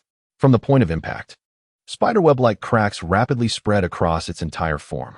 With a cacophony, the once impenetrable rocky armor began to shed, the internal skeletal structure disintegrating inch by inch, while fragments of azure crystal clattered to the ground. The colossal stone giant collapsed with a thunderous crash. Qian Duoduo plummeted from midair, crashing heavily to the ground and kicking up a cloud of dust. His body felt utterly drained.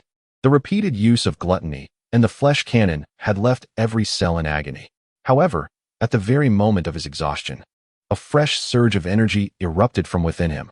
Countless chaotic spirals of spiritual energy within his withered form were forcibly drawn together by an unseen force, converging and compressing.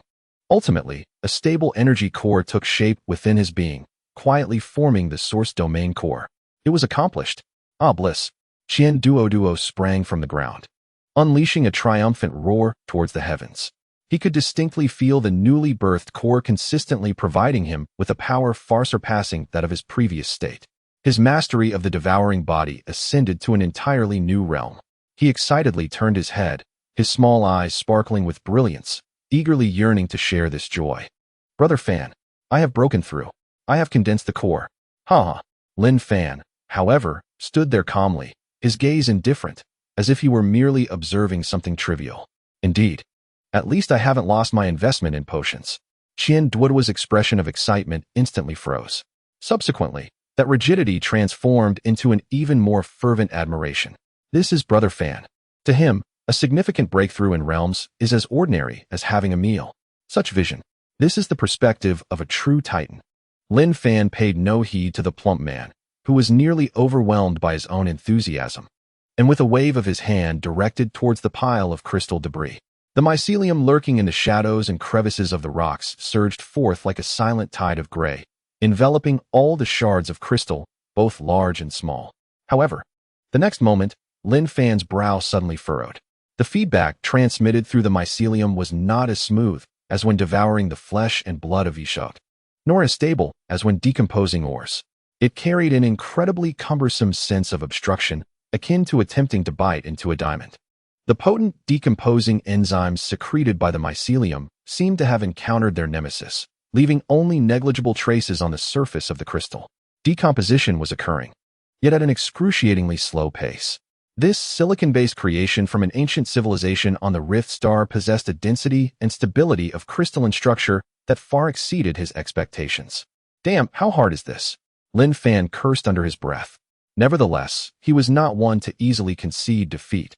With determination, he proactively increased his output of spiritual energy.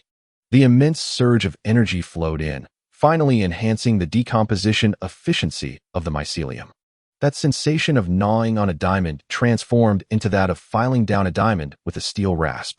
It remained slow, yet at last, there was tangible progress. Just as he immersed himself entirely in the accelerated decomposition during those fleeting seconds, an unusual alert echoed simultaneously from his mycelium network, spanning several kilometers. The explosive energy of the crystal's disintegration and the spiritual fluctuations from Qian Duoduo's breakthrough combined, shattering the tranquility of the canyon. Above the 100-meter cliff to the east, three figures rapidly descended using abseiling equipment, their target fixed on this battlefield. In the shadowy caves to the west, another four-member team stealthily navigated through the darkness. Meanwhile, in the far northern canyon passage, a team charged forth at full speed, openly revealing their intentions. Three teams, each belonging to different academies, were converging from three directions to form an encirclement. Yet, this was not the most perilous aspect. The most intense alarm emanated from beneath. Lin Fan's mycelium network detected a series of muffled rumblings from the layers below, as rocks were violently compressed. A savage biological signal was relentlessly breaking through the rock strata, heading straight for the surface, where they stood. A sand-dwelling worm. Moreover, judging by its energy scale, this was a creature of the same caliber as the ant queen he had encountered during his examinations. A leader-level beast. Fatty, stop your foolish revelry. We have guests. Lin Fan's voice struck like a bucket of icy water, extinguishing all of Qian Duoduo's excitement in an instant. What's wrong, Brother Fan? Qian Duoduo bewildered, instinctively prepared for battle upon witnessing Lin Fan's grave expression. The current situation was rather vexing for Lin Fan. The delectable remnants of the crystal automaton lay tantalizingly close. Not even a fraction had been consumed, yet ravenous wolves encircled him from all sides. Engaging in combat would inevitably expose these precious crystalline materials, potentially igniting a chaotic melee. Surrender? Such a word did not exist in Lin Fan's lexicon. How could he possibly relinquish what was nearly within his grasp? In a moment of clarity, he made a swift decision. He stomped forcefully on the ground beneath him. A resounding thud echoed. Beneath the pile of crystal automaton remnants, the solid rock crumbled like quicksand.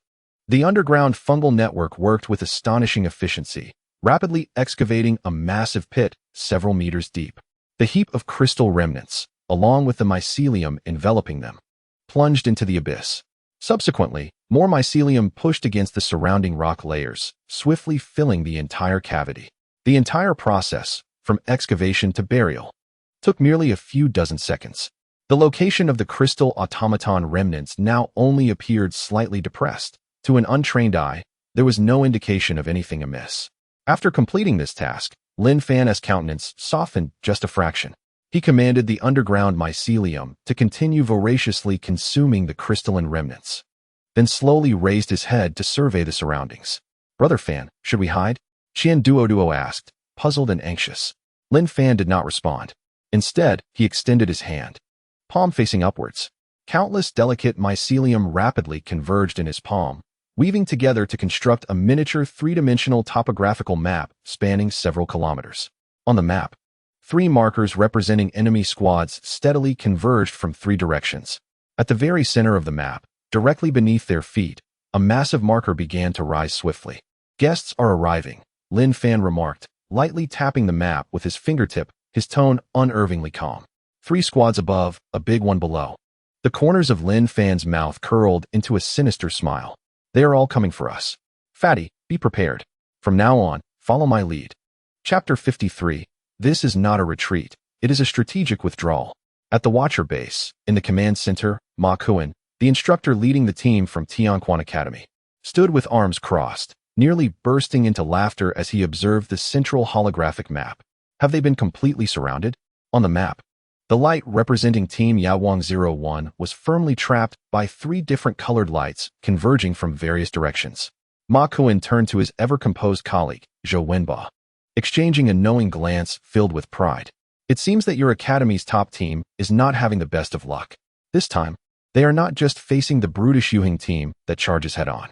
Our squad specializes in stealth and assassination. They are professionals. He deliberately emphasized the word professionals.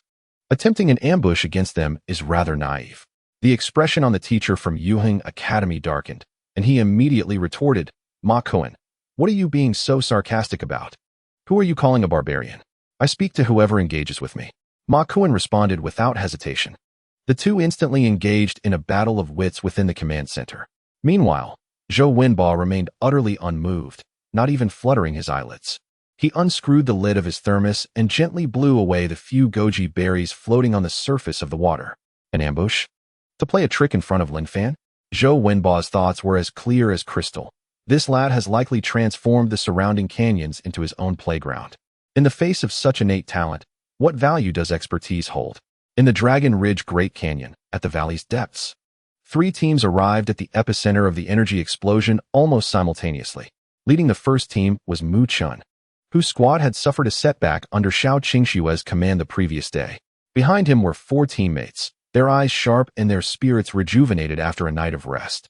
On the opposite side, Xiao Qingxue from Yuhing Academy emerged from the shadows of a cave with her team.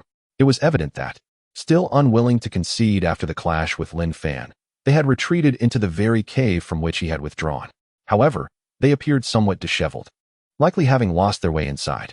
The final group consisted of 3 students clad in dark combat attire.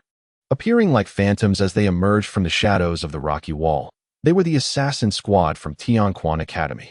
The 3 factions stood distinctly apart, instantly plunging the atmosphere into a state of tension. Their gazes converged upon the 2 individuals at the center. One was a recently ascended but unstable and breathless hefty figure, while the other, standing amidst the rubble, observed them with keen interest, Lin Fan. Xiao Qingxue, your luck won't be so favorable today, Mu Chen spoke first, his words laced with provocation. Xiao Qingxue ignored him, her entire focus locked onto Lin Fan, her resentment far exceeding any animosity she held towards Mu Chun. It was this man who, through despicable means, had subjected her and her team to humiliation on the very first day of military training. While Mu Chun mistakenly believed they had gained an advantage through their resources, their struggles were known only to them. Lin Fan appeared entirely oblivious to the icy disdain directed at him. Instead, he flashed a smile at Xiao Qingxue and waved his hand. Hey, beautiful. Good to see you again. What a coincidence. Have you come here to enjoy the scenery as well? One of the male teammates beside Xiao Qingxue, seething with anger, stepped forward to unleash his frustration but was halted by her raised hand. Meanwhile, the Tianquan assassin squad, concealed in the shadows, swiftly communicated within their internal channel. Target: 2 individuals from Yaowang Academy. Prioritize elimination. Mu Chun and Xiao Qingxue's teams are mutually restraining. They pose no threat. Let us take action. Each faction harbored its own intentions, yet they shared a common goal: to view Lin Fan and his companion as mere prey on a chopping board. At this moment of palpable tension, Lin Fan suddenly tugged at Qian Duo beside him, and without warning, they leaped back. Boom. In the next instant, the ground where they had just stood erupted upwards. A colossal worm, exceeding 50 meters in length and enveloped in a deep brown exoskeleton, emerged from the earth. Its circular maw suddenly gaped open, revealing teeth as sharp as a meat grinder, unleashing a roar that reverberated throughout the canyon. An overwhelming aura of brutality and hunger enveloped the surroundings in an instant. It was a leader-class aberration, the sandworm. This unforeseen development left everyone in a state of bewilderment. Mu Chun and Xiao Qingxue immediately abandoned their confrontation, redirecting all their vigilance towards this gigantic creature. The worth of a leader-class aberration was sufficient to catapult any team to the forefront of the rankings. Even the assassin squad of Tianquan momentarily set aside their assassination plan for Lin Fan, their attention captivated by the immense prospect of gain. As the worm materialized, Lin Fan's voice resonated in Qian Duoduo's helmet. Act. Do you understand? Pretend to be overpowered. We must retreat first. Simultaneously, he shared a coordinate with Qian Duoduo via the team channel, indicating a discreet, narrow cave entrance at the edge of the battlefield. The sandworm twisted its massive body, its tail, capable of rending mountains, sweeping through the air with unimaginable force. What on earth is that? Qian Duoduo exclaimed in an exaggerated shriek. Lin Fan, in a state of panic, was dragged by Qian Duoduo as they were lifted off the ground by the winds generated by the colossal tail. They tumbled clumsily through the air, fortuitously rolling towards the cave entrance that Lin Fan had indicated. Upon landing, they scrambled inside, hastily disappearing from the battlefield. This scene unfolded entirely before the eyes of the other three teams. Mu Chun let out a disdainful snort. Useless. Xiao Qingxue shared a similar sentiment. Though memories of having been ambushed by such a creature the previous day fueled her indignation. The captain of Tianquan's assassin squad issued new orders in the channel. Target has exited the scene. Prepare to seize the right to kill the leader class worm. In their eyes, the two fortunate individuals from Yaoguang Academy were utterly eliminated from the competition. Their primary objective now was to hunt down this invaluable sandworm amidst the constraints posed by the other two factions. Within the dim cave, Qian Duoduo brushed off the dust from his clothes, puzzled, as he approached Lin Fan. Brother Fan, why? I just broke through and was looking for something to practice on. That giant worm seems quite resilient. Lin Fan offered no response, proceeding deeper into the cave, sitting cross-legged and closing his eyes. At that moment, his entire consciousness sank into the mycelial network buried underground. The remnants of the war crystal he had concealed were being devoured and decomposed by the fungi at a rate exponentially greater than before. Seeing Lin Fan in silence, Qian Duoduo could only sit beside him, feeling restless. After a considerable time, Lin Fan finally reopened his eyes. He glanced at the still tormented Qian Duoduo and spoke languidly. What's the rush? Let those three groups soften the meat for us. We can feast afterward. Isn't that more delightful? He patted Qian Duoduo's shoulder. Remember, this is a strategic retreat. Qian Duoduo was momentarily taken aback, but quickly regained his composure. Was this not simply a matter of playing the role of the sixth wheel? There was no shame in adopting this position. Lin Fan, with the demeanor of a seasoned veteran, imparted his wisdom. We are here to earn points through military training, not to showcase heroism. Once they have battled to exhaustion, we shall emerge to clean up the aftermath. The true victors are those who remain standing in the end. Outside the cave, the furious roars of the sand-dwelling worms and the explosive cacophony of skills intertwined into a singular tumult. Thus commenced a harrowing melee. Chapter 54. Despair buried in sand. Crisis of total annihilation beyond the cave. The battle escalated to a fever pitch from the very outset. The Mu Qin squad of Tianquan Academy reformed their battle array, with Mu Qin's extraordinary talent transforming him into a mobile nexus of energy. Pale blue streams of spiritual energy extended from him, linking every team member. A robust spiritual energy shield enveloped the four, simultaneously providing a ceaseless barrage of support. Ice spikes rained down, flames erupted, and electromagnetic pulses struck with precision against the colossal form of the sand-dwelling worm, creating a spectacle of explosive energy fireworks. Yet the true offensive force in this chaotic skirmish was Xiao Qingxue of Yuheng Academy. Under the impetus of her S-rank talent, Sword Bone, she became the embodiment of the sword, a peerless weapon unleashed. She transformed into a dazzling silver streak, darting across the worm's immense body with agility. Each strike delivered was not merely a superficial wound. The blade cleaved through the exoskeleton, allowing the subsequent sword energy to infiltrate the gaping wounds, ruthlessly shredding the internal flesh. The foul green blood erupted like a fountain, splattering in all directions.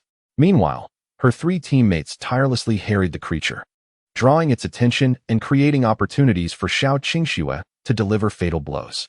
However, as a leader-level monster, the worm's vitality proved remarkably resilient. Those horrific wounds, despite the chaotic thrashing of flesh, began to staunch their bleeding with alarming speed. Observing this, Xiao Qingxue's brow furrowed as she instinctively intensified her output of spiritual energy.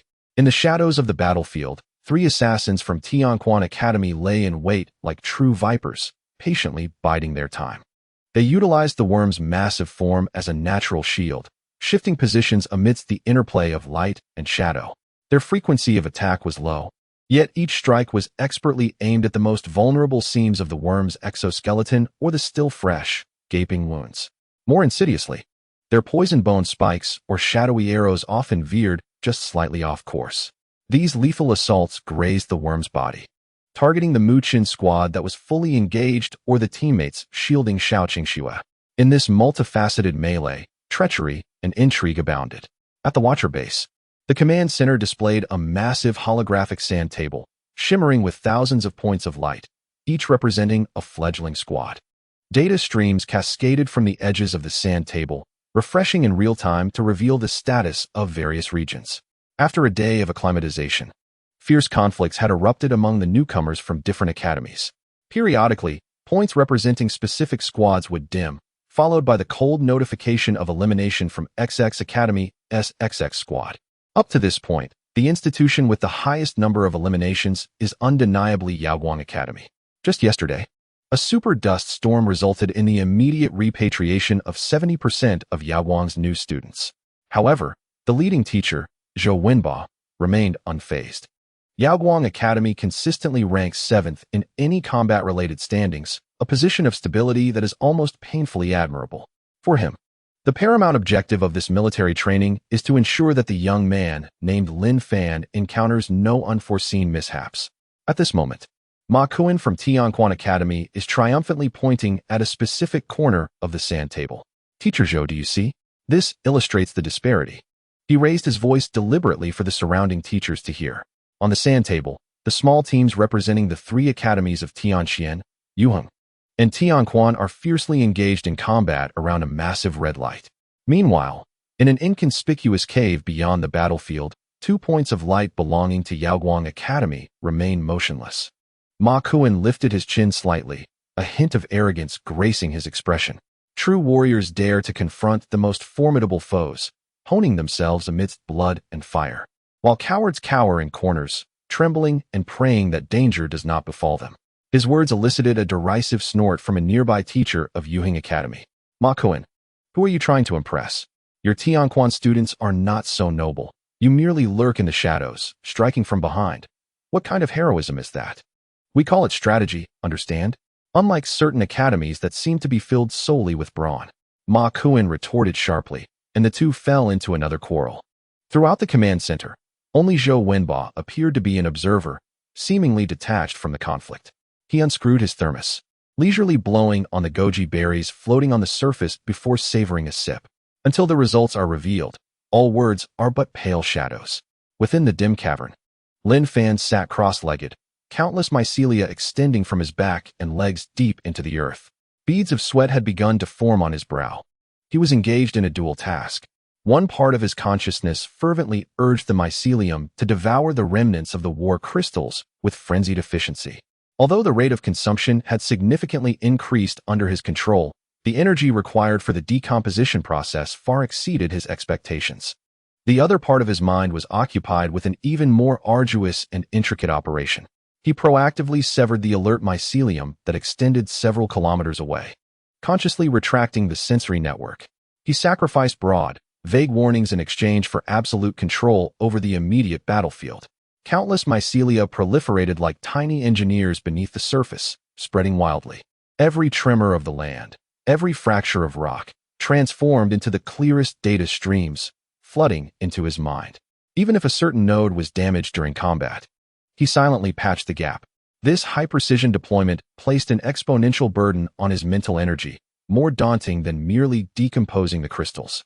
At this moment, he was simultaneously undertaking 2 immensely consuming tasks, causing his spiritual energy to plummet rapidly. Spiritual energy 56, spiritual energy 63, Qian Duo, nearby, paced anxiously, his ample flesh quivering with every step. The tumultuous sounds from outside echoed like a cataclysm, leaving Fan Lin in a state of agitation. Are we merely to wait here while chaos reigns beyond? The sense of helplessness, listening to the earth-shattering clamor while being unable to act, was more unbearable than enduring 3 days of hunger. Without opening his eyes, Lin Fan impatiently spoke, silence. Instead of loitering, why not assist me in opening a few vials of elixirs? Oh right. Qian Duo, jolted from his reverie, scrambled to extract several energy potions from his backpack, hastily uncapping them and bringing one to Lin Fan's lips. Lin Fan tilted his head back and consumed the potion in one gulp. A pure torrent of energy surged into his body, temporarily alleviating the dire state of his dwindling spiritual energy. Meanwhile, outside, the battle took a dramatic turn. The sand-dwelling worm, battered repeatedly by Xiao Qingshue's sword aura, succumbed to a frenzied rage. It reared its upper body, its maw brimming with razor-sharp teeth expanding to the maximum, emitting a piercing roar that resonated on a mental level. This roar was not merely a release of fury, it was a summons as the leader. In an instant, its colossal form contracted violently and burrowed back into the ground. Mu Chun and Xiao Qingxue, along with their companions, were momentarily taken aback, still processing the creature's intent. Suddenly, the rocky ground beneath their feet began to tremble violently, followed by a catastrophic collapse, turning into quicksand. The once solid rock disintegrated within mere seconds, transforming into a vast and deadly whirlpool of sand, its terrifying pull threatening to drag everything on the surface into the abyss. Not good. It aims to pull us down. Mu Chan shouted vehemently, his feet glowing as he conjured a protective energy shield, attempting to envelop his 4 teammates. Yet it was all too late. Caught off guard, everyone screamed as they plunged into the quicksand, the previously organized formation of the team disintegrating in an instant. In the command center, all the instructors sprang to their feet in alarm. This is the skill of a leader-level sand-dwelling worm, Sand Burial. A military liaison officer reported. Where are the nearest aircraft? They must proceed immediately for rescue. Without hesitation, the overall commander of the military training issued the rescue order. On the battlefield at the canyon's base, even more terrifying events unfolded. As the ground collapsed, dozens of slightly smaller, yet equally menacing mature, sand-dwelling worms erupted from the edges of the pit. They frantically churned the rocks and quicksand, transforming the entire area into a despair-laden death mill. Just as the world outside was thrown into disarray, in the depths of the cave, Lin Fan's tightly shut eyes suddenly opened. War Crystal Remnant consumption complete. Analyzing, Chapter 55. Your peril. My opportunity. New information swiftly materialized on Lin Fan's talent panel. Special material structure detected. Optical focusing. Would you like to consume 400 evolution points to unlock a new fungal branch? Optical focusing. A thrill coursed through Lin Fan's heart. Could it be the very thing he speculated? Without hesitation, he chose to confirm. Unlock successful. Congratulations on acquiring a new strain. The Energy Prism Mushroom, Grade D. Capable of rapidly producing natural crystalline fruiting bodies. These structures possess intricate optical configurations, enabling the super-efficient focusing of spiritual energy, which is then unleashed in the form of high-energy rays. Remarkable. This resembles the Prism Tower from a certain game. Lin Fan felt a surge of ecstasy within. His fungal battalion's combat system was fortified with defensive scales of mycelium, close-range assaults by crystallized mycelial spikes, and expansive area of effect strikes utilizing storm mycelium blankets. Additionally, there were the hallucinogenic dream mushrooms and the purifying dust-cleansing mushrooms. Now, the most critical shortcoming in long-range precision strikes had finally been addressed. His army, or rather his fungal legion, was steadily evolving towards a well-defined and multifunctional warfare paradigm. Yet, as Lin Fan reveled in his newfound abilities, the dire situation outside the cave took a more frantic turn. Within the quicksand vortex, a terrifying force gripped everyone tightly, as the sand beneath their feet continuously collapsed. Surrounding them was a death wheel composed of dozens of mature, sand-dwelling worms, frantically stirring and relentlessly draining their spiritual energy. The mobility-challenged Mu Chen's team was the first to bear the brunt, their formation utterly ravaged. Captain, we can't hold on any longer. Our spiritual energy is nearly depleted. A team member cried out, filled with despair. Xiao Qingxue was equally in dire straits. She had plunged her sword into the rock wall, barely managing to stabilize herself. Yet the stone beneath her was rapidly turning to sand, causing her to slide downwards.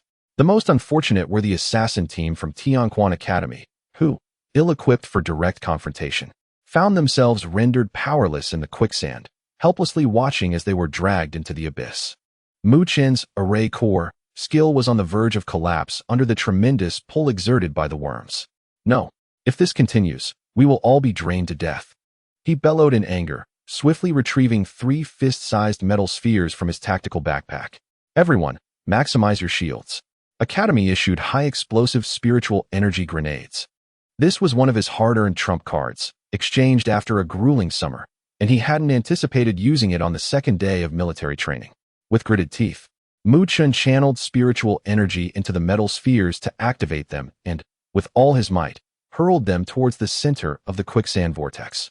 He aimed to use the violent shockwave from the explosion to forcibly solidify the area, while simultaneously inflicting severe damage on the creature lurking below.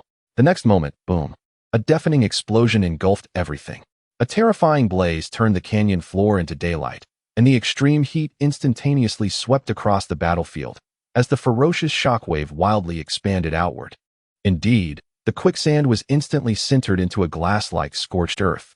However, the explosion's power far exceeded everyone's expectations, as the shockwave ruthlessly tore at each individual's energy shield. The collective shield of the Tianxian team cracked in an instant, and Mu-chun desperately gulped down a grade B spiritual energy potion, striving to maintain the precarious barrier. Xiao Qingxue was also hurled away, rolling several times on the ground, her silver sword armor dimming significantly. As for her teammates and the 3 assassins from Tianquan Academy, they were violently slammed against the rock wall, their fates unknown. Almost simultaneously, in the depths of the cave, Lin Fan let out a muffled groan.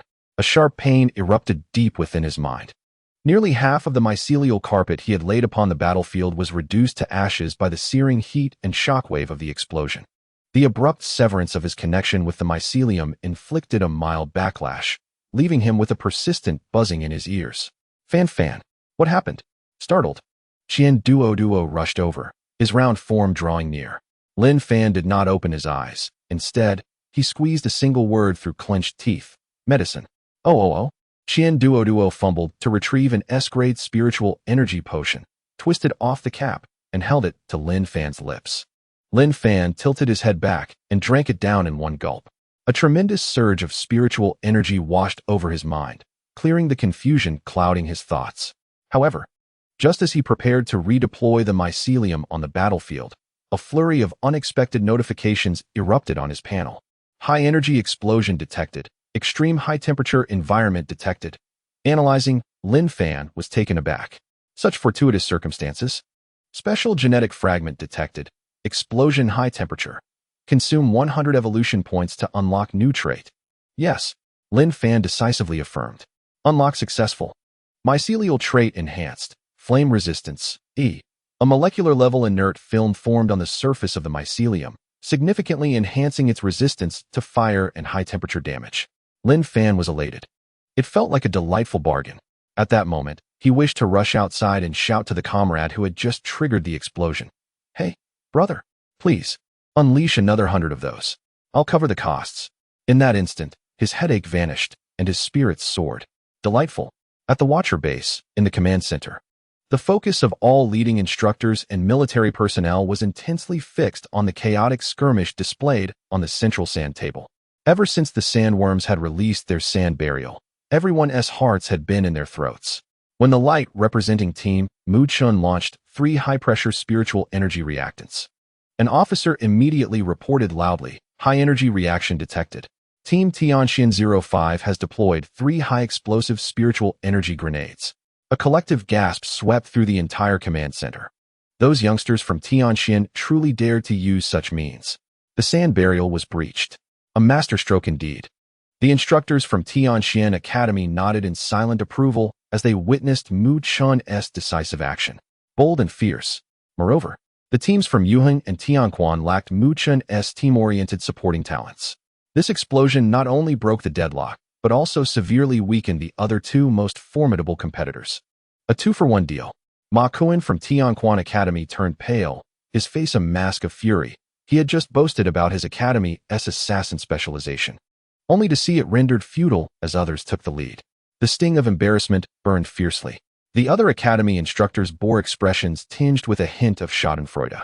While everyone's attention was riveted on the tumultuous battlefield, no one noticed the unobtrusive messages flashing across the information stream screen at the side of the holographic sand table. The Yaoguang Team 01 swiftly utilized 2 S-grade psychic potions, followed by 1 more. However, These details were soon overshadowed by subsequent reports of more intense battles. Only Zhou Wenbon noticed this unfolding scene. He lowered his head, gently shook his thermos, and a faint smile graced his lips. In the canyon battlefield, the smoke and dust from explosions hung thick in the air when a roar, laden with anguish and fury, erupted from the depths below. The leader-class sandworm, having emerged from the scorched earth, displayed a grotesque form.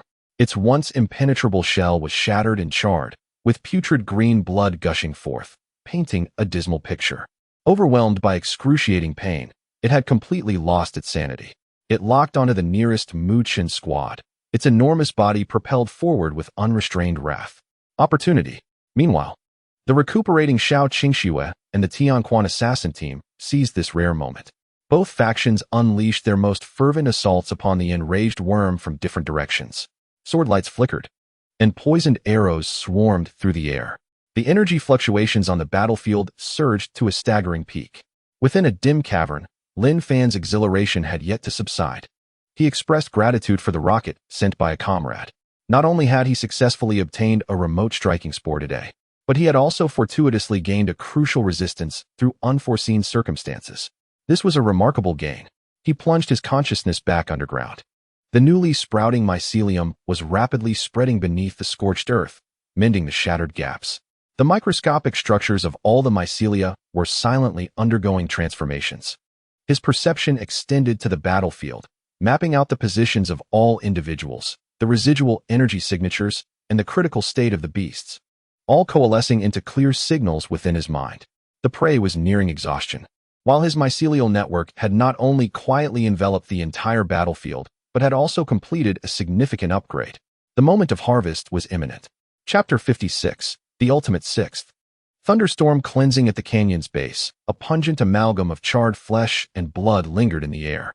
The colossal form of the leader-class sandworm lay motionless upon the glassy ground, utterly devoid of life. Surrounding it were the remains of a dozen smaller worms, transforming the area into a veritable slaughterhouse. The brutal encirclement had finally drawn to a close, though the cost was steep. Xiao Qingxue knelt on one knee, barely managing to remain upright with the support of her sword, her chest heaving violently, each breath igniting a searing pain. Her psychic energy had been completely depleted. Her three teammates were each gravely injured, slumped on the ground, nearly devoid of strength to even move a finger. Further away, the last remaining assassin from Tianquan Academy leaned against the rocky wall, while his two companions lay motionless nearby, evidently gravely wounded. Across the battlefield, only the Mu-Chen squad from Tianquan Academy maintained their full formation.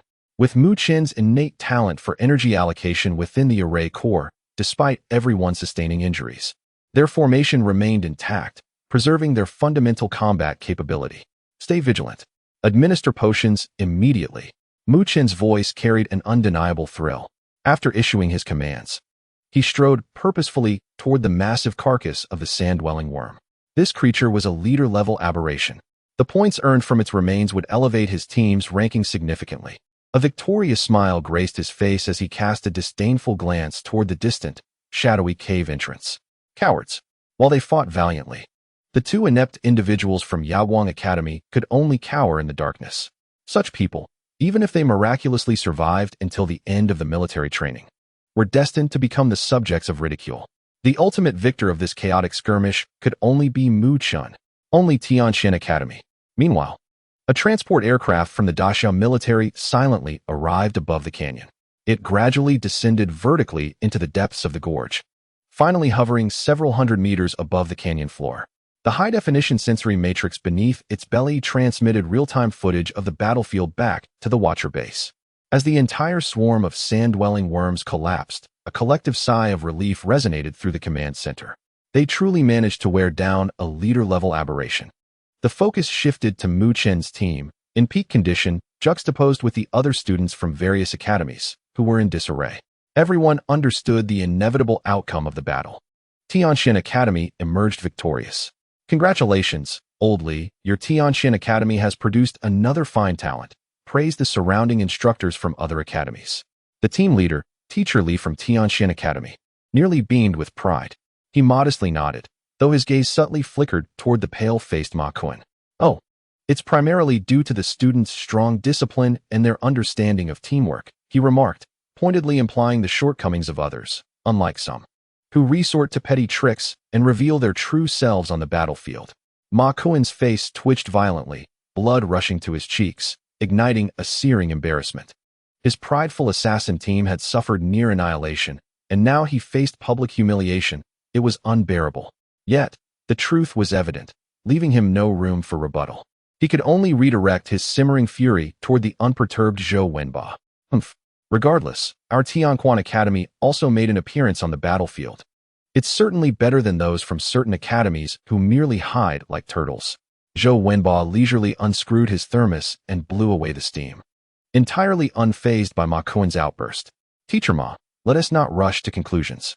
Until the final moment, who can truly predict the outcome? You. Ma Kuen attempted to retort, but a sudden exclamation interrupted the increasingly fervent atmosphere within the command center. Report. A large-scale abnormal energy reaction has been detected at the canyon floor. It is rapidly escalating. Mu Chan had approached the sandworm with triumph within his grasp. Yet, just as his hand was about to make contact with the coveted prize, a resounding boom echoed from the depths below.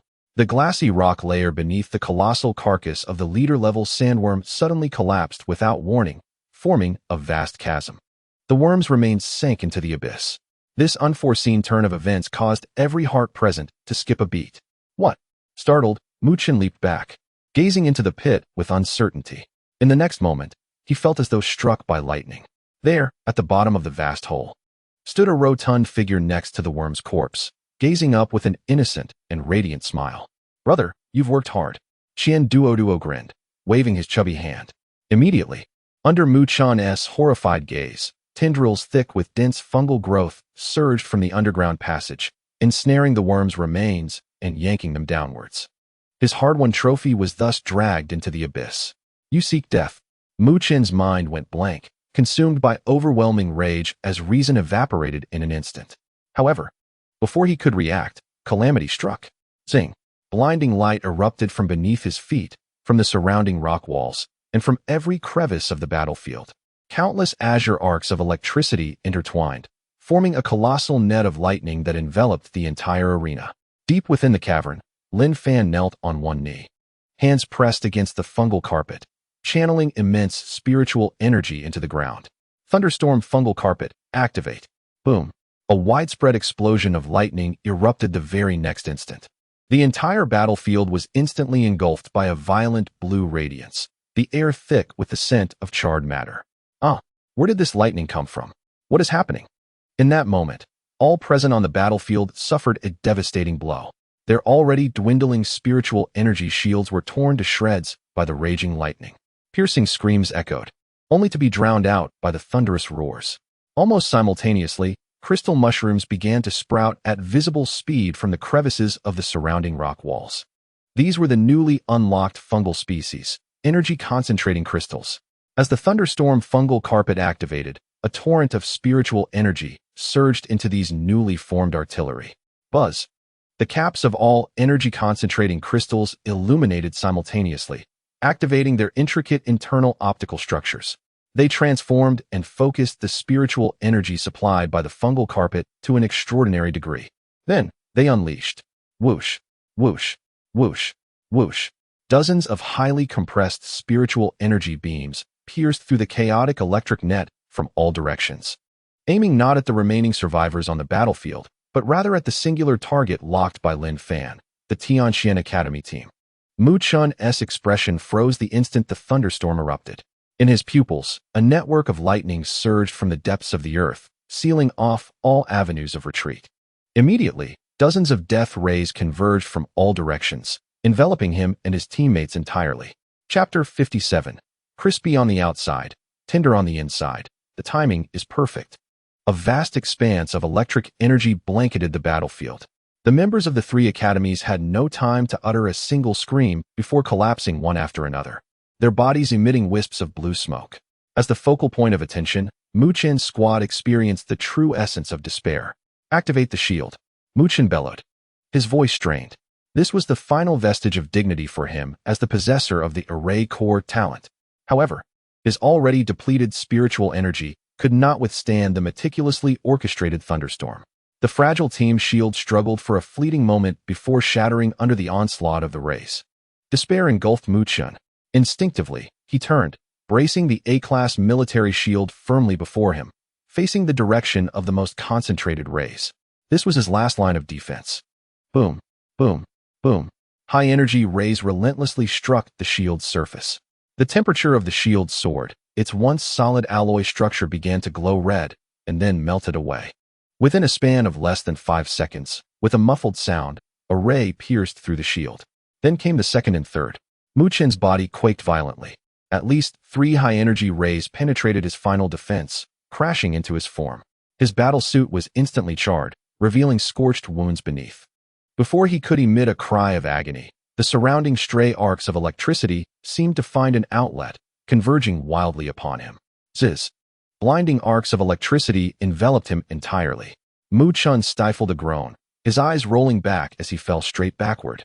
Crispy on the outside, tender on the inside. The timing is perfect. Deep within the cavern, Lin Fan offered his assessment. At the last moment, he had softened the intensity of the rays and redirected the storm's trajectory. Otherwise, this genius from Tianxian Academy would have been reduced to a pile of overcooked carbonized flesh. Among classmates, there was no need for lethal measures. A medium-rare experience would suffice to impart a lesson. Mu-chun's teammates fared equally tragically, each convulsing amidst the arcs before collapsing, utterly devoid of resistance. Moments later, the lightning subsided and the rays dissipated. The battlefield finally fell silent. The air was thick with the acrid scent of charred flesh, and the ground was littered with bodies that twitched slightly. The only one still conscious was Xiao Qingxue from Yuhing Academy. Her S-class talent, Sword Bone, bestowed not only extraordinary offensive capabilities, but also a physique and energy resistance far beyond the ordinary. Yet at this moment, she too was at her limits. Her body was marred with charred scars, her silver sword armor dimmed, and she plunged her long sword into the ground, barely supporting her faltering form. Just then, a round figure emerged from the cavern at the side of the battlefield. Qian Duo. He looked at the twitching forms of his fellow students scattered around, his excitement causing his ample flesh to quiver, his chubby face turning crimson. After a while, he finally squeezed out a heartfelt shout from his throat. Fan Gu is amazing. As soon as the words left his lips, a figure emerged behind him, also stepping out from the cave. Lin Fan brushed the dust off his hands and waved at Qian Duo. Just a trivial matter. Basic skills. He glanced up at the sky, where a military transport aircraft hovered high above. Was it due to the leader-level sandworm? Lin Fan immediately deduced the reason and shouted, "Fatty, call down that aircraft to pick people up. We want to be cleaning up after them." All right. Qian Duo followed Lin Fan's gaze upward and promptly raised his wristwatch, preparing to contact the military. Hearing the commotion, Xiao Qingxue struggled to turn her head. When she saw the two figures slowly emerging from the cave, a rare expression of fear and confusion crossed her usually cold face. It was those two cowards from Yaoguang. Yet, in such an unfathomable manner, they had reaped the rewards from everyone else's toil without even stepping onto the battlefield themselves. The elite teams from the 3 academies, Tianxian, Tianquan, and Yuhing, had fought valiantly against the leader-level beasts, exhausting all their efforts. Yet in the end, they had merely served as a means to adorn these two individuals. A profound sense of absurdity and humiliation surged within her. A self-deprecating smile involuntarily appeared on Xiao Qingxue's face. Lin Fan spotted the only remaining survivor barely standing in the midst of the chaos and walked over. As he gathered the dense fungal clusters deployed on the battlefield, he also spread the mycelium out for vigilance. Approaching Xiao Qingxue, he assessed her disheveled state. Hiss, had he perhaps been a bit too harsh? Such a vibrant young woman, a beauty of campus caliber, had been turned into a frizzled lion dog by his actions. If this image were to be captured and shared online, he would likely become the enemy of every male student in the academy. Alas, what a sin, Lin Fan silently lamented. Ah, what a coincidence we meet again. He spoke slowly, wearing an innocuous and friendly smile. Xiao Qingxue struggled to lift her head, her eyes filled with exhaustion, weariness, and profound confusion. Who exactly are you? Her voice was hoarse, tinged with a slight tremor. Lin Fan shrugged, spreading his hands innocently. No need to be tense, classmate. I am merely a passing freshman from Yaoguang Academy. In the command center of the Watcher base, the vast hall was enveloped in silence. All the leading instructors, including the typically composed military observers, stood up from their seats. They froze in place, their faces reflecting a shared incredulity. Above the canyon, the high-definition sensory matrix of the transport aircraft transmitted every frame of the massacre back to the holographic screen without omission. A terrifying thunderstorm covered nearly a square kilometer, comparable to the energy beams of a base defense laser barrage, and with a clean, efficient, and terrifying effectiveness that concluded everything in a short time.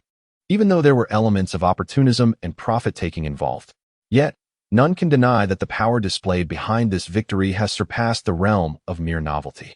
Ma Kuan from Tianquan Academy stood agape, unable to utter a sound. This is impossible.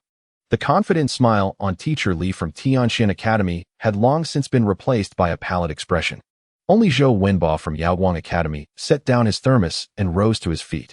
The amusement on his face starkly contrasted with the astonishment of those around him, a manifestation of his assured knowledge and delight at the folly of others. The officer responsible for data monitoring reported in a dry voice, "The battlefield scan is complete. Teams Tianxian 05, Tianquan 03, and Yuheng 02 have all lost combat capability." On the holographic sand table, the light representing the three academy teams extinguished simultaneously. On the battlefield at the valley's base, only two bright points remained: Lin Fan from Yaoguang 01 and Qian Duoduo from Yaoguang 01, the overall commander of this military training. The deputy commander of the Watcher base observed the real-time image of the young man emerging from the cave, a contemplative expression gracing his features. He sought to confirm one last detail and turned his gaze to Zhou Wenba below. "Teacher Zhou, I am curious. What is the talent of this student from Yaoguang Academy?" Chapter 58. My student merely comes from a well-off family. In the command center of the Watcher base, upon hearing the words of the military training commander, all eyes shifted from the holographic screen to Zhou Wenba. He straightened his posture, a release of pent-up tension finally allowing him to exhale with pride. His face radiated an unabashed sense of accomplishment. "Commander, I report. This is the top scorer of the current college entrance examination, Lin Fan." He paused deliberately, surveying the faces around him filled with skepticism before delivering his final thunderbolt. Talent level, F, mycelium cultivator. F level, mycelium cultivator. These two terms plunged the command center into a moment of stunned silence, which was soon followed by an uproar. What? He is the F-level top scorer that everyone mocked? What did the admissions office say? Depleted potential? Is this what they call depleted potential? What a cosmic jest. Is this truly something achievable by an F-level talent? The uproar threatened to lift the ceiling of the command center. Impossible.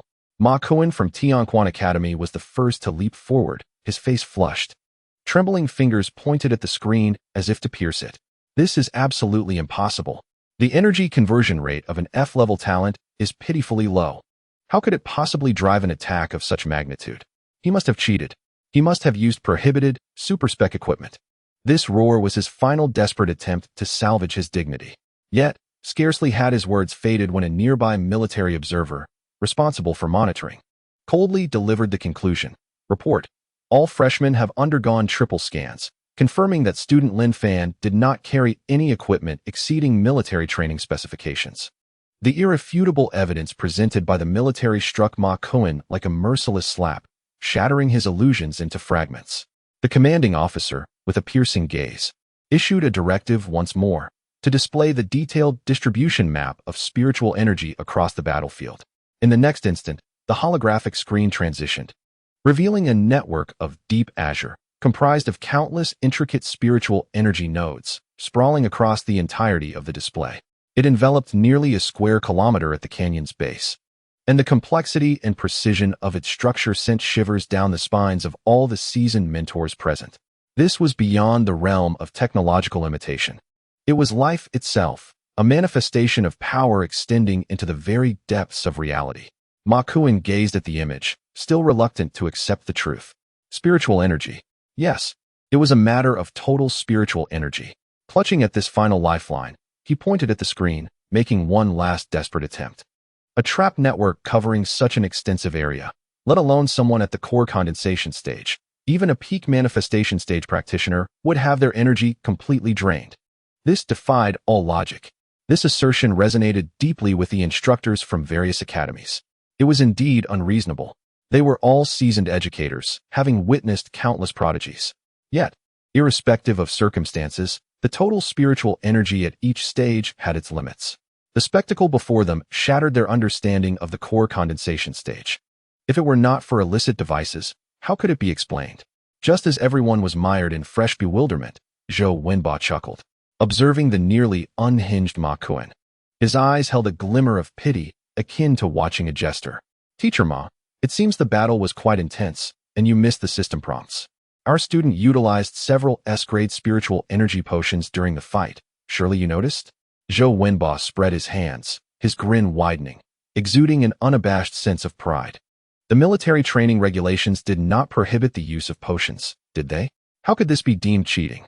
One could say my student simply hails from a well-off family. The command center fell into a profound silence once more, as all instructors fell mute. Almost forgotten, this lad was indeed a practitioner of enhancement.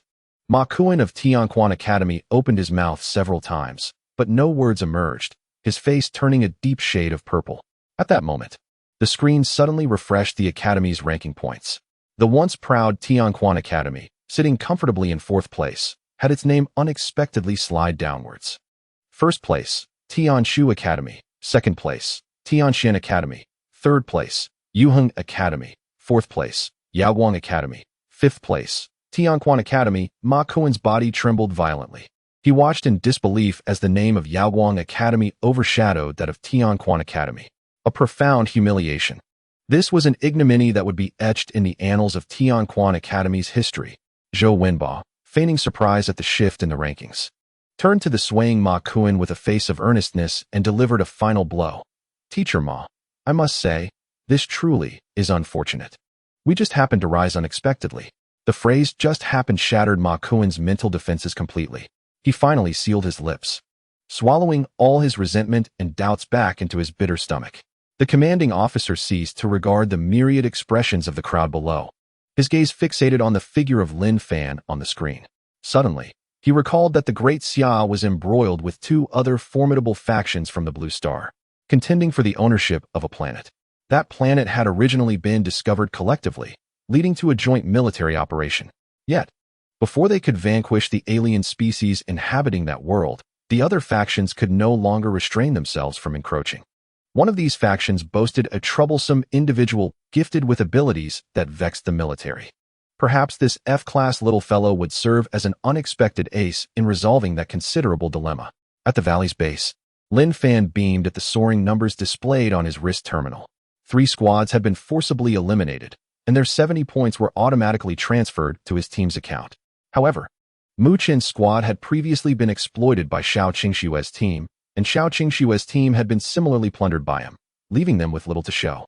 The significant gain today came from 3 unfortunate souls of Tianquan Academy, who collectively contributed nearly 20,000 points, coupled with the 30,000 points seized from Xiao Qingxue yesterday, and the 11,600 points acquired from hunting alien beasts alongside his hefty companion. His total stood at team points, 64,350, team ranking, 28, overall academy ranking, 4. Indeed, the adage rings true. To kill and set ablaze is but a golden belt. To repair roads and bridges leaves no corpses. Any competition imbued with ranking inevitably culminates in PvP. This principle clearly encourages newcomers to acclimate to the dark forest rules of the boundless starry sea.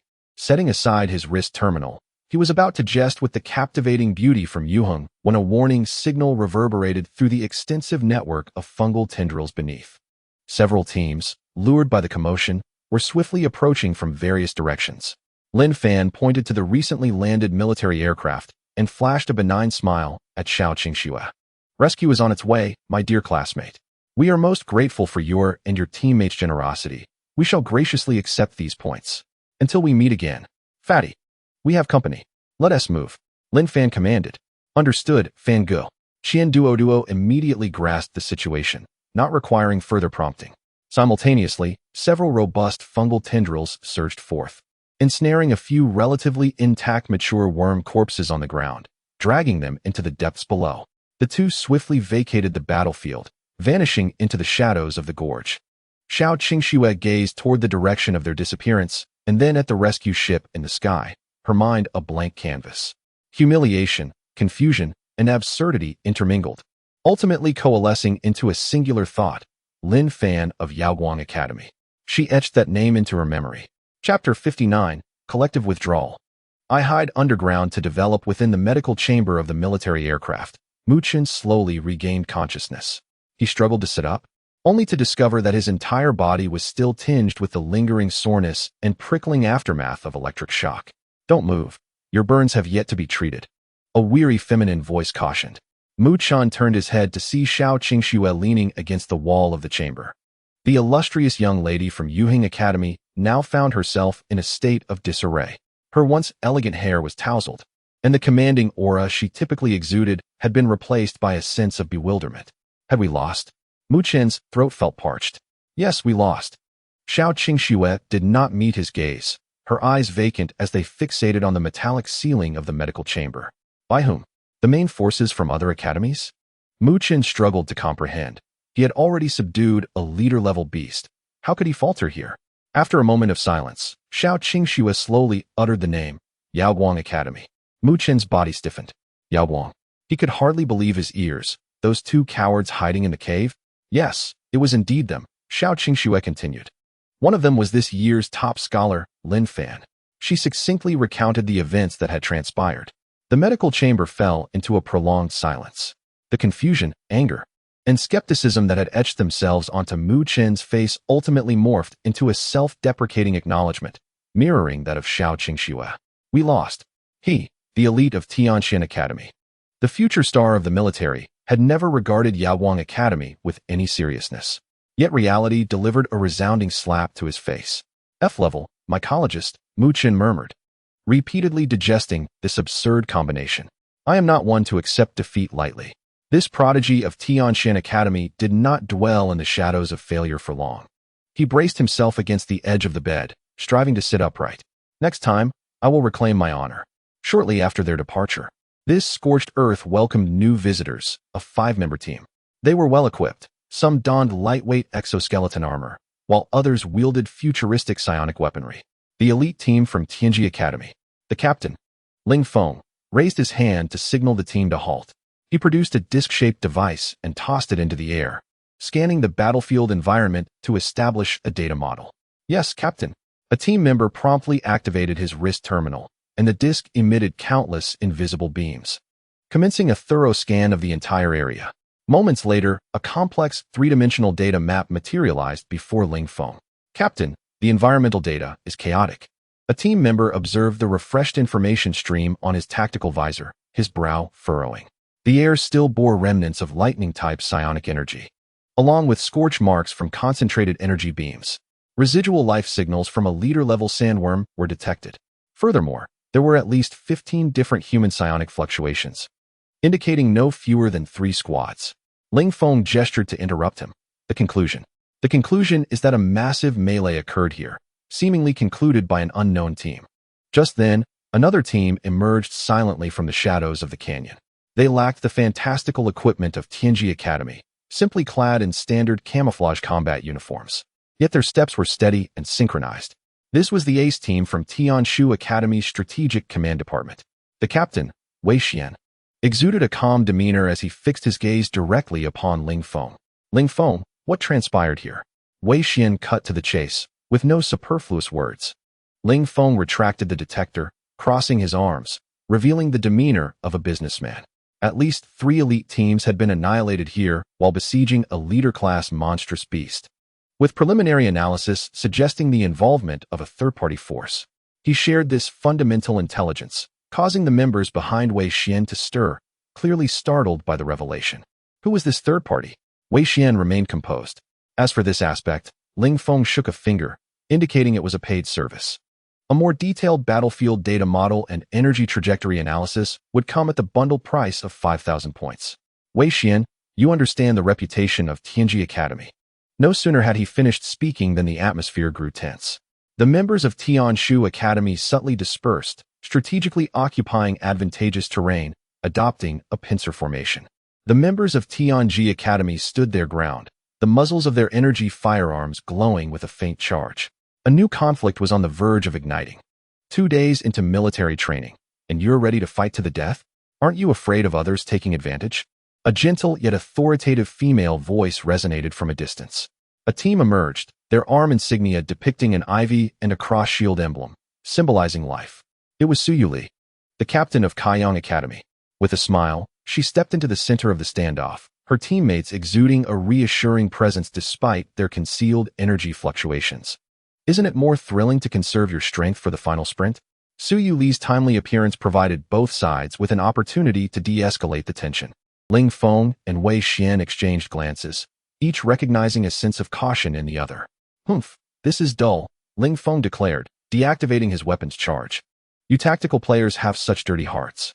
With that, he turned away with his team. Wei Xian nodded towards Suyuli in acknowledgement before leading his group to vanish on the opposite side of the canyon. The 3 elite academy teams dispersed after a brief confrontation. Yet they all carried with them a shared piece of intelligence. A mysterious team had nearly wiped out 3 small squads from the top academies in an unknown manner. Meanwhile, the focus of their speculation remained comfortably ensconced in a vast, hollowed-out cavern beneath the battlefield. In the cavern's center lay the massive corpse of a leader-class worm, piled alongside several mature bodies. Qian Duo's mouth nearly watered as his eyes sparkled, his corpulence trembling in excitement. Can we move now, Brother Fan? Just as he prepared to leap forward, Lin Fan restrained him by the nape of his neck. What's the rush? There's no escape. Puzzled, Qian Duo looked at him. Brother Fan, what are we waiting for? Let us hurry and devour it before someone discovers us. Lin Fan settled onto a clean stone. Speaking leisurely. Leave? Where to? This will be our home for the next 2 days. He observed the bewildered fatty and raised 2 fingers. First, you've just broken through. This high-energy flesh is essential for consolidating your cultivation. I also need to replenish my energy and restore my combat strength. Qian Duo nodded repeatedly, understanding the logic. And what about the second? Lin Fan activated his wrist terminal, bringing up the page detailing the military training point system. Secondly, and most crucially, he angled the screen towards Qian Duo, clearly indicating the point value of the sandworms. Sandworm, mature 2,000 points each, sandworm, leader 8,000 points each. This point value far surpassed that of the Wind Ridge beasts and Ironwing bats. This cavern network was a sprawling domain of the sandworms, and from now on, it would serve as your exclusive training ground. A warm smile graced Lin Fan's face. My fungal network will act as bait, luring a mature sandworm to you at a time. The points will be ours, the flesh will be shared, and the battle experience will belong to you. Qian Duo's eyes sparkled with excitement, his breath growing heavy. Was this not a paradise for scoring points? He could feast, grow stronger, and earn points all at once. Could there be such a stroke of fortune in this world? Yet, in the next moment, the thought of facing the endless horde of sandworms alone caused his chubby face to fall. Excitement and terror alternated on his expression. He swallowed hard, and ultimately, the yearning for strength overwhelmed all else. Brother Fan, Qian Duo puffed out his chest, clapping his hands decisively. Let us do this. For the next 2 days, this underground cavern transformed entirely into Qian Duo's arena of trials. Fatty, 3 steps to the left. Its corrosive acid is about to spray. Are you going to take it on the chin? Don't resist head-on. Use your ample flesh to collide with its flank. Finish quickly and eat. The next one will arrive in 30 seconds. Lin Fan's voice echoed throughout the cavern, his fungal network meticulously controlling the rhythm of the monster lure. From initially clumsily rolling about under the onslaught, Qian Duo gradually became adept at dodging attacks and effectively targeting the worm's weaknesses. Battle, consume, fight again, and devour once more. The devouring body talent was rapidly cultivated under this intense pressure, and his combat instincts underwent a qualitative transformation every day. In the blink of an eye, 2 days had passed. Team points, 101,450. Team ranking, 19. Through the hunting of sandworms, their points steadily climbed, firmly securing a position within the top 20. At this moment, Qian Duo could effortlessly fend off the attacks of 2 mature sandworms on his own. Lin Fan nodded in satisfaction as he watched the panting Qian Duo devour the remains of a sandworm he had just crushed. As a training partner, he had proven himself competent. Lin Fan then turned his gaze towards his talent panel. In these 2 days, his gains had far surpassed those of Qian Duo. Psycho energy, 3645, 3645. Evolution points. 12417. Over 10,000 evolution points. He had never felt so affluent. Lin Fan could not suppress the upward curve of his lips. Before leaving this dining hall, it was time for a monumental enhancement. Chapter 60. Cultivating the chives before harvesting. Talent. F-Class Fungal Cultivator. EX Fungus Master. Level. Origin Domain Condensation. Psychic Energy. 36, 453, 645. Evolution points. 12. For 17. With a mere thought, he summoned the evolution list of fungal strains, a faint smile playing at the corners of his mouth, one only he could comprehend. He resembled a newly rewarded employee, poised to clear his shopping cart. His objective had been strikingly clear from the onset. Upgrade to the Thunderstorm Fungal Mat. Evolution points. 2. 500. Thunderstorm Fungal Mat. E-Class. Electromagnetic Pulse Fungal Net. D-Class. The mycelial network evolved to possess a more precise electromagnetic control capability, allowing it to unleash a sudden burst of high-intensity electromagnetic pulses within an electric discharge, specifically designed to incapacitate psychic technological devices within a designated range. Lin Fan's eyes brightened. "ISNT this EMP?" he exclaimed. "A remedy for all those extravagant technological contrivances. Indeed, quite retro, and I adore it." He could already envision the expressions of his adversaries as their high-tech equipment transformed into mere scrap metal before the might of the EMP. Next, he resolved to sharpen his spear further. His gaze fell upon the crystallized fungal spikes. Upgrade. Evolution points. 2. 500. Crystallized fungal spikes. E-Class. High-frequency crystallized fungal spikes. D-Class. The internal crystalline structure evolved to incorporate microbiological engines, enabling it to produce ultra-high-frequency vibrations, significantly enhancing its cutting and penetrating capabilities, effortlessly tearing through energy shields and advanced alloy armor. High-frequency vibrations specifically for armor penetration. He mused, a hint of wicked anticipation in his voice. No matter how resilient the shell, it would likely crumble like paper before such a cutting edge. He then turned his attention to two passive abilities: environmental adaptation, flame resistance, and corrosion resistance, all upgraded simultaneously. This was fundamental for the survival of his mycelium. Evolution points. 2. 500. Environmental adaptation. E-Class has evolved to environmental adaptation. D-Class. Evolution points. 2. 500. Flame resistance. E-Class has evolved to flame resistance. D-Class. Evolution points. 500. Corrosion resistance. F-Class has evolved to corrosion resistance. E-Class. The resilience of his fungal colony against adverse environments significantly increased, with consumption rates sharply reduced. Moreover, the abilities of flame and corrosion resistance transitioned from mere resistance to the capacity to absorb a fraction of energy. Perfect. Stamina maximized. He could finally engage in idle growth without any reservations. In future encounters with those who wield fire or corrosion, as long as their firepower was not overwhelmingly fierce, they might just end up weeping while serving as my mobile power bank. A series of operations flowed seamlessly, and the balance of evolution points dwindled instantaneously. Evolution points. 1. 917. Abundance was always fleeting. With a satisfied belch, he patted his round belly. Another mature worm's flesh had been completely consumed. The recent days of intense combat and feasting had propelled his internal, high-energy fat reserves to an astonishing peak. He could distinctly feel that, although his level remained unchanged, his strength, defense, and the density of psychic energy had escalated to a remarkable degree. Just as he was about to flaunt himself in front of Lin Fan, Qian Duoduo abruptly halted in his tracks. Lowering his gaze, he noticed that the once dull gray mycelium beneath his feet was undergoing a visible transformation. The surface of the mycelium glistened with a cold, hard sheen, as if infused with a newfound resilience. Lin Fan opened his eyes, rose to his feet, and casually stretched his limbs, producing a series of crisp, cracking sounds. "Brother Fan, have you broken through?" Qian Duoduo inched closer, his voice slightly trembling. "No breakthrough," Lin Fan replied, twisting his neck. "I merely upgraded my little treasures." Qian Duoduo nodded, his face radiating unabashed admiration. "Brother Fan, you're incredible," he exclaimed, rubbing his hands together with excitement, his eyes sparkling. "Where shall we go next? Should we challenge a pack of Windridge beasts? I feel confident enough to take down even a leader-level creature." Lin Fan merely smiled. He raised his wrist and activated the military training terminal, revealing a three-dimensional map of a canyon before them. Qian Duoduo's attention was instantly captivated. The map was dotted with various colored points, each representing different resource zones and large beast nests. Lin Fan's finger glided slowly across the map, skimming over several high-scoring areas. Qian Duoduo's head followed his fingertip, his eyes growing brighter, nearly drooling with anticipation. Suddenly, Lin Fan's finger came to a halt, resting on a region marked by a blood-red skull icon. Beneath the icon, shocking dark golden letters read, Dragon Ridge Great Rift, Eternal Abyss. The excitement on Qian Duoduo's face immediately froze. Brother Fan, this is a forbidden zone. His voice wavered, and he shivered at the thought.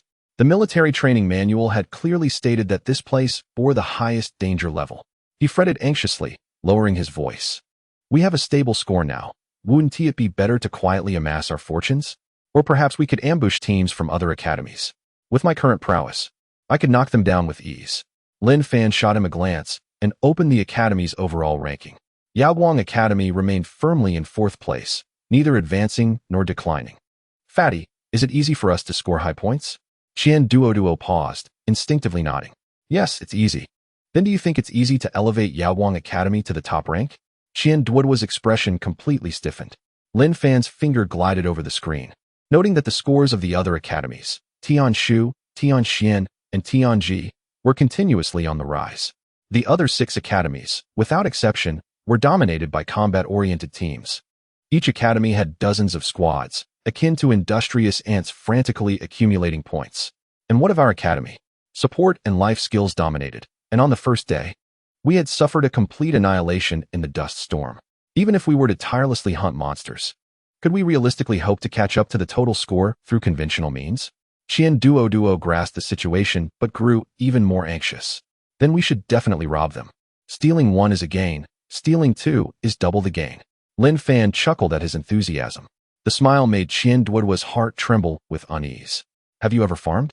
The unexpected question left Qian Duoduo bewildered, unsure how the conversation had turned to agriculture.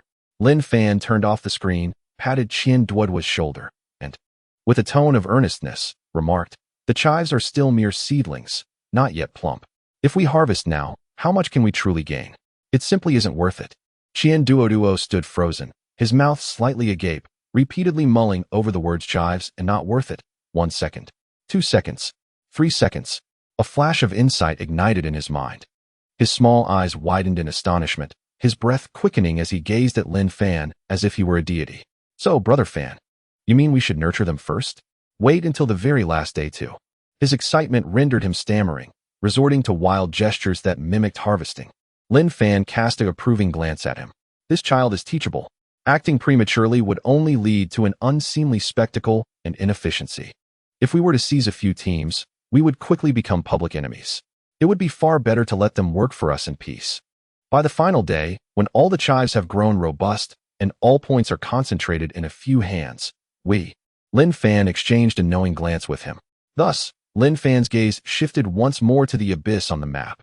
We must retreat to a place undisturbed, where we can sharpen our scythe more swiftly. Qian Duoduo inhaled sharply, a surge of fervor coursing through him. To hell with the forbidden zone. To hell with danger. It's exhilarating to collaborate with Brother Fan. I understand now. It's simply a matter of having those fools safeguard our points for a few days.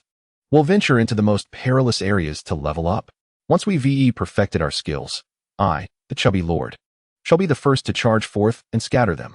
Chapter 61. The Ultimate Development Map. The Forgotten Underground City. Lin Fan nodded in satisfaction. Honest folk are so easily swayed. He issued new commands to the vast network of fungi. A portion of the mycelium transformed into exploratory tendrils, quietly delving deeper into the subterranean channels excavated by the sandworms. The remainder of the mycelium swiftly retracted, enveloping Lin Fan and Qian Duoduo, forming a perfect sphere. In the blink of an eye, a 3-meter diameter mycelial ball took shape, its surface layered with resilient fungal armor, while the interior became a sealed space, completely isolated from the outside world. Curiously, Qian Duoduo poked at the elastic inner wall, feeling as though he had tumbled into the belly of a colossal slime. Brother Fan, this thing was static during the dust storm. Is it reliable to get it rolling now? Fear not, It's a VIP exclusive ride. Very stable, Lin Fan assured him. No sooner had he spoken than the entire mycelial sphere plunged downward, rolling along a steep underground passage. Whoa! Qian Duo lost his footing, his large frame instantly rolling into a ball of flesh within the sphere. The readout on the terminal screen on his wrist fluctuated wildly as the altitude measurement surged. Warning! Current depth, 500 meters beneath the surface. Warning! Current depth, 800 meters beneath the surface. Inside the fungal sphere, Qian Duo clutched tightly to a specially formed fungal filament handrail, his plump face already paling. The experience of plummeting uncontrollably under gravity in an utterly confined space is a terror far exceeding that of any roller coaster by 1,000-fold. Fangirl, we won't just crash down and become a puddle of mush, will we? Lin Fan kept his eyes closed, his immense mental power merging seamlessly with the entire fungal network. Every external change vividly reflected in his mind. The sandworm, a natural geological engineer, excavates a network of tunnels that, though chaotic, is structurally sound. We are merely gliding along the passage. The speed of the fungal sphere continued to escalate, navigating through the intricately woven underground tunnels, descending deeper.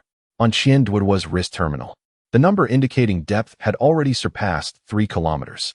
Current depth, 3,340 meters beneath the surface. The profound darkness made Qian Duo increasingly restless. He could even sense his internal spiritual energy operating sluggishly in such an environment. Fangirl, how much longer? Soon, was Lin Fan's ever-reassuring response, a mere 2 words. Time passed unmeasured, and they descended to a depth of 5 kilometers. Within Lin Fan's mental perception, the fungal network, which could originally extend up to 6 kilometers, was now severely constrained within a 3-kilometer radius by an invisible, yet powerful geomagnetic interference and chaotic energy turbulence. His perception had been diminished. This was not a good omen. Just then, the entire fungal sphere shook violently. The intense rolling and horrifying sensation of descent came to an abrupt halt. Qian Duo was jolted by the sudden stop, his body slamming against the bottom of the fungal sphere like a slab of flesh. Almost simultaneously, their wrist terminals erupted with piercing alarms. Warning! External environment detected. Oxygen content at 0.01. Fatty, check your oxygen concentrator, Lin Fan urged. If it's low, switch it immediately. Oh. Qian Duo fumbled to check his device, confirming that the oxygen supply was still adequate, and he finally breathed a sigh of relief.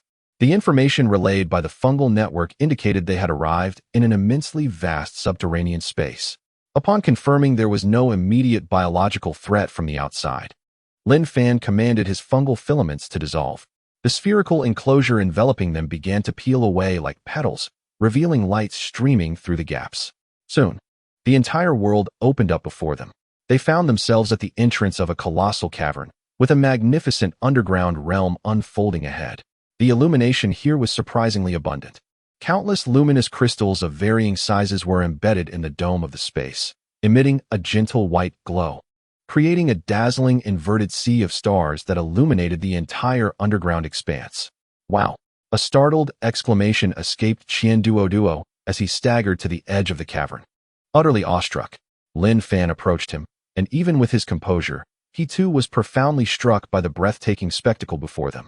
Beneath the illumination of that subterranean starry sky, at the base of the space stood a magnificent cluster of structures, infinitely sprawling like a beehive.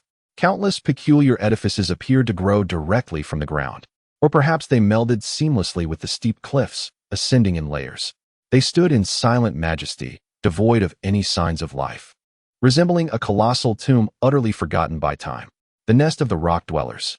Lin Fan uttered a few words, the scene before him aligning perfectly with the descriptions in the military files. He immediately directed his mycelium to silently extend from the cave entrance towards the structures below. Having accomplished this, Lin Fan gently tapped the dazed figure of the plump companion. Let us go, don't dawdle. Are we really going down like this, brother Fan? What else? Are we here to enjoy the scenery? The two descended slowly using the mycelium-formed lift, eventually setting foot on the outskirts of this desolate city. Upon touching the ground, Qian Duo could no longer contain his curiosity and began to examine the surrounding buildings. He discovered that these beehive-like structures were not made of ordinary rock, but rather a translucent crystal he had never encountered before. Within the crystal, countless intricate patterns flowed with an almost imperceptible luminescence, exuding a beauty interwoven with science fiction and mystery. Goodness, how much would a piece of this fetch if we brought it back? The avarice within Qian Duo stirred once more. However, Lin Fan did not share his optimism. His countenance darkened. The entire city ruin was enveloped in a peculiar energy field, resembling an invisible wall that severely disrupted the perception and spread of the mycelium network. The detection range of the mycelial network was further constricted, with the maximum reconnaissance radius falling short of 2 kilometers. This place was even more bizarre than he had imagined. Qian Duo, intrigued by the shimmering crystalline structures, could not resist the urge to reach out and touch them. Don't touch. Lin Fan's voice erupted suddenly. Qian Duo's hand halted midair, mere centimeters from the crystalline wall. Puzzled, he turned back. Brother Fan, what's wrong?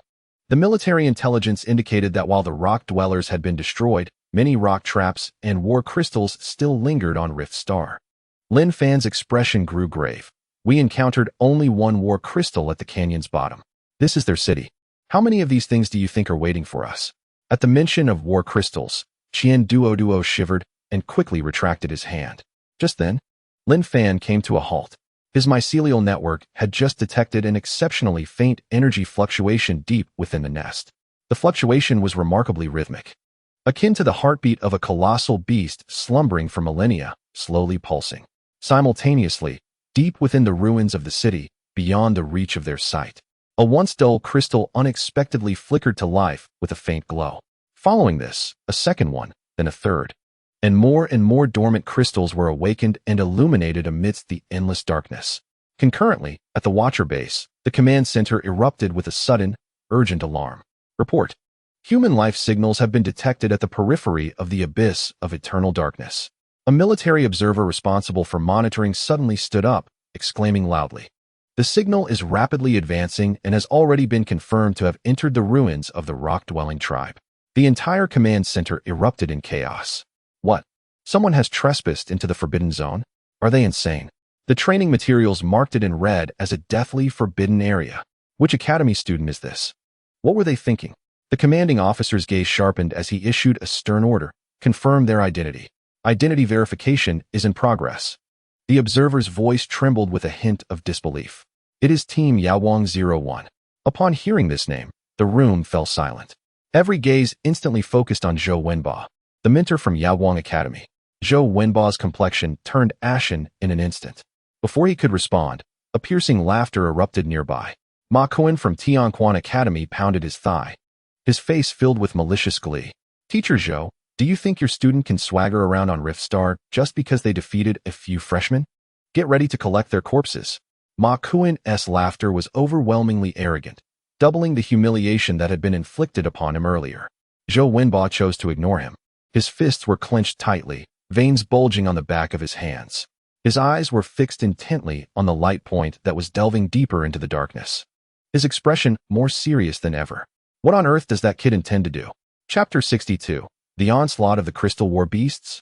All experienced babies a low, resonant hum emanated from deep within the nest, as if the entire dead city had been infused with a heartbeat. Qian Duo's chubby face instantly stiffened. He had heard it. This was no illusion. Thud, thud, thud. The sound came from a massive hive-like structure ahead, heavy footsteps reverberating through the air. Holy crap! Qian Duo yelped, stumbling back a step to hide behind Lin Fan, his hands flailing. Lin Gu, I swear, this time it's not because I touched something. Lin Fan did not turn back. His attention was wholly focused on the direction from which the sound was emanating. I know it's not your fault. It must be a range-triggered alarm.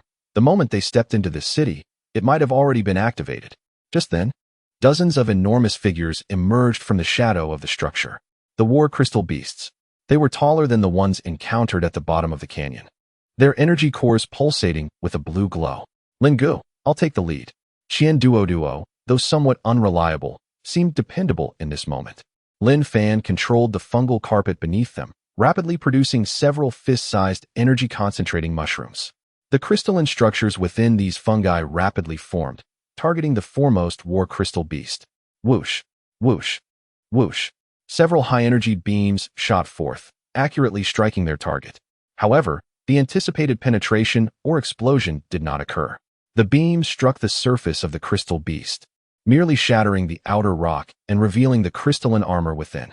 Lin Ge, this thing doesn't take energy attacks. Qian Duo exclaimed anxiously. This shell is way too hard.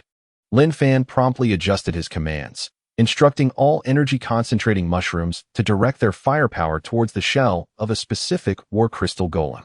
Under the relentless barrage of concentrated rays, the crystalline armor of the golem finally began to show cracks, yet it was still far from breaching its core. This creature exhibited an astonishing resistance to pure energy attacks. The group of war crystal golems locked onto the two, forming an encirclement that pressed inward. The golem under heavy fire took a heavy step forward, charging directly at them. It raised its right arm high, and the rocky mass upon it rapidly transformed, reshaping into a menacing warhammer. Without hesitation, it swung down violently towards Qian Duo's head. Damn it! Qian Duo crossed his arms in front of him, unleashing the energy stored within his corpulent form. In an instant, a protective layer of energy enveloped his substantial physique. Boom! A thunderous sound resonated as the warhammer struck solidly against Qian Duo's crossed arms. The tremendous impact caused the ground beneath him to crack, and he was forced to slide backwards several meters before managing to steady himself. Ouch, my arm! Qian Duo shook his numb arm, gritting his teeth in pain, yet he had not sustained any significant injury. His formidable physique, a gift from his voracious heritage, had withstood the terrifying blow. Well done, fatty, Lin Fan's praise echoed. Qian Duo was momentarily taken aback, about to respond when he noticed Lin Fan's mycelial carpet spreading beneath the feet of the golems. In the next moment, a swarm of high-frequency vibrating fungal spikes erupted from the carpet. The high-frequency crystallized fungal spikes accurately pierced the joints of the golems, their knees and elbows, exploiting the gaps in their movement. The joints, constructed from a unique crystal, succumbed to the high-frequency slicing, rendering the war golems momentarily immobilized. Whoa, they're immobilized. Qian Duo initially froze, but quickly regained his composure. His hefty form suddenly bowed, transforming into a fiery projectile fueled by energy, and he crashed into the chest of the foremost golem with tremendous force. Crack! A sharp sound of shattering echoed as the robust energy core was obliterated by Qian Duo's colossal momentum. The glimmer in the eyes of the incapacitated golem extinguished, and its towering frame, over 3 meters tall, collapsed with a thunderous crash, reverting to a heap of rock and crystal fragments. Gazing at his handiwork and the surrounding golems, now temporarily incapacitated, Qian Duo transformed once more into a heavy artillery piece, dispatching them one by one. Once the task was complete, he turned to Lin Fan, his eyes brimming with eager inquiries. Brother Fan, was it really this simple? Did you think it would be exceedingly difficult? Lin Fan responded calmly, exuding an air of mastery over the situation. He extended a finger towards the hive-like structures deep within the nest. Listen closely, fatty. There are likely sensor-triggered alarm devices here, activated according to the extent of our intrusion. Your task is simple. Go in and actively awaken a portion of the war crystal golems, leading them all over here. I will immobilize them, and then you shall eliminate them. Qian Duo's small eyes sparkled with excitement, akin to 2 glowing bulbs. He pounded his chest with vigor, producing a resounding thud. Understood. I guarantee the completion of the mission. Today, I am undoubtedly the most dashing figure in the entire venue, he proclaimed, a wild grin stretching across his face as he turned towards the nest-like structure. Meanwhile, Lin Fan ascended to the pinnacle of a beehive-like edifice, settling down cross-legged. A look of ease adorned his face. Having someone else run errands afforded him a sense of freedom. Thus commenced a remarkably efficient journey of score accumulation.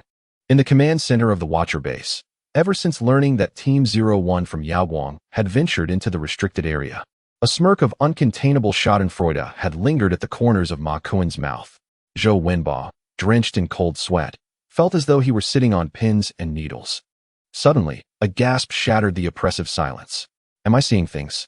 Exclaimed a teacher from Kaiyang Academy, his gaze fixed upward, his expression akin to one who had glimpsed a ghost in broad daylight. Ma Kuen cast an impatient glance his way. Old Zhang, why the theatrics? Unperturbed, the teacher raised his hand, directing attention to the leaderboard displayed on the holographic screen. Look, quick, look at Yaoguang 01. At this declaration, the eyes of everyone in the room converged on the squad's ranking. Originally positioned at 19th place, the score for Yaoguang 01 began to surge once more. 800, 800, 800. In mere minutes, their rank ascended to 18th, then to 17th, and subsequently to 16th, with no signs of deceleration. How is this even possible? Ma Kuan rubbed his eyes vigorously, convinced that the military system must be malfunctioning. They were inside the restricted zone. Were they truly racking up scores as if the war crystals were mere experience points? Zhou Wenbo, too, found himself in a state of stupor. His once tense body gradually relaxed, shifting from anxiety to astonishment in that moment. Following this, an indescribable wave of elation and pride surged through him. This young man, once again, had decisively challenged the understanding of all those present. Deep underground in a cavern eroded by acidic liquid, Team 01 from Tianji Academy was taking a moment to recuperate. Captain Ling Feng crouched down, examining a residue of energy left behind. Captain, we've detected a significant amount of spiritual energy traces from the deceased sand-dwelling worms. But curiously, there are no bodies at the scene, reported one of the team members. Ling Feng remained silent, accessing his terminal to bring up the Academy's leaderboard. His gaze fell upon the rapidly ascending Team 01 from Yaoguang. In the past 2 days, their scores had skyrocketed. It was indeed them, Ling Feng mused quietly. He recalled the chaotic battle in the canyon, where it seemed this very team had reaped the greatest rewards. From his backpack, he retrieved a silver disc adorned with intricate circuitry. Activating the disc, it floated into the air, beams of blue light emanating from it, as it began to scan and analyze the faint remnants in the atmosphere. Moments later, a holographic projection materialized above the disc, revealing an exceptionally faint energy trail winding deeper into the earth. Intriguing, it seems they ventured further down. Ling Feng rose, stowing away the equipment as he gazed towards the passage leading below. Let us proceed. Follow me and let us investigate. Chapter 63. Pursuit and Counterpursuit in the Abyss of Eternal Darkness in the command center of the Watcher base. The unsettling commotion triggered by the soaring points of the Yaoguang team had yet to subside when the shrill blare of an alarm once again pierced the tense atmosphere. Report. Human life signals have been detected entering the periphery of the Abyss of Eternal Darkness. The voice of an observer echoed throughout the hall. Another team? Which academy could it be? What is happening this year? Everyone seems to be burrowing underground, murmured the various instructors present. These newcomers are audacious beyond belief. At this juncture, the observer rose to his feet. Identity confirmed. It is Team Tianji 01. The moment these words were uttered, the hall erupted in uproar. All eyes turned in unison toward the instructor's seat of Tianji Academy. The instructor, a middle-aged man known for his meticulous nature, swiftly transformed from an observer to one of shock, his complexion draining of color, mirroring that of Zhou Wenbo moments prior. What manner of audacious creatures are these newcomers? Muttered a teacher from Kaiyang Academy, struggling to comprehend the mindset of these prodigious youths. Ma Kuan had intended to deliver another jibe, but upon witnessing the steadily climbing points of Yaoguang 01 and the ashen face of the Tianji instructor, he found himself at a loss for words. Zhou Wenbo, meanwhile, lifted a cup of steaming tea, gently blowing on it, his demeanor in stark contrast to the surrounding tension. In the underground hive, atop a relatively intact structure, Qian Duo sat cross-legged, clutching a piece of deep blue crystal extracted from a war construct and popped it into his mouth. Crack! The crisp sound resonated as the crystal transformed into a pure stream of energy, absorbed by his body. Burp! Qian Duo let out a satisfied belch, patting his round belly, feeling his expended spiritual energy and stamina swiftly replenished. Brother Fan, I must say, this stuff is packed with energy, though it does have a bit of a gritty texture. He complained, yet his tone betrayed a sense of satisfaction. And it has a hint of that battery leak smell. With that, he rummaged through a pile of crystals nearby, selecting a larger piece for another bite. Lin Fan remained unresponsive, his eyes closed as the vast network of fungi enveloped the mountain of war construct remains below. Countless filaments, thinner than a strand of hair, were engaged in the most primitive yet efficient process of decomposition and consumption. Evolution points. 5. Spiritual energy. 3. The evolution points and spiritual energy grew slowly yet steadily. The field of remains resembled a bountiful wheat field, ripe for harvest. Suddenly, Lin Fan's previously closed eyes shot open. As Qian Duo reached for a new crystal, he noticed Lin Fan's movement and asked in a muffled tone, What's up, brother Fan? Did a war construct come knocking? Lin Fan did not respond, but raised a finger to his lips, signaling for silence. Someone was approaching. His network of filaments had extended to the entrance of the hive, detecting new life signals. 5. Had other academy teams arrived here so swiftly? Qian Duo immediately halted his actions, carefully swallowing the crystal he had been gnawing on, and then, in a hushed tone, his eyes gleaming with intensity, asked, Fan Ge, is someone approaching? Shall we engage them? Not yet, Lin Fan replied, rising to his feet. Let us first conceal ourselves and observe the situation. In a place like this, any team that manages to arrive here will undoubtedly be formidable. Caution is the eternal secret to longevity. Fatty, stow away your snacks and leave no traces. The two sprang into action. Qian Duo clumsily stuffed the remnants of the crystal into his combat backpack, while Lin Fan deftly maneuvered the mycelium to swiftly cleanse the platforms they had occupied. Some mycelium coiled around the rubble and dust, obscuring the footprints and traces left by the duo. Others silently blended into the shadows and crevices of the surrounding structures, crafting an invisible network of surveillance and traps. Moments later, guided by the ascending strands of mycelium, the two vanished into the depths of a more profound architectural shadow. Upon the platform, only the desolate remnants of the war constructs remained, and all returned to its original state. Meanwhile, Ling Feng led his 4 team members as they finally emerged from the narrow, oppressive underground passage. As the radiant underground starry sky and the magnificent hive city came into view, even these prodigies from elite academies were profoundly shaken by the breathtaking spectacle. Captain, is this the rock-dwelling tribe's capital mentioned in the files? One team member's Adam's apple bobbed. My heavens. They cautiously stepped onto the icy crystal surface at the city's periphery. The next moment, all halted in their tracks. Not far ahead lay a vast graveyard.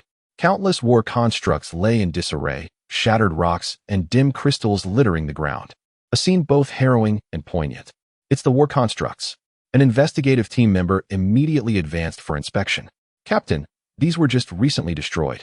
The energy residuals have yet to dissipate completely. He swiftly surveyed the area, reporting a staggering figure that left everyone breathless. Conservatively estimated, over 50 units. Another team member crouched down, meticulously examining a construct's shattered knee joint, his fingers gliding over the smooth cut. All the incapacitated constructs bore damage at their joints from the same type of weapon. The cuts exhibited signs of high-frequency vibrations, each strike targeting the most vulnerable points in their structure. Subsequently, the energy core in the chest had been obliterated by an immense pure kinetic force, shattering it instantaneously. The team members exchanged glances, their eyes reflecting mutual astonishment. This indicated that the enigmatic squad possessed 2 distinctly different, yet seamlessly complementary methods of attack, one for precise defense penetration and the other for brutal termination. Ling Feng remained silent. He approached a relatively intact construct's remains, crouching down. He placed his palm gently over the shattered chest of the construct. Pale blue alchemical patterns emanated from his palm, as if alive, enveloping the rocks and crystal shards. SS-grade talent, an unparalleled mechanist. Analysis. Reconstruction. A torrent of information flooded into his mind. High-frequency vibrations confirmed. The colossal kinetic impact has been confirmed. Beyond that, he sensed something deeper. There was a third trace. Ling Feng stood up and clapped his hands. What trace? A team member inquired. An organic substance that is rapidly dissipating, Ling Feng replied. A glimmer of intrigue flashing in his pupils as it decomposed the remnants of these crystalline anomalies, erasing information. One responsible for breaching defenses, another for termination, and a third with a unique biological talent responsible for cleansing the battlefield and counter-reconnaissance, speculated a team member. This hypothesis seemed plausible. A team so perfectly configured, Ling Feng's lips curled slightly upwards, revealing a hint of amusement. Captain, my detector shows no response. There are no surveillance devices in the vicinity, reported a technical team member. My perception detection has also failed to identify any psychic fluctuations of reconnaissance skills, another team member continued. Ling Feng shook his head. He glanced at the roughly cleared battlefield before him and then towards the endless darkness leading deeper into the city. No, we have already been discovered. The team members were taken aback. One team member, still puzzled, remarked, but our actions were extremely covert. Let us go, Ling Feng interrupted, stepping towards the depths of the Nest City. Let us meet them. Chapter 64. the confidence of an SS-class talent, a circumventing surprise attack. At the Watcher base, in the command center, the expression on Teacher Wu from Tianji Academy had relaxed from its earlier rigidity. A colleague beside him whispered, Ling Feng and his team have already entered the nest city.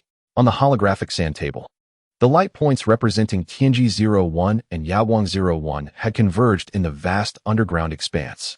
Teacher Wu nodded slightly, his gaze sharply directed at the Mentor-S seat of Yaoguang Academy. Teacher Zhou Wenba was leisurely holding a teacup, blowing away the steam rising from its surface.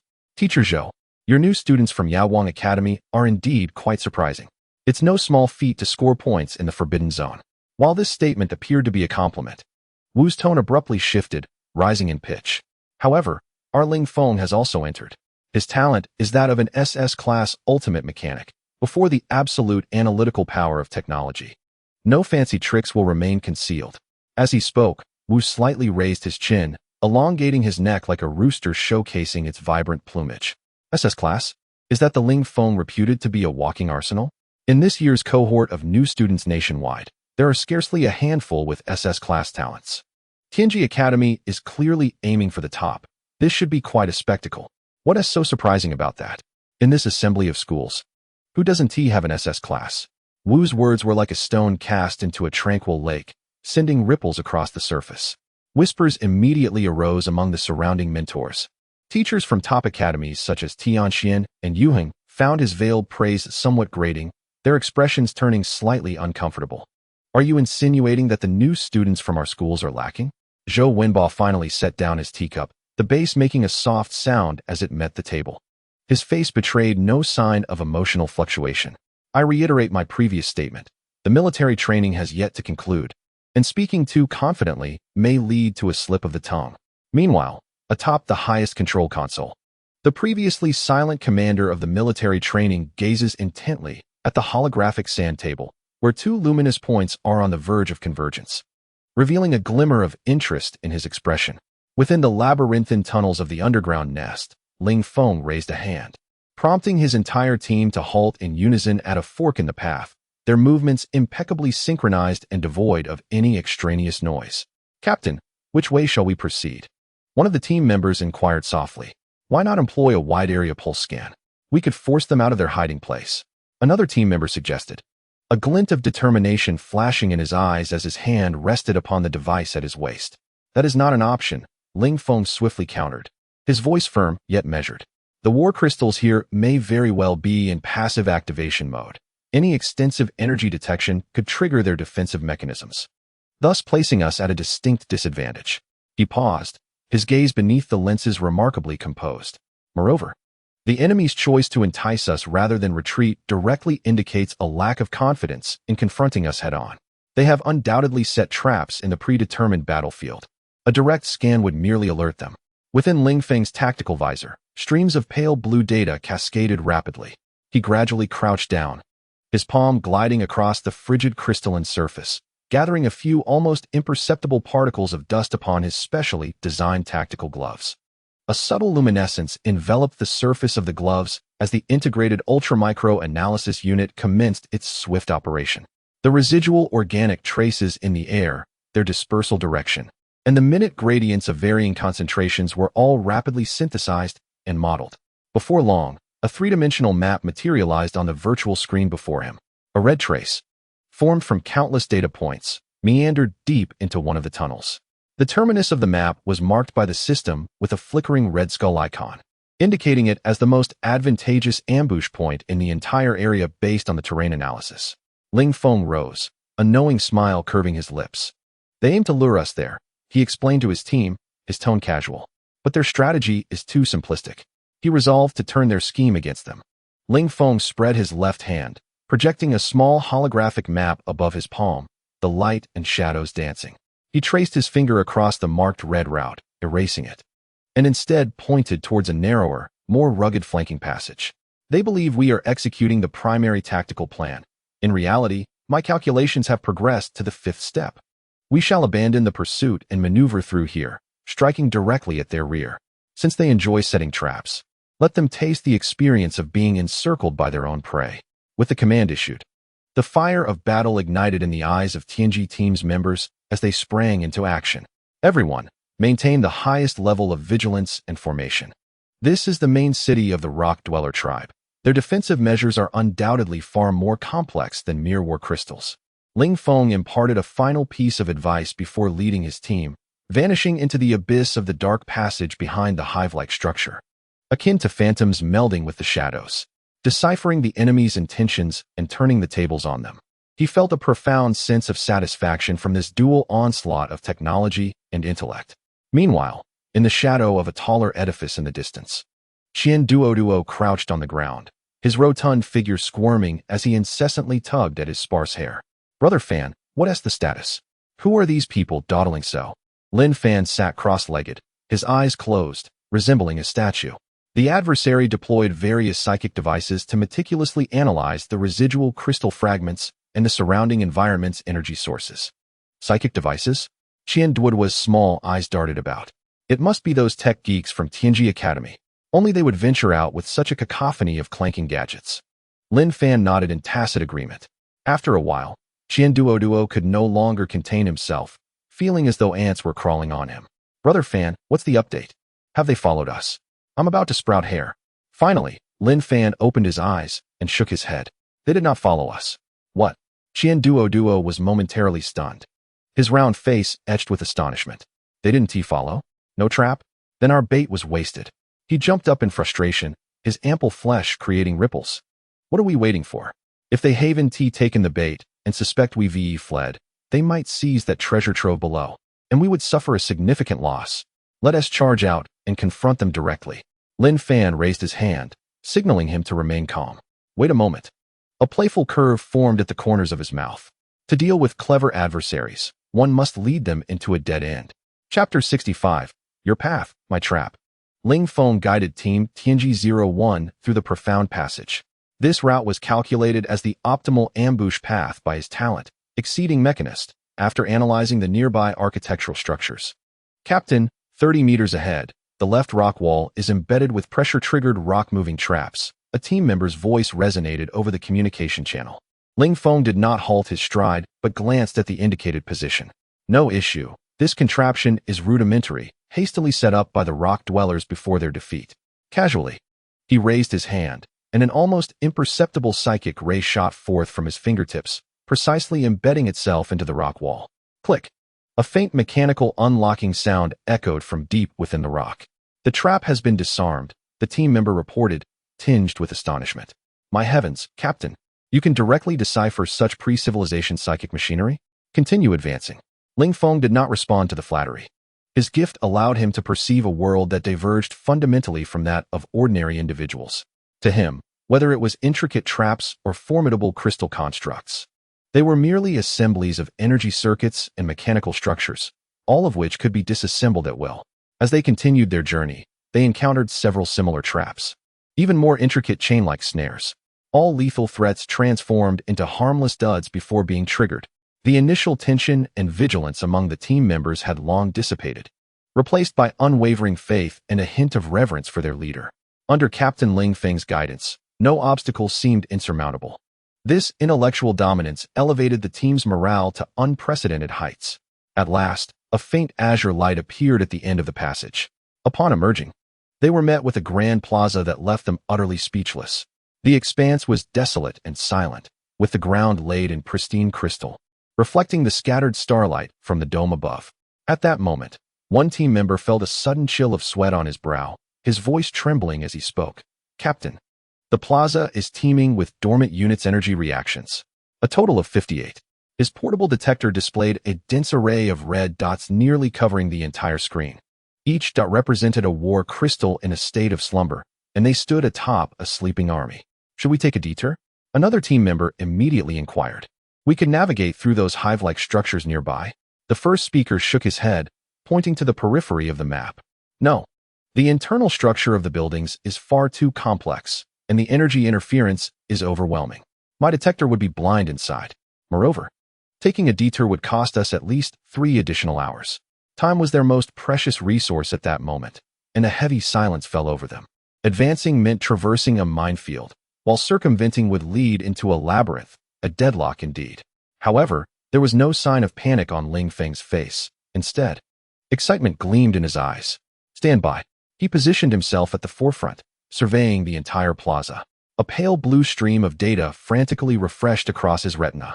He processed the energy field distribution of the plaza, the dormant modes of each crystal unit, their alert ranges, and the resonance frequencies of their energy cores. All information forcibly decoded by his innate talent, flooding into his mind. Minutes later, the data stream receded from his retina. Ling Feng raised his hand and traced a winding green path on the team's holographic map.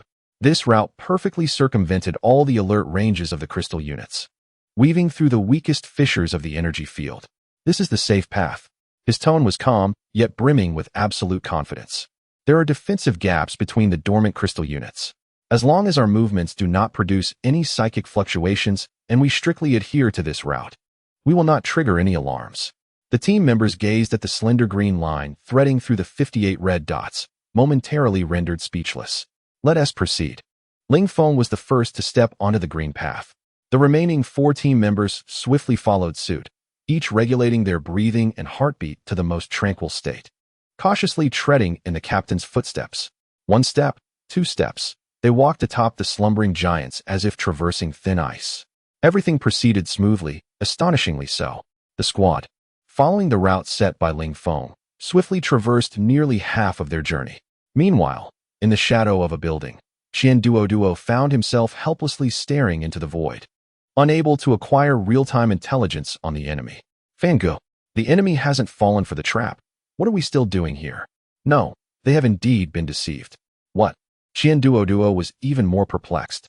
Tech-savvy individuals from institutions like Tianji Academy are undoubtedly proud of their talents. Lin Fan stood up to stretch his limbs, his tone imbued with an air of profound understanding. Thus, we must allow them to calculate for themselves, analyze independently, and ultimately choose a path leading to their own demise. The remnants of mycelium he left behind were, from the very beginning, a complete ruse, one so clumsy that any technological genius would scoff at it. The route Ling Feng had meticulously calculated, which he believed to be flawless for a surprise attack, was, in fact, the true path to the heart of the trap. They had abandoned what seemed to be the correct pursuit route, opting instead for a self-assured flanking maneuver. With each step they took, they landed precisely on the squares of the chessboard that Lin Fan had designed for them. Ling Feng fancied himself the chess master, unaware that the moment he stepped into the nest, he had already become an unwitting pawn on the board. At this moment, within Lin Fan's perception, the Tianji 01 team was nearing the center of the stage. It was the most open area of the entire square, and also the farthest from any exit. Now was the moment. With a thought, Lin Fan issued his command through the invisible mycelium network. Beneath the crystalline surface of the square, the mycelium that had long been lurking in the crevices of the rocks suddenly birthed dozens of miniature mushrooms, each the size of a fingernail. These energy-gathering mushrooms emitted no rays. Instead, they focused spiritual energy at the most rudimentary level within the complex crystal structure. A faint wave of spiritual energy quietly spread from underground, akin to a stone cast into the still waters of a lake, disrupting the long-maintained silence of all crystalline automatons. A subtle resonance hummed from the depths beneath the square. Ling Feng's steps abruptly halted. He sensed something amiss. In the next instant, the dormant war automatons buried deep underground had their energy cores suddenly illuminated by a blue ethereal glow. Boom, boom. The ground trembled violently as gigantic hands formed from rock tore through the crystalline surface, followed by colossal bodies. In a matter of mere seconds, all 58 war automatons were activated and emerged from the earth, encircling the Tianji 01 team at the center of the square.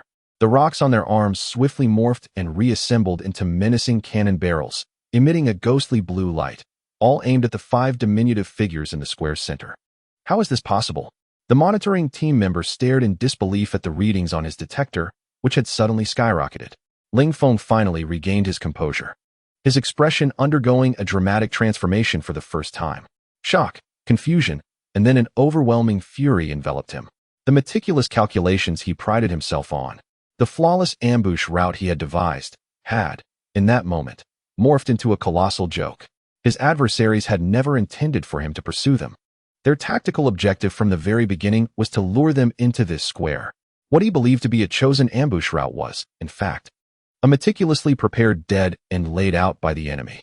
Dozens of energy beams converged at the cannon's mouth, illuminating the entire underground square as brightly as day. All defenses, prepare to engage. Ling Feng let out an anguished roar, suppressing his humiliation. Chapter 66. Let him show off. I shall add more fuel to the fire. The first wave of dozens of azure energy projectiles tore through the darkness, arriving in an instant. The 4 members of the Tianji team reacted swiftly, forming the tightest defensive formation, their psychic shields extended to the limit. Boom! The energy projectiles collided with the shields, emitting a mournful wail akin to metal being shredded. The shields flickered with brilliant light, their surfaces rippling with waves. Yet, ultimately, they held firm. However, this was merely the beginning. Before the smoke from the first wave of attacks had dissipated, the cannon mouths of the surrounding 58 war crystals flared to life once more. The second wave, the third wave, a catastrophic deluge of energy rained down, completely submerging the central ground in an explosion of light and deafening roars. At the Watcher base, in the command center, the vast holographic sand table displayed a light point representing the Tianji Team 01, ensnared by 58 menacing red glows. What? The mentor from Tianji Academy abruptly rose from his seat, his previous calm demeanor utterly shattered. His eyes were fixed on the screen, disbelief etched across his face. How could this be? It was impossible. All dormant units had clearly been analyzed, and that route was deemed absolutely safe. Why had they all activated? He had complete confidence in his academy's most exceptional talent. Ling Feng's calculations could not have been erroneous. Yet the cruel reality on the screen shattered his faith. Surrounding instructors from other academies also stood up, the atmosphere rife with astonishment. 58. My heavens, had an entire nest of guards been activated? It was over. This was a complete disaster. Even an SS-level talent could not possibly survive such an impasse. The Tianji Academy team would likely be the first to face total elimination. Some instructors could not help but shake their heads, lamenting the fall of a genius. At that moment, the commander, who had been seated in the main position, finally spoke. His deep voice cut through the clamor. Where is the rescue team?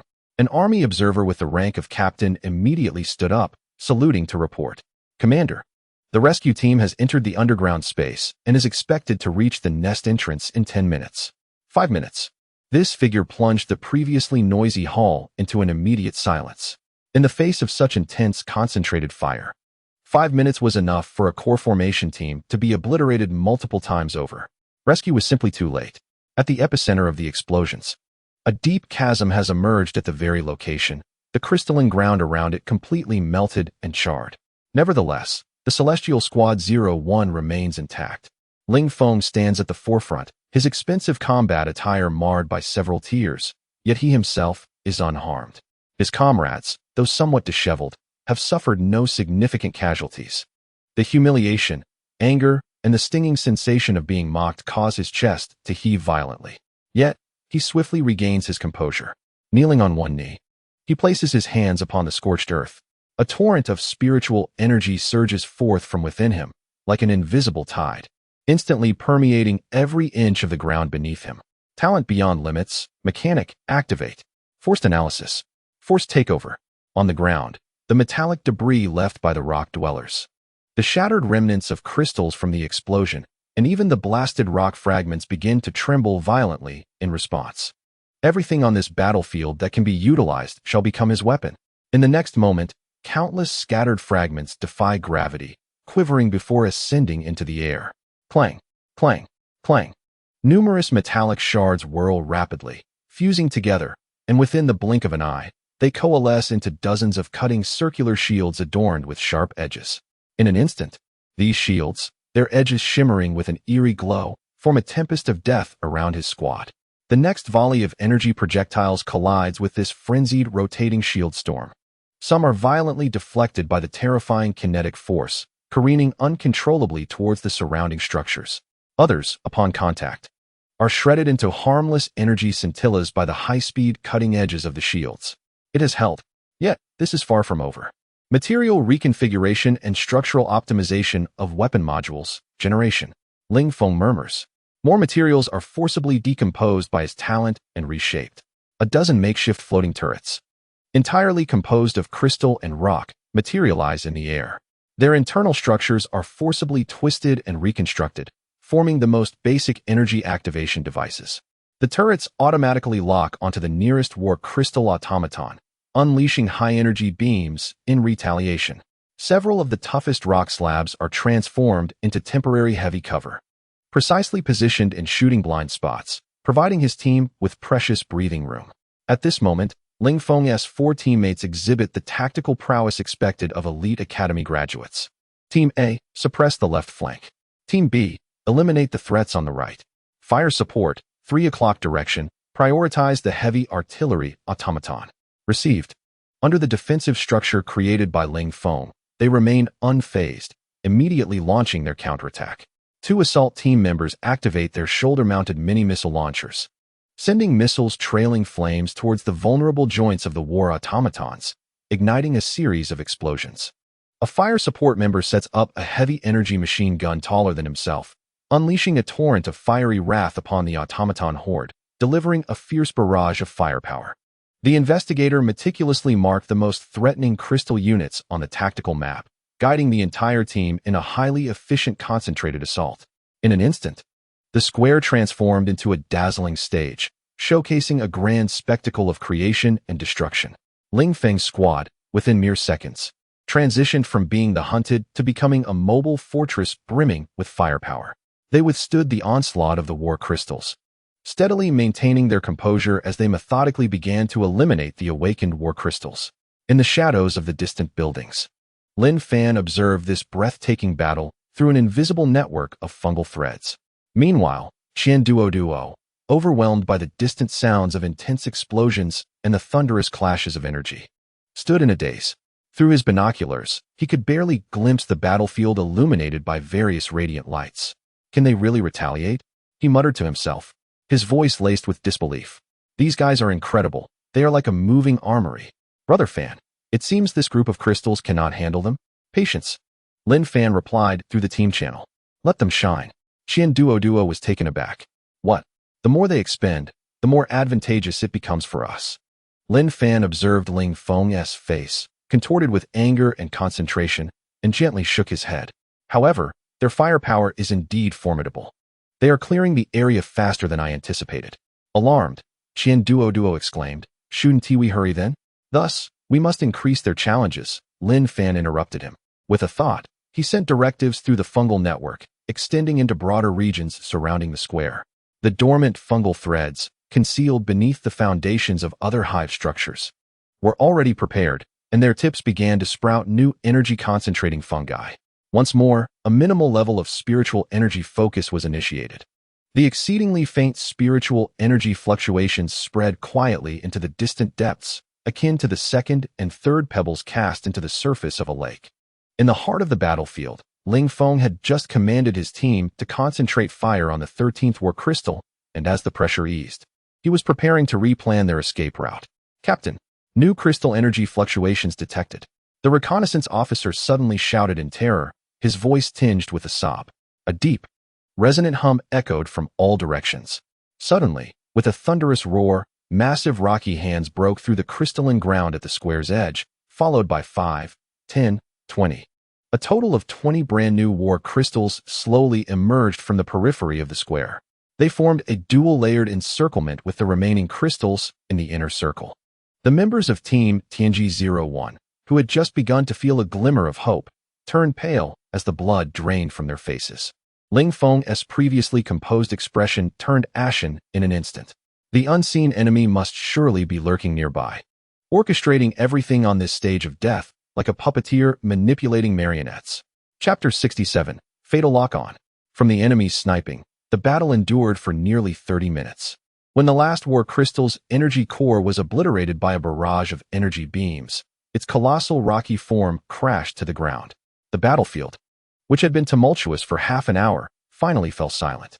In the center of the square, the members of Team Tianji-01 were gasping heavily, their combat suits drenched in sweat. My psionic energy was down to less than 30%.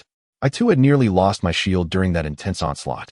Each of them bore dimmed psionic shields, the relentless combat having drained over 60% of their energy. However, despite the tremendous exhaustion, the team's score had surged significantly. a small consolation amidst the chaos. Ling Feng stood amidst the wreckage of the battlefield, his combat suit marred by burn marks and dust, his complexion pale. The forced analysis, reconstruction, and maintenance of such a large-scale armed system within such a short time had taken a severe toll on him. Yet, he did not rest immediately. "Detector," he uttered. His voice icy. A team member responsible for reconnaissance hesitated momentarily. "Captain, the psionic fluctuations in the square are exceedingly unstable. Any psionic detection will face severe interference. We must do it now." Ling Feng's voice grew urgent. The enemy must have observation methods. At this moment, the psionic fluctuations in the square are most chaotic, making it their most vulnerable time and our best window for counter-surveillance. Use thermal imaging to scan. The team member's heart raced as he instantly grasped the captain's intent. After the violent energy explosion, the thermal distribution of the entire environment was highly uneven, yet one source of heat would stand out: living organisms. He immediately steeled his weary body, retrieved a fist-sized metallic sphere from his tactical backpack, and hurled it into the air.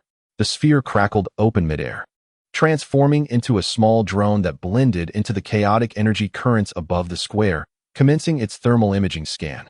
"Regroup and restore psionic energy." Ling Feng issued his second command. The team members finally relaxed, collapsing onto the ground, hastily consuming psionic replenishing potions. The relief of surviving the ordeal was soon engulfed by a chilling sense of humiliation. Those sneaky bastards. An irritable team member could not contain his anger and slammed his fist into the charred earth. "We fought desperately while they hid in the shadows, watching the show." "Silence." Ling Feng shot him a cold glance. "Conserve your strength for more valuable endeavors." Time passed slowly. Suddenly, the reconnaissance officer's portable detection device erupted with frantic red warning lights. On the screen, two humanoid heat signatures abruptly appeared in the shadows of a building 500 meters away. The reconnaissance officer's voice trembled with shock and fury. "Captain, we found them. Two heat signatures, 500 meters directly ahead." In an instant, the movements of all team members halted. The anger that had just been suppressed ignited once more, surging to their heads. They had fought valiantly here, nearly facing total elimination. The two despicable voyeurs lay concealed a mere 500 meters away, observing with the detached amusement of spectators for a full half hour. This was an utter mockery. "Damn it, these bastards treat us like fools." A hot-headed assaulter slammed his fist into the ground. "Captain, let us charge straight in." Ling Feng remained silent, engulfed in the disgrace of misjudgment, the humiliation of being lured into a trap, and the shame of being made a clown at this moment. This trifecta of indignity ignited an inferno of rage within him. Yet, paradoxically, he remained more composed than ever. He comprehended their intentions: to exhaust, to observe, and then to reap the benefits. Through his tactical scope, he locked onto the three-dimensional coordinates of the two life signals and shared them directly with all team members.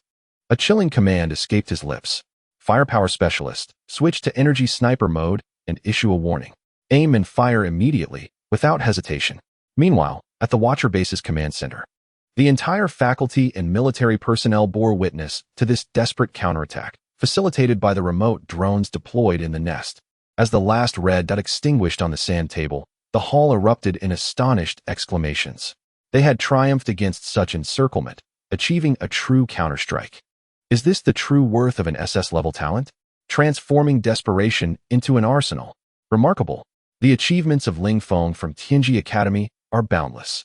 Teacher Wu from Tianji Academy wore a face of extreme pride, casting a glance toward mentor Zhou Wenba of Yaoguang Academy, adorned with the poise of a victor. "It seems, Teacher Zhou, your student has somewhat miscalculated." Beside him, Mentor Ma Kuan of Tianquan Academy chuckled with a hint of sarcasm. "Oh, Teacher Wu, don't be so harsh. Perhaps the genius from Yaoguang Academy still has a trick up his sleeve, wouldn't you agree?" Zhou Wenba remained silent, his gaze fixed intently on the screen. Just then, the image on the large screen shifted. The heavy energy machine gun in the hands of the fire support member of Tianji Squad rapidly transformed, morphing into a slender sniper barrel in mere seconds. At the muzzle, a palpable energy surged ominously. They were preparing to counterattack. They had pinpointed the location of those two little rascals from Yaoguang. Teacher Wu's pride swelled even further as he leaned closer to Zhou Wenba to boast. "Do you see? This is the crushing power of technology.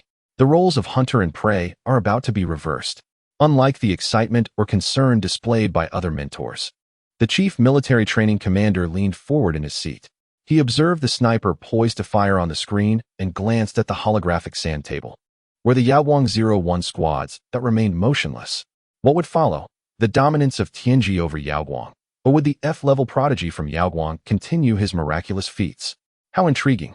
In a dark hiding place, Qian Duoduo raised his binoculars, peering through the crevices of the building at the gradually calming battlefield in the distance.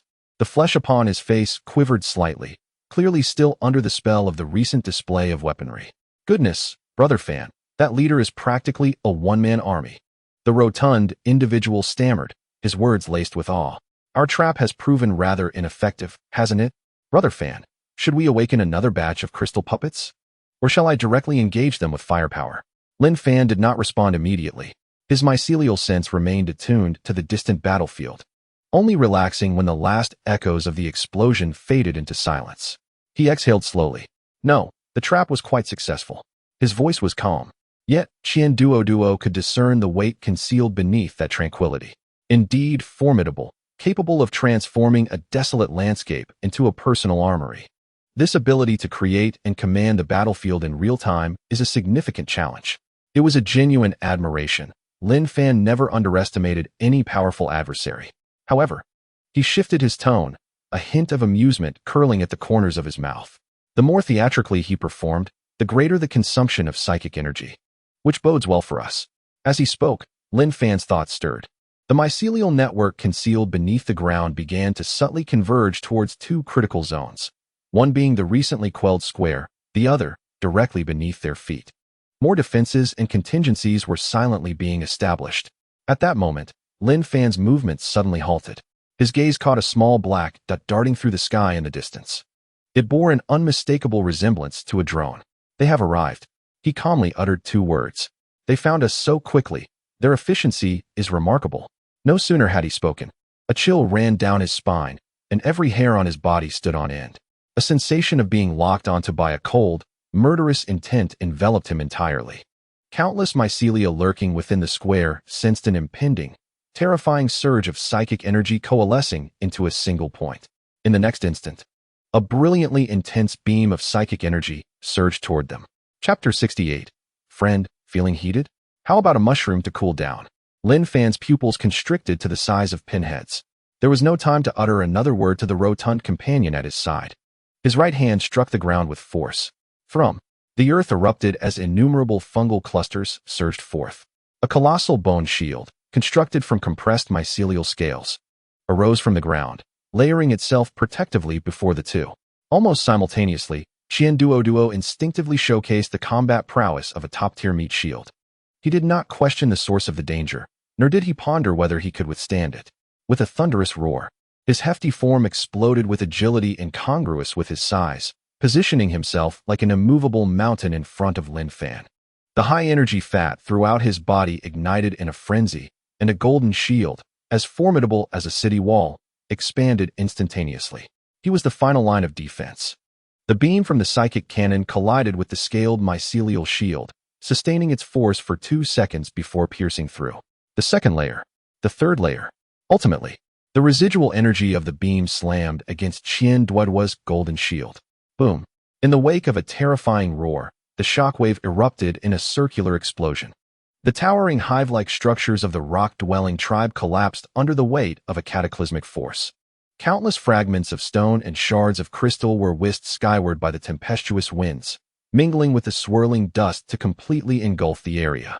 In the heart of the battlefield, every member of Team Tianji 01 gazed impassively at the ruins that lay before them.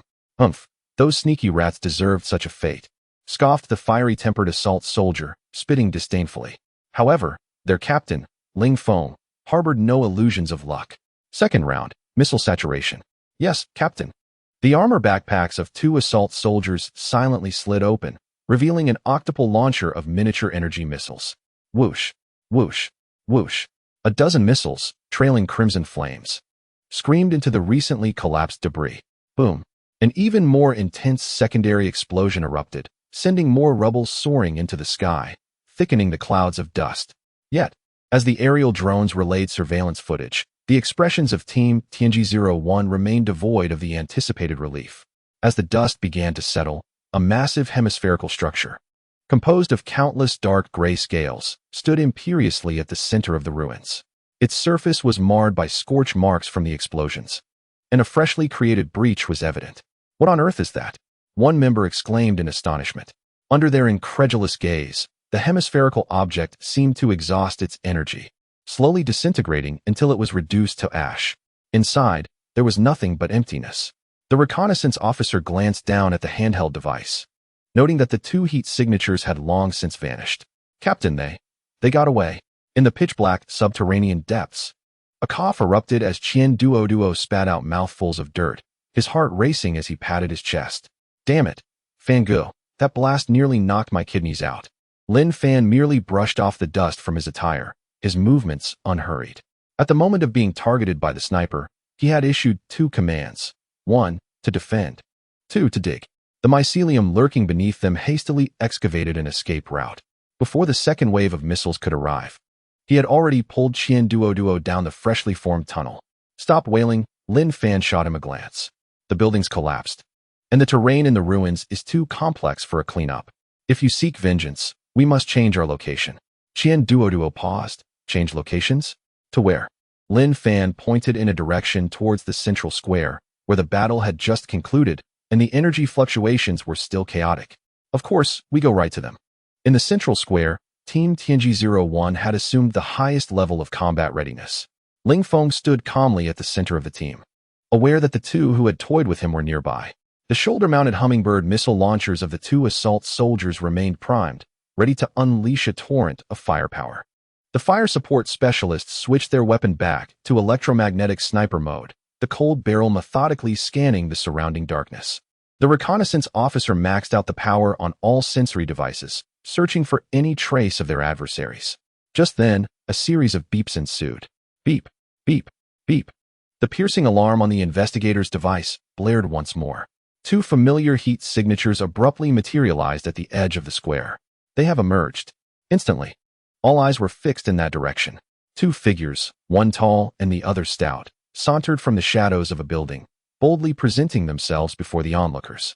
Observing only 2 individuals, a member of Team Tianji could not suppress a laugh, and, through the built-in amplification device of his combat suit, issued a blatant mockery. "So it turns out to be merely 2 little mice hiding in the dark. I thought we were dealing with someone of great significance." Another team member chimed in with a scoff. "Finally dared to show yourselves? I was under the impression you intended to hide in your burrow for eternity." Faced with such derision, Qian Duoduo's face quivered with indignation, ready to retort. However, Lin Fan restrained him, stepping forward with a smile and responding in a similarly gentle tone. "My friend, why the anger? Perhaps you overexerted yourself earlier, leading to an excess of fiery energy?" With a flick of his hand, a vividly colored and peculiar mushroom sprouted in his palm. He presented it towards Team Tianji like an eager vendor promoting local specialties. "Don't be shy. This is our homegrown Dichen mushroom, remarkably effective in cooling fiery tempers. Care for one?" This utterance and gesture wielded a greater lethality than any venomous curse. As it precisely struck at Team Tianji's most vulnerable point, they were exhausted, battered, and in dire straits, while the instigator nonchalantly offered them local produce. Seeking their demise, the hot-tempered assault trooper erupted in fury. Meanwhile, the captain, Ling Feng, wasted no words and simply commanded, "Fire." In that instant, a premeditated saturation strike unleashed upon Lin Fan and Qian Duo. Dozens of miniature missiles, trailing long tails of flame, soared from various angles, weaving a deadly net. On the other side, high-velocity energy machine guns roared again, spewing dense barrages of energy projectiles that effectively sealed off any possible escape routes for the 2. Their intent was clear: to pin down these detestable foes with overwhelming firepower, buying precious time for Captain Ling Feng's next move. Without hesitation, Qian Duo crossed his arms, bellowing as he stood protectively before Lin Fan. Countless energy projectiles struck against his shield, creating ripples of violent energy that made his shield shimmer with brilliance. Yet he remained steadfast like an unyielding mountain. As for the descending missiles, he paid them no heed. He trusted Lin Fan. Lin Fan, of course, did not disappoint him. Confronting the aerial barrage that threatened to engulf everything, He focused his thoughts. From the expansive fungal carpet beneath him, 7 or 8 crystal-like mushroom caps burst forth from the ground. Energy-concentrating angular mushrooms. With a hum, the optical structures atop the angular mushrooms illuminated instantly, efficiently channeling the spiritual energy absorbed by the fungal mat and unleashed high-energy beams. These rays etched a precise trajectory through the air, striking down the rapidly approaching miniature missiles one by one. Boom, boom, boom. A series of explosions erupted in the sky, the brilliant flames illuminating the entire square as if it were midday.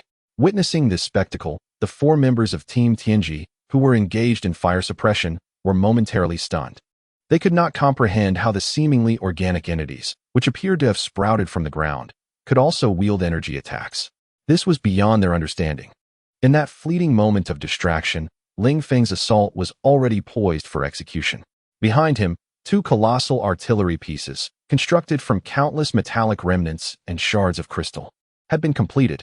A terrifying amount of energy was furiously converging within the gaping cannon mouths. Simultaneously, Ling Feng was reconstructing the remaining war crystal wreckage scattered across the square. Dozens of spider-like mechanical entities, crafted from crystal and metal and roughly the size of basketballs, emerged from the debris, advancing with sharp limbs to encircle Lin Fan and Xian Duoduo from both flanks. Facing them were 2 fully charged giant cannons, while the sides were flanked by a swarm of automated killing machines. This was the true embodiment of an inescapable net. However, Lin Fan displayed no hint of anxiety. Instead, a playful smirk curled at the corners of his mouth. If you unleash your power, then so shall I. Chapter 69, Clearing the Field. King against King. Under the fervent gaze of Team Tianji-01, the 2 massive artillery pieces, reconstructed from the ruins, finally completed their final charging phase. Within the menacing cannon mouths, a blinding white energy capable of vaporizing steel swelled to its utmost limit, the air humming with tension. Farewell, foolish Yao Wang. One of the assault team members from Team Tianji-01 grinned widely, nearly stretching his mouth to his ears. He could already envision the scene where the points of the opposing 5 were instantly wiped clean, transforming into their own spoils of war. From prey to hunter, and then to the dominator of the battlefield. The thrill of this transformation was almost exhilarating enough to elicit a moan. Team leader Ling Feng raised his hand, poised to deliver the final command. However, standing opposite them, Lin Fan acted even more swiftly. That individual, who had appeared as though he were merely basking in the sun on the square, suddenly lifted his right hand. In midair, he snapped his fingers lightly. Snap! It was a crisp sound, like a signal. In the next instant, centered around the fungal carpet beneath Lin Fan's feet, an invisible wave abruptly spread, engulfing the entire square. It was neither energy nor shockwave, but a more peculiar field. Within the fungal colony, the immense biological electrical energy, which had already reached a critical point, was detonated in that moment. A storm of EMP, meticulously tailored for psionic technology, erupted. In an instant, all technological creations shimmering with psionic brilliance in the square trembled violently. The piercing sound of electrical overload, sharp enough to rupture eardrums, exploded in their ears. The tactical visors of all members of Team Tianji-01 collapsed in an instant, their vision morphing into a chaotic blizzard of static. In the next second, the vision of all was simultaneously engulfed by an abyss of darkness. What is happening? My visor has shattered. Captain, it is an EMP attack. Panic-stricken cries erupted within the team channel. The psionic firearms in their hands, still humming, had their energy orbs within the barrels fading rapidly like deflated balloons, dissipating into nothingness. They had misfired. The 2 colossal turrets, once imperious, flickered feebly as their destructive beams extinguished. A muffled thud resounded. They were utterly extinguished, reduced to lifeless heaps of metallic debris. In the air, a swarm of incoming miniature missiles had their intricate psionic circuits incinerated in an instant. They lost propulsion, plummeting like marionettes with severed strings, crashing down and shattering into fragments. Even the metallic spiders that had rushed forward stood frozen in place, their multifaceted eyes dimming as if snuffed out by an invisible hand. This sudden upheaval transpired in the blink of an eye. In the moment of the EMP's detonation, Ling Feng, with his SS-level talent and acute sensitivity to energy, felt an alarm ringing in his mind. He scarcely had time to contemplate before his body reacted instinctively. Disconnect the link, he bellowed. forcefully severing his connection with all armed psionic links. A searing pain coursed through him, akin to having an arm wrenched from its socket. He grunted, a trickle of blood escaping the corner of his mouth, yet managed to grasp the two nearest teammates just before the pulse swept over him. Psionic projection. A thin protective shield enveloped the three of them. Nevertheless, as the invisible wave passed through, he felt a wave of dizziness, as though his brain had been struck by a hammer. If he was affected so, his two companions were far less fortunate. The two assault troopers, whose combat armor was intricately linked to their psionic energy, nearly became one with their gear. In the instant of overload, a violent current surged back through the psionic circuits, directly invading their minds. The two barely managed to emit a scream before their bodies convulsed violently, dark blood seeping from their eyes, ears, mouth, and nose. Their consciousness was instantaneously annihilated. They fell backward, lifeless. Thud, thud. In an instant, the five-member team was reduced to three. The two fortunate teammates, shielded by Ling Feng, emerged from the darkness of their malfunctioning visors and the ringing in their ears. They gazed at their fallen comrades, devoid of any signs of life. Then at the psionic firearms in their hands, now rendered useless. A chill surged from their spines to the crown of their heads. Fear, followed by rage. They discarded the scrap metal and drew their last weapons, standard alloy daggers. Without technology, they still possessed their teeth and claws. Exchanging a glance, they reached a resolute decision. Having lost their technological edge, the firepower they once prided themselves on had vanished. Yet, they had to make a final stand, buying time for their captain to recover. However, Lin Fan was disinclined to grant even that opportunity. He regarded them as one would look at two clawing mantises. He displayed no inclination to resolve the matter personally. Turning to the corpulent individual beside him, whose excitement was palpable, he casually commanded, "Fatty, those two are your responsibility. I'll handle them at the edge of the square. Is there a problem?" Upon hearing this, Qian Duoduo's small eyes ignited with a terrifying gleam as he pounded his chest with a resounding thud. "No problem. Just watch. Brother Fan, I guarantee I'll manage them thoroughly." With that declaration, he surged forth like an uncontrolled projectile, barreling towards the two unfortunate souls, whose minds were clouded by fear and rage. In that moment, Ling Feng comprehended Lin Fan's intentions, to clear the area and then engage in one-on-one combat. This scoundrel had never regarded his team with any seriousness from the outset. Ling Feng sought to intervene, but it was too late. Suddenly, dozens of crystalline spikes erupted from the ground beneath him, forming an ever-extending wall of thorns. This unexpected onslaught was not intended to inflict harm, but rather to drive the two team members back. They were forced to retreat repeatedly, relentlessly pushed by the crystalline barrier towards the edge of the square, severing their connection with Ling Feng entirely. He halted in his tracks, no longer glancing at the team members intercepted by the fat man, for he understood that it was futile now. Drawing a deep breath, he gestured with his hand. The metallic shell of the colossal cannon's remnants began to twist and reshape under his command, forming a rudimentary floating platform. The platform gradually ascended, lifting the unconscious team members from the ground and transporting them to the opposite side of the battlefield. Having completed this task, he slowly turned around. Now, the vast central square lay completely vacated, leaving only him and the nonchalant figure across from him. Ling Feng's gaze was colder and more focused than ever before. This would be the final confrontation, biology versus machinery, a primal clash between two distinctly different systems of talent. Chapter 70. When infinite proliferation meets instant creation in the Watcher Base Command Center. All real-time monitoring screens within the Nest City turned pitch black. In the hall, the astonished murmurs that had erupted due to Team Tianji's counterattack abruptly ceased. All teachers and military personnel were left in a state of shock. What happened? Why has the screen gone dark? Technical department. Check the lines immediately. Teacher Wu from Tianji Academy felt his earlier triumph freeze on his face. Just as he had prepared to bask in his moment of glory before Zhou Wenbo, he was interrupted.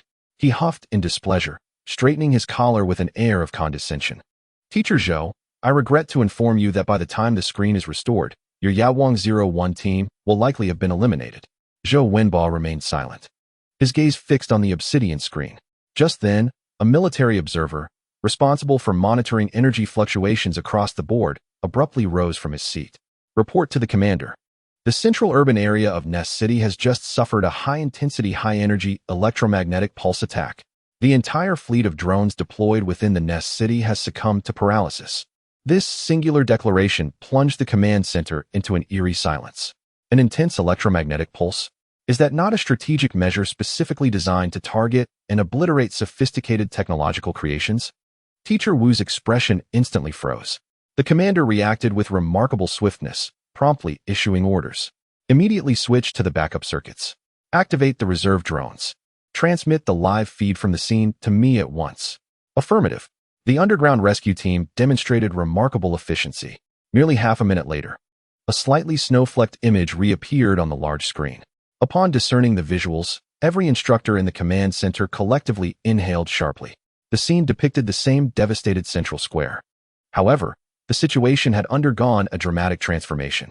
In the brief span of that minute or two of darkness, 2 members of the Tianji-01 team had already collapsed on the ground, their fates unknown. The remaining 2 team members were being relentlessly pursued by a seemingly innocuous portly figure, utterly defenseless.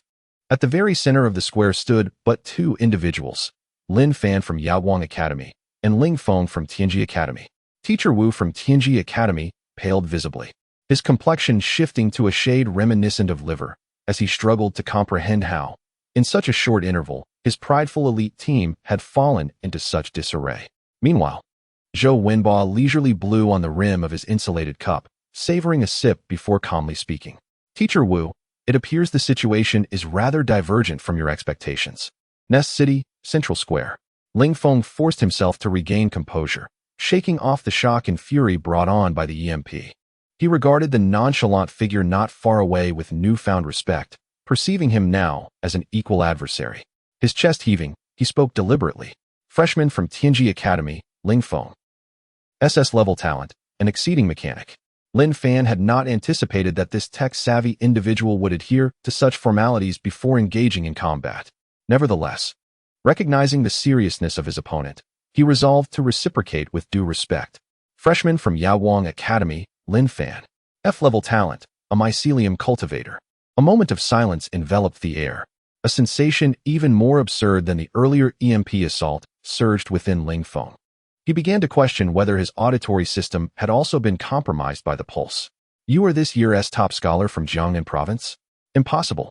The words escaped his lips. Such prowess, such tactics, how could they possibly belong to someone of merely F level?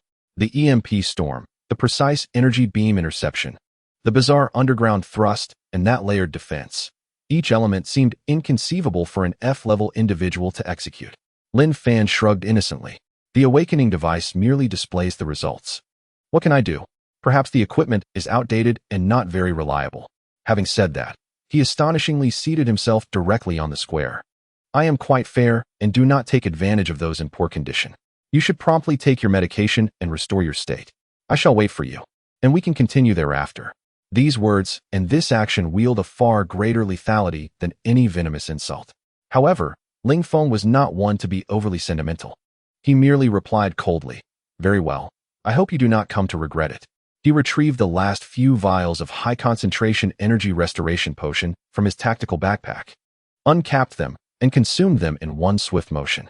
Minutes later, Ling Feng exhaled a heavy breath, his previously depleted energy now restored to about 70 or 80%. He straightened his posture, exuding an aura that was markedly different from before. It radiated a madness, an obsession, a relentless desire for destruction. Let us begin. Even without those intricate devices, I am, in essence, the most formidable arsenal. With that proclamation, the SS-level talent, the exceeding mechanic, was once again unleashed. This time, he forcefully commanded every metallic material within his perception on the battlefield.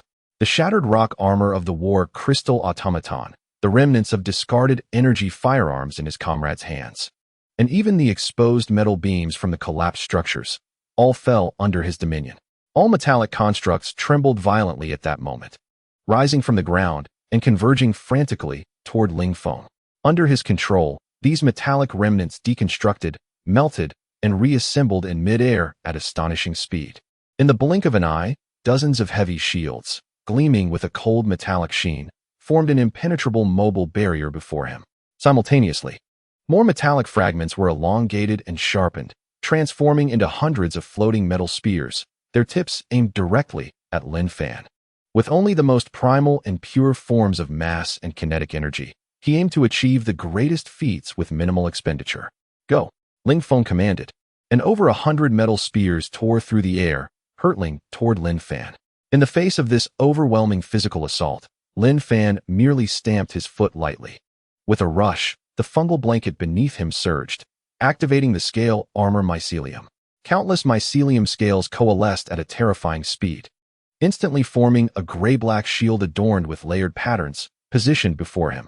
Clang, clang, clang, clang. The metal spears struck the mycelium shield, only to be deflected and sent ricocheting away, leaving deep craters in the ground. Meanwhile, as he defended, Lin Fan's counterattack had quietly commenced. Suddenly, dozens of high-frequency crystalline mycelium spines erupted from the ground beneath Ling Feng's feet without warning, piercing toward him from various angles. Ling Feng was well prepared for this. He calmly maneuvered the floating giant shield before him with deft precision. Boom! One massive shield moved laterally to block 3 of the spines approaching from the left, while another shield came crashing down, driving 2 spines back into the earth. The high-frequency vibrating crystalline spines and the heavy metal shields clashed, sending sparks flying and illuminating Ling Feng's intensely focused visage. In that fleeting moment of shifting from defense to offense, Ling Feng's tactics evolved once more. What had preceded was merely a probe. Now, the true assault was about to commence. He linked a portion of his mental energy to the nearby remnants of the war automatons that remained largely intact. The hum of the over-limit mechanist's forced analytical ability activated, forcibly seizing control of the residual cores of the automatons. Creak, creak. The seemingly scrapped remains of the automatons suddenly jolted to life. Various shattered components and fragments were forcibly assembled into a series of clawing, grotesquely contorted temporary battle puppets. The entire battlefield transformed into an ultimate showdown of instantaneous creation and infinite proliferation. Ling Feng incessantly consumed spiritual energy and battlefield debris, conjuring makeshift equipment and puppets to engage in an unceasing cycle of attack and defense. Meanwhile, the mycelial mat beneath Lin Fan's feet continuously bred a vast number of combat fungi, launching a relentless assault on Ling Feng's puppets. The intensity of the battle escalated wildly. Ling Feng gazed at the seemingly endless expanse of mycelium, and a bolder plan began to take shape in his mind. He abruptly drew the 3 nearby puppet remnants together. With a cacophony of twisting metal, the 3 remnants began to merge forcibly, giving birth to a larger war monstrosity at an astonishing pace. Chapter 71. Your Cage. My Cradle, a brand new creature, born solely for destruction, emerged in the center of the square. Towering over 6 meters, it was composed of mottled crystal and exposed metallic skeleton, with various twisted parts haphazardly assembled, exuding a primal and ferocious aura. Almost simultaneously with the formation of the colossal beast, Lin Fan's counterattack commenced. Swoosh, swoosh, swoosh, swoosh. The ground of the entire square morphed into a deadly thorny hell. Dozens of high-frequency crystalline fungal spikes, shimmering with an eerie crystalline glow, erupted from the earth at unimaginable angles. Some aimed directly at the makeshift core of the colossal beast, while others swept low to slice through its fragile metallic joints. Even more sought to unleash a series of explosive traps directly in the path of the giant's landing, intending to trip it. However, under Ling Feng's control, the behemoth exhibited a wildness that belied its enormous size. Faced with the incoming fungal spikes, it stood its ground, lifting its heavy metallic foot and stomping down with ferocity. Boom! The earth fractured. The violent shockwave propagated across the surface, shattering the mycelial network in that area, causing several spikes to fail before they could fully form. As for the ambushes from the sides and beneath, it brazenly absorbed them with the thickest part of its armor. Clang, clang, clang. The high-frequency vibrating spikes ground against the heavy armor, erupting in dazzling sparks and leaving pale scars, yet they could never inflict lethal penetration. Ling Feng's strategy was exceedingly clear. He sought not an unscathed victory, but rather to achieve maximum destruction efficiency at minimal cost. The transition between offense and defense occurred in the blink of an eye. Ling Feng soon realized that engaging in a war of attrition against an opponent capable of infinite proliferation was the most foolish endeavor imaginable. Conventional attacks could never keep pace with the rapid production of the opponent's fungal strains. In light of this, Let us shift our objective. Ling Feng's gaze suddenly turned fierce. The metal behemoth, which had just been in a state of passive defense, let out a roar reminiscent of metal grinding and began to charge across the square with heavy strides. Its target was not Lin Fan, but rather the sprawling, ash-gray fungal carpet beneath Lin Fan's feet. Boom! As the giant beast stomped down, a vast expanse of the fungal carpet, along with the soil, was uprooted. It then lowered its head, using its sharp metallic appendages like a colossal plowshare, to frantically excavate and tear apart the network of the fungal carpet. The very foundation of the matter. At the Watcher Base's command center. Upon witnessing Ling Feng controlling the behemoth to abandon its assault on Lin Fan and instead destroy the fungal carpet, Teacher Wu from Tianji Academy felt his previously stiff expression, due to the reversal of the battle situation, spring back to life. He could not help but straighten his back, explaining to those around him in a tone that suggested he had anticipated this all along. Do you see? This is the battle intelligence of an SS-class genius. Ling Feng has pinpointed the crux of this confrontation. All of Lin Fan's peculiar abilities stem from that bizarre biological carpet. Once the foundation is destroyed, he is nothing but a triviality. An F-class, after all, remains an F-class, unworthy of the stage. This time, Zhou Wenba, the mentor from Yaowang Academy, no longer leisurely sipped his tea. His brows knitted slightly. Naturally, Lin Fan sensed Ling Feng's intentions immediately. You wish to dismantle my foundation? A clever thought indeed. Unfortunately, what you perceive is merely what I wish for you to see. Lin Fan, far from being flustered, wore a playful smile. He actively retracted the coverage of the fungal carpet. The network, which had previously spread across half the square, rapidly converged towards the core area centered around him, layering and thickening like a receding tide. He willingly relinquished a vast area at the edge of the square to enhance the energy density and defense of the core region. The fungal carpet grew denser, its surface even shimmering with a dim, ethereal luster. Though the behemoth's every stomp and tear could still uproot large swathes of mycelium, the efficiency of the destruction had been significantly diminished. Observing this scene, alarm bells rang loudly in Ling Feng's mind. The opponent's response was chillingly calm. So calm, in fact, that it seemed less like a weakness had been exposed and more like a deliberate enticement. Just as the contraction of the fungal carpet was completed, Lin Fan unleashed his long-prepared lethal move. Puff, puff, puff. From the extremely concentrated core area of the fungal carpet before him, dozens of crystalline, peculiar mushroom bodies burst forth from the ground in a frenzy. Energy-concentrating prismatic mushrooms. They were no longer scattered, but formed a compact and intricate makeshift energy matrix. In the next moment, the optical structures atop all the prismatic mushrooms ignited simultaneously. Buzz. Within the fungal network, the vast ethereal energy, now highly concentrated due to the contraction, was frantically drawn and injected into this temporarily constructed energy matrix. High-energy beams underwent a complex process of refraction and focusing within the prismatic mushrooms. Ultimately, all the energy converged into a singular point. Whoosh! A beam of searing white energy, significantly larger than any previous missile interception, violently tore through the dim air. It did not target the limbs of the colossal beast, nor did it aim at its joints. There was but a singular objective: the front, the chest, the core. This strike consumed the vast majority of the energy stored within the fungal carpet. It surged forth with a devastating force, directly assailing the imperious metal behemoth. Ling Feng's pupils abruptly constricted. At the moment the beam ignited, he commanded the beast to assemble all available metallic fragments into layers of makeshift shields before its chest. Yet, all efforts were in vain. In the face of absolute energy, these hastily constructed defenses were as fragile as a mere sheet of paper. The beam pierced through everything. Terrifying energy erupted within the beast's chest, instantly melting the temporarily linked core. The once mighty 6-meter creature froze in its tracks. Its massive body collapsed with a resounding crash, ultimately transforming into a pool of molten metal radiating a crimson glow under the intense heat. Meanwhile, beneath Lin Fan's feet, the vibrant fungal carpet rapidly dulled, its energetic sheen vanishing entirely, succumbing to a temporary state of energy depletion.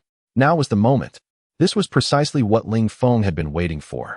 With a temporarily created beast, he had successfully baited out the opponent's most powerful, yet energy-consuming trump card.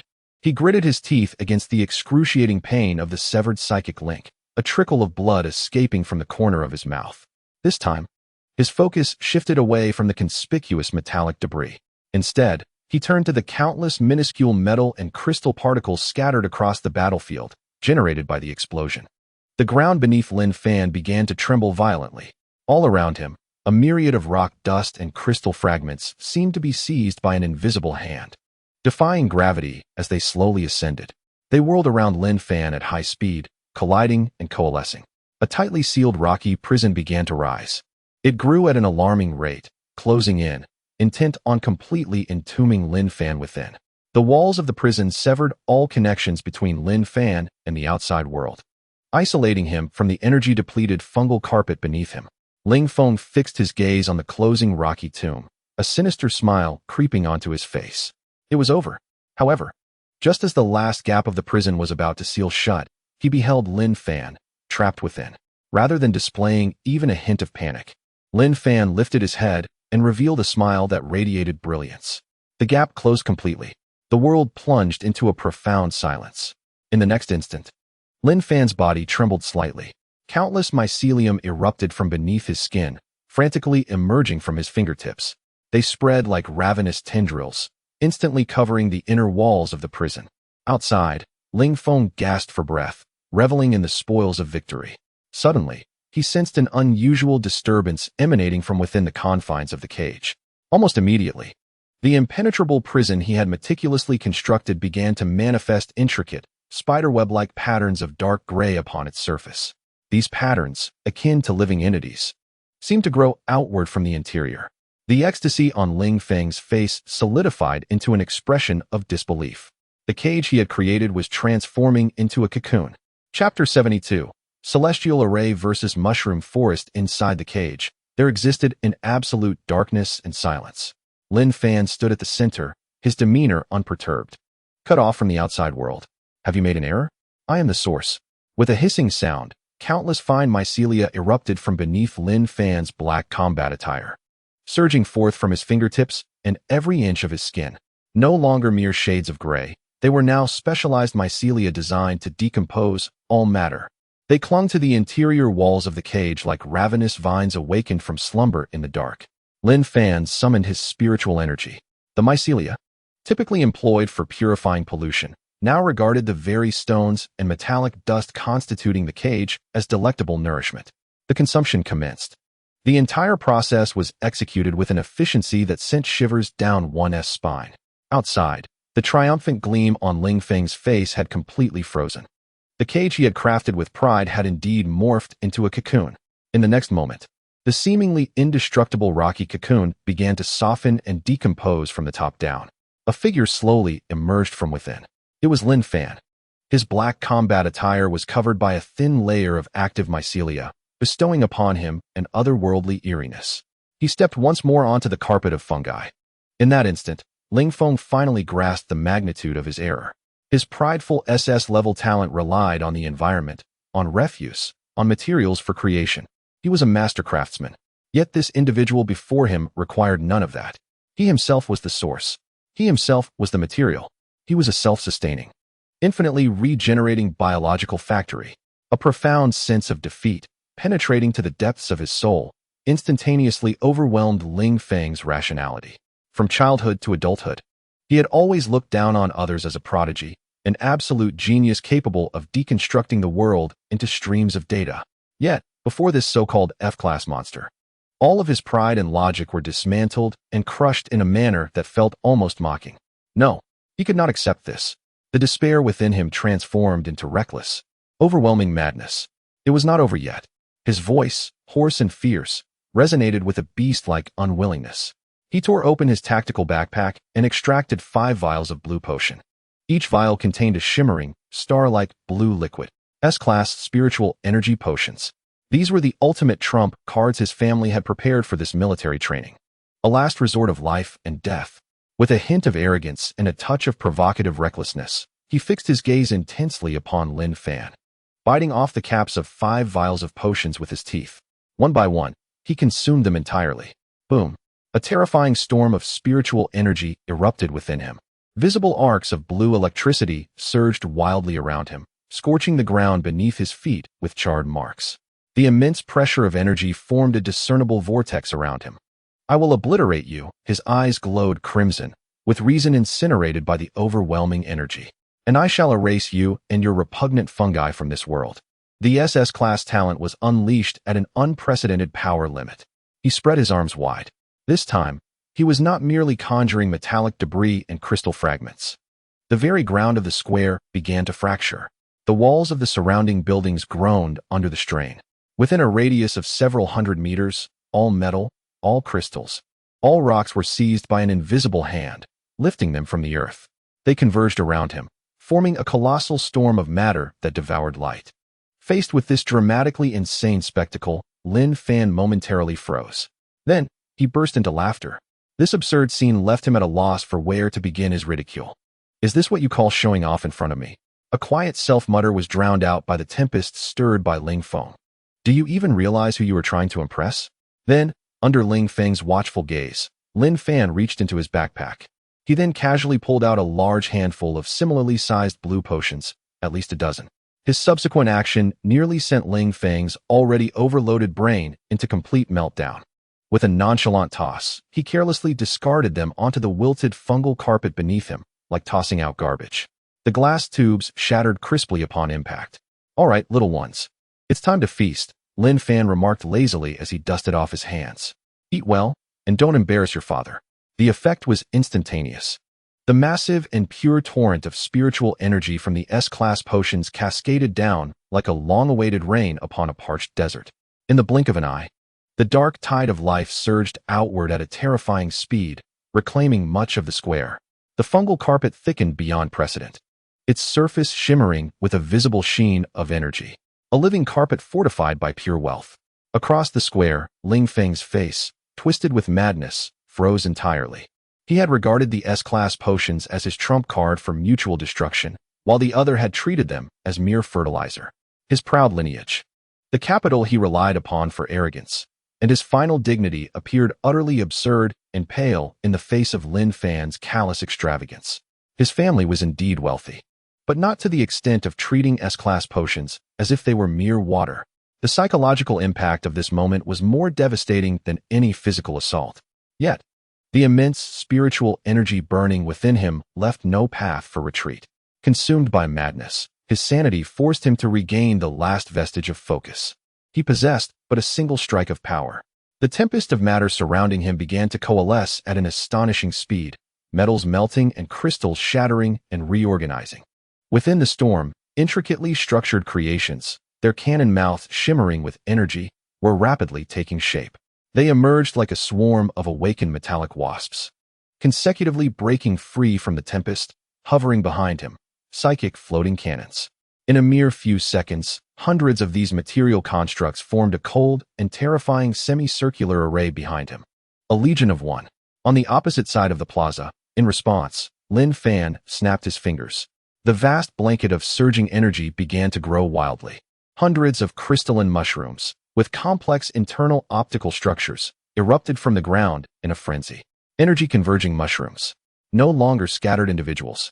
They unified into a tactical matrix poised to counter. A crystalline mushroom forest, a biological artillery position. In the next moment, the tips of all the energy-converging mushrooms illuminated simultaneously. The brilliant and lethal radiance resonated with the cannon mouths of the hundreds of floating cannons. The plaza fell into complete silence. Two armies stood poised, one belonging to technology, the other to biology. Hundreds of floating cannons faced off against hundreds of energy-converging mushrooms. They confronted each other across the ravaged ruins, the air thick with the hum of charged energy. A confrontation of warlike magnitude, led by two nascent powers, was on the verge of erupting. Within the command center, Teacher Wu of Tianji Academy stared at the screen displaying a heap of S-class potions, carelessly discarded as trash, his mouth agape, unable to utter a word. Beside him, Zhou Wenba leisurely blew on the steam rising from his insulated cup. "Teacher Wu," he spoke nonchalantly, "it seems your child is still too frugal." This remark struck like an invisible slap, leaving Wu's face burning with embarrassment. Meanwhile, the image of the two armies in confrontation plunged the entire command center into a profound silence. The military training commander had already risen, his gaze sharp as a blade. This is nothing short of wartime firepower. The battle between these two freshmen has far exceeded our understanding of genius. Chapter 73, Fighting to Sustain the Fight. I multiply limitlessly among the ruins. Fire. Ling Feng's roar was utterly engulfed by the thunderous cacophony of 1,000 cannons firing in unison. Behind him, the hundreds of floating cannons, hastily assembled from the ruins, unleashed a torrent of deadly light. A dense net of firepower surged toward the opposite end of the plaza, determined to eradicate everything from existence. On the other side, Lin Fan barely raised a hand, merely conjuring a thought. In response, the crystalline mushroom forest, birthed from the savage enhancement of S-class potions, came alive. Buzz. The crystalline tips of all the energy-converging mushrooms lit up in perfect synchrony, with no delay. Hundreds of high-energy beams boldly surged forth in retaliation. In the next heartbeat, two streams of destruction clashed violently at the center of the plaza. Boom! The scorching light illuminated every corner as if it were daylight. Where the shockwaves passed, the remnants of buildings silently evaporated and shattered. However, the course of the battle unfolded in ways that no one had anticipated. The floating artillery of Ling Feng was primarily constructed from high-purity crystals and fragments sourced from the Nest City. This structure exhibited a remarkable ability to refract and resist energy beams. Although the high-energy rays shot by Lin Fan remained lethal, not every attack could guarantee a fatal strike. At times, a beam merely penetrated the outer shell of the floating artillery without destroying its core. In this ebb and flow of power, Ling Feng's firepower network subtly gained the upper hand. Occasionally, stray energy beams bypassed the mushroom forest's defensive barrage, hurtling directly towards Lin Fan himself. Yet, these assaults were deftly deflected by the shield of mycelium scales that manifested before Lin Fan. Although he emerged unscathed, from Ling Feng's perspective, this was undoubtedly a desperate act of defense. He witnessed Lin Fan continuously employing that peculiar shield to block his attacks, and a surge of victorious ecstasy flooded his heart. He was convinced that the energy and material reserves of his opponent must have limits. As long as he maintained this suppression, victory was merely a matter of time. He was completely immersed in the fervor of wielding infinite firepower over the battlefield, relishing the thrill of orchestrating destruction. Meanwhile, Lin Fan stood still, somewhat bored as he stretched his neck, evading a chunk of debris hurled by the shockwave. He was acutely aware that the efficacy of his ray attacks had been diminished. Yet, he remained indifferent.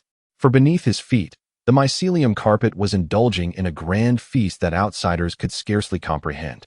The destroyed floating artillery transformed into metallic and crystalline fragments, which, upon falling into the expansive gray-black mycelium carpet, were silently decomposed, consumed, and vanished without a trace. Lin Fan nearly burst into laughter. War? No. This was a buffet, particularly one where the opponent eagerly delivered the ingredients straight to his mouth. With each floating artillery lost by Ling Feng, his mycelium carpet gained a fresh supply of high-quality nourishment. The fragments, composed of metal and crystal, were far more efficient in generating evolution points and energy than merely gnawing on rubble. What Ling Feng perceived as an advantage was merely Lin Fan's deliberate indulgence to savor a few more bites. The exchange of fire lasted less than a minute. The violent release of energy nearly transformed the entire layout of the central square. Finally, Ling Feng's efforts to create more floating artillery faltered for a moment. It was not due to a lack of psychic energy. Even after consuming 5 S-class potions, the psychic energy within him remained vast as the sea. It was the materials. For the first time, the invisible hand reaching into the battlefield grasped at nothingness. He was horrified to discover that he needed to collect sufficient metal and crystal from hundreds of meters away. The efficiency of psychic energy consumption began to rise sharply. What was happening? A glimmer of confusion finally emerged from the frenzied suppression of his rationality. Then, he witnessed a scene that shattered his understanding. Within his realm of firepower, the crystalline mushroom forest of his adversary not only persisted but burgeoned at an alarming rate, visibly proliferating and expanding. The previously equivalent numbers had swelled by nearly a third. The scales of power began to tilt frantically in favor of his opponent, unbeknownst to him. He abruptly halted the replenishment of his floating artillery, casting his gaze downward. In the next moment, an icy chill, potent enough to freeze one's very soul, surged from his tailbone to the crown of his head. The vast central plaza, save for the area beneath Lin Fan's feet, had been rendered utterly barren. Indeed, barren. All metallic wreckage, all crystalline fragments. All materials he could have utilized for creation had vanished. The ground lay exposed, revealing stark rock layers, as if countless invisible ants had meticulously licked it clean, inch by inch. Yet, the dark gray fungal carpet beneath Lin Fan's feet was thicker and more vibrant than before the conflict commenced. A ludicrous and terrifying truth crashed into his mind. At that moment, Lin Fan's languid voice pierced through the cacophony of battle, reaching his ears. "Do you feel it?" That fellow even tilted his head in a manner reminiscent of an old friend engaging in casual conversation. "Every shot you fire for me provides ammunition for my next. Thank you for your generosity, Ling Feng." This heart-wrenching proclamation shattered Ling Feng's already shaky mental defenses. A primal roar erupted from him, a beastly cry of desperation. The revelation did not yield despair, but rather ignited a reckless gamble of total annihilation. He relinquished all defenses, channeling the last vestiges of his spiritual energy and extracting every remaining resource from the periphery of the battlefield, pushing it all into the fray. The hundreds of floating artillery pieces before him began to frantically merge and consume one another. Amidst a symphony of metallic distortion, the final few dozen larger, more powerful heavy artillery units were forcibly reconstituted. This was to be his ultimate counterattack. However, Lin Fan had no intention of prolonging the engagement any further. It was over. The fungal carpet beneath his feet radiated with brilliance. In an instant, the number of crystalline mushrooms doubled. Thousands of energy-gathering spore mushrooms coalesced into an impenetrable matrix of death. This time, they unleashed not scattered beams, but a multitude of high-energy rays that converged mid-flight into a robust pillar of annihilation, sweeping away Ling Feng and his newly formed heavy artillery with overwhelming force. Boom! An explosion more violent than any preceding it engulfed everything. As the light faded, Ling Feng lay charred and defeated upon the ground, his battle attire in tatters. Though a flicker of consciousness remained, he could not move a single finger. The entire plaza lay leveled, reduced to rubble. Only Lin Fan remained, standing tall amidst the vibrant fungal carpet beneath his feet. "Brother Fan." Qian Duo emerged from behind the distant ruins, gazing at the ravaged battlefield and the solitary figure of Lin Fan, overwhelmed with excitement and unable to articulate his thoughts. Lin Fan strode towards the fallen Ling Feng, preparing to survey the battlefield. However, at the very moment he approached, the shadow of Ling Feng on the ground twisted ominously. Without any forewarning, a flat black silhouette silently rose from that two-dimensional shadow. A glimmering cold light flickered in the figure's hand, its target being the defenseless Ling Feng lying on the ground. Chapter 74, An Assassin? On my fungus carpet, you can't even hide dust. Assassination? Lin Fan narrowed his eyes. Despite his confusion, his reflexes were sharp. With a gentle stomp, 3 energy-concentrated mushrooms instantly adjusted their crystalline caps, aiming at the dark figure. 3 high-energy beams formed a flawless triangular formation, sealing off all avenues of advance, retreat, and evasion for the shadow. In that moment, the dark figure exhibited astonishing reflexes and agility. A primal instinct for survival triggered a death warning, causing every cell in its body to scream. Should it persist in eliminating Ling Feng, it would be simultaneously pierced by the 3 beams of light, with no hope of escape. In a flash, it made the only choice available. The cold light aimed at Ling Feng abruptly retracted, and the figure rolled sideways at an incredible angle. Swoosh! A beam grazed its body, the intense heat instantly burning a large hole in its combat attire, revealing charred flesh beneath. It narrowly evaded the lethal strike, with the assassination thwarted. The shadow's form was fully illuminated in the dim light of the ruins. It revealed a slender young man, whose chest bore the ominous emblem of Tianquan Academy. Simultaneously, from 2 debris shelters surrounding the square, 2 more figures emerged in unison. They moved swiftly, forming a standard triangular assault formation with the assassin, encircling Lin Fan and Qian Duo in the center. They were none other than the elite team of Tianquan Academy, Team Tianquan 01. The shadow that had just failed was their captain, Injia. Inside the command center, chaos erupted. Shameless. The Tianquan individuals are taking advantage of the situation. Ling Feng has already lost his fighting capability. What are they doing? Are they executing a finishing blow? This is disgraceful. This has completely surpassed the bounds of normal competition. It is nothing short of hyena behavior. Contempt was etched on the faces of all the mentors. Military training allows for competition and even encourages confrontation. But striking at a fallen comrade crosses the line for everyone. Teacher Wu from Tianji Academy, who had just been pale from Ling Feng's crushing defeat, now transitioned from shock to fear and gratitude. He understood well that the rules of military training forbade lethal force. Yet, had that strike been successful, even if Ling Feng survived, he would undoubtedly have been severely injured, potentially leaving irreversible consequences. He glanced at Zhou Wenbo beside him, his eyes filled with complex emotions, ultimately nodding solemnly as a silent expression of gratitude. In stark contrast stood Ma Kuan, the mentor from Tianquan Academy. He abruptly shook off his previous despondency and slammed his hand on the table. His demeanor was not one of anger, but rather an uncontrollable exuberance and arrogance. Do you see it? Look closely. His roar reverberated throughout the command center, drawing a flurry of furious glances. That S-rank talent, the Shadow Dweller, the true ace of Tianquan.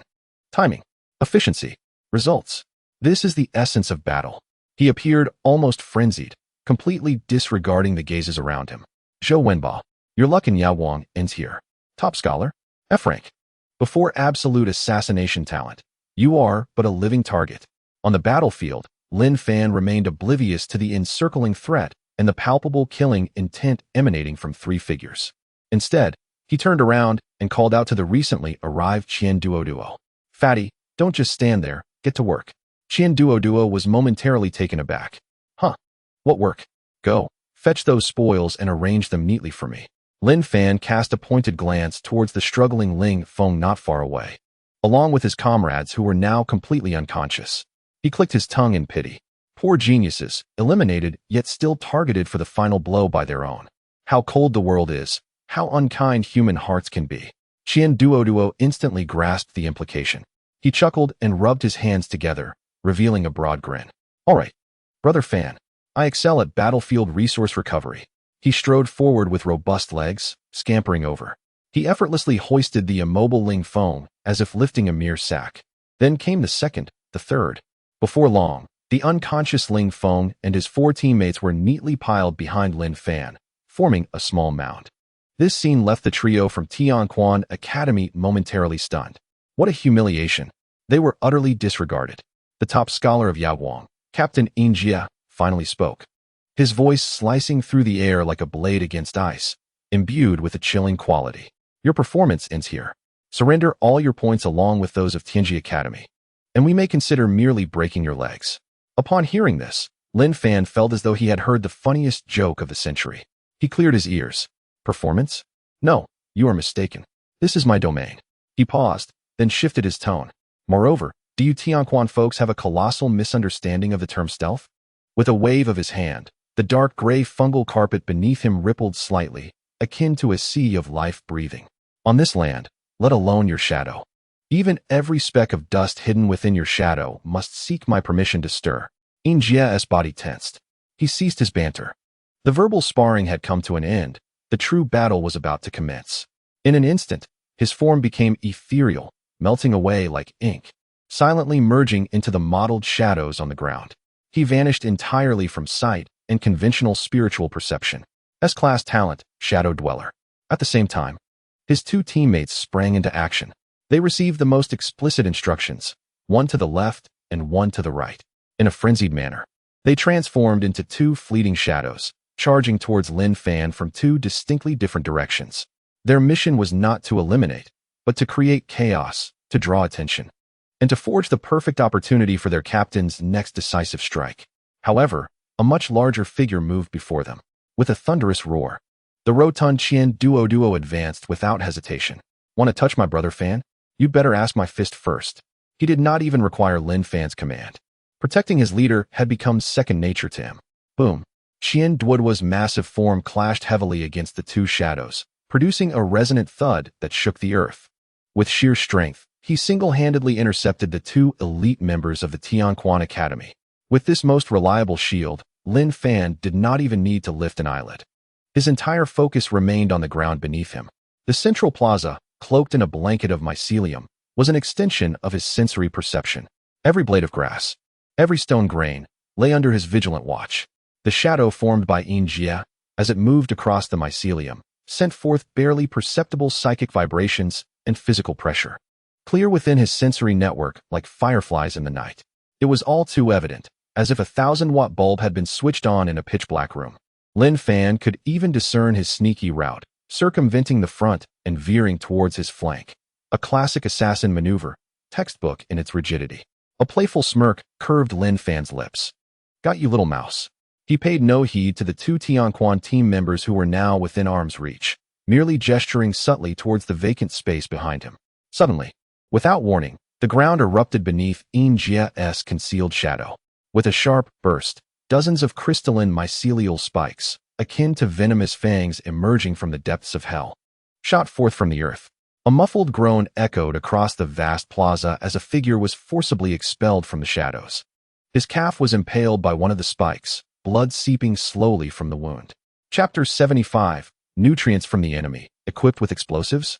Yin Jie found his body pinned in place. The pain in his calf morphed into a profound sense of collapse.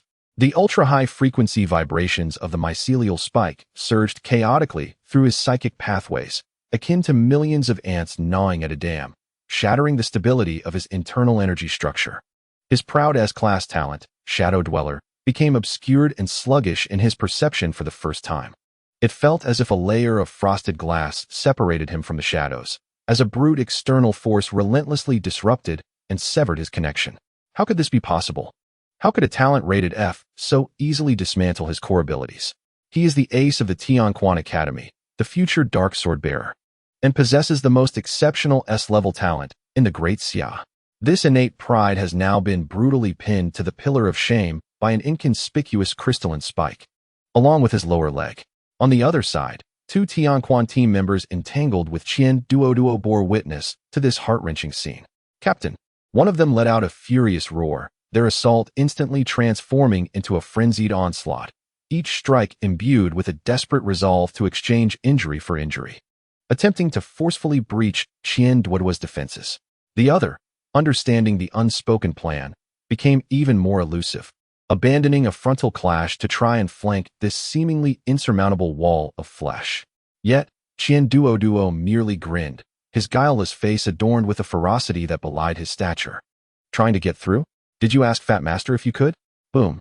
He disregarded the assailant attempting to flank him, concentrating all his might into his robust, indomitable body, withstanding the full force of the frontal attack. The violent surge of psychic energy exploded upon him, yet merely caused negligible ripples upon his thick layer of high-energy fat. Seizing the moment of exhaustion from his opponent, Qian Duo's enormous hand shot out like a fan, grasping the adversary's ankle with a vice-like grip. Then, to the shock of all onlookers, he swung this elite Tianquan member like a human hammer, smashing him down onto another teammate who was stealthily attacking from the side. This sequence of actions flowed seamlessly, embodying a raw aesthetic of brutal power. Thus, the two elite assassins of Tianquan found themselves ensnared by him, unable to approach Lin Fan even a step. With this most reliable mobile fortress in place, Lin Fan had no interest in even casting a glance at them. His entire focus was captivated by the main course before him: humiliation, rage, and a hint of uncontainable fear. Various emotions churned within Yin Jie, ultimately coalescing into a reckless madness of wagering everything. He unleashed a scream, suppressed to its zenith, erupting with all his psychic energy. Disregarding the disruptive force damaging his psychic circuits, and forcefully channeling energy into his impaled lower leg. With a sickening sound of flesh tearing, Yin Jie astonishingly pulled his leg free from the crystalline spike. Blood gushed forth, leaving a horrifying wound on his left leg, transparent from front to back, revealing the stark whiteness of bone. Immediately, he downed an expensive energy recovery potion, his bloodshot eyes fixated intently on Lin Fan, preparing for a final counterattack. Observing Yin Jie's resolute demeanor, Lin Fan felt no tension. Instead, a playful smile crept across his face. He extended a finger, pointing at Yin Jie from afar. "Come, don't stop. Let me see just how fast your ultimate speed can be." The disdain in his words cut deeper than any direct insult. Yin Jie's rationality was ignited entirely. Kill. This was the singular thought echoing in his mind.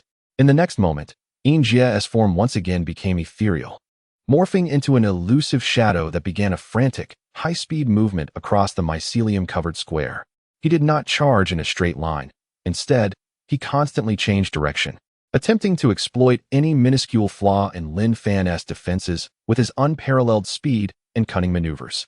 However, just as his foot made contact with the mycelium, a sharp crystalline fungal spike erupted from the ground without warning, perfectly positioned at the spot where he intended to land. It seemed as though the spike was not pursuing him but had been lying in wait at his inevitable destination. The instincts honed from being an S-class assassin compelled Jia to twist his body midair, narrowly evading this lethal strike at an astonishing angle. Yet, as his form touched the ground once more, another crystalline spike burst forth directly beneath him. From that moment on, the entire central square transformed into a stage of demise solely for Jia. No matter where he flashed to or how quickly he became a fleeting shadow. The instant his body or its shadow made contact with the dark gray mycelium, the ground would rise up to craft a deadly trap tailored just for him. The agility of an S-class assassin, which could send shivers down the spine of any opponent, now appeared utterly beleaguered. He was forced to leap and dart amidst the multitude of suddenly emerging crystalline spikes, executing a series of difficult evasive maneuvers. No longer the hunter. He had become a puppet mocked in a cruel performance, dancing a desperate and futile solo upon this vast mycelium. Your shadow is indeed swift, Lin Fan's voice, laced with a hint of nonchalance, echoed clearly across the square. But on my territory, no speed can surpass my thoughts. Before the words had fully settled, Jia once again executed a perilous dodge, exhausted from past exertions and yet to gather new strength. His body froze momentarily in midair. Beneath him, the dark gray mycelium transformed from mere crystalline spikes into a sudden, overwhelming jungle of death. A cacophony erupted as hundreds of high-frequency crystalline spikes converged around him, creating a desperate cage that exploded forth with him at its center. It was a crystal forest wrought from death, sealing off every potential escape route. Jia's movements came to a complete halt. He had nowhere to evade. Multiple crystalline spikes pierced through his limbs and torso with precision, skillfully avoiding all vital points. More spikes surged from all directions, pinning him firmly in midair, rendering him immobile. The battle had culminated. Subsequently, more mycelium surged from the ground, binding him in layers and enveloping him within a thick fungal cocoon. Lin Fan snapped his fingers. Fatty, stop toying around. Bind those two as well. And prepare to wrap things up. Got it, Fangirl. Qian Duo replied enthusiastically, his energy surging as he dispatched the two already disoriented Tianquan team members with a flurry of punches and kicks. Lin Fan strolled over to the fungal cocoon that had encased Jia, ready to commence his favorite phase of the encounter, clearing the battlefield and reclaiming resources. He prepared to directly employ a devouring method to extract the residual spiritual energy within Jia, intending to eliminate him and his team in one fell swoop. The familiar feedback of spiritual energy began to flow slowly into his body through the mycelium. However, at the very moment the mycelium commenced extracting Jia's spiritual energy, Lin Fan's movements came to an abrupt halt, his pupils constricting sharply. Analyzing special energy structure information, Lin Fan's breath nearly ceased at that instant. Could it truly be played this way? Chapter 76, A Gift from the Enemy. Unlocking a new fungal species upon seeing this notification. A plethora of questions erupted in Lin Fan's mind. For the first time, he realized that his understanding of the mushroom master talent seemed to be merely superficial. It turned out that the target of devouring was not limited to flesh and minerals. Even the foundational energy structures constituting talents could be analyzed. Before he could ponder further, a new prompt emerged. Detected special gene fragment. S-class talent shadow dweller spiritual energy attribute.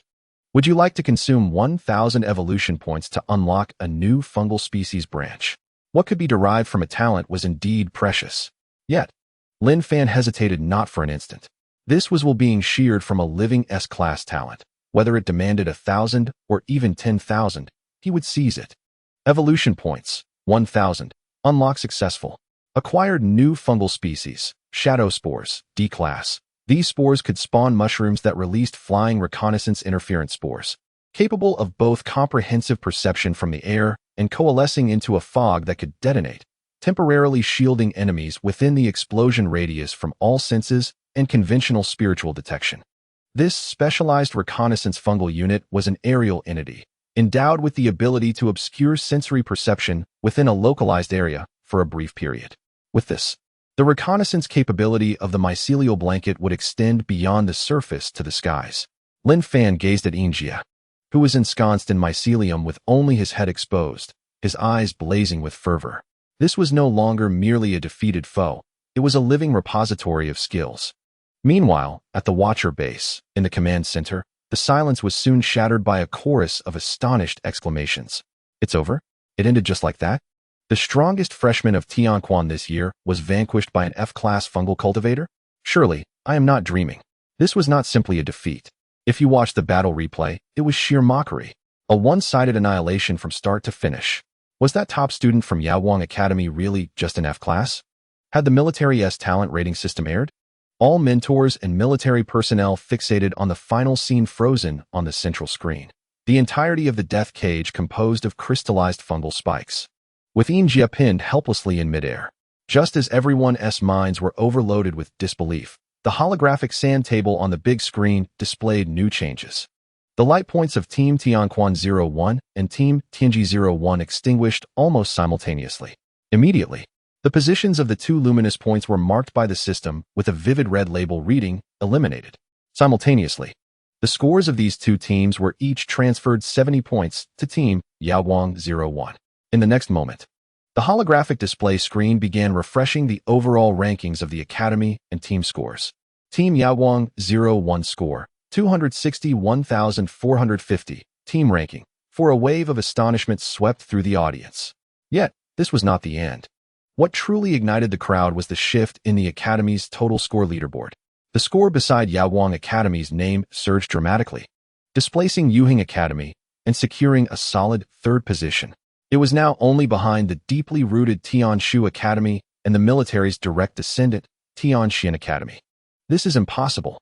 The expression of Master Ma Kuan from Tianquan Academy, who had originally worn a smug grin, became frozen in disbelief. His lips trembled as he struggled to comprehend the scene before him. Pointing at the name of Yaowang 01 on the screen, he shouted, "Cheating! This must be cheating. Injia has an S-level talent. How could he possibly lose to an F-level mycologist? An S-level talent.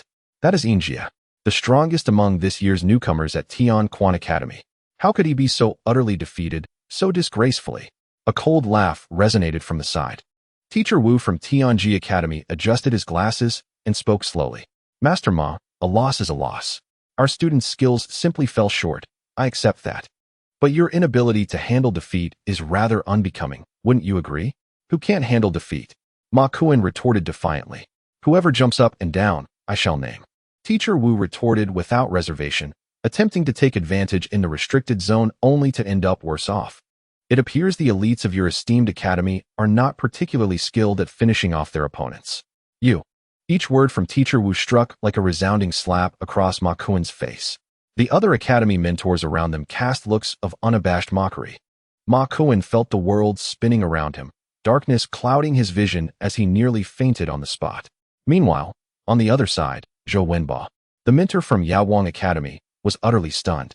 He stood frozen in place, his complexion shifting from pale to flushed red, as the overwhelming shock and elation washed over his mind, rendering him momentarily blank. This was a feat that had never been achieved in Yaowang Academy's history. Did such joy arrive so suddenly? It was truly worth the considerable expense the admissions office had incurred to recruit Lin Fan. This young man had once again created a miracle. Silence. The military training commander finally regained his composure from the shock, slamming his hand on the table and issuing a stern order.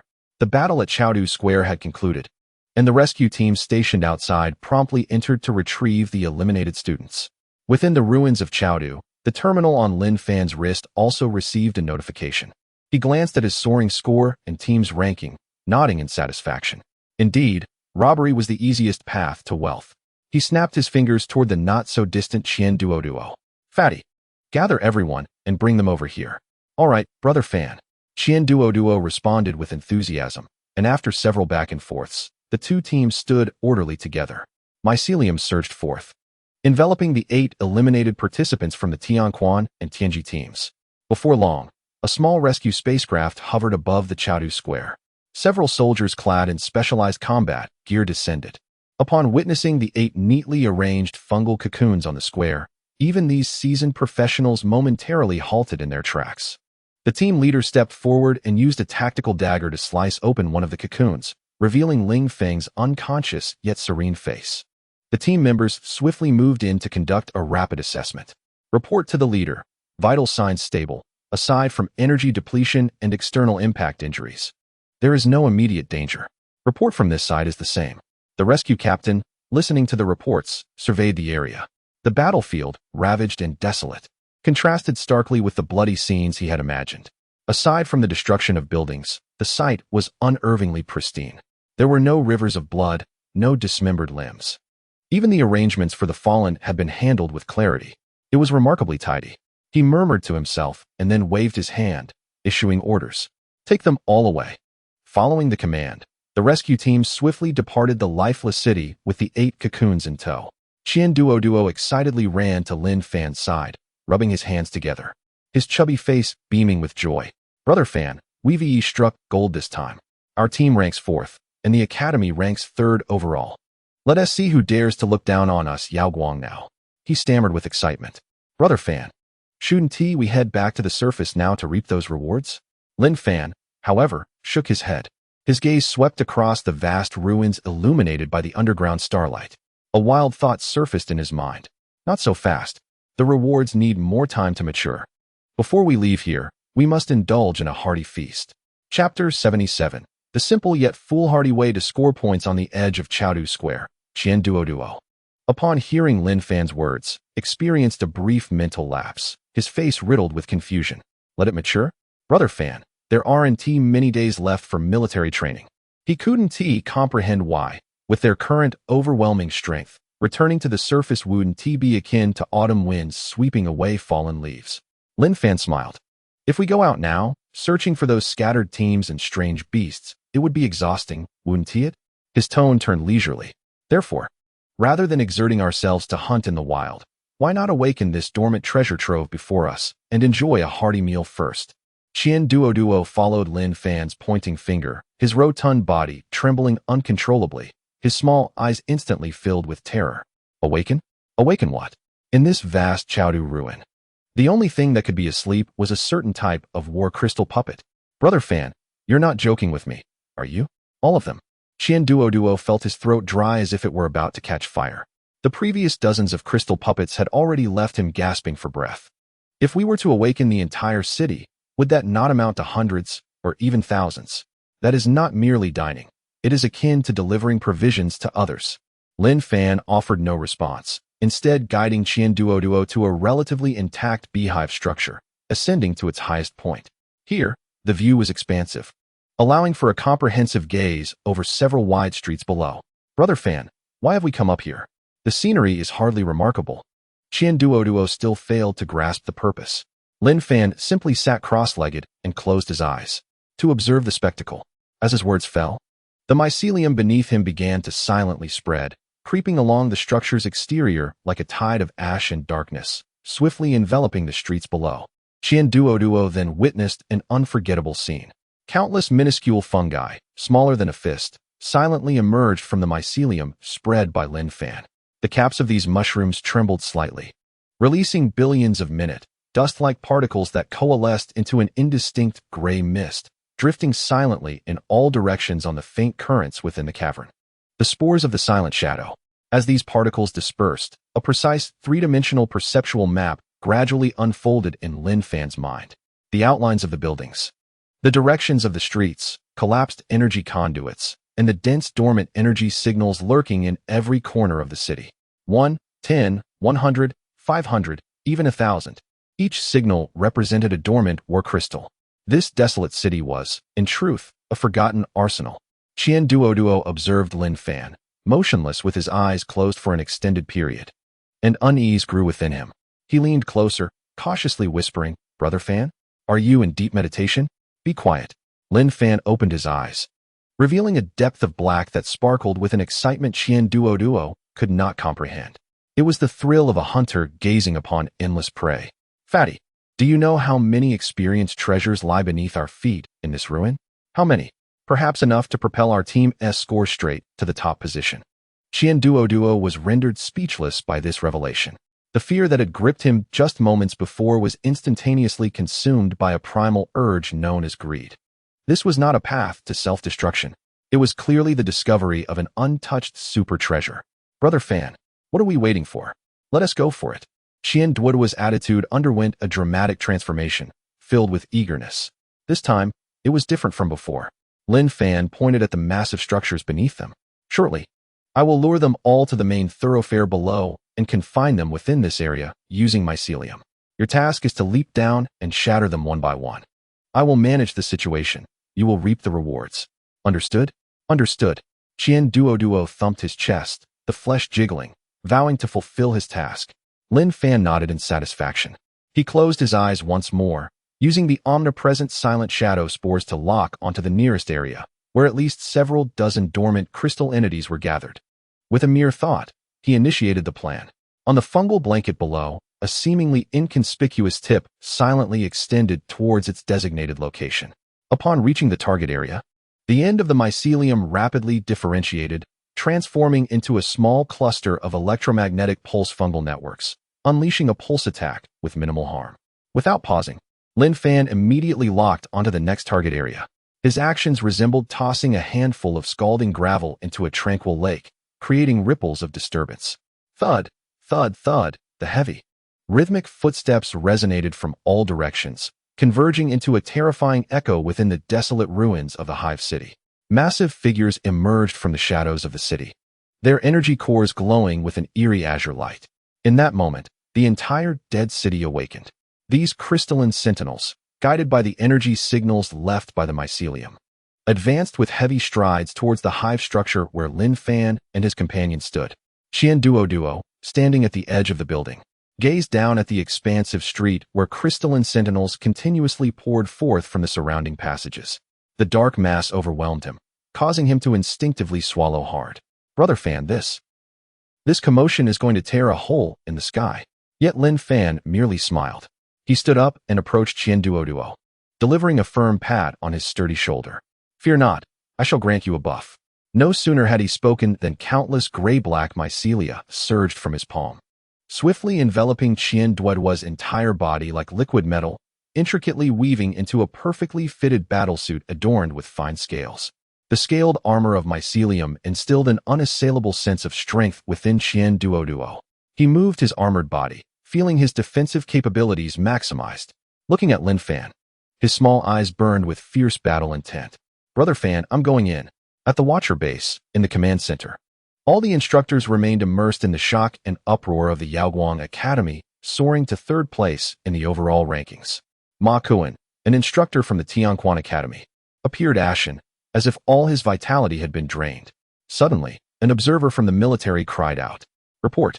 Severe abnormal energy responses detected in the Forbidden Zone.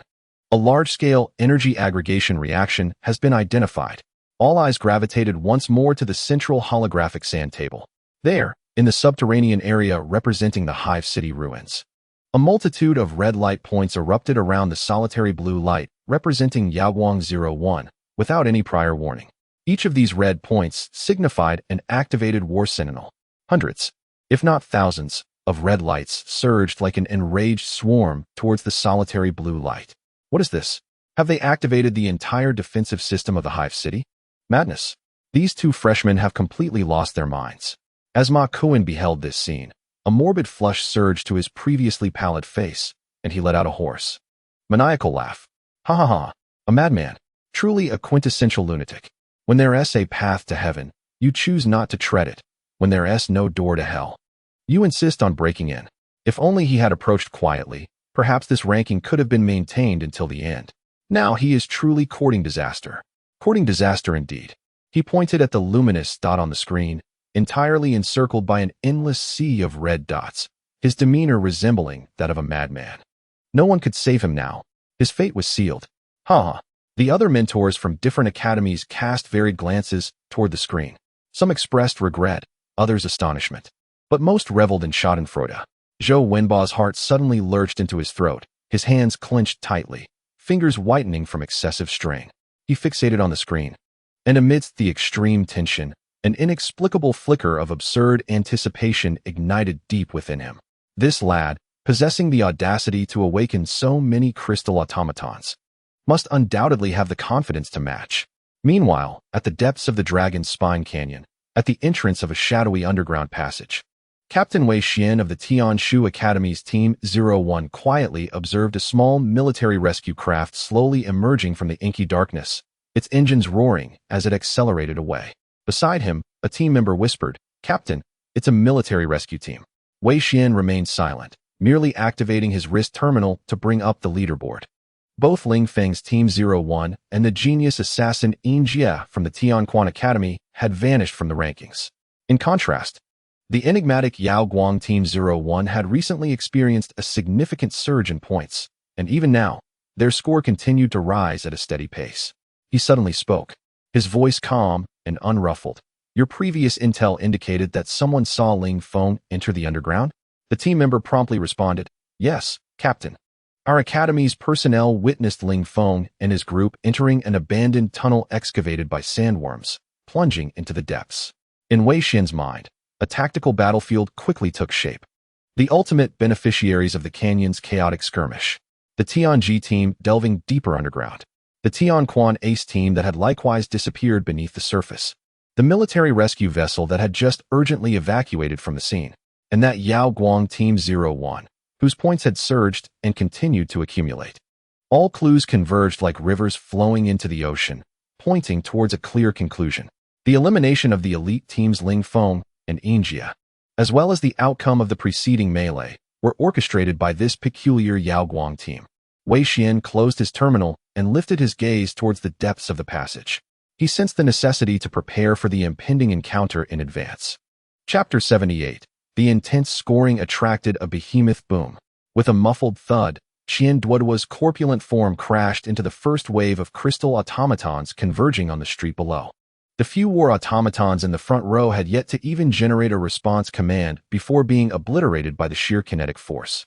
Qian Duoduo landed, creating a shallow crater. He shook his head, feeling the subtle vibrations from the chitinous microbial armor enveloping him. A solid sense of security filling every inch of his bones beneath the layer of flesh. The attacks from these automatons could not elicit even the slightest sensation of discomfort. Van Ji's buff is truly phenomenal. He let out an exhilarated roar, not waiting for the surrounding crystal automatons to encircle him. His body suddenly crouched low, muscles in his legs coiling with power. Gluttony. A surge of ferocious energy erupted from within him. The vast reservoir of high-energy fat stored in his body transformed at that moment into the most fervent fuel, burning with wild abandon. Qian Duoduo's physique swelled once more, as if inflated by a high-pressure pump, morphing him into a pure war machine, a living artillery shell. He bellowed, becoming a blurred shadow of heavy artillery, crashing back and forth in the narrow streets constrained by the fungal carpet. With each collision, a storm of crystal and rock debris was unleashed. Every turn was accompanied by the shattering of numerous war crystals and the final lament of their energy cores before extinguishment. Out of energy, he charged headlong into a crystal automaton, shattering it, and opened his gaping maw to ravenously devour the scattered remnants of high-energy crystals, producing a satisfying crunch. Meanwhile, atop the hive-like structure, Lin Fan sat cross-legged, exuding an air of tranquility.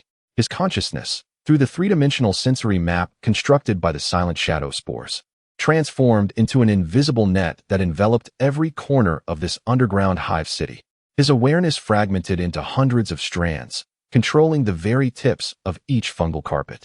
Throughout the hive, faint electromagnetic pulses were continuously released, akin to a skilled fisherman, persistently activating and luring more dormant crystal automatons with the most enticing bait.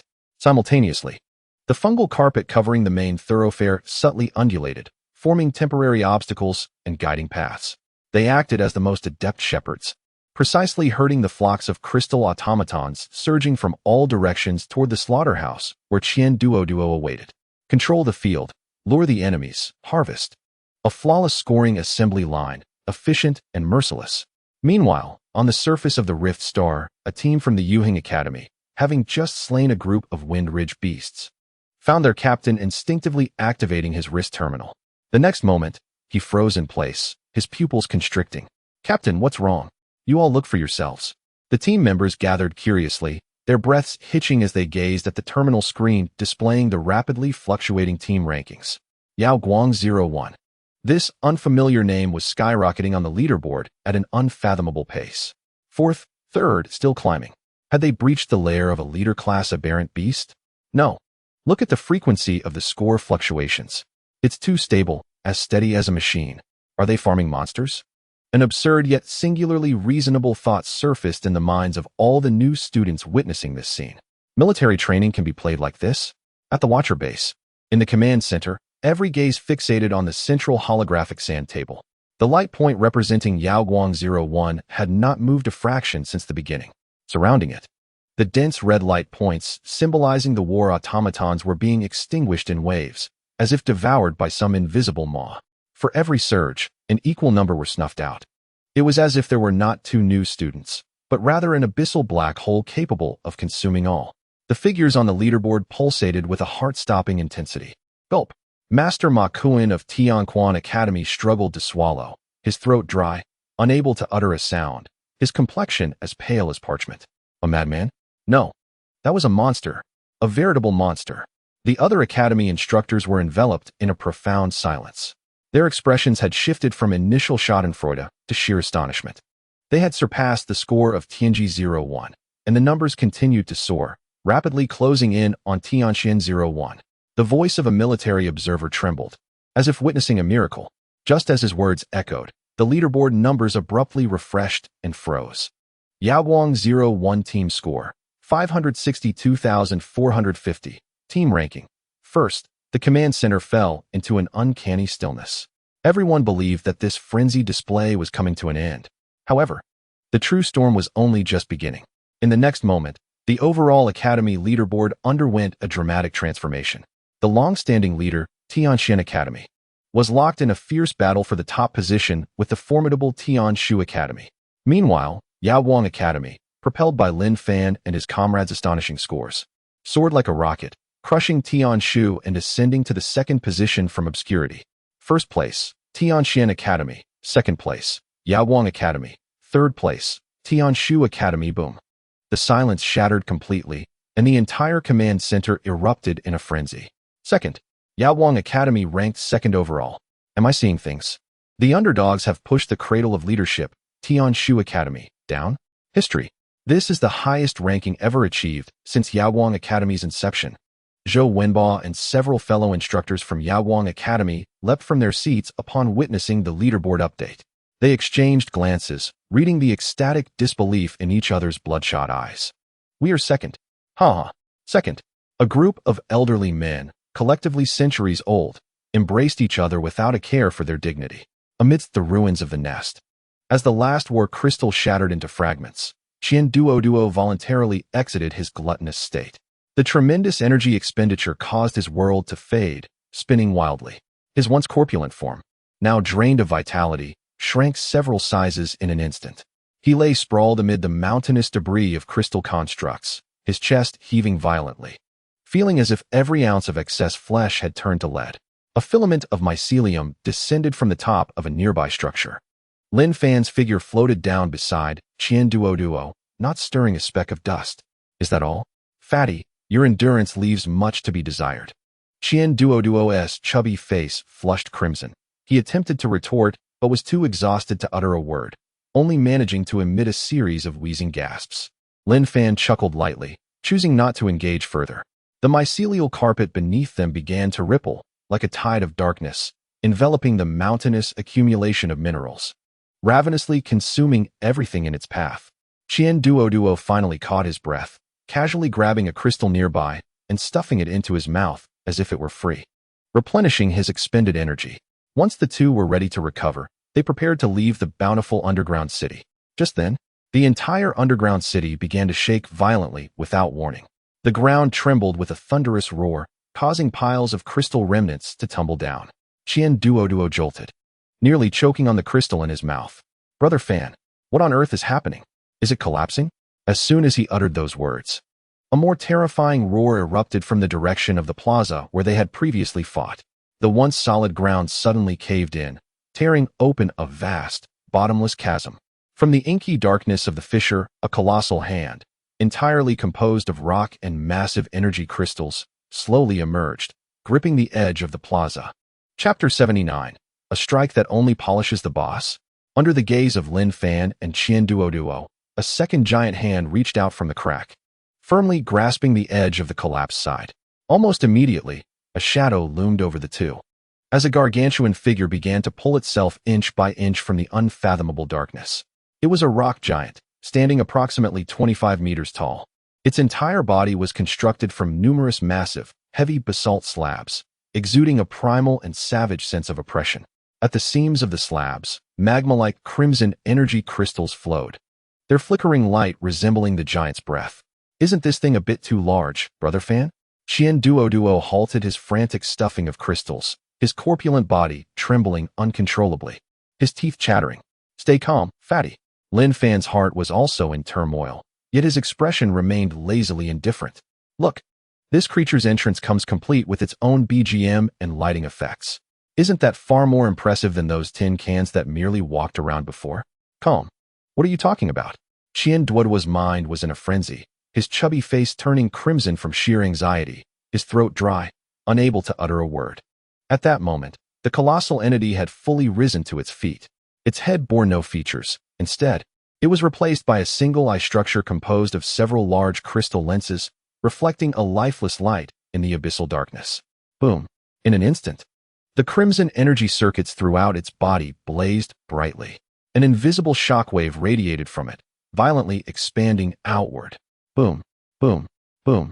Surrounding structures crumbled under the force of this energy, disintegrating into a cloud of debris in mere seconds. Lin Fan's earlier levity evaporated, his gaze sharpening. At that very moment, the shadowy spores he had released returned with a vivid energy feedback. The newly emerged behemoth's energy level was firmly at the pinnacle of a leader class. Translated into human terms, it equated to the peak of manifest realm power. It seemed they had ventured into perilous territory. Lin Fan silently ridiculed the situation. He initially believed he had merely entered a large dungeon to engage in some minor skirmishes, but unexpectedly, he had provoked the hidden boss with his relentless onslaught. At that moment, the massive creature's singular eye began to rotate. The crystalline lens adjusted its focus with mechanical clicks, sweeping across the now desolate battlefield. Ultimately, its gaze fixed upon the diminutive figures of Lin Fan and Qian Duoduo, as well as the ravenous, gray-black fungal blanket devouring the spoils beneath their feet. With a hum, the eye structure illuminated with a terrifying red glow. A wave of oppressive dread descended, causing Qian Duoduo to swallow hard, his calves trembling uncontrollably. Nearly unable to maintain his footing, his singular thought was to activate his heavy artillery and flee as far as possible. However, Lin Fan exhibited no inclination to retreat. Having come this far, he felt compelled to test his abilities. Muttering to himself, he directed his thoughts, and in the next instant, the fungal blanket reacted. A surge of energy erupted as hundreds of razor-sharp crystalline fungal spikes tore through the ground, aiming towards the giant's legs and abdomen. Simultaneously, dozens of translucent energy-collecting fungi rapidly grew and took shape on the blanket. These naturally formed optical weapons concentrated the absorbed spiritual energy with exceptional efficiency. Subsequently, a volley of scorching high-energy rays was unleashed, weaving into a net of deadly light aimed directly at the giant's jointed limbs. This represented Lin Fan's most potent single-target explosive attack at that moment. Nevertheless, the ensuing scene plunged Qian Duoduo into utter despair. Clang, clang, clang. A cacophony of piercing metallic sounds erupted. Upon contact with the giant's obsidian legs, the crystalline spikes merely scraped off a few white marks. Then, amidst the ultra-high frequency vibrations, the spikes could not withstand the recoil, disintegrating into a cloud of shimmering crystal dust. Although the high-energy rays succeeded in leaving charred marks on the rocky armor, before Lin Fan could launch a second wave of assault, the crimson energy flowing from the giant swept over, erasing those marks and restoring the surface to its original state. Lin Fan's full-force strike had been utterly ineffective, barely even qualifying as a mere scratch. This thing is truly unbeatable. Should we strategically retreat? If we don't run now, we'll both be turned into mush. Qian Duoduo stammered, his voice quavering. Lin Fan did not respond. He merely gazed at the colossal creature that had not moved an inch from the beginning. This is troublesome. It cannot be harmed at all. At the Watcher base. In the command center, alarms blared. Alarms blared. The restricted zone detected an unknown high-energy reaction. The frantic shout of a military observer silenced the previously chaotic command center. All eyes were forcibly drawn back to the central holographic sand table. There, alongside the light point representing Yawang 01, a massive, blood-red signal point inexplicably materialized. The base's systems quickly provided an annotation. Codename, Guardian of the Rock King. Power level, Pinnacle of Leader Class, Manifestation. In the command center, silence reigned. As palpable as a falling pin. The color drained from the faces of all the instructors upon reading that line. Zhou Wenbo and the other mentors from Yawang Academy, who had just basked in the euphoria of securing second place, now felt as if a bucket of icy water had been poured over them, rendering them utterly cold. The Pinnacle of Leader Class, a strategic target that could only be dealt with by the military's main forces employing heavy firepower. Why? Why had it appeared in the military training grounds for newcomers? The expression of the chief commander shifted to one of grave seriousness in that moment. He fixated on the code name of the Guardian of the Rock King, and immediately, the confidential report regarding this ultimate defensive weapon of the Rock Clan surfaced in his mind. This Guardian constituted the final defense protocol of the entire Nest ruins, awakened only under exceedingly stringent conditions, specifically, when the war crystals within the Nest were activated and destroyed. Had these two newcomers truly depleted the war crystals of the entire Nest, as if they were merely points to accumulate? Madness. The chief commander managed to squeeze out those words through clenched teeth. The Nest ruins. Lin Fan and Qian Duo remained oblivious to the storm they had stirred within the command center. They only noticed that the colossal entity known as the Guardian of the Rock King, after undergoing Lin Fan's polishing service, had finally begun to move. Its immensely heavy obsidian armor cracked open with a series of mechanical sounds, revealing a massive energy core over 3 meters in diameter, pulsating violently in the open air. An endless cascade of energy radiated forth from it, as a terrifying force began to coalesce at the core. Its singular eye zeroed in on the two minuscule figures on the fungal carpet, akin to ants.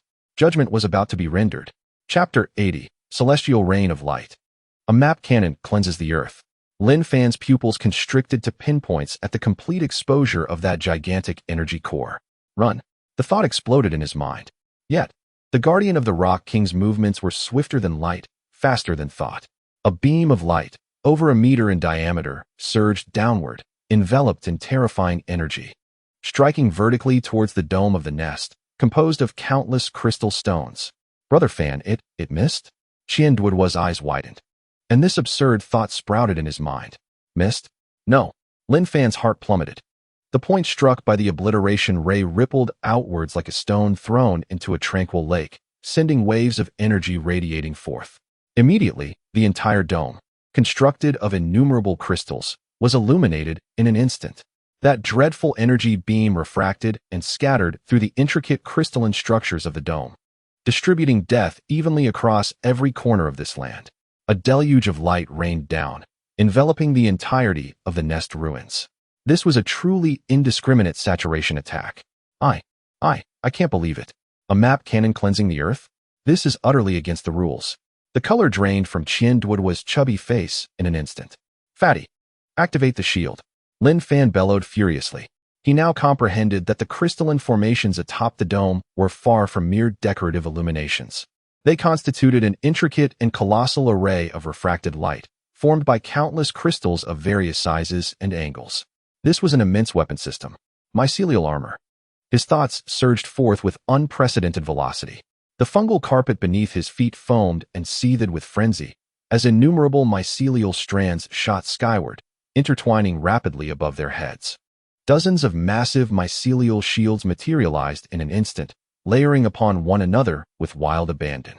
The surface of the shields, adorned with countless minute scales, continued to proliferate and thicken in a frenzied manner.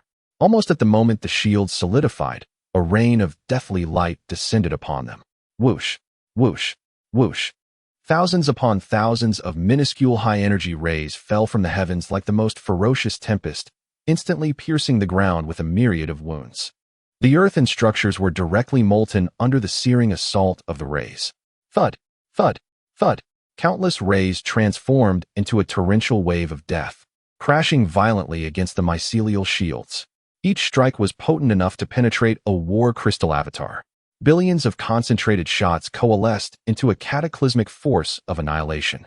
The mycelial shield quaked violently, its outer layers of scales disintegrating and shattering, only to be rapidly regenerated and restored under the immense energy of the fungal carpet. Visibly recovering at an astonishing pace, the tempo of disintegration and regeneration reached a horrifying equilibrium. Hold firm. Maintain your ground. Lin Fan's eyes blazed crimson as he unleashed his spiritual energy without reservation, striving to sustain the shield, which teetered precariously beneath divine wrath. Brother Fan, I can barely hold on. Qian Duo, sheltered beneath the shield, felt the oppressive force penetrating their defenses, nearly crushing his bones. This was no mere attack. It was a natural disaster, a divine punishment. In the face of such indiscriminate, saturated assault, where could one flee? Every step taken would result in instant evaporation. Enough with the chatter. Burn your fat. Relentlessly consume the potions. Lin Fan's voice emerged through clenched teeth. Qian Duo let out a blood-curdling scream. Yet his instinct for survival eclipsed all else. Gluttony. He bellowed, forcibly activating his innate ability. His once emaciated form swelled with the last reserves of potential, reinflating with vigor. He crossed his arms to shield his head, his corpulent body curling into a massive fleshly sphere, resolutely protecting Lin Fan behind him. Thud, thud, thud. A few rays pierced through the gaps in the mycelial shield's defenses, absolute oversights, striking fiercely against Qian Duo's back. Qian Duo emitted a sound that was scarcely human. Agonizing pain engulfed him as his back was seared, leaving several charred wounds, and a whiff of roasted flesh wafted through the air. However, that was the extent of it. At that moment, the core ability of the A-class talent, the gluttonous body, revealed its prowess as a premier meat shield. Upon breaching the outer layer of his high-energy fat, the ray's energy was swiftly absorbed and negated, failing to inflict any penetrating injuries. This apocalyptic downpour of light persisted for a full half-minute. When the last ray dissipated, the entire nest fell into a suffocating silence. Lin Fan abruptly removed the shield from his head, gasping for breath. In merely half a minute, half of his spiritual energy reserves had been drained. The energy of the fungal carpet was nearly depleted as well. In front of him, Qian Duo collapsed heavily to the ground, exhaling his last breath. His back was charred, and he resembled a deflated balloon, having lost a significant amount of weight. Can't die, Qian Duo managed to utter with his last ounce of strength. Lin Fan quickly produced a spiritual energy potion and thrust it into his mouth. His gaze then pierced through the swirling dust, fixating on the colossal entity still towering in the center of the square. Defeated, there was no escape, no defense. A perfect deadlock. Yet, amidst this soil-named despair, a frenzied thought sprouted like a toxic weed. What would occur on the final day of military training? It was obvious. If Yaoguang Academy aspired to claim the top position, it would mean becoming adversaries with the other 6 academies. This would herald a united onslaught from all the freshmen of the other 6 prestigious academies. With his current core-consolidating strength and the nearly lifeless figure of the fat man at his feet, could they withstand such an assault? Not enough. Far from sufficient. He needed to advance. He needed the fungal colony to experience another qualitative transformation. And all of this required a superior energy source. Where could he find it? Lin Fan's gaze slowly shifted, ultimately resting upon the energy core pulsating with immense pressure at the chest of the Geo Guardian. Was this not a ready-made solution? An energy core from a pinnacle leader-class monster. If only the fungal colony could consume it. The risk? Tremendously perilous, capable of devouring everything. Yet, the potential reward was equally unimaginable. Brother Fan, shall we surrender? Qian Duo weakly inquired, his voice tinged with a cry. Let the teacher come to save us, fatty. Lin Fan's voice was eerily calm. Do you still wish to elevate Yaoguang to the top? Qian Duo was taken aback. Top. His life was on the line. And he was still talking about ambitions. Just as he was about to respond, the enemy before them made a new move. Thud. The heart of the earth beneath its chest pulsed violently once more. This time, an invisible energy pulse emanated from it, sweeping across the entire nest ruins in an instant. Qian Duo was bewildered, not comprehending what had transpired. Then he witnessed a scene that would remain etched in his memory forever. Crack.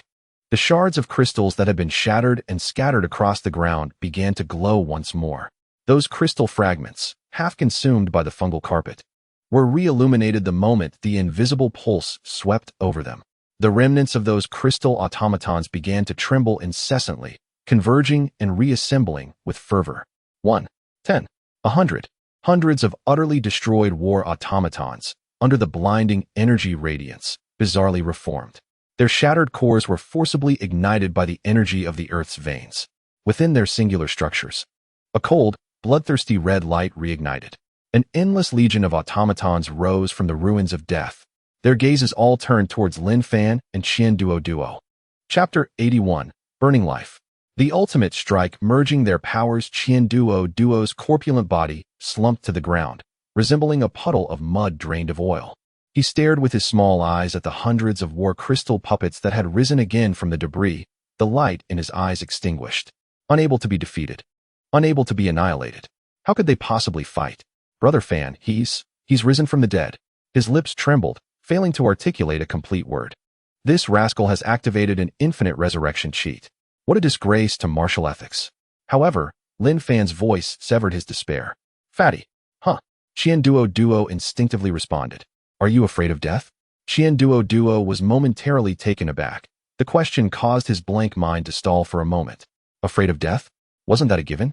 My life motto is that a good death is not as good as a miserable life. Just as he was about to speak, he caught sight of Lin Fan's profile. No fear, no despair. His gaze was fixated on the energy core in the chest of the colossal being. A look akin to a traveler on the brink of death in a desert finally spotting an oasis. An overwhelming desire surged within him. Suddenly, Qian Duo Duo realized that when Lin Fan posed that question, he was not jesting. Brother Fan, you can't be serious about confronting it, right? Qian Duo Duo stuttered, his voice wavering. Otherwise, Lin Fan retorted, shall we wait for it to shower us with another round of light rain? Or wait for these hundreds of minions to trample us into a pulp? But we simply can't defeat it. Qian Duo Duo was nearly in tears. The current predicament was due to its devastating area attack and infinite resurrection. Lin Fan's voice was as clear as a precise calculator. But what if I could temporarily revert it to a slightly larger ordinary stone being? Qian Duo Duo's mind buzzed. He did not grasp Lin Fan's intention. However, the crystal puppet army across from them would not grant them any time for contemplation. Roar. Hundreds of war crystal puppets, reassembled, simultaneously took a step forward. They were diverse in form, some missing limbs, others forcibly glued together from several fragments. Yet the aura they exuded was even more ferocious than before. The ground began to tremble violently. Fatty, heed my command. The fungal carpet beneath Lin Fan began to transform. The originally consuming mycelium rapidly differentiated, restructured, and wove into an extraordinarily intricate gray network. Subtle electric arcs began to dance at the network nodes. The electromagnetic pulse mycelium network was charging. What command? A farewell message. Qian Duo Duo complained verbally, yet his body obediently rolled over, using hands and feet to crawl in front of Lin Fan, once again shielding him. When the time comes, you charge forward, do not look back. Lin Fan's voice came from behind him, resolute and commanding. Use your body as a cannonball and charge towards the densest cluster of those little crystal puppets. Carve out a path for me. And then what? Then it will be none of your concern. Qian Duo Duo was on the verge of madness. Was this even human language? What did it mean that it would be none of his concern? If I charge in, wouldn't I become a living target amidst the crystal puppets, beaten to death? Charge. Lin Fan's command was stark and ruthless, piercing through his mind like a frigid dagger. Qian Duo Duo steeled himself, gritting his teeth. If death was inevitable, then let it be glorious. I shall fight you all. Qian Duo Duo let out a thunderous roar. His once shrunken form swelled slightly once more as he curled into a ball, charging towards the oncoming tide of crystal automata.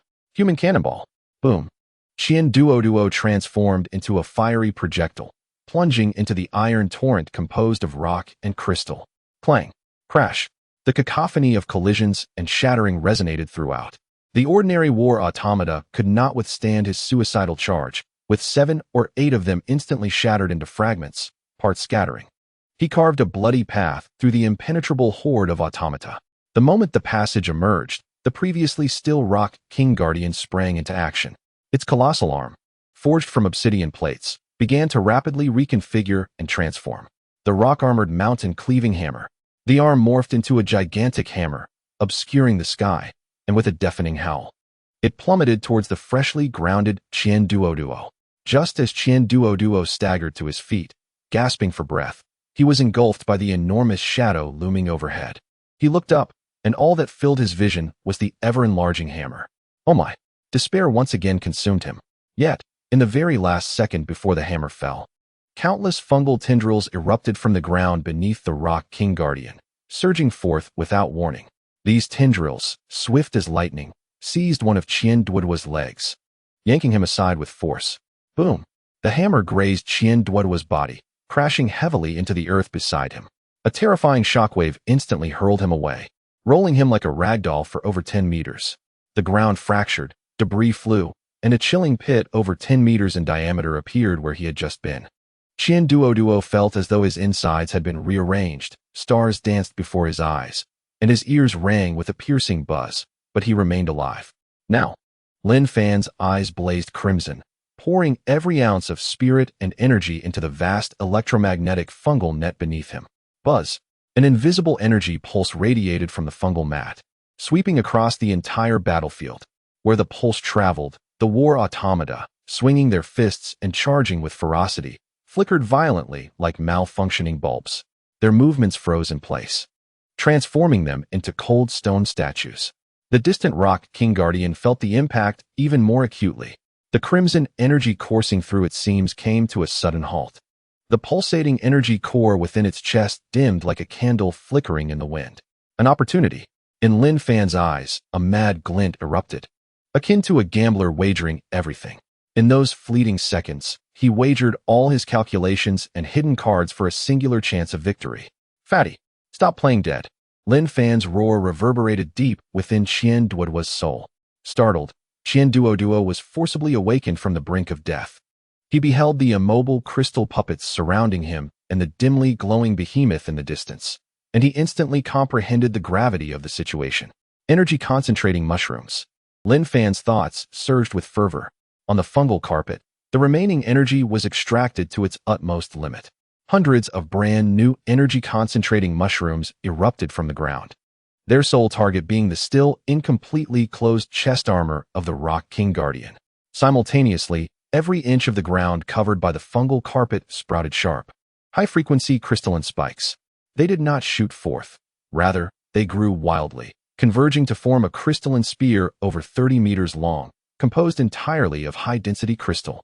The spear's tip was aimed directly at the Guardian's chest. This was Lin Fan's all-or-nothing strike. Brother Fan, count me in.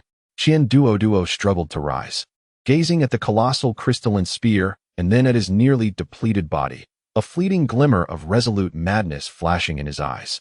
He did not resort to the meatball cannon again, but pressed his hands firmly against the ground, reversing his innate powers.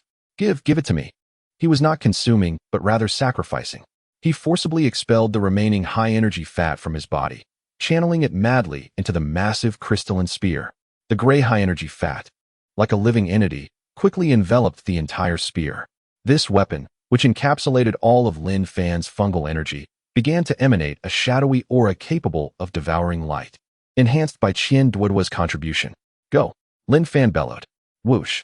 Hundreds of high-energy rays ignited first, converging like rivers returning to the sea, accurately striking the same point on the Guardian's chest armor. Simultaneously, the colossal crystalline spear, infused with the combined strength and life of the two, shot forth with a piercing shriek, ready to tear through everything. However, just as the rays and spear were about to make contact, a faint sound echoed. Ding! The dim single eye of the Rock King Guardian flickered unexpectedly. Then came a dull thud. The energy circuits throughout its body, along with the crimson heart of the earth, reignited with a vibrant glow. It awakened from the paralysis of the electromagnetic pulse. Chapter 82. Fatty, you are our hope for a comeback. The moment the Rock King Guardian awakened, a tremendous wave of energy pulsed from within it. Thud! It heavily stomped its rocky foot onto the ground. Rumbling. The earth erupted with countless robust crystalline spikes, weaving into an incredibly thick crystalline forest before it. The combined crystalline spear of Lin Fan and Qian Duoduo collided with the crystal wall. Boom! A deafening roar resounded as the hastily erected crystal wall was pierced through. Yet the spear itself had expended the vast majority of its kinetic energy.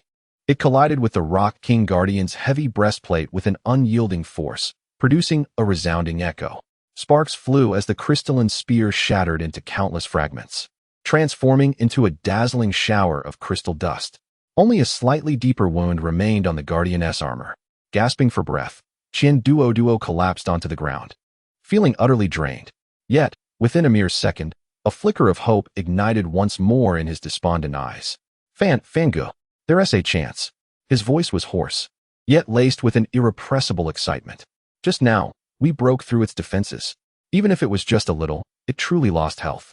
For Qian Duo, transitioning from being utterly powerless to causing even a minor scratch was a monumental leap. Lin Fan remained silent, his focus fixed on the energy feedback from that fleeting moment. The electromagnetic pulse fungal network was effective. Though it could only paralyze for a few seconds, that was sufficient.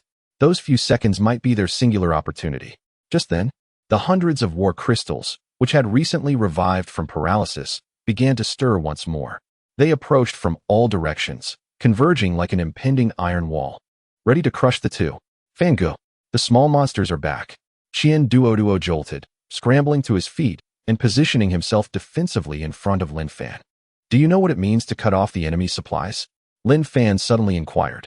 Huh, what? What are you talking about? Qian Duo was bewildered, finding it perplexing that Lin Fan was waxing poetic at such a critical moment.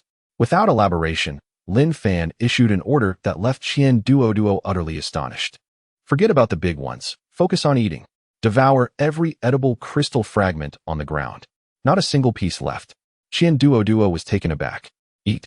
He glanced at the surrounding debris of shattered crystal automatons, and then at his own emaciated stomach and weary limbs, instantly grasping Lin Fan's intent. All right, just watch, Fangu. A surge of determination welled up within him. Today, I, the Fat Lord, will consume every last one of these pests. With that declaration, he charged towards the foremost war crystal. Die, you wretched thing, he bellowed, his robust frame colliding with the already damaged automaton, shattering it into a heap of fragments. Without a second glance, Qian Duo seized the most energetically resonant crystal shards from the ground, shoving them into his mouth. Crunch, crunch. The sound of his vigorous chewing echoed sharply on the tumultuous battlefield. As he ingested a copious amount of energy, his voracious physique began to operate with fervor, rapidly replenishing his depleted body. His once gaunt form swelled as if inflated, becoming round and full. Ha! Bring it on. Qian Duo rampaged amidst the automaton horde, no longer seeking a single lethal strike, but instead dispersing the enemies with utmost speed before indulging in his feast. Lin Fan was equally engaged. Beneath their feet, the mycelial blanket voraciously consumed shards of crystal, replenishing its own energy while simultaneously differentiating into countless high-frequency crystalline fungal spines and energy-gathering mushrooms. These incessantly harassed the approaching crystal automatons, providing much-needed cover for both itself and Qian Duo's banquet. The battlefield transformed into a surreal tableau. A rotund man feasted ravenously, while myriad fungal threads scoured the ground for refuse. Together, the duo and the fungi formed an unusual assembly line of battlefield cleanup. The Rock King Guardian, seemingly incensed by this audacious behavior, flashed its enormous single eye. Bewildered by the presence of these insignificant creatures who chose to tidy the battlefield rather than flee, it raised its colossal, hammer-like arm, preparing to strike down upon Qian Duo once more. Move to another spot. Lin Fan's voice rang out. With a mouthful of crystal, Qian Duo mumbled an acknowledgement, rolling away just in time to evade the cataclysmic blow. A resounding crash echoed as another massive crater formed. Qian Duo, heart racing, patted his chest in relief before relocating to continue his relentless consumption. He realized that as long as he kept moving, it was exceedingly difficult for the giant to land a hit. They darted about, consuming and recuperating, like two insistent flies buzzing at the giant's feet. Though they could not inflict tangible damage upon the behemoth, they steadily undermined the foundation upon which the crystal automaton army relied. At last, the Rock King Guardian seemed to lose its patience. It halted its physical assaults, and the heavy rock armor on its chest, accompanied by a mechanical whir, opened once more, exposing the terrifying, colossal energy core within. Again? Qian Duoduo gasped, dropping the crystal from his mouth in sheer fright. Brother Fan. It's going to unleash that devastating attack again. Lin Fan's expression turned grave. He recognized this as both a peril and the opportunity he had been awaiting. Back, fatty. It's our turn now. Upon hearing this, Qian Duoduo promptly retreated, channeling the full force of his high-energy fat to release a surging wave of energy. Awaiting Lin Fan's command, Lin Fan pressed his hands to the ground. The black-gray mycelial blanket enveloped Qian Duoduo's body, quickly transforming into layers of thick, robust fungal armor. As Qian Duoduo gazed down at his new protective attire, he initially felt a sense of security, but soon noticed the armor continuously thickening, layer upon layer, 5 layers, 10 layers. He felt as though he was being encased like a dumpling, rendering his movements sluggish. His chubby face fell in despair as he lamented, Fan, brother Fan. Isn't this armor getting a bit too thick? You can't possibly want me to bear the brunt of that giant alone. Lin Fan's expression momentarily stiffened before he donned a facade of unwavering righteousness. Fatty, don't speak nonsense. We are brothers, he declared with solemnity. This is to protect you. The impact to come will be immense, and I must ensure your absolute safety. You are the only heavy artillery we have, our hope for turning the tide. I could never allow you to face death alone. Qian Duoduo was momentarily taken aback, only to be overwhelmed with emotion, tears welling up in his small eyes. Whoa, brother Fan, I have wronged you. Rest assured, I shall protect you. Observing the successfully manipulated chubby figure, Lin Fan cleared his throat and silently added a thought. What a sin. He discreetly connected dozens of robust mycelium ropes to Qian Duoduo, poised for action. Meanwhile, more fungal clusters silently gathered beneath the colossal feet of the Rock King Guardian. There, a network of electromagnetic pulses, far grander than before, was quietly taking shape. At this moment, the energy core on the chest of the Rock King Guardian radiated an increasingly brilliant light. Lin Fan focused all his attention on the vast electromagnetic fungal net, sensing the surging energy within the Rock King Guardian. Almost there, just a little more. At the moment the light on the enemy's chest reached its zenith, ready to burst forth, it was now. Lin Fan's will transformed into a silent command. Buzz. An invisible electromagnetic pulse radiated outward from the Rock King Guardian. The terrifying energy poised for release suddenly faltered. Within its core, a catastrophic short circuit occurred. Its massive body trembled violently. The brilliant sphere of light contracted inward, then exploded with a thunderous roar. Countless crimson energies erupted uncontrollably from the crevices of its rocky exterior. Akin to a breaching lava dam, the once impenetrable rocky armor instantaneously fractured, resembling a spiderweb of colossal cracks. The energy core on its chest flickered chaotically, seemingly on the brink of extinguishment. Energy backlash. More lethal than any external assault, the energy backlash was precisely what Lin Fan had been waiting for. Chapter 83. Sacrifice of the Adopted Son. The most insane slingshot godslayer in history. Fatty, our hope of turning the tide rests entirely upon you. Lin Fan's voice brimmed with an excitement that was hard to contain, akin to finally witnessing the most thrilling scene in a script. Qian Duoduo was momentarily dazed by this unexpected praise. Hope? Me? He glanced down at his thick mycelium battle armor, resembling a turtle shell, and then at the teetering Rock King Guardian in the distance. An indescribable sense of heroism filled his chest. So Brother Fan was not deceiving me. I truly am the chosen one, the key to reversing the situation. Brother Fan, command me. Should I charge forward and deliver another punch, or... Before he could finish, an overwhelming force, impossible to resist, surged from behind him. The dozens of mycelium ropes connected to him became taut in an instant. Their other ends were firmly entangled with the ruins of a building and the ground 100 meters away.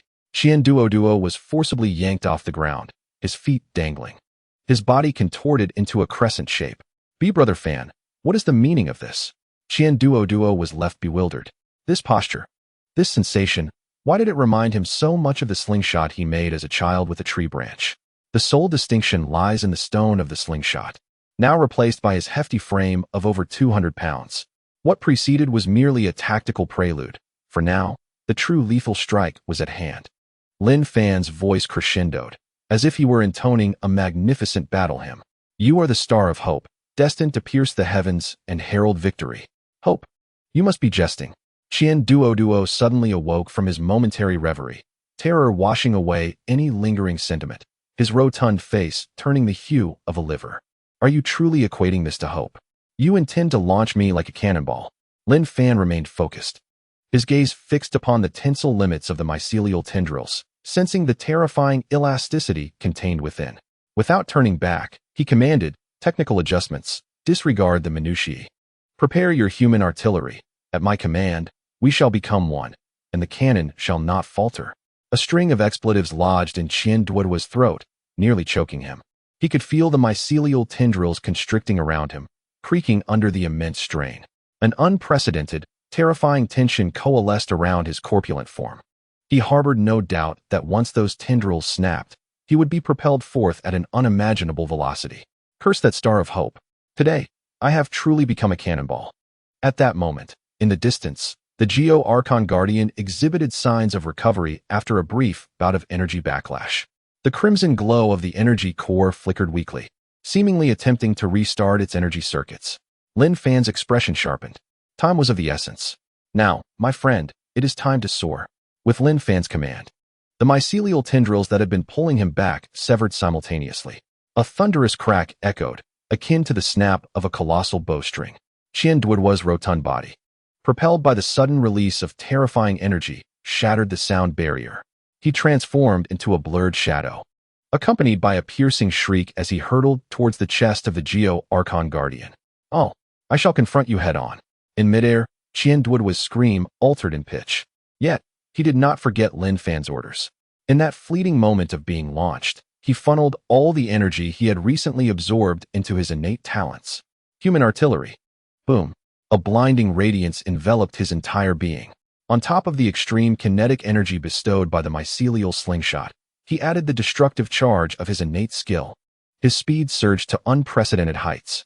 The mycelial scales on his surface ignited from the violent friction with the air, transforming him into a searing meteor that tore through the sky. Meanwhile, the heavy armored shell on the chest of the Geo-Archon Guardian began to slowly close, attempting to shield its vulnerable core. Restore? In your dreams. Lin Fan's eyes were bloodshot as he squeezed out his last reserves of spiritual energy, pouring it once more into the electromagnetic pulse mycelium network beneath his feet. Buzz. Another invisible electromagnetic pulse surged forth, though considerably weaker than its predecessor. It was sufficient to envelop the Geo-Archon Guardian. The enemy's energy circuits, which had just stabilized, once again descended into chaos for a fleeting moment. The colossal guardian abruptly stiffened, its armored chest locking in place. In the duel of masters, victory and defeat are determined in an instant. And that fleeting moment of suspension was sufficient. Boom. The projectile, embodying the combined strength and fervor of the two combatants, forcefully struck the energy core within the guardian's chest. It struck true, hitting the bullseye. Time seemed to slow to a crawl in that instant. Following this was a deafening explosion. The immense energy core, overwhelmed by the dual assault of energy backlash and Duo's charged strike, finally succumbed, erupting with a thunderous blast. Countless shards of crystal, accompanied by a torrent of crimson energy, surged forth violently from the guardian's chest. The interior of its massive form echoed with continuous detonations. The obsidian shell began to peel away extensively, revealing the devastated energy circuits that flickered with their final sparks. Massive boulders and crystals detached from its body, crashing heavily to the ground, stirring clouds of dust. Creak, crack. The enormous form began to tilt, and ultimately, with a reluctant, low rumble, it collapsed heavily to the earth. The ground trembled violently. Dust filled the air. Simultaneously, as it fell, the forcibly resurrected war crystals extinguished their red glow, their fragments scattering across the ground. Stripped of their energy source, these reanimated minions reverted to mere remnants of waste. The cacophony and fierce battles within the ruins of the nest had finally reached their conclusion at this moment. Coughing, Duo struggled to emerge from a pile of rubble, his body feeling as though it were disassembled, black smoke still wafting from his mouth. Shaking his dizzy head, he gazed at the towering mound of debris, then looked down at himself, astonished to find he was still alive. A smile, more pitiable than a cry, broke across his face. Brother Fan, it seems we have won? Indeed. Lin Fan stepped forward, adeptly patting Duo's significantly deflated belly. Well done, Star of Hope. Upon hearing this, Qian Duo felt an overwhelming sense of validation wash over him, nearly moved to tears. Oh, brother Fan, you are truly too good to me. In times of crisis, you always entrust me with the heavy responsibilities. Lin Fan's lips twitched, unable to hold back any longer. He plopped down onto the ground. Juggling two tasks simultaneously and forcibly activating the electromagnetic pulse mycelium network twice had nearly drained his mental energy. At that moment, his mind felt like a chaotic mush, buzzing, with darkness encroaching on his vision. However, just as the two were about to relish this moment of tranquility, an unexpected turn of events transpired. From the enormous fissure in the Nest Plaza, where the Guardian had emerged, a gentle, pearlescent glow suddenly illuminated the surroundings. Following this, an overwhelming torrent of spiritual energy surged forth from the crack, akin to tidal waters in a flood. The nearby mycelial carpet, upon contact with this spiritual energy, began to proliferate wildly as if nourished by divine fertilizer. Lin Fan and Qian Duo were merely swept by the residual waves of this spiritual energy torrent, and they felt an astonishing speed at which their fatigue and aches were being mended. It was as if a refreshing spring had been injected into their parched bodies. Wow! Qian Duoduo's eyes widened in astonishment as he gazed at the scene before him. He swallowed hard and turned to Lin Fan. Brother Fan, is this what it feels like to defeat a boss and receive legendary loot? Lin Fan remained silent, though his breathing grew subtly rapid. The term legendary loot struck a chord deep within Qian Duoduo's excitement.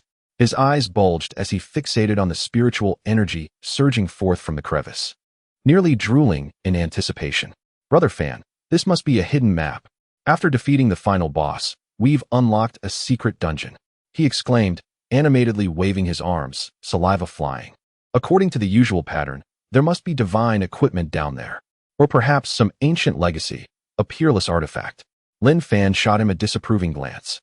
Have you been playing too many games? Despite his words, when the torrent of spiritual energy gradually subsided, Lin Fan was the first to rise. Let us go take a look.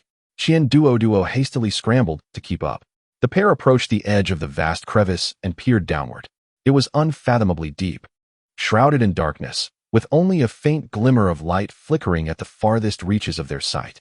Brother Fan, could this truly be the treasure trove of the Rock Dweller clan? Qian Duo leaned forward, his face practically emblazoned with the words "Wealth awaits." Just as Lin Fan was about to speak, an alarm triggered by a shadow spore caught his attention, raising an eyebrow. Something was approaching rapidly. Someone was coming. He glanced in a certain direction. What? A rescue team? Qian Duo panicked. What will happen to the treasure? Will it be confiscated? Calm down. Lin Fan concentrated. In the next moment, the mycelial mat that had just feasted seemed to come alive. The dark gray mycelium surged wildly, swiftly weaving from the edge of the crevice toward the center, spreading outwards. In mere seconds, a massive, dense mat of mycelium completely sealed the entrance of the crevice. The cellular structure on the surface of the mycelium began to mimic its surroundings, perfectly replicating the colors, textures, and nuances of the ground. Seamless.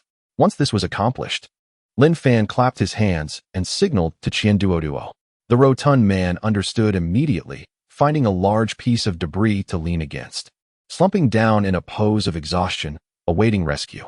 Before long, the roar of engines grew louder. A small rescue craft hovered above the Nest City Plaza, and several soldiers clad in special operations gear descended. Leading them was the same rescue team captain from before. Upon seeing the remains of the Rock King Guardian, which resembled a small mountain, the entire squad came to a standstill. Even these battle-hardened soldiers wore expressions of shock. Is this the Rock King Guardian? One soldier's voice trembled.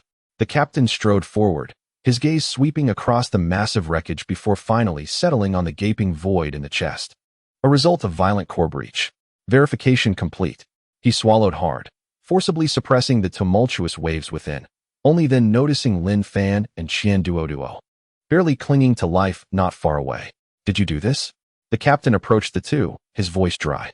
Lin Fan lifted his eyelids, offering a faint, weary smile. Reporting.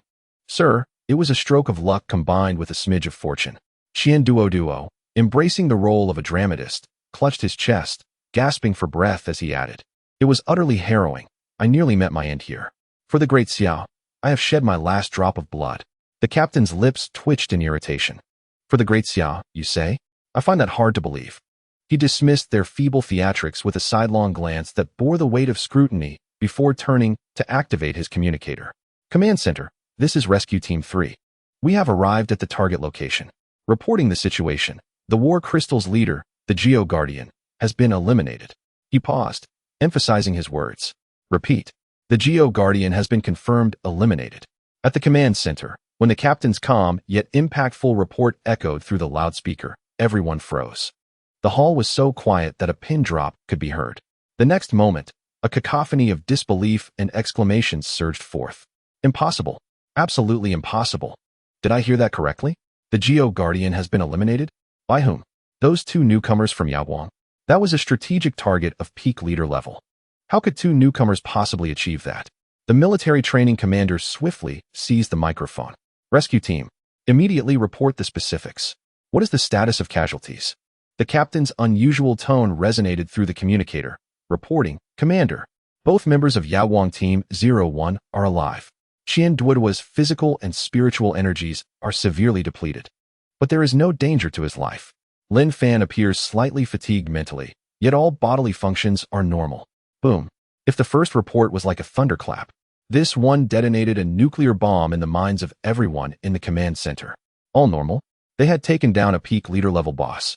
And yet one of them was still declared normal? Zhou Wenba and several instructors from Yaoguang Academy experienced a complete mental shutdown. They felt as though they had not recruited an F-level genius, but rather a walking calamity clad in human skin. Meanwhile, Ma Kuan, who had been waiting to witness the spectacle, found his legs giving way upon hearing the words, all normal, collapsing into his chair, his gaze vacant. In the ruins of the nest, the rescue captain listened to the chaos emanating from the communicator, a wry smile gracing his lips. He aimed the camera of his tactical helmet at the remains of the Geo Guardian. Are you truly not coming with us to evacuate? He confirmed one last time. No. Lin Fan waved his hand. The military training isn't over yet. We must clean up the battlefield and not burden the military with trouble. Clean up the battlefield? Military training? The captain cast a glance at the towering pile of rocks and crystals, then turned to Lin Fan, whose face bore the unmistakable signs of fatigue. Do you two still require military training? Very well, just be cautious. Ultimately, he refrained from insisting further. These two formidable beings capable of vanquishing the Rock King Guardian had surpassed the scope of what he could manage. Soon, the rescue team swiftly departed in their flying apparatus. Once they were gone, Qian Duoduo finally exhaled a sigh of relief. He leaned closer to Lin Fan, lowering his voice, his face brimming with admiration. Brother Fan, you are simply extraordinary. Did you see the captain's gaze? He was almost ready to bow to you. Basic skills, no need for exaggeration. Brother Fan, now that they have left, isn't it time to eat? His eyes burned with enthusiasm as they fixated on the heap of Rock King Guardian remains. That was a peak-level boss. The energy and unique substances contained within its corpse were undoubtedly an unimaginable boon. Let us eat, Lin Fan replied succinctly. All right. Qian Duoduo exclaimed excitedly, diving headfirst into the pile of Rock King Guardian remains, eagerly gnawing on those crystals exuding pure energy. Crunch, crunch. The crisp sound of his chewing resonated beautifully amidst the eerie silence of the ruins. Meanwhile, Lin Fan settled cross-legged beside the shattered energy core of the Rock King Guardian. The mycelium surged forth like a tide, enveloping the core remnants of this peak-level creature entirely. The excess fungal growth even spread to cover the remains of the ordinary crystal creatures nearby. The consumption began. Boom. A torrent of energy, far more refined and potent than before, flowed through the mycelium, continuously feeding back to Lin Fan. Spiritual Energy 56, Spiritual Energy 71, Evolution Points 26, Evolution Points 33. The once parched sea of spiritual energy within him was replenished at a visible pace, solidifying. Each cell quivered with exquisite delight under this wave of energy. Lin Fan's consciousness delved within, where he beheld his talent core symbiotic mycelium. After absorbing the spiritual energy of the war crystal creature leader, it began to pulse with an unprecedented intensity. It was gathering strength for its next metamorphosis. Crack! A minuscule fissure appeared on the surface of the mycelium. Soon after, a second and third crack spread across the entire mycelium like a spider's web. Countless fine hyphae emerged from within the mycelium, interweaving furiously on its surface, elevating in complexity. A new mycelium structure, more intricate and ominous, was being born. Lin Fan understood that the opportunity for advancement had arrived.